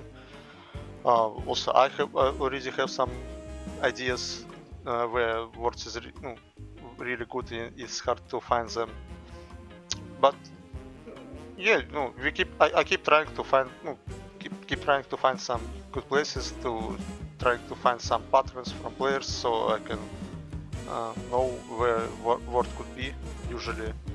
So yeah, that's it. So I do have one really quick question. What do you think about the change with the sentry radius? Because I know people didn't like the sentry stock going down from 10 to 8. Do you like that the sentry radius is a little bit bigger now? What are your thoughts on that? I think it's fine. It's just because map much bigger now. So also in that patch, sentries, as I remember, they decrease amount from the start or time. I don't remember exactly. And it's really good that they at least increase radius, because if they didn't do it, like I don't know, it would be too much harder to find ports, yeah, and other things. Well, thank you very much for your time, Aposhka. It's always a pleasure to be able to interview and the boys. So congratulations on the 1-1, and hopefully we get to see more interviews out of you guys. Thank you. Goodbye. Thank you, man. All right, there we go, Parker. Always good to hear. That is a question I've had for a very long time, and you don't get an opportunity to ask one of the best position 5s out there to be able to drop wards as well. So we get a little bit of insight from him and what he thinks overall about burnout, and playing the Lich a lot as well, which is definitely one thing that they have been doing a lot so far. So it's always nice to hear from Aposhka. Yeah, did make his claim, Ice Frog, if you're listening, Techie's a bit OP, you gotta nerf his hero. But yeah, he didn't seem to mind the Lich. He didn't say it was like his favorite hero, but he'll play it because, you gotta do what you gotta do to beat the Techies. So, it seemed like things are in pretty good spirits there. I like what he said, where it's like, when you're winning, the burnout factor doesn't seem to hit you as much. But like obviously right now they're kind of in the middle ground where they're winning some, not quite. They probably got a bit of a high from doing well in DPC, but now they've got a, depending on how this tournament goes, that could affect their mentality moving forward. Well, hopefully for Spirit, that high is able to continue, because they have a big run left in Dream League, and of course their attention towards the Bali Major afterwards as well. And for us, we have one more series of the night as well. Another very exciting series in store for us. Shopify up against Beastcoast right after the break.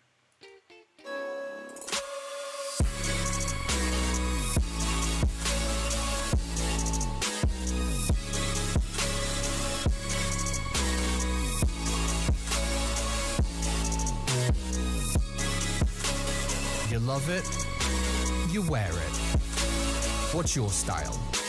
Get your merch at shop.eslgaming.com.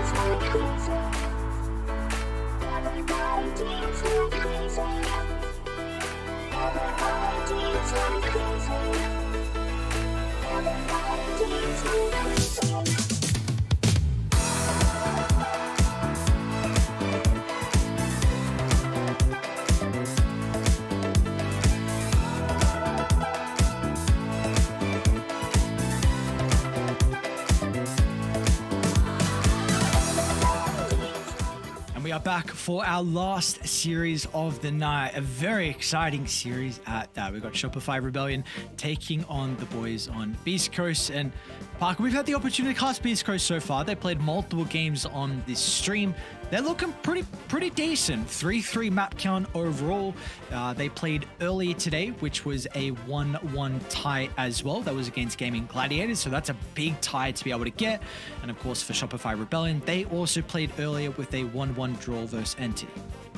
Yeah, this is, a bit of a regional battle. I mean, not quite from the identical region, but teams that play each other since they're in the same time zone, can play on the same servers. So these are teams that know each other pretty well, but the stand-in factor makes things a bit interesting. Beastcoast stand-in, someone they're probably more comfortable, have had more time to adjust to playing with Parker having been around and playing with the team for some time. Whereas Shopify, Miracle, this guy, everybody knows him, but seeing him playing on Shopify, it's still like insane to me. Just that they're playing with Miracle here. It's a treat to watch, but so far things have not really been clicking for them, at least in DreamLeague. Let's take a look at how some of the Beast Coast games went though earlier today versus Gaming Gladiators. Again, like we said, was a 1-1 tie. It was a pretty back and forth game, overall back and forth series, I should say. And if we get to see, man, we saw Parker's dominant performance on his TA yesterday. Now they even pick up the Morphling, which is a Grandmaster on as well. And this man is showcasing that he's got quite the case to be added to one of the high rosters here in some of the teams. Yeah, he's like a true carry player in the sense too. Like he's not playing like the sacrificial carries as much. He's playing Morphlings. I mean, even the heroes that playing like fast pace, like TA is still heroes that like take over the game, and you're building your draft around him a lot of the time. He's been absolutely phenomenal. He managed day one. He managed to like solo carry a game that looked unwinnable when he played the Medusa. So an absolutely fantastic carry player.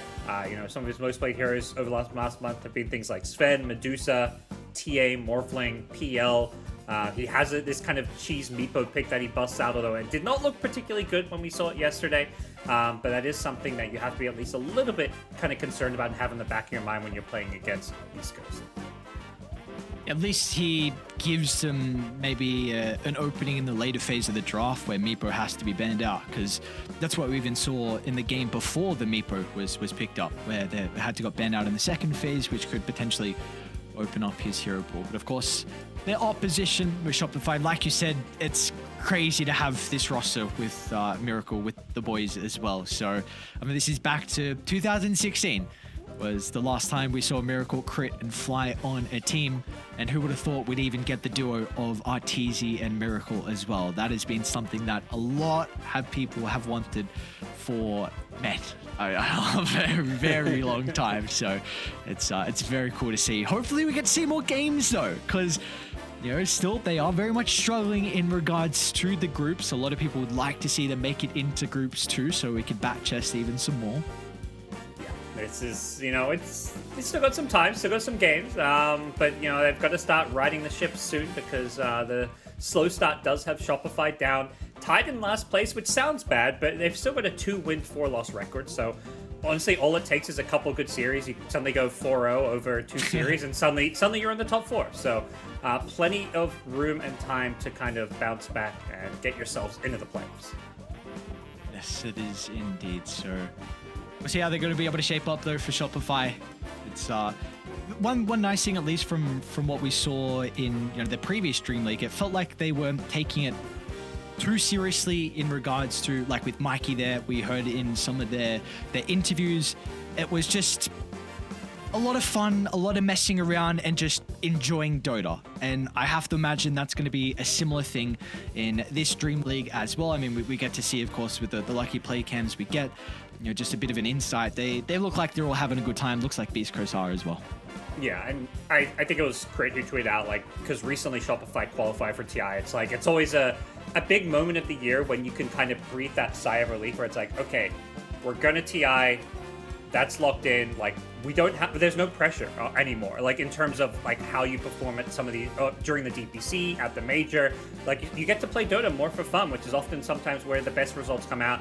You're playing for fun. With that said, these teams, like we heard it from Baposhka, you're treating every match and every tournament like one you want to win. Some you may prepare for a bit more than others.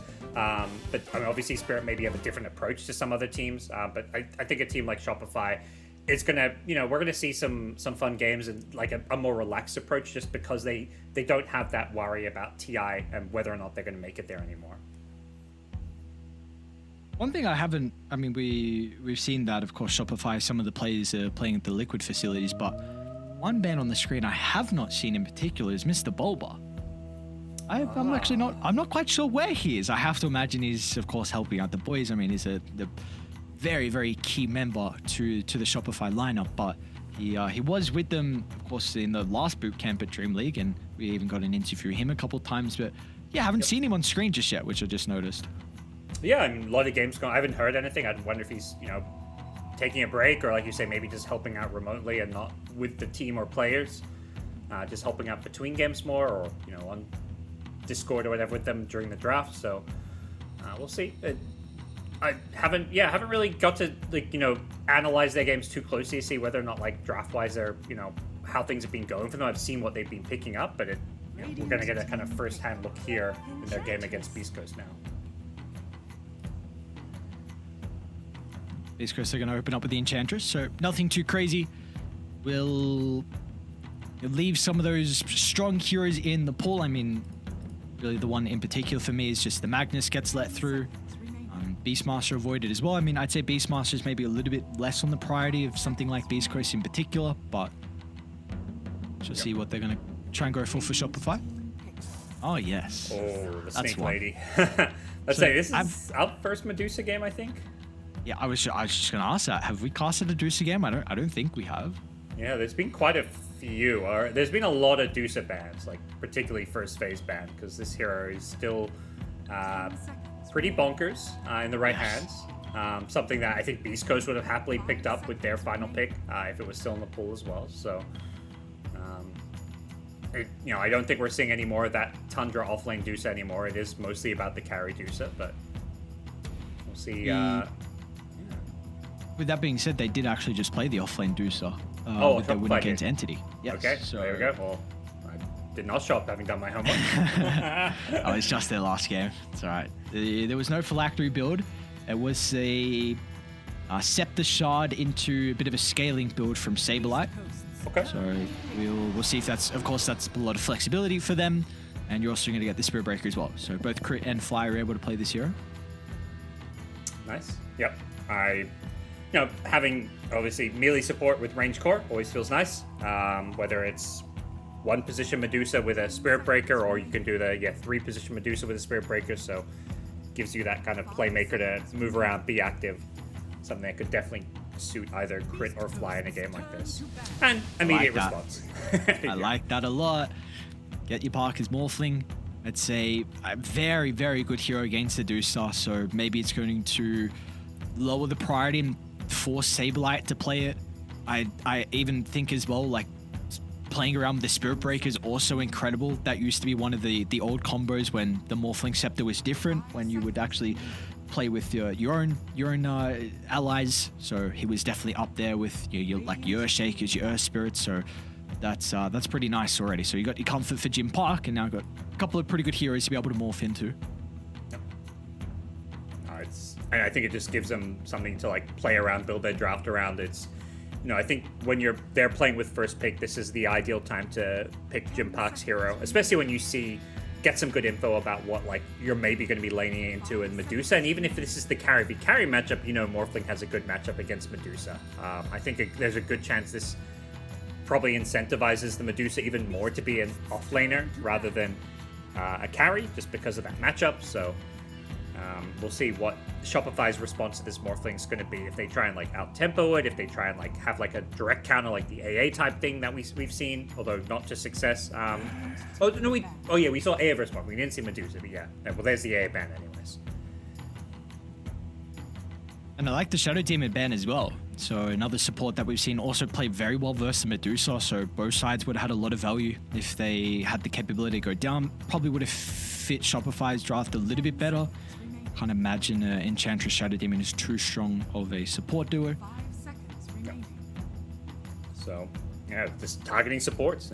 see how much they want to commit. Both teams are worried about some of these illusions. Illusions of Morphling can be brutal. If Medusa is a carry, her illusions can be a little bit pesky. But for now, a Snapfire ban coming out. Something that Beastcoast have a lot of flexibility with. Can play it in the off lane. Can play it mid. Play support, of course. So worried about some of that damage output that a Snapfire can bring to the table. So I think heading into the second phase, Shopify probably just going to open up with their second support here at the 15th. Is there like anything you'd kind of like at the moment, just to chuck out a couple heroes that we might see fly or crit play? Yeah. I'm trying to think what's. I could see. If they're gonna do the Spirit Breaker 5, like I think crits Mirana is insane. Maybe if it's not the best lane with Medusa, so maybe if that's more if Medusa's a carry, but I would look more at 4 position Spirit Breaker with 3 Medusa, so 5 position for Fly. Not sure. I mean, if you want to get really like out there, a Grimstroke against the Morphling, get that Dark Portrait later on, could be one way to kind of try and counter the Morphling. We actually have even seen that hero have some success. It was in a game where OG went very interesting draft where they picked a Terrorblade and a Morphling in one game. So there was a lot of value out of the Dark Portrait. Besides that, I'm a little surprised we haven't seen that hero. I'm really not quite sure actually what the weaknesses of Grimstroke are currently, because I think overall the toolkit, like, he provides a lot, but obviously there's something right now that is making him be less favored than a lot of the other supports. Yeah, I think you can feel a bit like weak in terms of what you offer in the laning stage. Like you compare it to like the techies and Lich and stuff. Like picking a Lich here is probably just a more stable option for your overall game and your lane. It gives you, pretty much anything can lane with a Lich, whereas I think the Grimstroke you generally want to have some kind of combo with the Ixwell. Like you've got the Spirit Breaker charge, but something like a Lich is more stable. Disruptor is pretty safe pick as well. But yeah, they go for the Lich. So this is just your, like you say, the 15 pick a support, reveal as little as possible, and then basically try and glean as much information as possible about what your opponents are doing, and then you can kind of lock in the Medusa either to the offlane or the carry role, and then figure out what kind of cores you want to pick that, respond to Beastcoast's approach to this game. Although Beastcoast have kind of revealed their main game plan by picking Parker's Morphling in the first phase, but obviously there are other things to factor in, like the mid matchup and what kind of offlaner and playstyle they're going to go for when it comes to Sacred as well.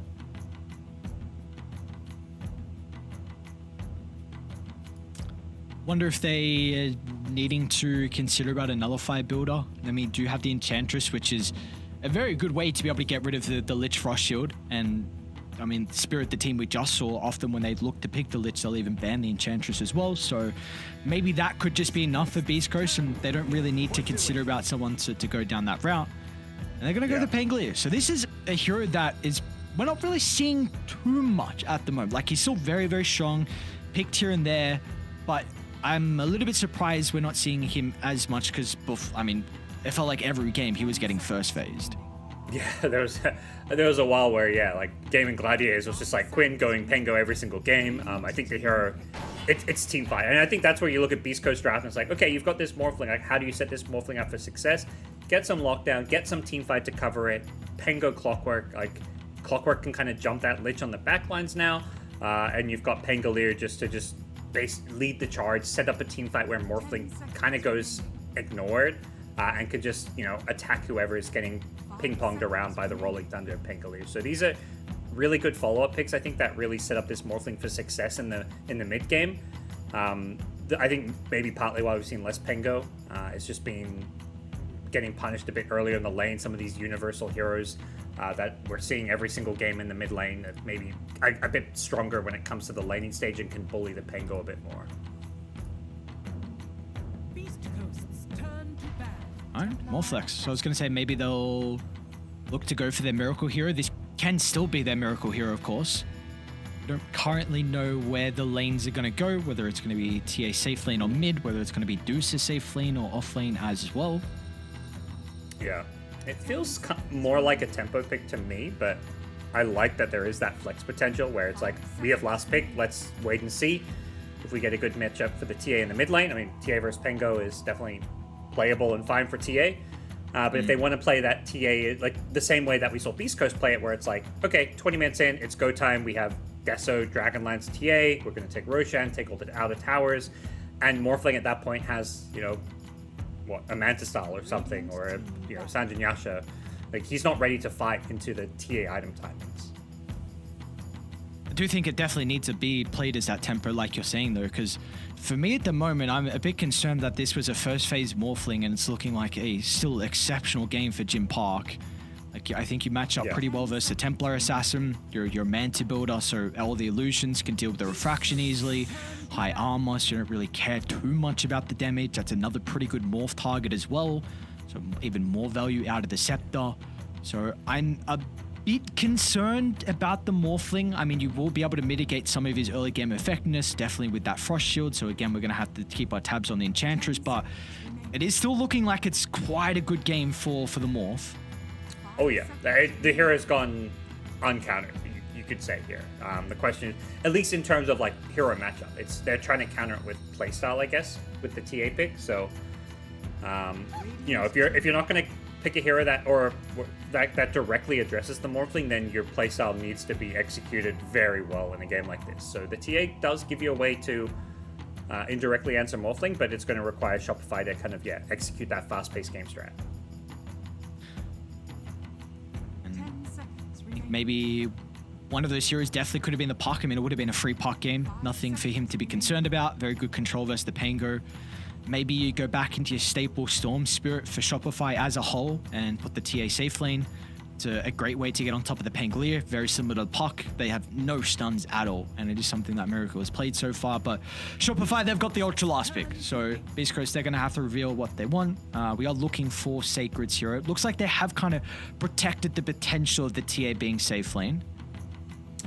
Yeah, they at least give themselves the option to do either. I'm wondering what would be if it does seem like, at least from the game so far, Miracle has been playing less of these, you know, carries from the mid lane. You know, it's been Ember, Void Spirit, Timbersaw. He had the Shaker that one game in a win, so maybe, you know, something like a Shaker could give them a ton of control and tempo as well.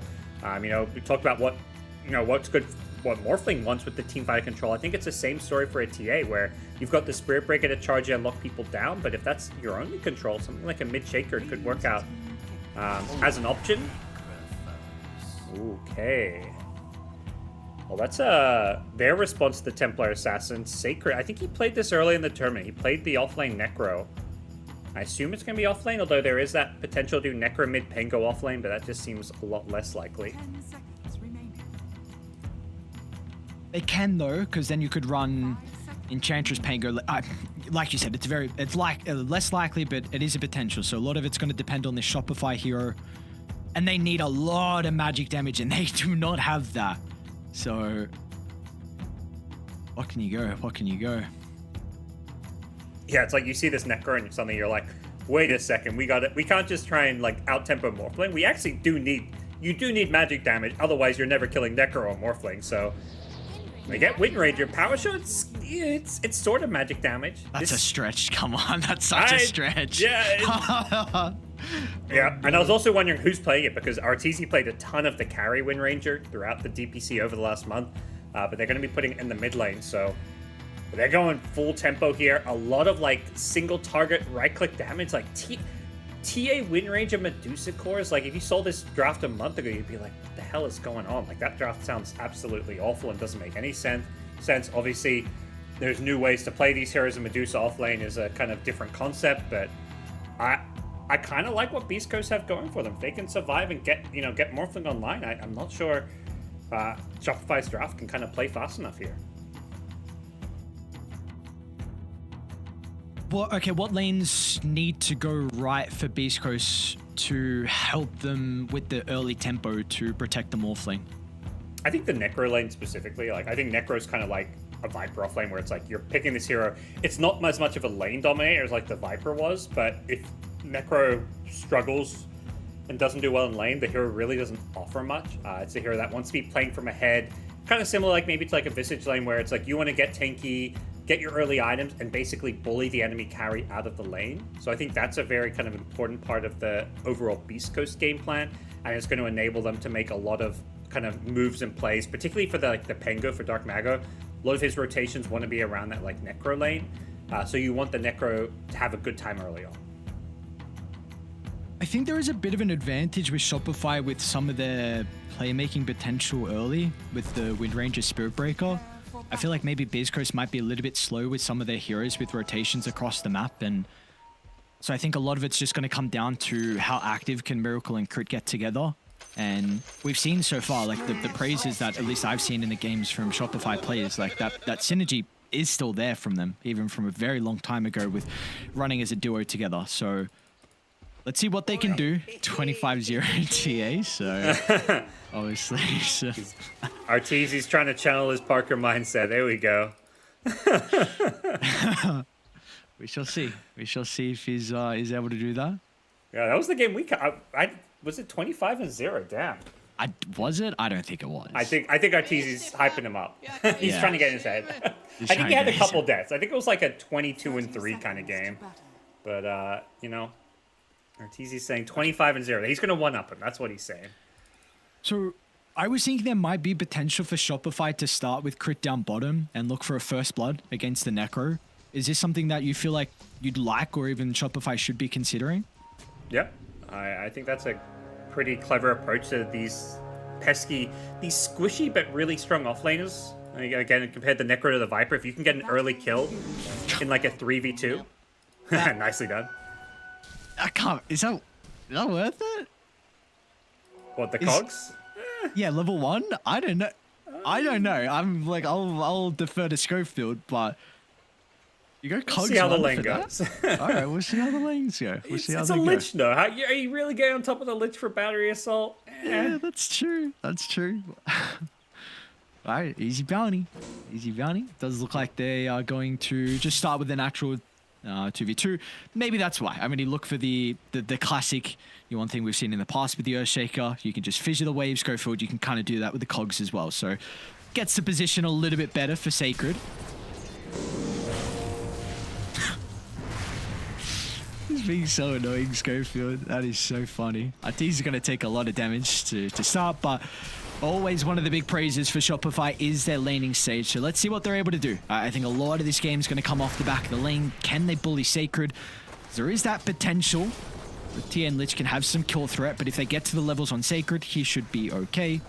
How do we think mid's going to go? Of course, Miracle up against a Prodigy. Prodigy? Yeah, you can say definitely a rising talent in mid. Dark Mago, was a hot commodity after that TI run. We've seen him have some very good performances as well with Beastcoast, but how do we think this is going to go between the two? I mean, so far, Miracle's just been getting up in his face, harassing as much as possible. I think Pengo generally, even against these range matchups, does okay. I was going to say, are you really going for the chase down here? Going to try and continue to harass at the Pangolier, but it looks like they are chilling for the moment. Yeah. Stinger has been able to zone Crit out as well, so Shopify, nothing too crazy.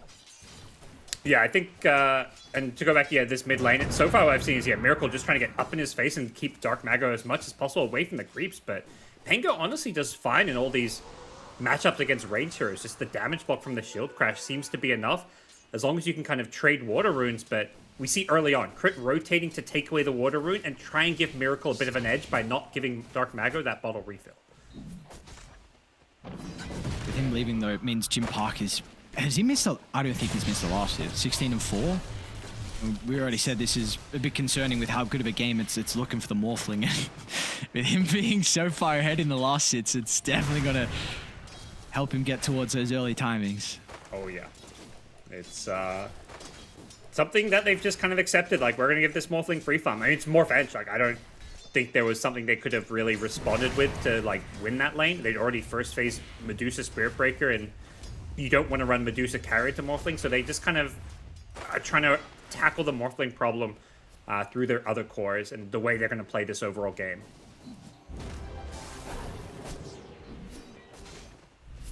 So I wonder then, with him having a good start, if it's going to free up the game for the Enchantress to potentially rotate as... Oh, speaking of the Enchantress, Stinger, he finds a solo kill. So a lot of experience going to be given over to him. Early a second point in the Enchant could prove to be very annoying for not only the top lane, but even potentially rotating to try and secure some of the runes for Dark Margo. Yeah, nice. Just having that Harpy early with extra damage, that's really nice for him. Like you say, he can now come maybe fight around that 4-minute rune, especially after Dark Mago got denied the 2-minute water rune. We may see extra rotations out of Beastcoast just to guarantee a 4-minute rune here. Bottom lane, Sacred. Oh, very close to getting blown up. It's going to be enough to keep him alive. Schofield's going to move on in with the second point in the battery assault. Looks like Beastcoast should be able to strike back. They'll contemn Shopify for even going for that attempt. Unfortunately, the own just got delivered after the kill, so not going to be able to find some of the charges for Sacred. He still got the kill though, so that Heartstopper regen is huge. It still healed him up a ton. So really big turnaround coming out from Beastcoast there. Huge difference between the Necro going down and then suddenly he turns around, gets a kill, and he's almost full health. Yeah, all three lanes looking really good. 2k gold lead. CS advantage in every single lane. Or mid lane's more or less even, but really good sign. And which has to be a big concern because, again, it is always brought up, but Shopify, their biggest strength has always been the lane, so hasn't been the greatest start for them so far. But let's go for once again, maybe trying to get a little bit aggressive down bottom onto Fly. He's going to be pretty cautious over this position because Arteezy can play off the side blades on the cogs, not going to be able to find the angle to get the finishing kill onto Schofield. At least gets a Cory for good measure. Trying to turn around, throws out the blood grenade, but doesn't look like they're going to be able to go on this Necro. They really want to get those first stone charges, and Crit gets sniped at the top lane. Another death for the Spirit Breaker. He's just not been able to really offer much, and you know, it's not really like the ideal lane partner in the Medusa. You're kind of like, well, can't really get any kills here, at least not until the Phylactery comes online. So as a result, he's just been a little bit lost here in the early game. He's going to TP bottom and look for a kill, though. All right. See if they're going to have the damage for Sacred. Schofield will do his best to disrupt Cogs to push them away. Sacred's going to be okay with the one charges. They turn it back around. Shopify just do not have the damage. Sacred stands strong. Crit's going to die for another time this game. It'll have to be kind of the charge of shame back out onto the map as this is getting really grim to start. Beastcoast 5 kills to the 0 responses out of Shopify. Yeah, there's like getting a 2-0 kill, you know, getting 2-0 kill in side lane's one thing, but they did that into a rotation. Like, Spirit Breaker came and ganked his lane, and they just turned and stood their ground. You know, Necro had just hit level 4, so he had the Ghost Shroud, which meant he could get a huge burst of regen, and that just allowed him to easily, like, that wasn't even close to a kill on the Necrophos. All right, Miracle, what can you do? Yeah, that's a good question. Because that is the one lane that has gone relatively okay. Well, he's just behind Pango in regards to the net worth. 3 points up in the power shot. Let's see how active he's going to be able to play this game. A lot of it will come down to the power runes, but because Beastcoast have such an advantage early on, it will just be that much easier for them to be able to secure the runes for Dark Margo. Yeah, they're definitely looking to him to maybe make some early moves, but Dark Mago going to be the first one with an Arcane Rune. He's coming top. Oh, TP bottom now. Decides that action. Yeah. Sacred going for the dive. Might be some... All right, big meld out of Arteezy. Dark Margo's going to be able to mirror the movement bottom, but soon Shopify will have the numbers advantage as Miracle Gonna finally try and put his stamp on this game, but with the cliff ward, Dark Margo is able to react accordingly. Schofield as well, looking to get out of danger. Miracle wants to try and stop him short though. Still no point in the shackle, so Schofield can easily escape and will be able to do so. And she comes looking in for a Wisdom Rune that's not there in the top lane, so scurry back. But yeah, good little sequence of events there for Shopify. You know, they hold on to the aggression bottom lane, the Pengo rotation ineffective. That was a very kind of scary moment when Pengo's making the first rotations with a power rune, goes top with the arcane rune, doesn't find a kill, then TP's bottom, doesn't find a kill. Can they get Saberlight? He's got a big one. 20 sticks along with the Lotus. Should be okay. I don't know if they can get the turnaround though. Crit's just gonna try and act as a bully. Protecting Saberlight. You even have the potential of Miracle to rotate as well. Still no point Shackle. Opting for the maxed out power shot here for the nuke. See if he can somehow snipe Jim Park, but he's still playing with a decent amount of strength. Ooh, went for it. Yeah, you gotta get him when he's on like a full agi shift. But with the raindrops, it's pretty tricky to get that kill. I like the signs we're seeing though out of Shopify, even though this is a 2k deficit. You know, Miracle is looking on his side lanes to try and get active. Crit as well is trying to do the same as well with the Spirit Breaker.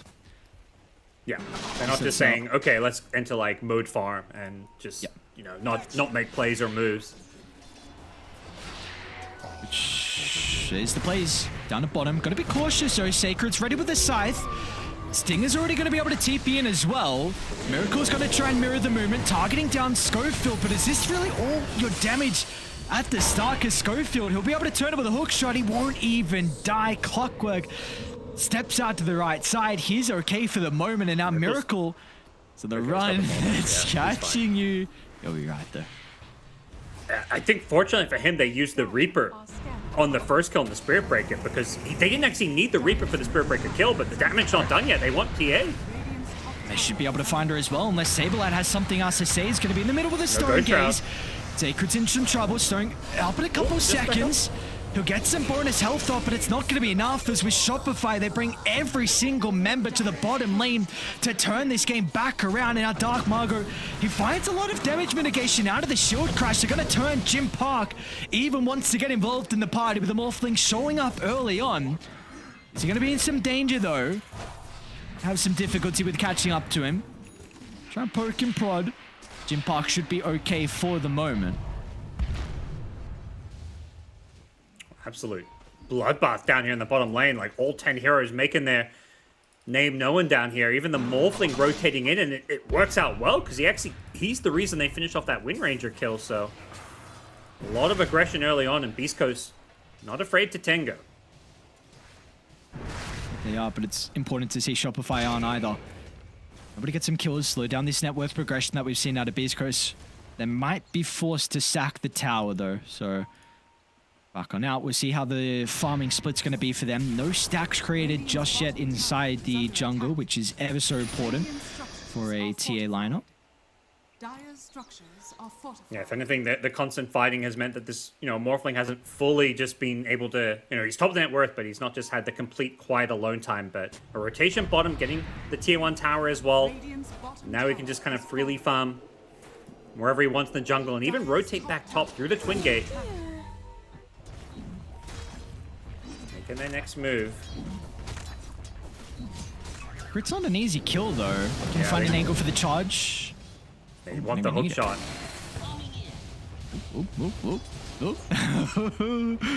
There's a shot. Oh, that did not go where I think he wanted it to go. Yoink! Thank you very much, Dark Margo. I'll take that. So, in the end, I mean, it's a trade across the map. Miracle was able to get a free kill onto Stinger as well, so getting him pretty close towards the Atos. Yep. Stinger comes back mid, so support for support, but shot off the mark. Yeah, this Morphling though is looking like a huge issue. We're not seeing, I mean, TA's farming well, but it's not like, doesn't have that sense of a game where it's like, TA's just, you know, going to be hitting these item timings and then just snowballing out of control. And Morphling and Necro are already this farm. The Necro basically offers a good answer to the TA problem. And they don't really have an easy way of maybe addressing that Ghost Shroud. not until, man, 4th item, maybe 5th item with the nullifier on Arteezy, but that's quite some time away. And I guess you have the potential for Miracle to go for it maybe early on. We'll see what his progression is going to be, but yeah, not only do you have the Necro issue, nor the Morphling issue, and Pango's even having a good time as well. So now in Shopify, they're going to try and make a play down bottom. Sacred will be their target. They're going to have the Magic Burster with Fly's Chain Frost. Got some creeps to be able to bounce back and forth. The TP is going to be in from Schofield. Doesn't seem like it's going to be enough to keep him alive, and now they might even turn to the clockwork as well, but Jim Park and Dark Margaret will have something else to say. The final word will be Beastcoast. As with Rolling Thunder, they'll stop some of the TP short and be rewarded with a double kill down bottom. Sableye, he'll make him work for it. He's pretty beefy. Shopify, they're starting to come back over. Maybe Miracle's got the damage to turn it back around with a power shot. Takes away the life of Schofield, but Sableye still getting chased down. Can they kill him though? If that the strike over the tree line, that's the finishing blow. Jim Park against the world now. We're saying the praise of the Morphling so far, top of the net worth, but he's not at the stage just yet where he can 1v2 as well. He thought about win running after the Wind Ranger, but thought better of it. Didn't quite have the damage or mana pool to sustain his fight, but able to now heal himself back up with his mask on some Ancients and another fight. Morphling showing up early, but Shopify is still going to be pretty happy. They've actually somewhat taken away the gold lead that Beast Coast had. At least they're keeping things close. The problem is just the way the gold's been allocated, where Morphling is so far ahead of everybody. So this fight looked like it was going to really just go to shit for Shopify when the Morphling showed up, but they somehow managed to kind of cut their losses, and even though they do end up losing Sableye, they get some nice trades in. And Crit's doing a really good job with his Spirit Breaker at this stage. I mean, 5 deaths, but in a lot of the fights, he's just the one putting himself on the front line to enable Miracle to freely spellcast and freely right-click, and that's a big reason why Miracle is 4-1-1. And also just making a lot of space for Arteezy, who's second in net worth now. So even after that bit of a rough lane, I mean, he had no deaths, but saw the net worth took quite a hit. But he's close to death, so and as soon as he gets that always Beast Coast need to be considering about the Roche potential of Schofield. He'll find an opportunity to be able to jump in towards Fly. There will still be a 1-for-1 exchange. Arteezy's going to be a little bit cautious, though, because Dark Margot... Oh, Minblade actually, hang on, Jim Park. They've got 3 members on Shopify, but the waveform over the top, though, he's going to be okay. Back to top, though, Dark Margot continuing the hunt. Scythe is at the ready with a refraction burnt away. It's going to easily set up for Sacred's nuke. Shopify, they went for the attempt to go for the Morphling when he was isolated away from the team, but that also means that TA was not having any boys to protect him. Yeah, and that's the one hero you probably can't really afford to have die. Like, Miracle's going around making plays and, you know, gives up a kill or two, that's one thing, but the TA is the hero you kind of built your draft around and is, you know, you're trying to set up for success in the mid game. But TA death is going to really set back Shopify's timings. And it really does feel like they're trying to aim for this mid game timing with the Ags on Medusa, a TA Deso. Oh boy. That was a scary little moment there. That's one tool they're always going to have for the Wind Rangers. Yeah, this Enchantress Dispel can be very problematic for a Wind Ranger. I know, Parker, I just keep looking at the Morphling and seeing a free Morph game, and a free Morph game for Jim Park as well, with top 3 of his best heroes, and he's going Nullify next item. Wait, has he got Scepter? No, he's just going for the Wind Ranger, I guess, so he can, like, kind of solo kill Miracle. Also great against the Lich Frost Shield, of course. There's a lot of things this game that it feels really nice to have a Nullifier. Maybe he just has to, you know, it's not a stat item from Morphling, which is usually what you prioritize, so he may just have to sit in a bit more strength, but the way he's played this Morphling, he's deathless, and it doesn't seem like that's changing anytime soon. So that'll be the case with the team fight, because he's ready to go on Jim Park. Shopify, they're bringing multiple members, even on Teasy, but Schofield slides a hook shot through the middle, connects onto two. Now with the Rolling Thunder as well, Dark Marco's going to crash into the middle, sets up for the size. Miracle gets blown up, and now they can turn towards Crit as well, as Shopify, all their remaining damage is solely on Arteezy. He's trying to beat into Sacred, but he's got plenty of sustain. There's nothing they can do. It's all Beastcoast inside this engagement, and they won't be stopping anytime soon. Eyes over towards Saberlight. Maybe a tier 3 tower going up there is a bit too much for them, but they're happy with potentially taking down the tier 2. Yeah, this Morphling is a huge issue. Steals the Spirit Breaker form, charging through everybody. And just the way they can team fight around the Clockwork and Pango Rolling Thunder, now with the Diffusal Blade, it just gives them so much more damage to address the Medusa. The Wind Ranger is just so exposed in all these fights as well, with all the stuns and control. And what a hook shot there, you see it again. Clockwork is willing to kind of throw away his own life to set up the perfect team fight for Beastcoast. And the perfect fight it was for them. Been able to grant them a 7,000 net worth lead. Take a T2 tower. You've got a double damage rune as well. So we spoke about the potential of Radiant with this Deso on Arteezy, with like maybe a pick off for them being able to go into Roche's. Actually, back alive, we got a bit of a fight breaking out. They're onto Miracle and Fly as well at the triangle. Crit's gonna once again try and be the savior to get Miracle out of danger. Looks like it should be enough. He's got the bottles to be able to get through the Death Pulse. They might just go for the easier targeting Crit though, so another death for him, but at least he's able to keep his core alive. And I think that's Roshan if they want it. They've got the double damage rune. Okay, they're maybe not going to go for it now. If they want to pressure and take this top tier 2 tower with the Tormentor spawning. Pressuring top lane and taking the enemy Tormentor is also a very viable option here. So a wealth of options. Take over the map, take Roshan, do both. Just Beastcoast in a dominant position now with a 10k gold lead.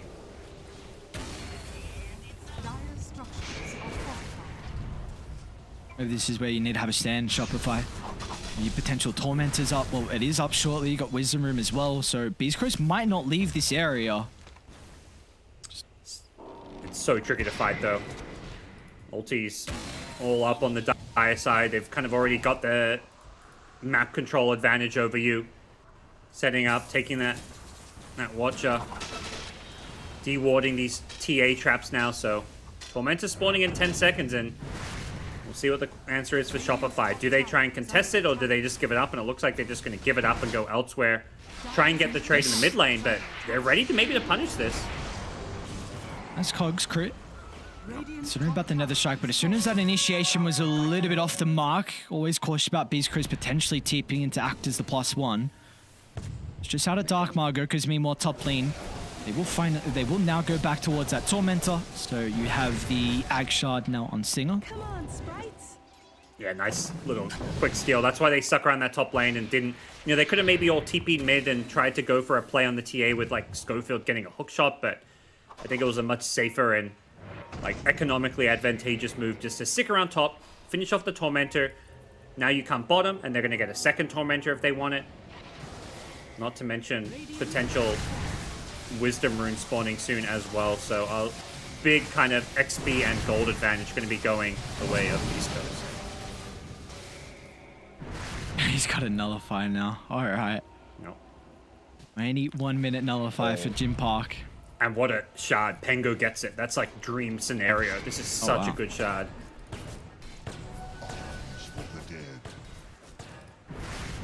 So also been having a pretty good game. I mean, everyone from Beastcoast have definitely played their role this game that was required out of them. Big reason why they have 11,000 net worth lead just off the team play. Really doesn't seem like it's going to slow down anytime soon. A smoke for them. They're going to be able to cross the map through the gate. Oh, sorry, never mind. Brosh is actually still down bottom. So no trap inside the pit. And this one looks like it will go for free. Shopify just have to... I mean, I'm not entirely sure what they're stalling for, but it's really their best option here is, you know, you've got these 3 scaling cores, TA, Wind Ranger, Medusa. So they've got to play around that. They haven't hit their item timings, like this Medusa Aghanim Scepter that they ideally wanted, like maybe around the 18, 19 minute mark. The TA Deso, BKB coming up later than you'd hope as well, and they were the ones who were hoping and expecting to get Roshan with their draft. You know, a TA draft, losing Roche #1 is never a good sign. Unlucky. Charged through the clockwork already at battery assault pop, so stops it short. And now Saber might be in some trouble. Might have to use the Stone Gaze to get out. No one else, I suppose, is really there to follow up with the Morphling. Jim Park might just solo him, though. Flying Miracle's nearby to potentially offer some assistance. Looks like the Atos is going to stop that attempt short. Though Saber's still in a pretty awkward position currently with the Medusa. Can't run down the stairs because Stinger blocks off that avenue. Tries to go to the right side. Nice Stone Gaze TP out. Oh, he just gets the adaptive strike. Jim Park, the nick of timing to be able to stop that one short. And now they can look to go back towards the T2 tower as well. I mean, at least you do have Arteezy that's getting a little bit of farm top. Even Miracle's trying to shove this middle lane out as well, but when are you going to be ready for a high ground defense? Yeah, I mean, that's really what they got to play around, is that high ground defense. We'll see if they pressure high ground. You got to imagine they're going to test the waters here with an Aegis or Morphling. No reason not to. Anybody who comes to defend, you can even threaten to go on with the Pengo Blink, so it's like this may even just be a first lane of Rax. They'll stall it with the Frost Shield, but that's really all it's doing is stalling. See how scared they are as well. Their positioning continuing to play super far back. Very wary Beastcoast just jumping them inside the base. They're going to TP in pretty aggressively though. They got a glimpse of Saberlight, so they'll play accordingly. Hookshot, Schofield finds an angle, connects onto the boost. That's a pretty good charge from Crit. Sets up for the Chain Frost as well. They need to Delta split away as Dark Margot's going to give them the space to do so. Nimble over to the north though. Jim Park just assassinates Crit. And now that was all they had left in the tank. Chain Frost, BKB. Now you've got no abilities and soon to have no heroes nor no lives as well, as without the buybacks, there's nothing that's going to be able to stop Beastcoast from swarming further and further inside the base of Shopify. Yep. Making it look easy here. Parker's just really making a name for himself at this DreamLeague Season 20, and the damage not done. They haven't even taken the racks yet, but they are having their way with Shopify in Shopify's base. Trying to play around with these last set of buybacks. Crit once again. A charge through the middle, but there's just no damage. Oh, maybe there is. Dark Margot falling low, but again, Schofield with a hook shot disrupts him short and gets the best target he could ever hope for. Sniping Miracle, who's got a buyback, but the G's are dropped, and what a dominant Game 1 performance from Beastcoast. It never really was close. Yeah, even, like, I think draft-wise, it just felt like Beastcoast just came out of that draft with, like, everything they could want and hope for. First phase Morphling went unanswered. They picked up a Necrophos for the offlane, which is something they're super comfortable with. Sacred's played it before, and is a really good answer for the TA. There was no damage to kill the Necrophos, like, and then you suddenly Shopify have this draft with 3 like right-clicking ranged cores, TA, win range, and Medusa. I know Medusa's kind of a bit more of a hybrid these days, but I did not like Shopify's draft at all this game. Obviously, it was made it a bit difficult for them to play with as well. It was gonna have to go back to the drawing board, which feels like it may have been said a little bit already with their run so far. They too are having a bit of a difficult showing at DreamLeague, but got some very, very high caliber plays. Hopefully they are able to work out some of the issues there. Yeah, just a tough game. They didn't really set up any of their lanes or players for success. You know, some games you see like where Crit and Miracle are really, at least so far in this tournament, are like playing around each other, playing super aggressive a lot. Didn't really get a chance to do that. Saberlight was kind of on an island, like, you know, he had very low impact in this game. He didn't even, but at the same time, he was the one who had like the best stat line, 0, 2, and 4. Problem is, Saberlight's, you know, he's playing an off-lane Medusa, so there's not really much he can do when other lanes are going poorly. They picked this Medusa with the idea that they could, you know, hit this timing with Ags, with TA, and just kind of snowball the game from there. But I think Wind Ranger was a pick that really did not enable that game plan at all. They needed something that was more of like a playmaking catch type hero. At the same time, even with that, I don't think this game necessarily goes back. So, seems like there's a lot that needs to be addressed heading into Game 2, and you don't have a lot of time in the break as well for Shopify to be able to make amends and just try and find a different strategy. Because so far, I mean, if you take a look at the series count between Shopify and Beastcoast this year, they've played 3 series against each other. Shopify, every series has been a 2-0.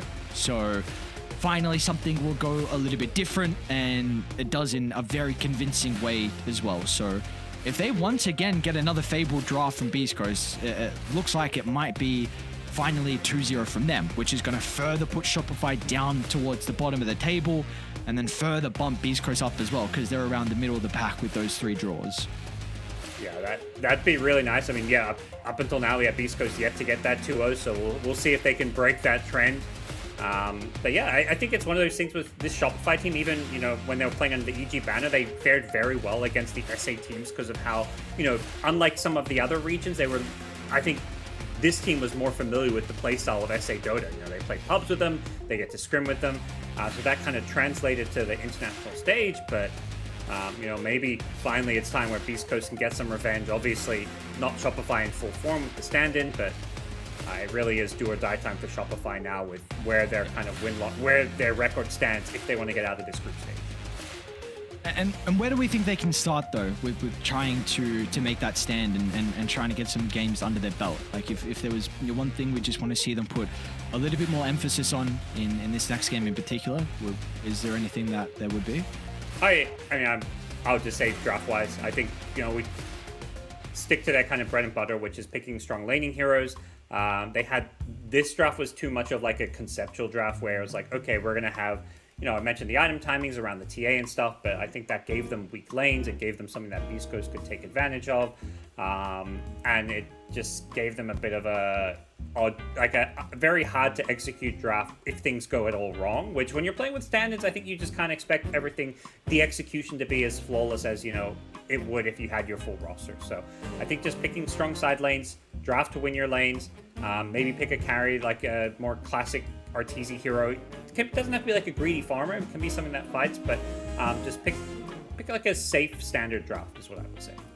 Okay, well, we'll see if they're going to be able to do that for the boys on Shopify, because like you said, it's really getting to that stage where it is do or die. So can they set themselves up with a strong lane and just go from there? That is the main thing we're going to be looking out for Shopify with this second draft, which we'll have very shortly after a quick break.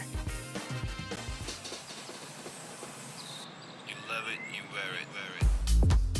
Wear your passion. Share your passion. Wherever,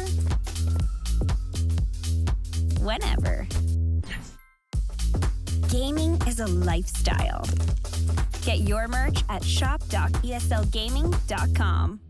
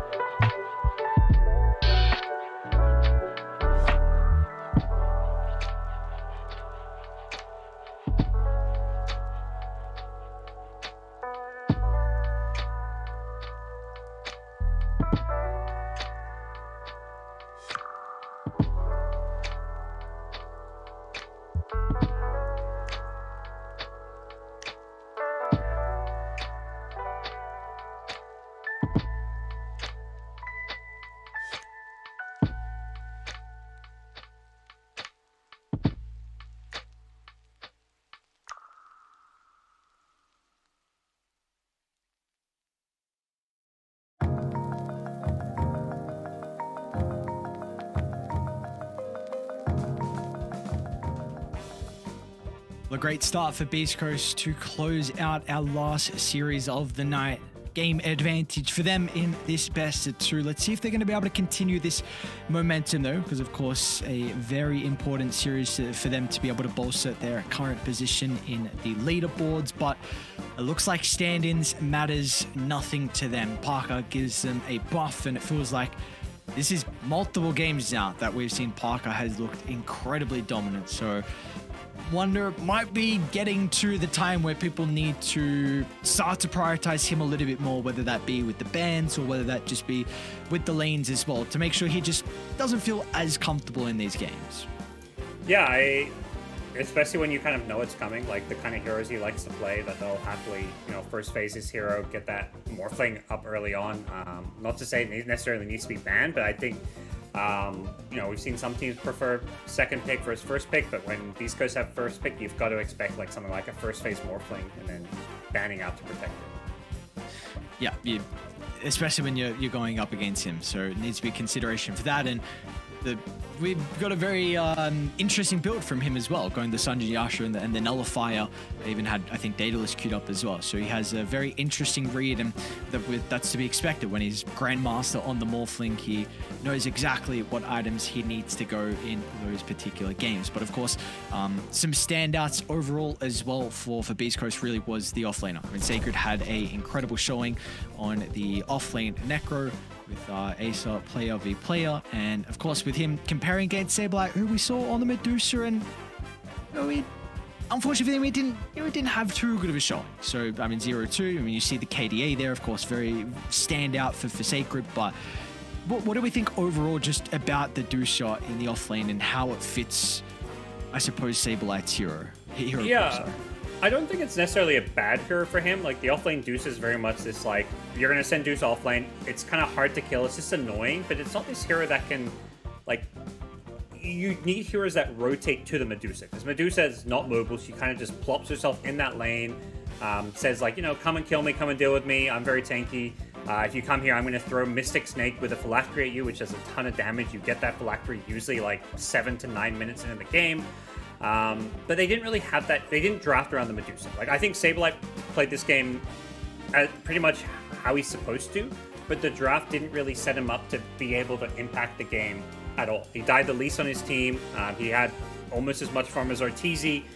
He had pretty good timings on all his items, but we just didn't see a good draft round. On the Beastcoast side, we saw them leave Sacred's hero like pretty late in the draft. He waited until he got to counterpick the TA, which meant he had a fantastic game. And honestly, he was like outside of the Morphling, like the standout player for his team this game. So maybe sometimes that's always the unfortunate thing, when you pick up more of a traditional carry early on, then it gets heavily counted, then you have to lower the priority, and obviously one person has to bite the bullet, and that game it was Sableye. So let's see what they're going to do with the Medusa, because, I mean, if you don't pick it, you also kind of need to ban it as well, because we saw, I mean, a lot of it, the talk right now is just on Jim Park, but we see him carry on the Morphling, carry on the TA, but again, there was that game versus OG where he had a incredible showing on the Medusa and got them over the finish line as well. So there's a lot of heroes you need to be worried about with him, and not only him as well, there's 4 other heroes on Beastcoast, so let's see what Shopify are able to do. Like we said, this is a team with some very high caliber players. I know it's not the full roster, but it's really getting down to the stage where you're gonna have to try and pull something out of the hat. Yeah, I think a loss here could it would be very close to elimination for Shopify, even with several series left. It's just not enough. There's not enough games to make up their record when only 4 out of the 8 teams advance. So to the extent, obviously, Jim Park's the guy you want to shut down and try and address. He just plays too many heroes. I don't think you can just go into the draft like, okay, we're going to ban out his heroes, or we're going to counter him by doing X, Y, Z. I think the issues this game were less about what they let Jim Park do, and more about just how they built their own draft. So I think they need to, focus internally rather than externally, figure out how they can build a more solid draft, and, set up, if you're in the first phase Medusa, how do you make that Medusa pick work? What was all the fighting was happening down bottom, which is where the Necrophos is, which Necro loves. And basically, Beastcoast built their draft in such a way that they could really utilize Necro soaking up all this damage, which is what Shopify needed to do. They wanted to find, they should have tried to send the fights up top where the Dusa was. So I think they just need to, basically focus on what they can do to improve their own gameplay. Okay. Well, of course, a lot of that is going to be set up off the back of the draft, so we'll see what we have in store for us with Shopify up against Beastcoast. Shopify, they're going to be on the Radiant side playing with second pick, Beastcoast on the Dire side with first pick. So we do always say second pick very often. At least has a bit of an advantage in regards to the lanes with the counter picks, and that was a big thing that we wanted to see out of Shopify in this upcoming game. Yeah, it was, I guess, same as game one though, where Beastcoast, they had first pick there and utilized that to get that Morphling in the first phase, and Shopify just gonna instantly ban that out, say, look, we have an idea of what you may want to do here. We're not gonna let you do it again. Maybe that's the adjustment that Shopify just need to make is, ban out that Morphling and not leave the first phase of the draft, which is where first pick has the biggest advantage, feeling like, oh crap, there's a Morphling and we can't address it. Do you remember what they banned instead of the Morphling first phase? I do not. I'll get it. Let us see. It was the Bloodseeker. They went Bat Bloodseeker and Beastcoast banned Techie's Beastmaster. Okay, so I guess the question is, well, Beastcoast, how high a priority do they put on something like the Bloodseeker? I mean, for the most part, like, the success I think has come from Jim Park playing like hyper carries. I don't know if like Bloodseeker is more about that lane dominance in early game.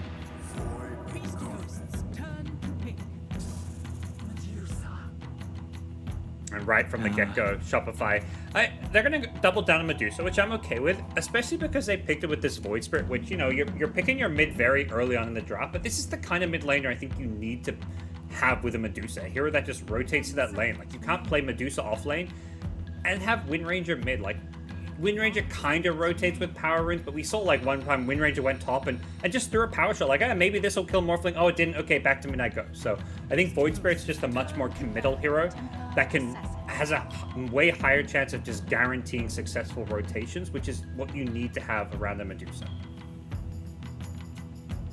And well, there's your response. If the Morphling's not available, I thought it might be the TA or the Terrorblade. They go down the TA route. So just trying to double check if Margot's even played the Templar Assassin so far in some of the games, or if it has just been solely Parker that plays it. I am not quite sure. I believe it looks like it's just been Parker that's been the one picking it up, but that's quite a strong lane. Enchantress TA played very well around together, even got a little bit of kill threat as well. So seems like she's going to be able to get a decent chunk of farm. Yeah, and now it's one of those things where like it's working fantastically, but definitely for like future opponents in the playoff, teams playing Beastcoast, they have a very clear formula when they have first pick at least, which is like pick strong support and then pick our Parker hero. That's, to round out the draft, ban out the counters. Phoenix ban sort of a TA count, a lot of damage over time, but also something that Fly loves to play. So they will kind of also tip off like what heroes they don't want to play into. And again, it's the Shadow Demon as well, something that Shopify's had a lot of success with and is very annoying for these hyper carries to play into, because disruption, making illusions of that hyper carry can just be so damn good. So you mentioned that in the previous game, just the potential of like the Miracle and Crit to be playing together. Is this something that you'd like to see once again in this game in particular? Void Spirit, like you said, very, very mobile and can make a lot more of those rotations, but what we would like to see is a position for Hero and Crit to be able to combine with Miracle. Yeah, I think the Spirit Breaker is a fine idea. I think it was answered really nicely by the Clockwork pick. So maybe if they want to go Spirit Breaker again, you ban Clockwork. With that said, banning Clockwork sometimes feels like, oh, is that wasting a ban? But that's the kind of hero that I think suits well, lanes well with Medusa. You can go double range, but like Techie's being the best is obviously banned out. They banned Anti-Mage. That kind of suggests we may be seeing... kind of suggests Karen Medusa, but even offlane Medusa doesn't want to play into AM as well. Ooh, okay. Well, that answers your quick question. They're going to go back to comfort picks. Yeah. Also, I suppose able to address, I should say, the Enchantress creep. And I mean, overall, still Moonlight Shadow provides you a whole lot of value. So nothing too crazy. I mean, it doesn't really reveal too much, right, with the Mirana getting picked?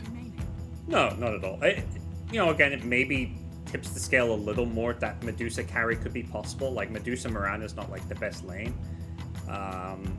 But Mirana can easily rotate mid and play around the Void Spirit, the Aether Remnants and things. Those set up arrows really nicely. And Beastcoast come up with a response in the Shaker Timbersaw. This looks like a really solid Timbersaw game. This is a hero they played quite a bit already, and I think may have even been banned out last game, but Timbersaw looks fantastic here with the low damage coming out from Shopify's draft so far. There's just so much flex potential. You can put the Earthshaker mid versus the Void Spirit. You can put him as a 3, which I think is less likely, but you can even put the Timbersaw mid to play versus Void, which I think actually plays pretty well versus him, with your high right-click damage being universal, and the Whirling Death is pretty solid versus universal heroes as well, so there's a lot of potential for Beast Coast. I think they're going to have to address a lot now with Shopify's 18th. Yeah, I'm wondering, like, you see this Timber and you're thinking, like, okay, we need, like how do you get more damage here? Like, Fly's hero pool maybe? Like, you do a 5 position like Skywrath or something? Silencer maybe? And they go Doom. So, there's a little switch up. It looks like we will be seeing that carry Medusa and offlane Doom. I'm actually quite okay with this Doom pick. Usually, if anything, you're getting Doom picked up this lane in the draft is very valuable. Usually this hero is being first pick, first banned. I do think the hero got maybe a little overrated, but it's such a stable lane. The hero gets so strong early on and also scales really nicely. The Doom, this game obviously has a ton of value as well against the Timbersaw. You've got Scorched Earth to help, get rid of some of the refraction charges. There's just a lot of value out of this Doom this game. That there is. I would like to see a stun with their last pick though for Fly. Because I think there might be still issues with just being able to, whenever Doom is used, just to retreat off the back of like an easy fissure to be able to escape, or like other spells to be casted. So I like the Clockwork Band a lot. I was thinking something like a Rubik, but I think that's maybe a little bit... I like Rubik, I think, because there's value with Earthshaker and Timber, but I think then it's your double range pairing with the Medusa, and we often see a melee hero, so I think that's probably a little bit less likely, but would definitely help out. We'll see. Also, I guess depending on what kind of information Beast Coast gives Shopify, because they're going to have to kind of reveal their lanes a bit more. I do think we're going to just be seeing offlane Timber. The last 3 times they picked it was just Sacred's kind of their Timbersaw player, from what I can gather, based on their match history. With that said, they may just say, okay, we want Timber mid this game. Like, this is too good of a mid-Timber game. But you can see Shopify, they're also banning out mid laners, expecting Timber just to be in the off lane. I think Shaker is generally a 4 position that helps enable the Timber pretty well. Timber off lane, you want to get as much solo XP as possible, and Shaker being able to either pull waves from behind the tower, fissure block to help get the lane equilibrium, is just really good at setting Timber up for success. So if it is going to be Sacred, then looking with the offlane Timber, we're trying to find our Dark Margot pick of the 23rd. What flaws do we feel like Beast Coast currently have that they need to cover with their last pick? I think they want a way to, like, when they commit on the hero, just like guarantee, and also like lockdown, like right at 4 position Shaker. Yeah, you've got fissure, you've got stuns and stuff, but you can't just have your Shaker going in first. So I think they need a hero that kind of goes in. Spirit, Ember, Storm, Puck could be maybe an option as well. Heroes that don't love playing into the Doom, and also Void Spirit offers like counters to some of these heroes, but I do think you need something that just controls Void Spirit and also just starts a fight. Pangolier could be another option. They went for it last game. I actually think Pango's still... Oh, sorry. Okay, it's banned out. Never mind. So no Pango. Oh, Dark Mago. Yeah, I mean, he loves his mid-Mars, so that's... Like, the Mars ban is for the mid lane, not for the off lane, funnily enough, when it comes to Beast Coast. But those are the kind of heroes I think that make the most sense. Something just that goes in and starts a fight and also offers control to address the Void Spirit. What are your thoughts on if they... I also heavily agree. I think they need a way to initiate fights. If they still go down a different route, what do we think of something like a Snapfire?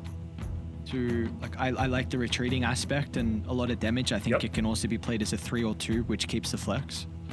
And I think damage is something their draft kind of like lacks a bit. Like Timber kind of offers it, but I think a Snapfire does make a lot of sense for that. Has at least some control. Tiny's another option maybe, if they want to go for that approach. So yeah, we'll see. I definitely could see Snapfire working out. It's another hero that like can kind of just sit back and try and not get jumped.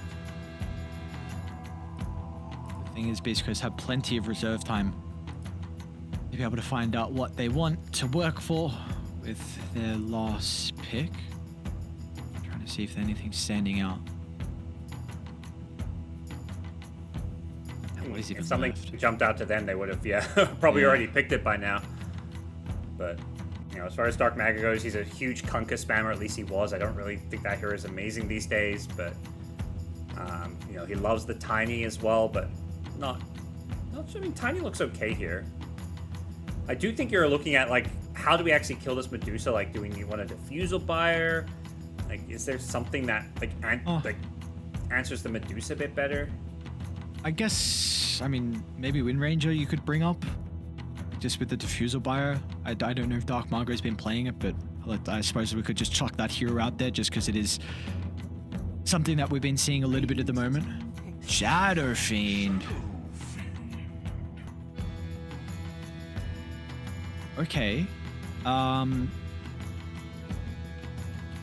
like a bit of an active hero on Fly. This is a greedier draft from Beastcoast with TA Shadow Fiend. The mid-game timing is going to be very strong, but you are really playing off the back of the Earthshaker Enchantress just to be able to mirror the rotations from Shopify.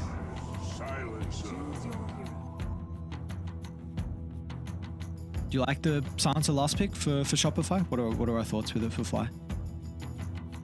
Yeah, I think Silence was fine. I think they're just they kind of just needed something to round out their draft, and this gives them a way to maybe rotate and kill some of these heroes like Timbersaw, where you can just throw out the global silence. I like what Beast Coast have done though, they see this Medusa draft, like carry Medusa, and they're like, okay, let's just outscale this Medusa by picking up another carry. Like Dark Mago, you want to scale as well? You want to go back to the old carry mid days? We'll get you an SF to go with the TA.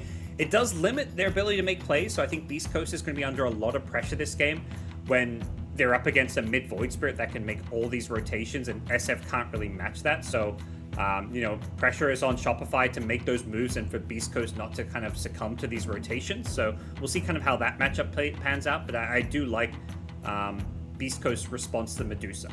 And yeah, as for the sounds, I think it just gives a way for Shopify to execute some of these kills and maybe like gank the Timbersaw a bit. I'm a little concerned on how the mid lane is going to go for Miracle. I think you have your classic SF into a melee hero, so Razors are always going to be an issue, but I think really just the important thing is that you have two supports who are very scary with a lot of their early rotations to the lane, with the Enchantress to bring a creep and with the Earthshaker with Fissure. You said that, like, Earthshaker Timber is a great duo because you want to leave the Timber alone. You want to let him get solo experience. It's going to help Earthshaker get active across the map. And my concern for me is just around like 5 minutes when level 6s are about to be picked up, just before the Void Spirit has that escape. We see the supports rotate, collapse someone in the mid lane, and then if you can slow him down, then how do you make plays on Shopify, which is the thing you just exactly said. Like, it is on Miracle. Like, we wanted him on a playmaker. We've got it, but yeah, if he has a rough lane, I'm a bit concerned, and I think he might with the Shadow Fiend matchup and then the rotations. I have to think both of these Beast Coast supports can kind of rotate and maybe fight over some of these early runes, even going for some of these water runes.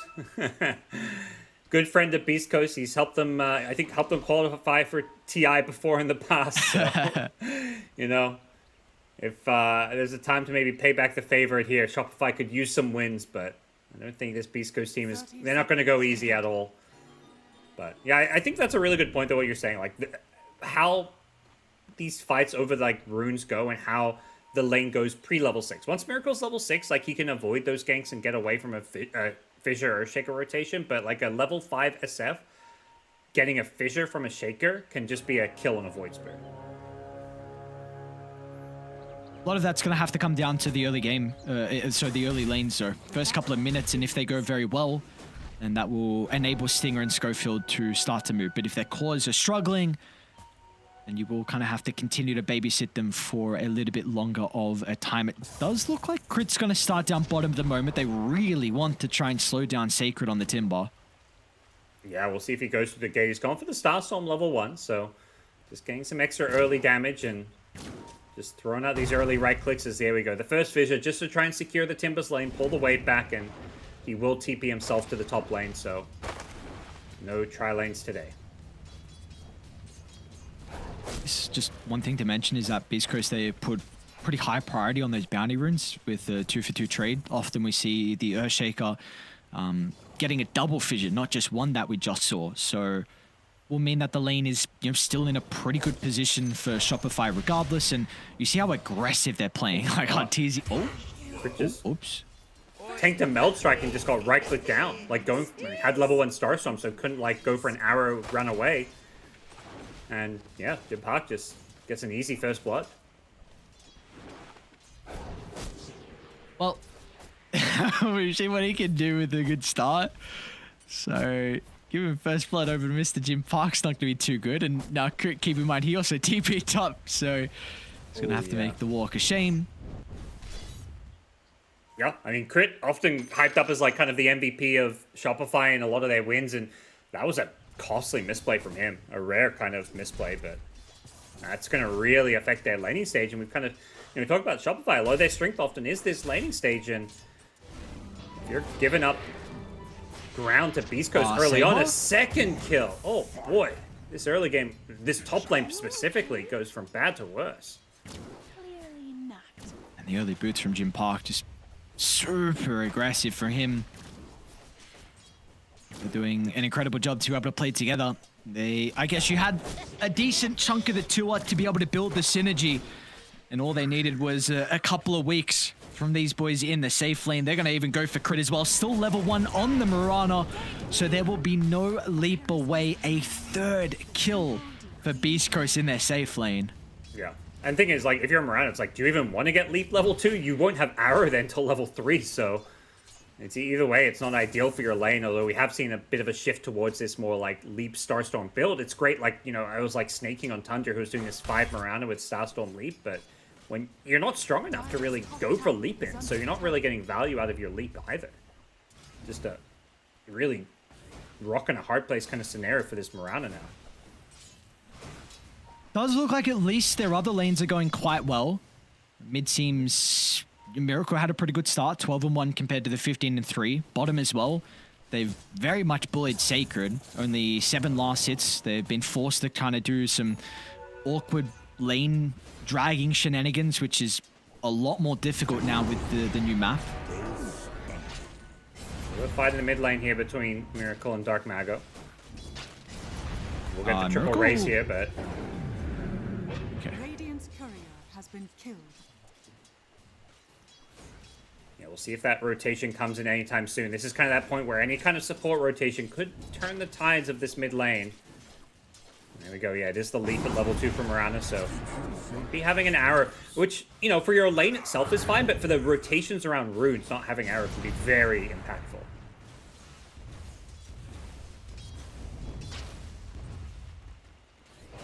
We shall see. I mean, is anyone going to start to rotate for the upcoming water runes? Doesn't look like it's going to be the case. So it should be a split between the two, but if Dark Margot's got great resources to potentially take both. As, I mean, we were hoping Shopify would be able to bring out some stronger lanes in the second game, and at least Beastcoast are proving like they've got the advantage in multiple so far. Miracle is going to try and swing on over and take away one of the bounty runes, so at least looking to try and prioritize his refills. This bottom lane, they put a lot of pressure on the Timbersaw, though. The Silencer was a really good answer to the Timber pick, giving it a really rough time in the lane, and even in the mid game, it'll be an issue for Timber until you get that like Lotus Orb or Yule Scepter to kind of address some of the silences that come out. So early on, they've given Arteezy complete free farm as a result of the way these lanes have been set up. See if they even want to try and continue to stack for him as well. Like, I mean, I don't know if Crit can actually even leave Saberlight though in this lane, which is a bit of a concern. You'd love to be able to continue to enable the Medusa, but if you do so, then Saberlight might be forced to take a bit more of a backseat. So We will see first rotation though. Stinger's going to start to move his way down to bottom. So let's see what creep he's going to be able to play with to try and help out this lane that really is not going well at all. As Sacred might even go down if Fly can get a little bit of extra damage. The Ench came bottom through the gate, saw an Ogre creep and was like, nope, I'm out. I can't do anything with this. And also all the actions happening so deep here. Sacred? Well, they're going to turn it back around. Look at the health pool that both Beastcoast are playing with, but they feel it's enough. 2v1 up against the squishy Fly. Means they're going to be able to strike back potentially. No, Fly will live. Okay, but still top lane though. We see it's another kill, potentially second. Crit just survives on a slither of health. Somehow he did the calculation to not pop the healing Lotus. Yeah, but this top lane still looks pretty disastrous. The TA free farming and getting kills on top of that. 4-0 early lead, all from this top lane. Dark Mago's gone pretty uncontested mid, but needs to be careful. A little cheeky silencer poke coming his way, but that's not going to lead to anything, and I think any hope of a kill on the Void Spirit is quickly disappearing since his level 6 is getting closer and closer. Shaker did make a move over, but they're going to kill Saber again. Yeah. Oh, they pre-tip him. Okay, man, this is scary. A stand-in is playing with this much confidence to pre-tip someone? Like, come on now, Jim Park. This guy's bodying what feels like every single game. He's so far on top. Don't look at the net worth. Gaddies, you're a Shopify fan. You don't want to see that 1,100 lead over Arteezy's do so. Yeah, no, it's fine. They're only like 10 CS apart is what I saw, you know? That's nothing. Yeah, definitely. Yeah, 8 CS, you know? It's nothing.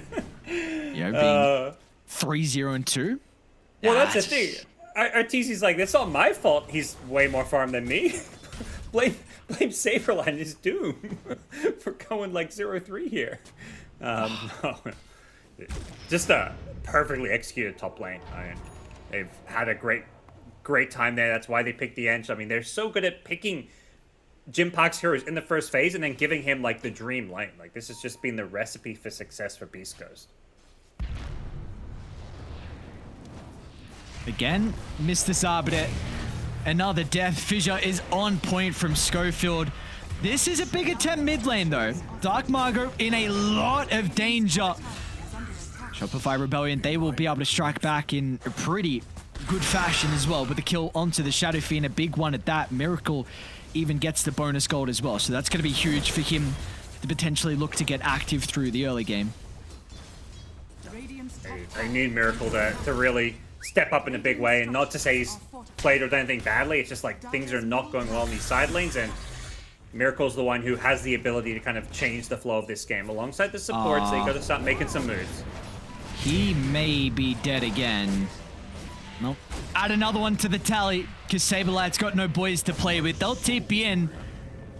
Might be a bit too late, though. They got a good read on where Jim Park's going. In fact, Mirana... Oh, they cancelled his TP. So now mid lane, though. Arrow's going to fly on past. Dark Margot steps over towards Radiant's territory, and he's going to be penalized. And now a Miracle. They'll also be able to get the kill onto Schofield. So the Savior is still here. Miracle ready to go with his Void Spirit. 2-0-1. And that goal is now going to give him treads completed. Let's see what more he's able to do on the map for Shopify. Yeah, that's good needed.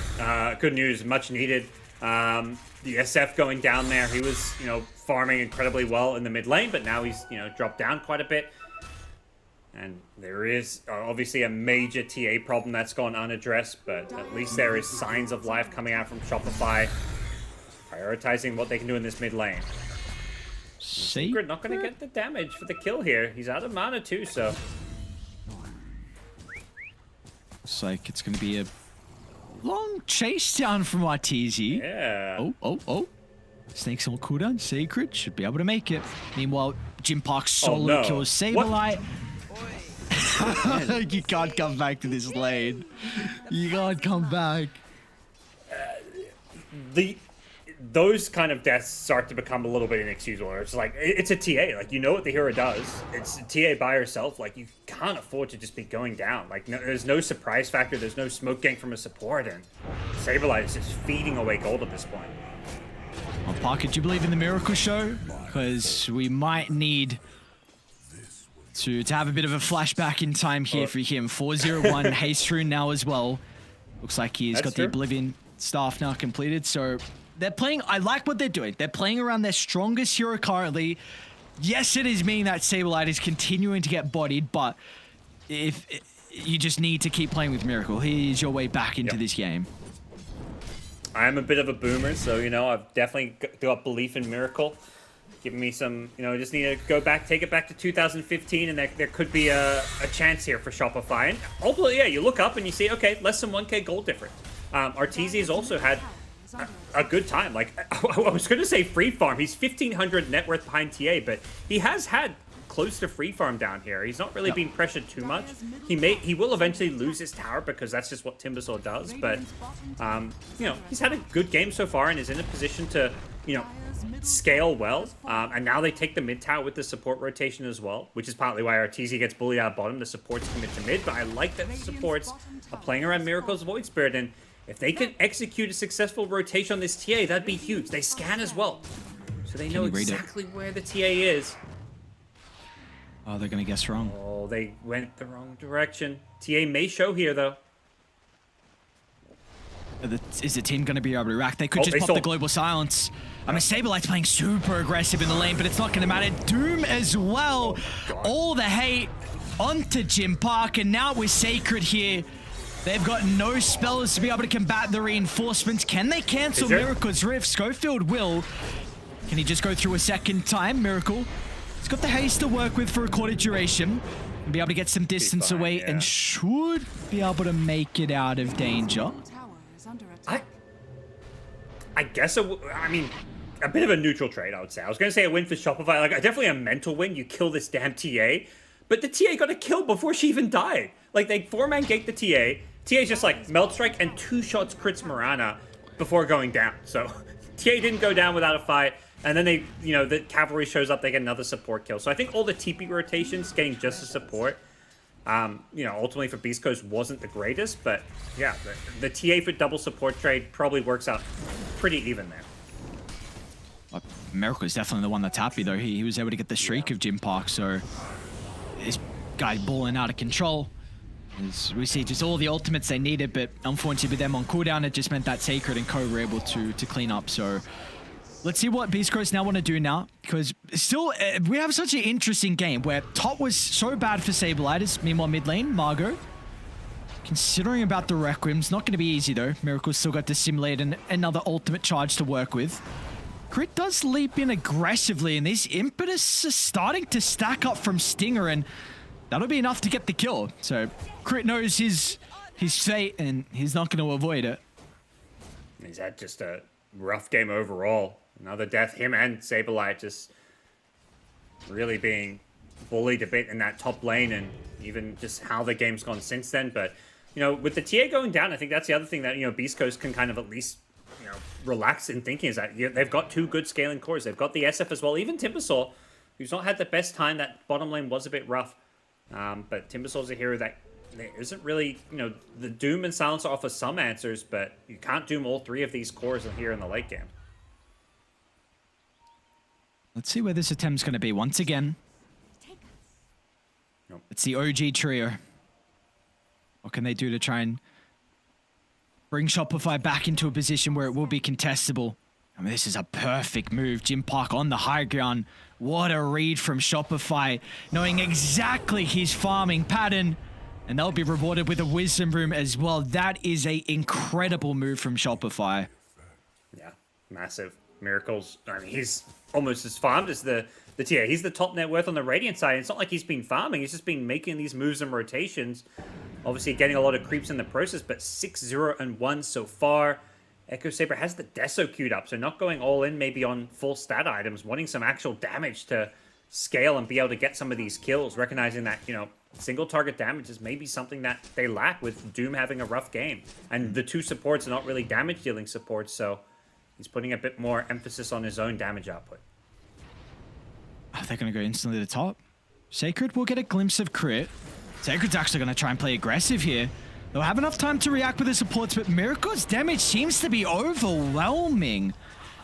And this is starting to get a little bit spooky. Yes, that lane was incredibly favored towards the TA, but one big issue is that who makes plays on Beastcoast? You do not have this Void Spirit on your team. You've got this greedy TA plus Shadow Fiend as your mid lane kind of core setup. Sacred's not going to be able to play active. In fact, Sacred, he's vulnerable to going down with all the damage they have at the moment. So there is a lot of momentum that's starting to be built off the back of the trio that we see out of Shopify. Yeah, they are just making all the plays and moves on the map, and something I touched a bit upon during the draft was just like, Beastcoast may have to weather this storm where Void Spirit can make all the plays he wants around the map, and they don't really have an answer to it. They're the ones with the greedier farming side of the equation in this draft.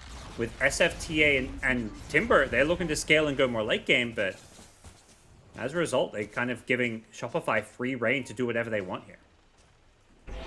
Does seem like they're going to be ready to start to hit back on Beastcoast. You got the blink now for Schofield. Jim Park's even wanting a blink dagger of his own as well. So there is going to be a lot of burst potential. Just a fissure into the Timber spells or either into the jump in from Jim Park as well. But if they're looking to blow one person up from Beastcoast, who do we feel like the priority needs to be on? I think at all stages of the game, in some ways, it's always going to be this TA. Timber's always one of these heroes you can just kind of ignore if possible. Oh, Global used defensively. But they still got some boys to play around as well, as Miracle wants to jump in and finds the finishing blow. He's out of mobility though. Schofield's going to be able to get a glimpse of his retreat. Dark Margot's even swinging on over as well. Will be lacking detection and lacking stun, so Miracle's out of danger. Looks like Fly will avoid it too. Managed to get out unscathed, so Beastcoast rotation, we see those issues where that kind of lack of catcher initiation and also the lack of maybe detection there for the Mirana Moonlight Shadow costing them. So this is a game state where things have kind of stabilized and Shopify managed to find numerous kills around the map. They're still down on kills, but it's been all the momentum's going their way with all the recent kills being picked up by the Void Spirit rotation. Do we think we need to be looking towards Roshan pretty shortly? I mean, we know a TA lineup has the capability to take it, so do you feel like you'd like to see Beastcoast play around top? I think they're going to be a little bit careful. If Global's down, which I think it is for a little bit longer, that's fine, but in general, their draft is not really ready to team fight. Oh, nice blink away. Get some distance over to the left side. Sablelight's still going to be able to drop the Doom. And TA's completely isolated. There's no reinforcements to protect her as the Doom target because they're putting all their attention over towards Miracle, but without the Earthshaker, they're going to be lacking stuns. Maybe Stinger's got the damage though. Dark Margot up in the high ground looking for the razors. Miracle's out of danger, and now they'll turn to the Timber as well as Margot is trying to cover Sacred with the Requiem.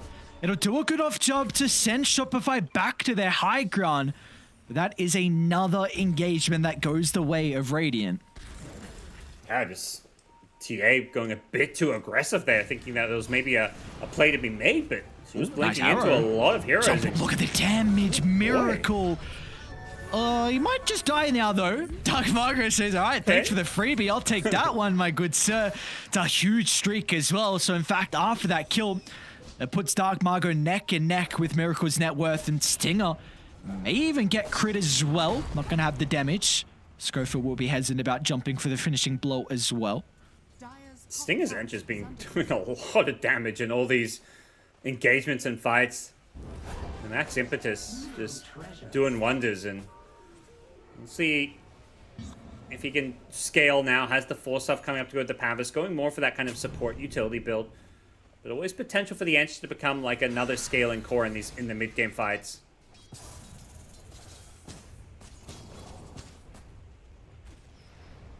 Dire's top tower is under attack.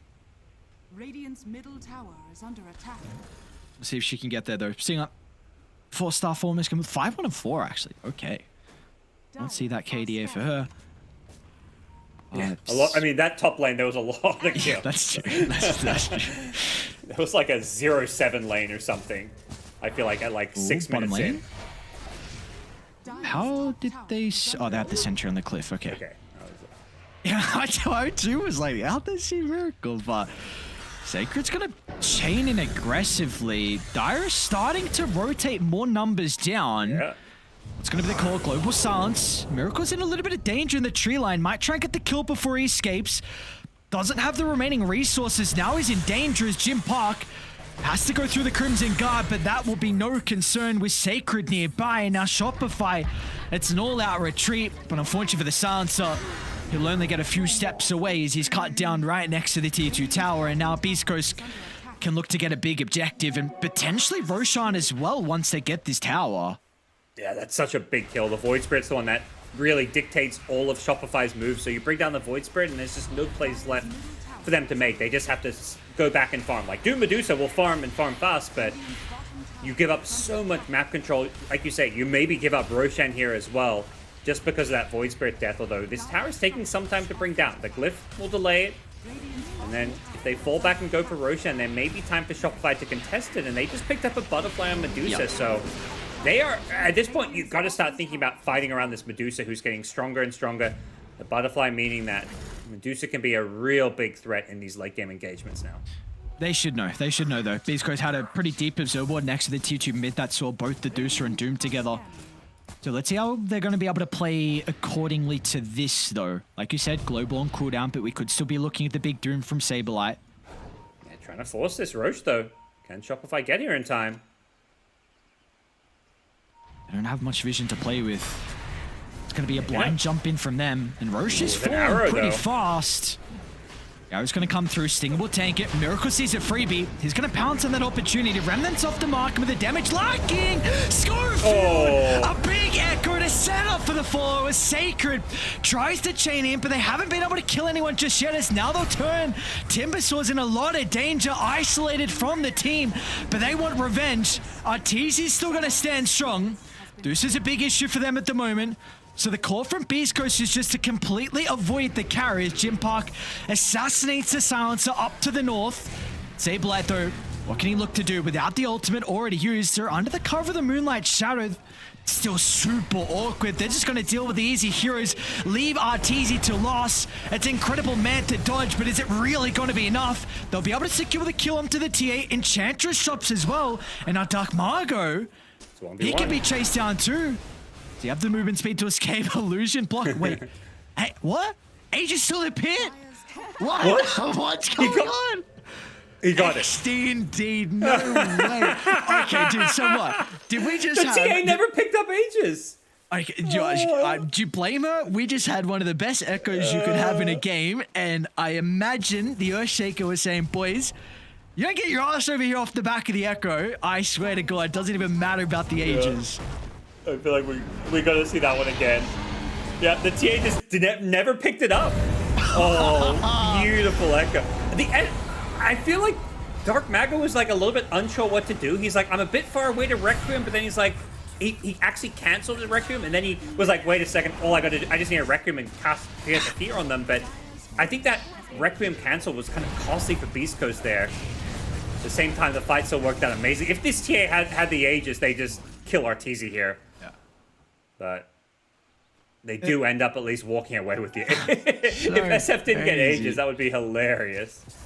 Even a minor thing for Saberlight's decision to actually doom the Earthshaker as well. If he got Fissure after the Echo, they probably team wipe them. So I mean, you may think it's a wasted doom with already Echo using Enchant Totem, but if there was a follow-up stun, that could have just been a disastrous fight. And well, they're actually posturing like they want objectives on Shopify. This Medusa's becoming this pretty unstoppable force now. With that said, you know, the dual scaling core is a lot of physical damage from the SF and TA. A lot of benefit from that minus armor, but they're going to need some MKBs. They're going to need ways to deal with the evasion, I feel like, of this Butterfly. Even just to deal with the support, I mean, Schofield with the gold he just had from that fight, 8th lens, but Eye of the Vizier as well. So he's going to have a really long cast range of the Fissure. His has the Ag Shard as well. So just got it received, which is going to be huge for him. This Earthshaker is... It's solely going to be onto the Void Spirit to be able to jump him. So all eyes on Miracle. I mean, all our attention has been on him through the entirety of this game. Is a big reason why this game is as even as what it is. But he needs to continue to play incredible. We'll see if he can continue to step it up. He's got the farm to scale well. But this TA, there we go. The MKB is queued up. Mentioned the evasion becoming a bigger and bigger problem, so looking to directly address that one, and we'll see Arteezy continue to farm up as well.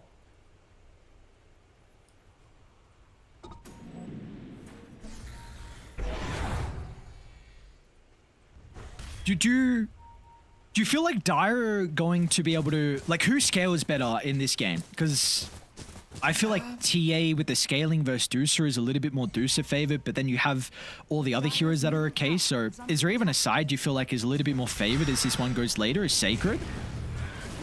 Gonna be in some danger. I don't even need the Doom with the Wall Storm to be able to set up for the arrow. Schofield's just too late to counter initiate. Yep, they're gonna have their high ground getting poked a bit here. No Timber to defend with. That's often the wall in the front lines. And yeah, we're seeing some of that late game scale in Medusa, and you've also got the Doom as well. So I honestly think Shopify's draft goes late game just fine here. Okay. Yeah, they've got like the SF to kind of combo with the TA as like a double right-click carry against Medusa, but I think the supporting cast of Shopify gives them a pretty good chance here. Oh, look at the damage. Miracle blows up Stinger. He's got a buyback. Jim Park's now going to TP back to base. Let's see what the call is going to be with the Templar Assassin showing. This is a big timing, though, from Arteezy. Scotty completed. Very good against the dual range cores that Beastcoast are playing with, and the Timber as well. Well, Schofield going to be caught out. Let's see if he can play around the blink. Not even an opportunity. Miracle's just doing so much damage. Yeah, this Void Spirit build has worked out really nicely. Just giving that extra single target damage that, you know, Doom and Medusa kind of lack in a sense, not to mention the support. So having that Deso and just really scaling up, not to mention whoever you're attacking, you're buffing up Medusa's right-click damage by lowering their armor. So just putting Shopify in a position where they actually, yeah, late game wise, they're scaling fine. But at the same time, you know, it's both sides. Like both sides have really good scaling here. Shaker's an amazing late game support.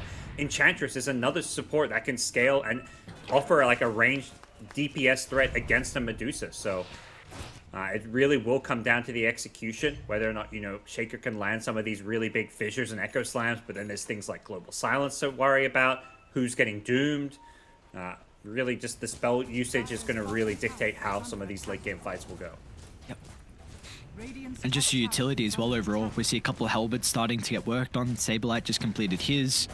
Miracle did have one queued up prior. He's going to change his mind for the Skadi now, but even the Enchantress on Stinger is closing on a halberd, so seems like there's also going to be a lot of importance on those items. That's lovely. Saberlight gets a double Wisdom Room, so your Doom, who had a very rough lane, 3-7 and 5 Saberlight is currently, is looking pretty decent in net worth. In fact, I mean, he's further ahead than Sacred, who's really continuing to struggle on this Timber.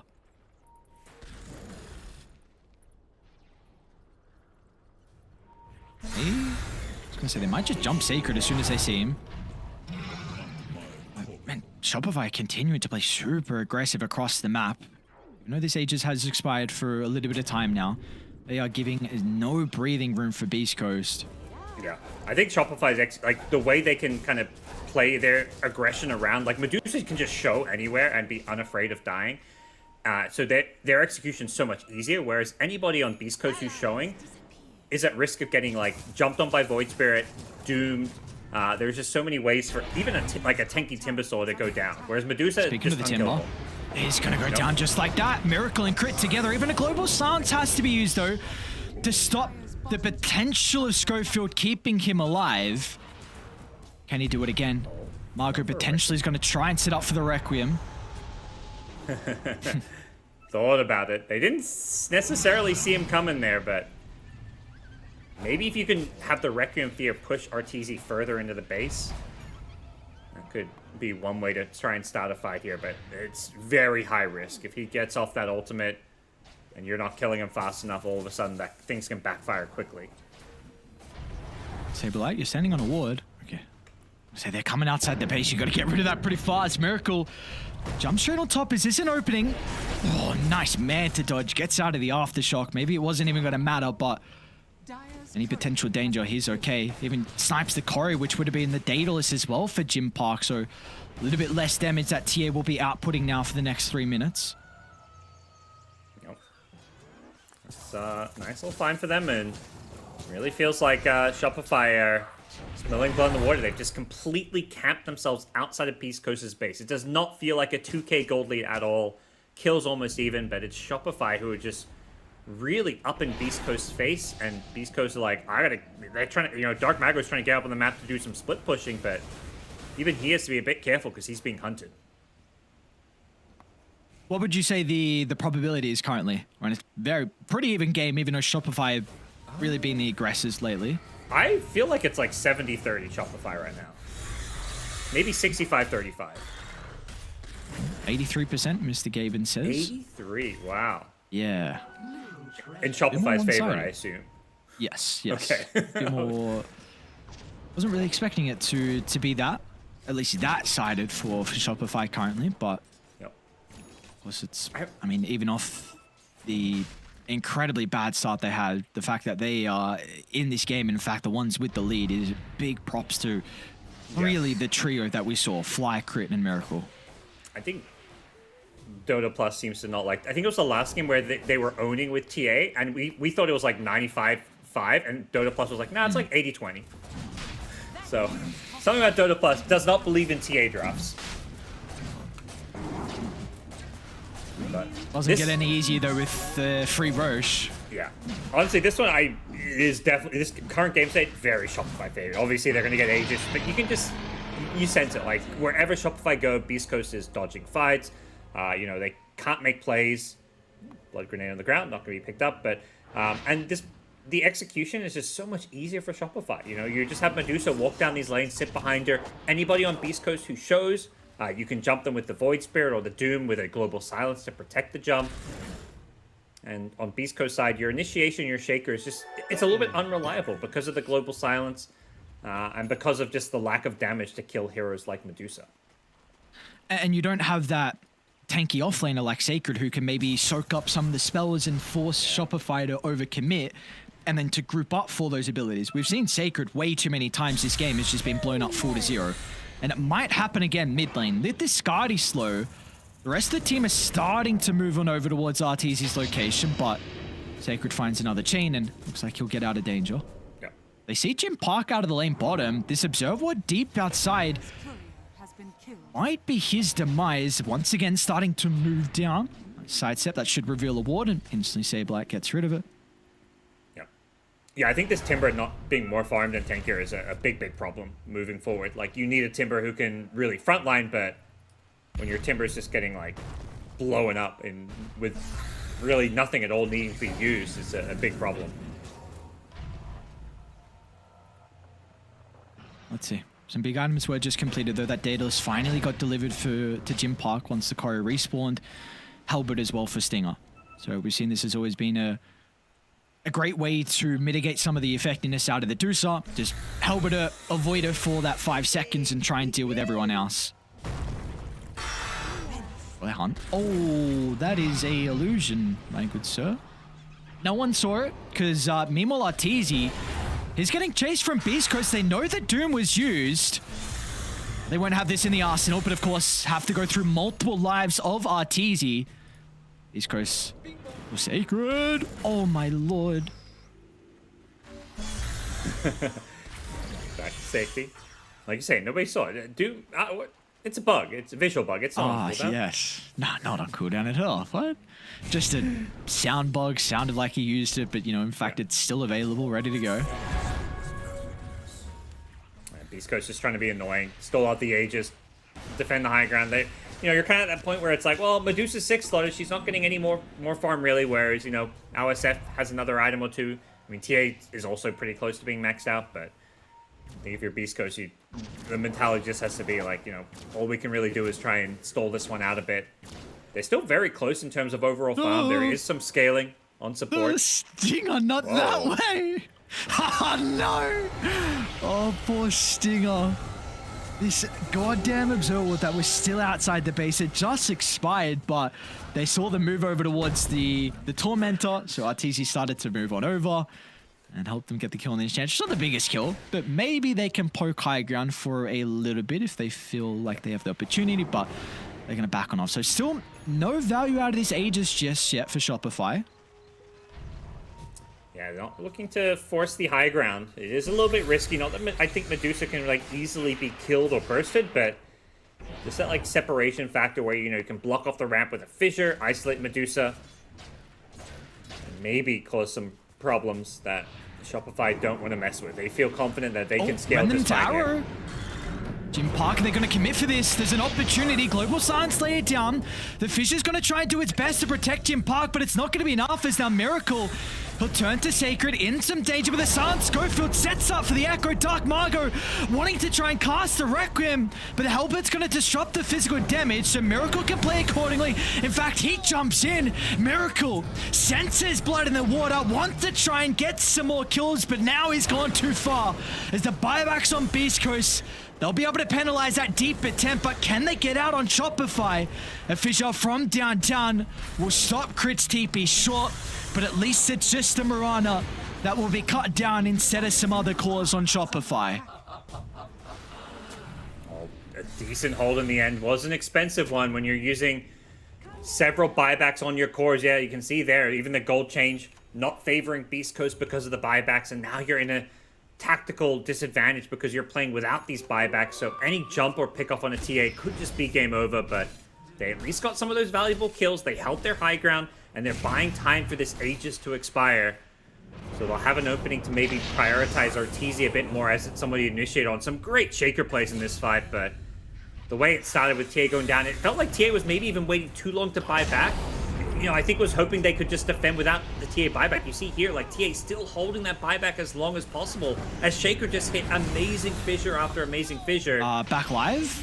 There's a Doom on our SF, and this time Saberlight will find the Doom on the real target. No illusion that he has to be worried about, and Arteezy is quickly there for the kill. Middle tower is under attack. Well, that's what you're hoping for from your Doom. Punish the greed of Beastcoast. Beastcoast for a lot of this mid-game have just been trying to send heroes out on the map to kind of solo farm and, play the split push game. Kill an SF. That is a hero with buyback, though, but... Ooh. Stinger. Be fine.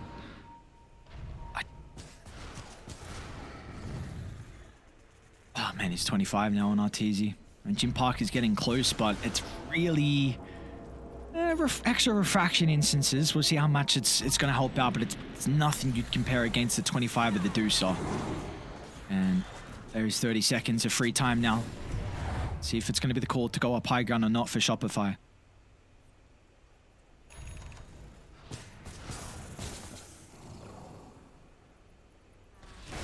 That's a super methodical game from them. Felt like for a long time, they've been the ones with the map control, just furthering this net worth lead. The Midas really paying off. Saberlight has Octarine now, a bit later than what we've usually seen. Sometimes that is the Doom rushing it now, though, so he will continue to find his items. Of course, you got a lot of value out of the supports as well, with the space they've been able to find. So this game does not look like it gets any easier for Beastcoast, and you're just praying for some heroic plays from Schofield. And he's been doing that so far this game, but just can you continue to get some incredible fights out of the Earthshaker? Yeah, like that last fight I feel like was the most you can even hope for or ever expect to. I'll get a little pick up here on Stinger once again. Again, being the sacrificial lamb to get some scouting info. As long as Dark Mago gets out, I think you're okay with this one, but now approaching that point, MKBs are up on these right-clicking cores. Getting some of this late game damage output that they can maybe even consider prioritizing kills on Arteezy if you can chain stun him with that Shaker, but it's just so hard to reliably do so when there's a silencer in the playing field as well. Tower is under attack. Dire structures are fortified. What the call is going to be. How do they mount a defense on Beastcoast? Just a poke from afar, potentially. Earthshaker is a great way to delay. Even Sacred can cast some spells as well. Tier 3 tower will go down. Shopify don't want to back off just yet. They still... a big opportunity just in case Beastcoast come outside the base. But this Observer Ward out front of the bottom lane, That's got to go. They had another one there as well. This is going to be, ward's last 7 minutes here? That's going to be 14 minutes where they've had a ward in that exact location, which has resulted in, I can't even count how many pickoffs they've gotten from that ward place. Yeah, they've got the gem on the Shaker, but Shaker is just sitting back. If anything, the gem needs to be on like a different hero or something like a Timber, but if it's on someone who's frontlining, they may just lose the gem. So it's a bit of a tricky situation, I think, for Beastcoast when it comes to the vision game. And there's even a similar ward in the mid lane, so all of them, anyone leaving this Beastcoast base is being constantly scouted out. They are going to go for a little smoke play, though. They get several heroes out of the base here. May just be a Mirana kill, but at this point, you take whatever you can get to get out of your base. See what they can work with it. Oh, Fly's a pretty nice pick off. They have no other information though. It's so scary to make this jump. Yeah. Look at a glimpse of him now. Schofield instinct pounces. Rainbow TP's down to the outpost. What's the call from Beastcoast? Do you stick around? He's going to try and TP out on my lord. The remnant just off the mark. Schofield crit for Miracle. Gem dropped on the deck in a stinger. He didn't escape as well. Oh, now this time they'll be able to catch him too. So you get the kill onto Fly, but it's got to cost you both your supports in our Shopify. Unfortunately for them, Roche is going to be up in 45 seconds, so Beastcoast will have their full 5-man to potentially contest that. Yeah, I think this is a bit of an odd smoke move, just because you're doing it with 3 heroes.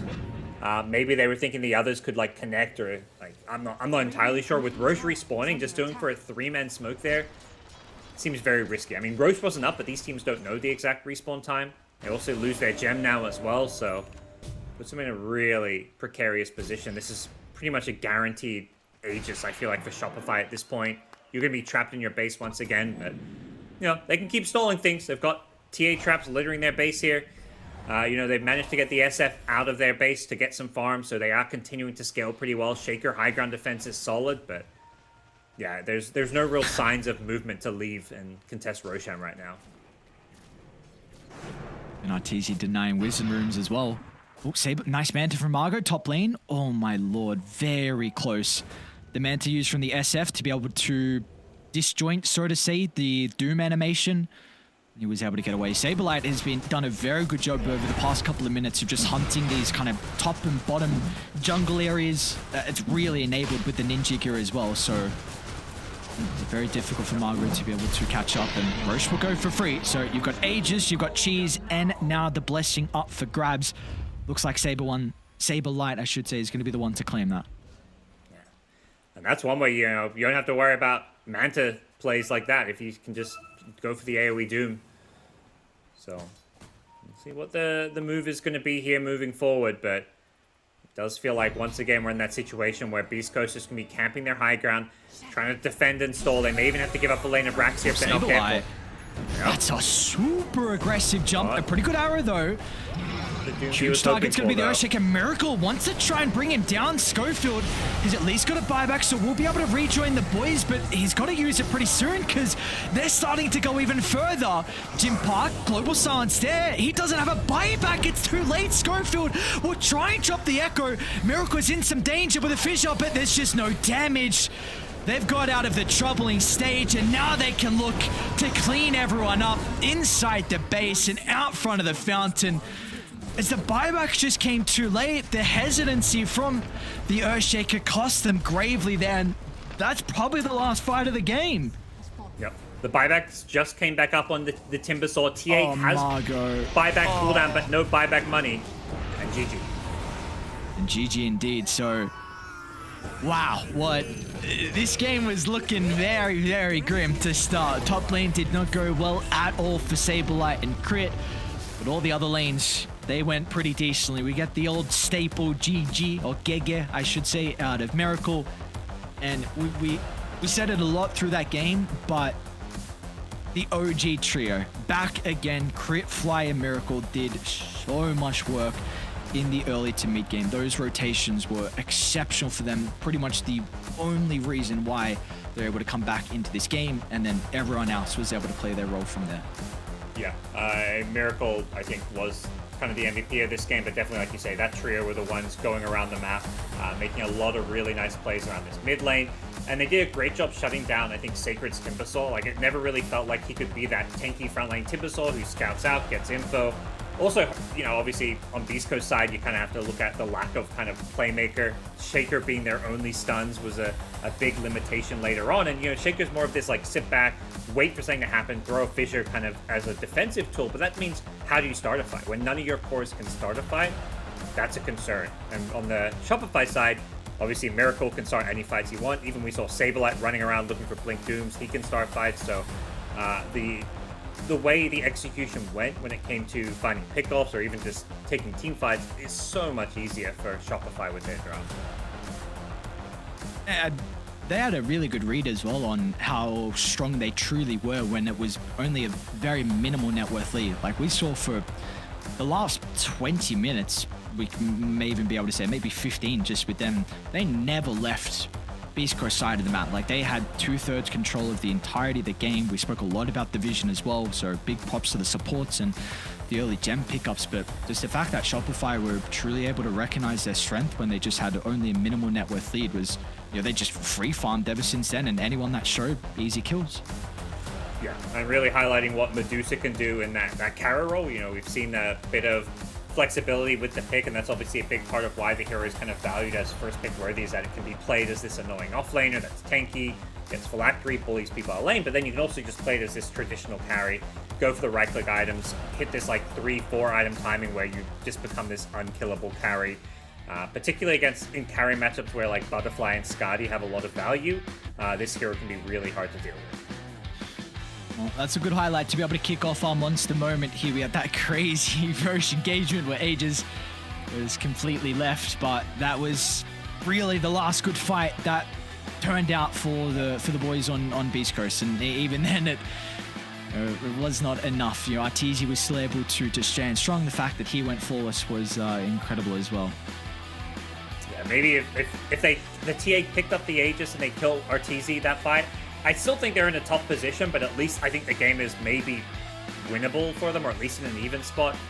But yeah, I don't know if that's Beastcoast. I don't know if that's them laughing at the Aegis. It seemed like they were, honestly. I think so. All the tips on Parker right after it happened, that just seemed like they were cracking up about it. Like, come on, like that was the perfect fight. Like all you had to do was have an Aegis, and you know, we win this one. But yeah, they were always going to run into this Medusa wall and not really have the right tools to crack through it. Yeah, just unable to break that impenetrable wall in the end. We saw this last fight. I mean, I don't know how different it would look with the Earthshaker buyback, but it came out very, very late. And unfortunately, we wasn't able to see the wombo combo in the end for them to potentially turn the fight. Miracle just gets the cheese off as well. And that is all she wrote in that second game. So Shopify, that is a much needed victory for them. You really needed to get this 1-1 tie. It's going to be another series as well, that Beastcoast tie. We've got a lot. Have we casted a 2-0? I don't think we have. This is our 4th series now, and I don't think we've got a 2-0. I don't think so. Even when we covered Liquid, both the Liquid series we did were draws as well. So I think every series has just been a draw on our games. I don't know what it is, at least for us. Well, I mean, everyone's getting these 1-1 ties at the moment as well. It just goes to show how even the competitive field is. Yeah, and you know, for Group B, Shopify getting another draw, they're still, you know, they need some wins. Like once you get one loss, the issue with all these draws happening means any loss or win just has like twice as much impact on where the standings are. So you know, for Shopify, they need not just one win, they need a couple wins, and then suddenly they're in the playoffs. But if they keep getting draws, it's not going to be enough to kind of catapult them up the standings. I'm just trying to see what the remaining games are for Shopify. It looks like they have one versus Pandas, versus Asta, and one versus OG as well. So some difficult games, some games they definitely can take as well, but I don't know if you tie all of them, if that's even good enough.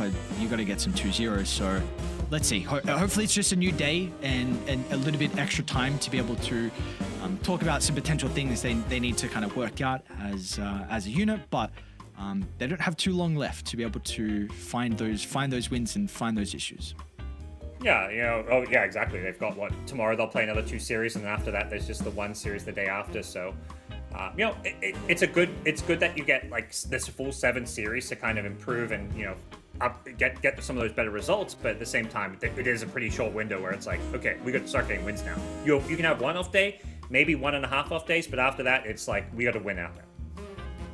Yeah, which we've seen them be able to do in the past, but it's just they're able to get their mojo back. So you saw it today, and hopefully we're going to be able to get it out of tomorrow as well. But it's another day, Parker. We have some incredible Dream League action, able to close out with a 1-1 tie. Of course, there's still many more games ahead of us, but let's take a look at how the standings are shaping up at the moment for Group A as we close out day 2 of Dream League. We've got Talon up on top along with Tundra. So Tundra 3-1, so I'm trying to remember their count to start the day. I think they were 3-1, so able to get a couple wins, couple losses. Middle of the pack looking very even. In fact, how many teams? 1, 2, 3, 4, 5 teams tied 4-4, and of course a bit of the all-surprising Wicked at the bottom.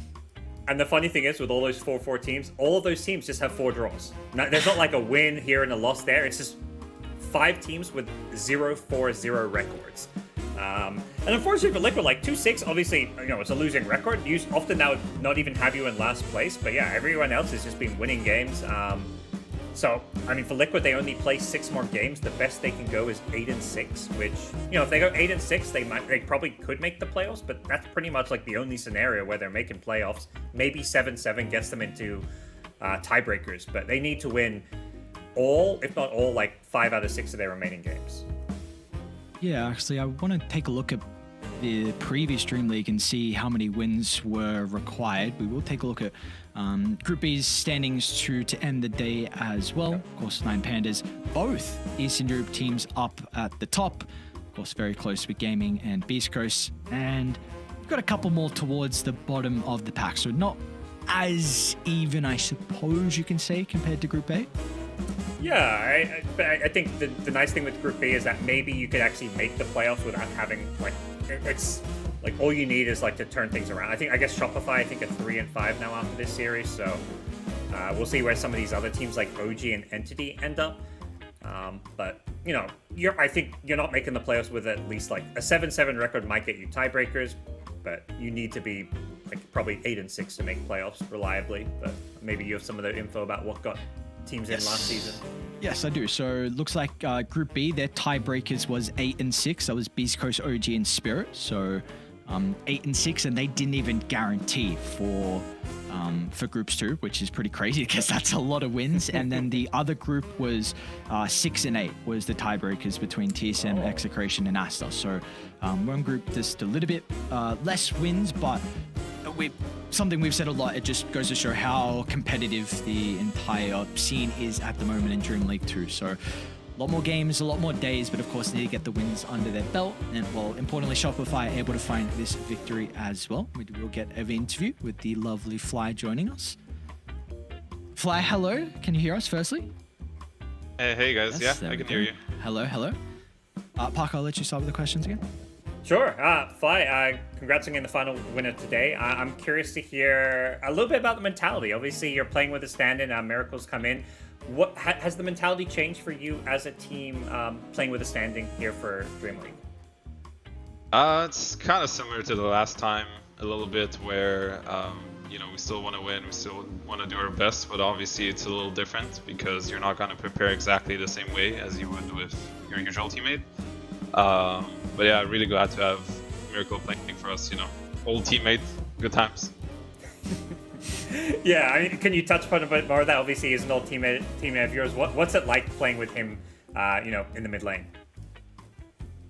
I mean, besides being obviously like an incredible player, he's just a really good guy. Like, he's just good vibes all around. He's just fun to have around. He's always been like that. I don't think he's ever changed. So it's really fun to play with him, even though results are not the best right now, I know, but it's still great to play with him again.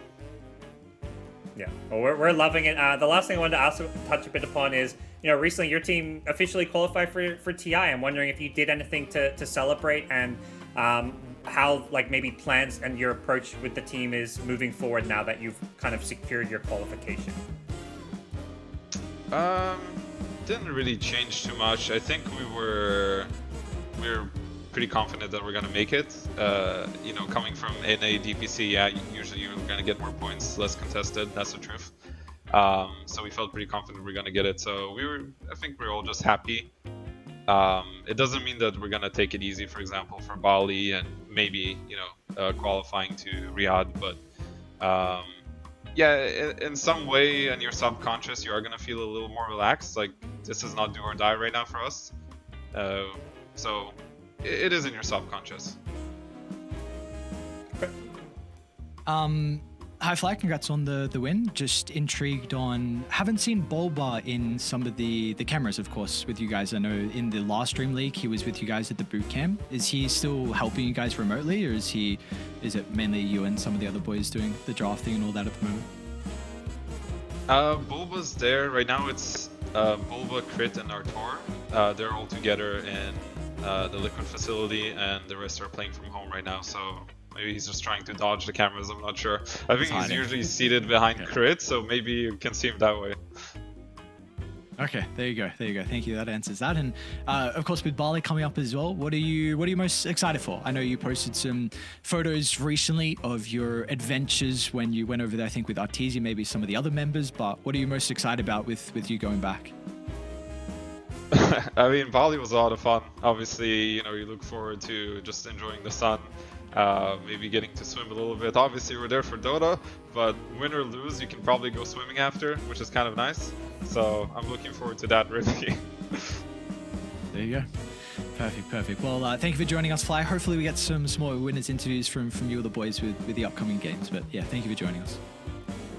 All right, thank you guys. All right, here from Fly to be able to close out our second day here of Dream League Season 20. And it's good to see. Firstly, an interview with them as well, because we haven't been able to get too many, and just to hear a little bit about what it's like with Miracle being back with the boys as well. Yeah, I mean, obviously, I just hear him talk about Miracle. It's just like, oh, this is fun, because obviously, Dota teams, there's always so much pressure, and even at a tournament but maybe not like TI or something, like where the pressure is lower, you're kind of in that strict, like, okay, this is our team, we need to improve, but it just seems like it's bringing out some of that joy again.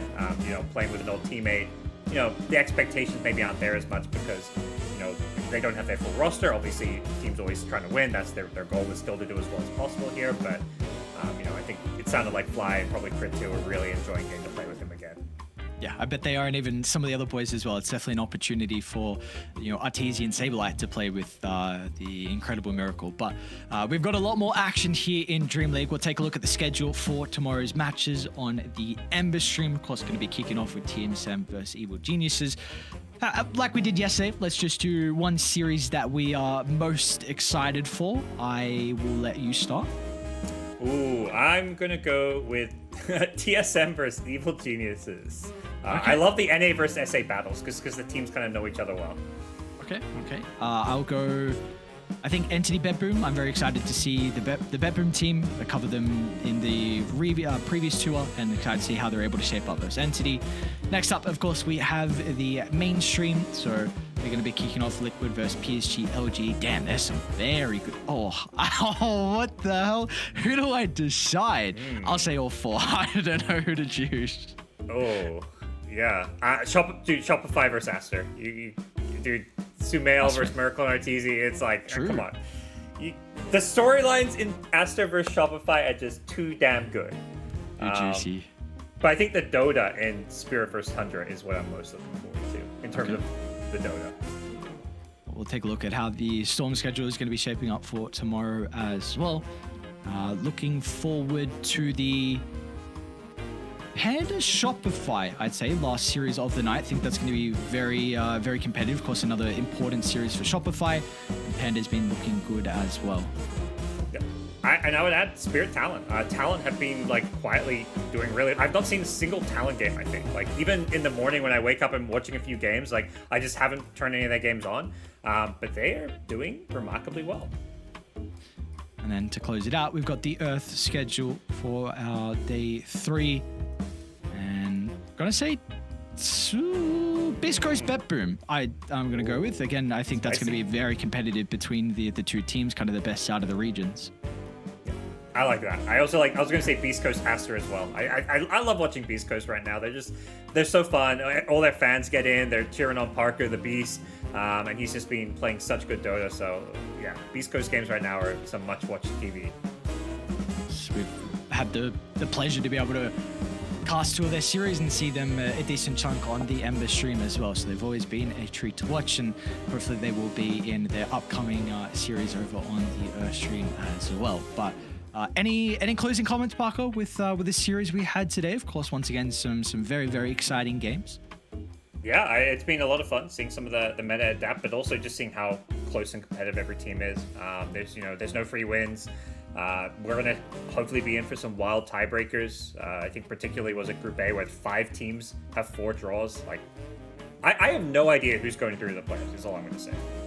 Which is a good position to be in. It's a very, very good position to be in. Hopefully it means we have some crazy last remaining days and potentially a tiebreaker, a couple of series as well, to be able to decide who's going to be that top 4 and who's going to be the lower 4 as well. But of course, we still have plenty more days. It's just day 2 that we are done with for Dream League Season 20. We'll see you guys same time tomorrow for some more crazy Dota action.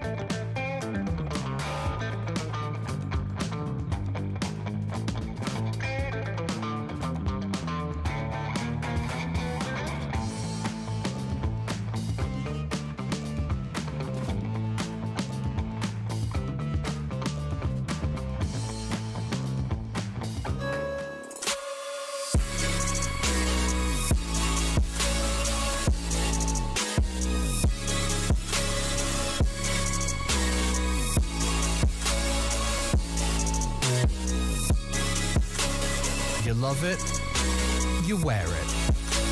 What's your style? Get your merch at shop.eslgaming.com.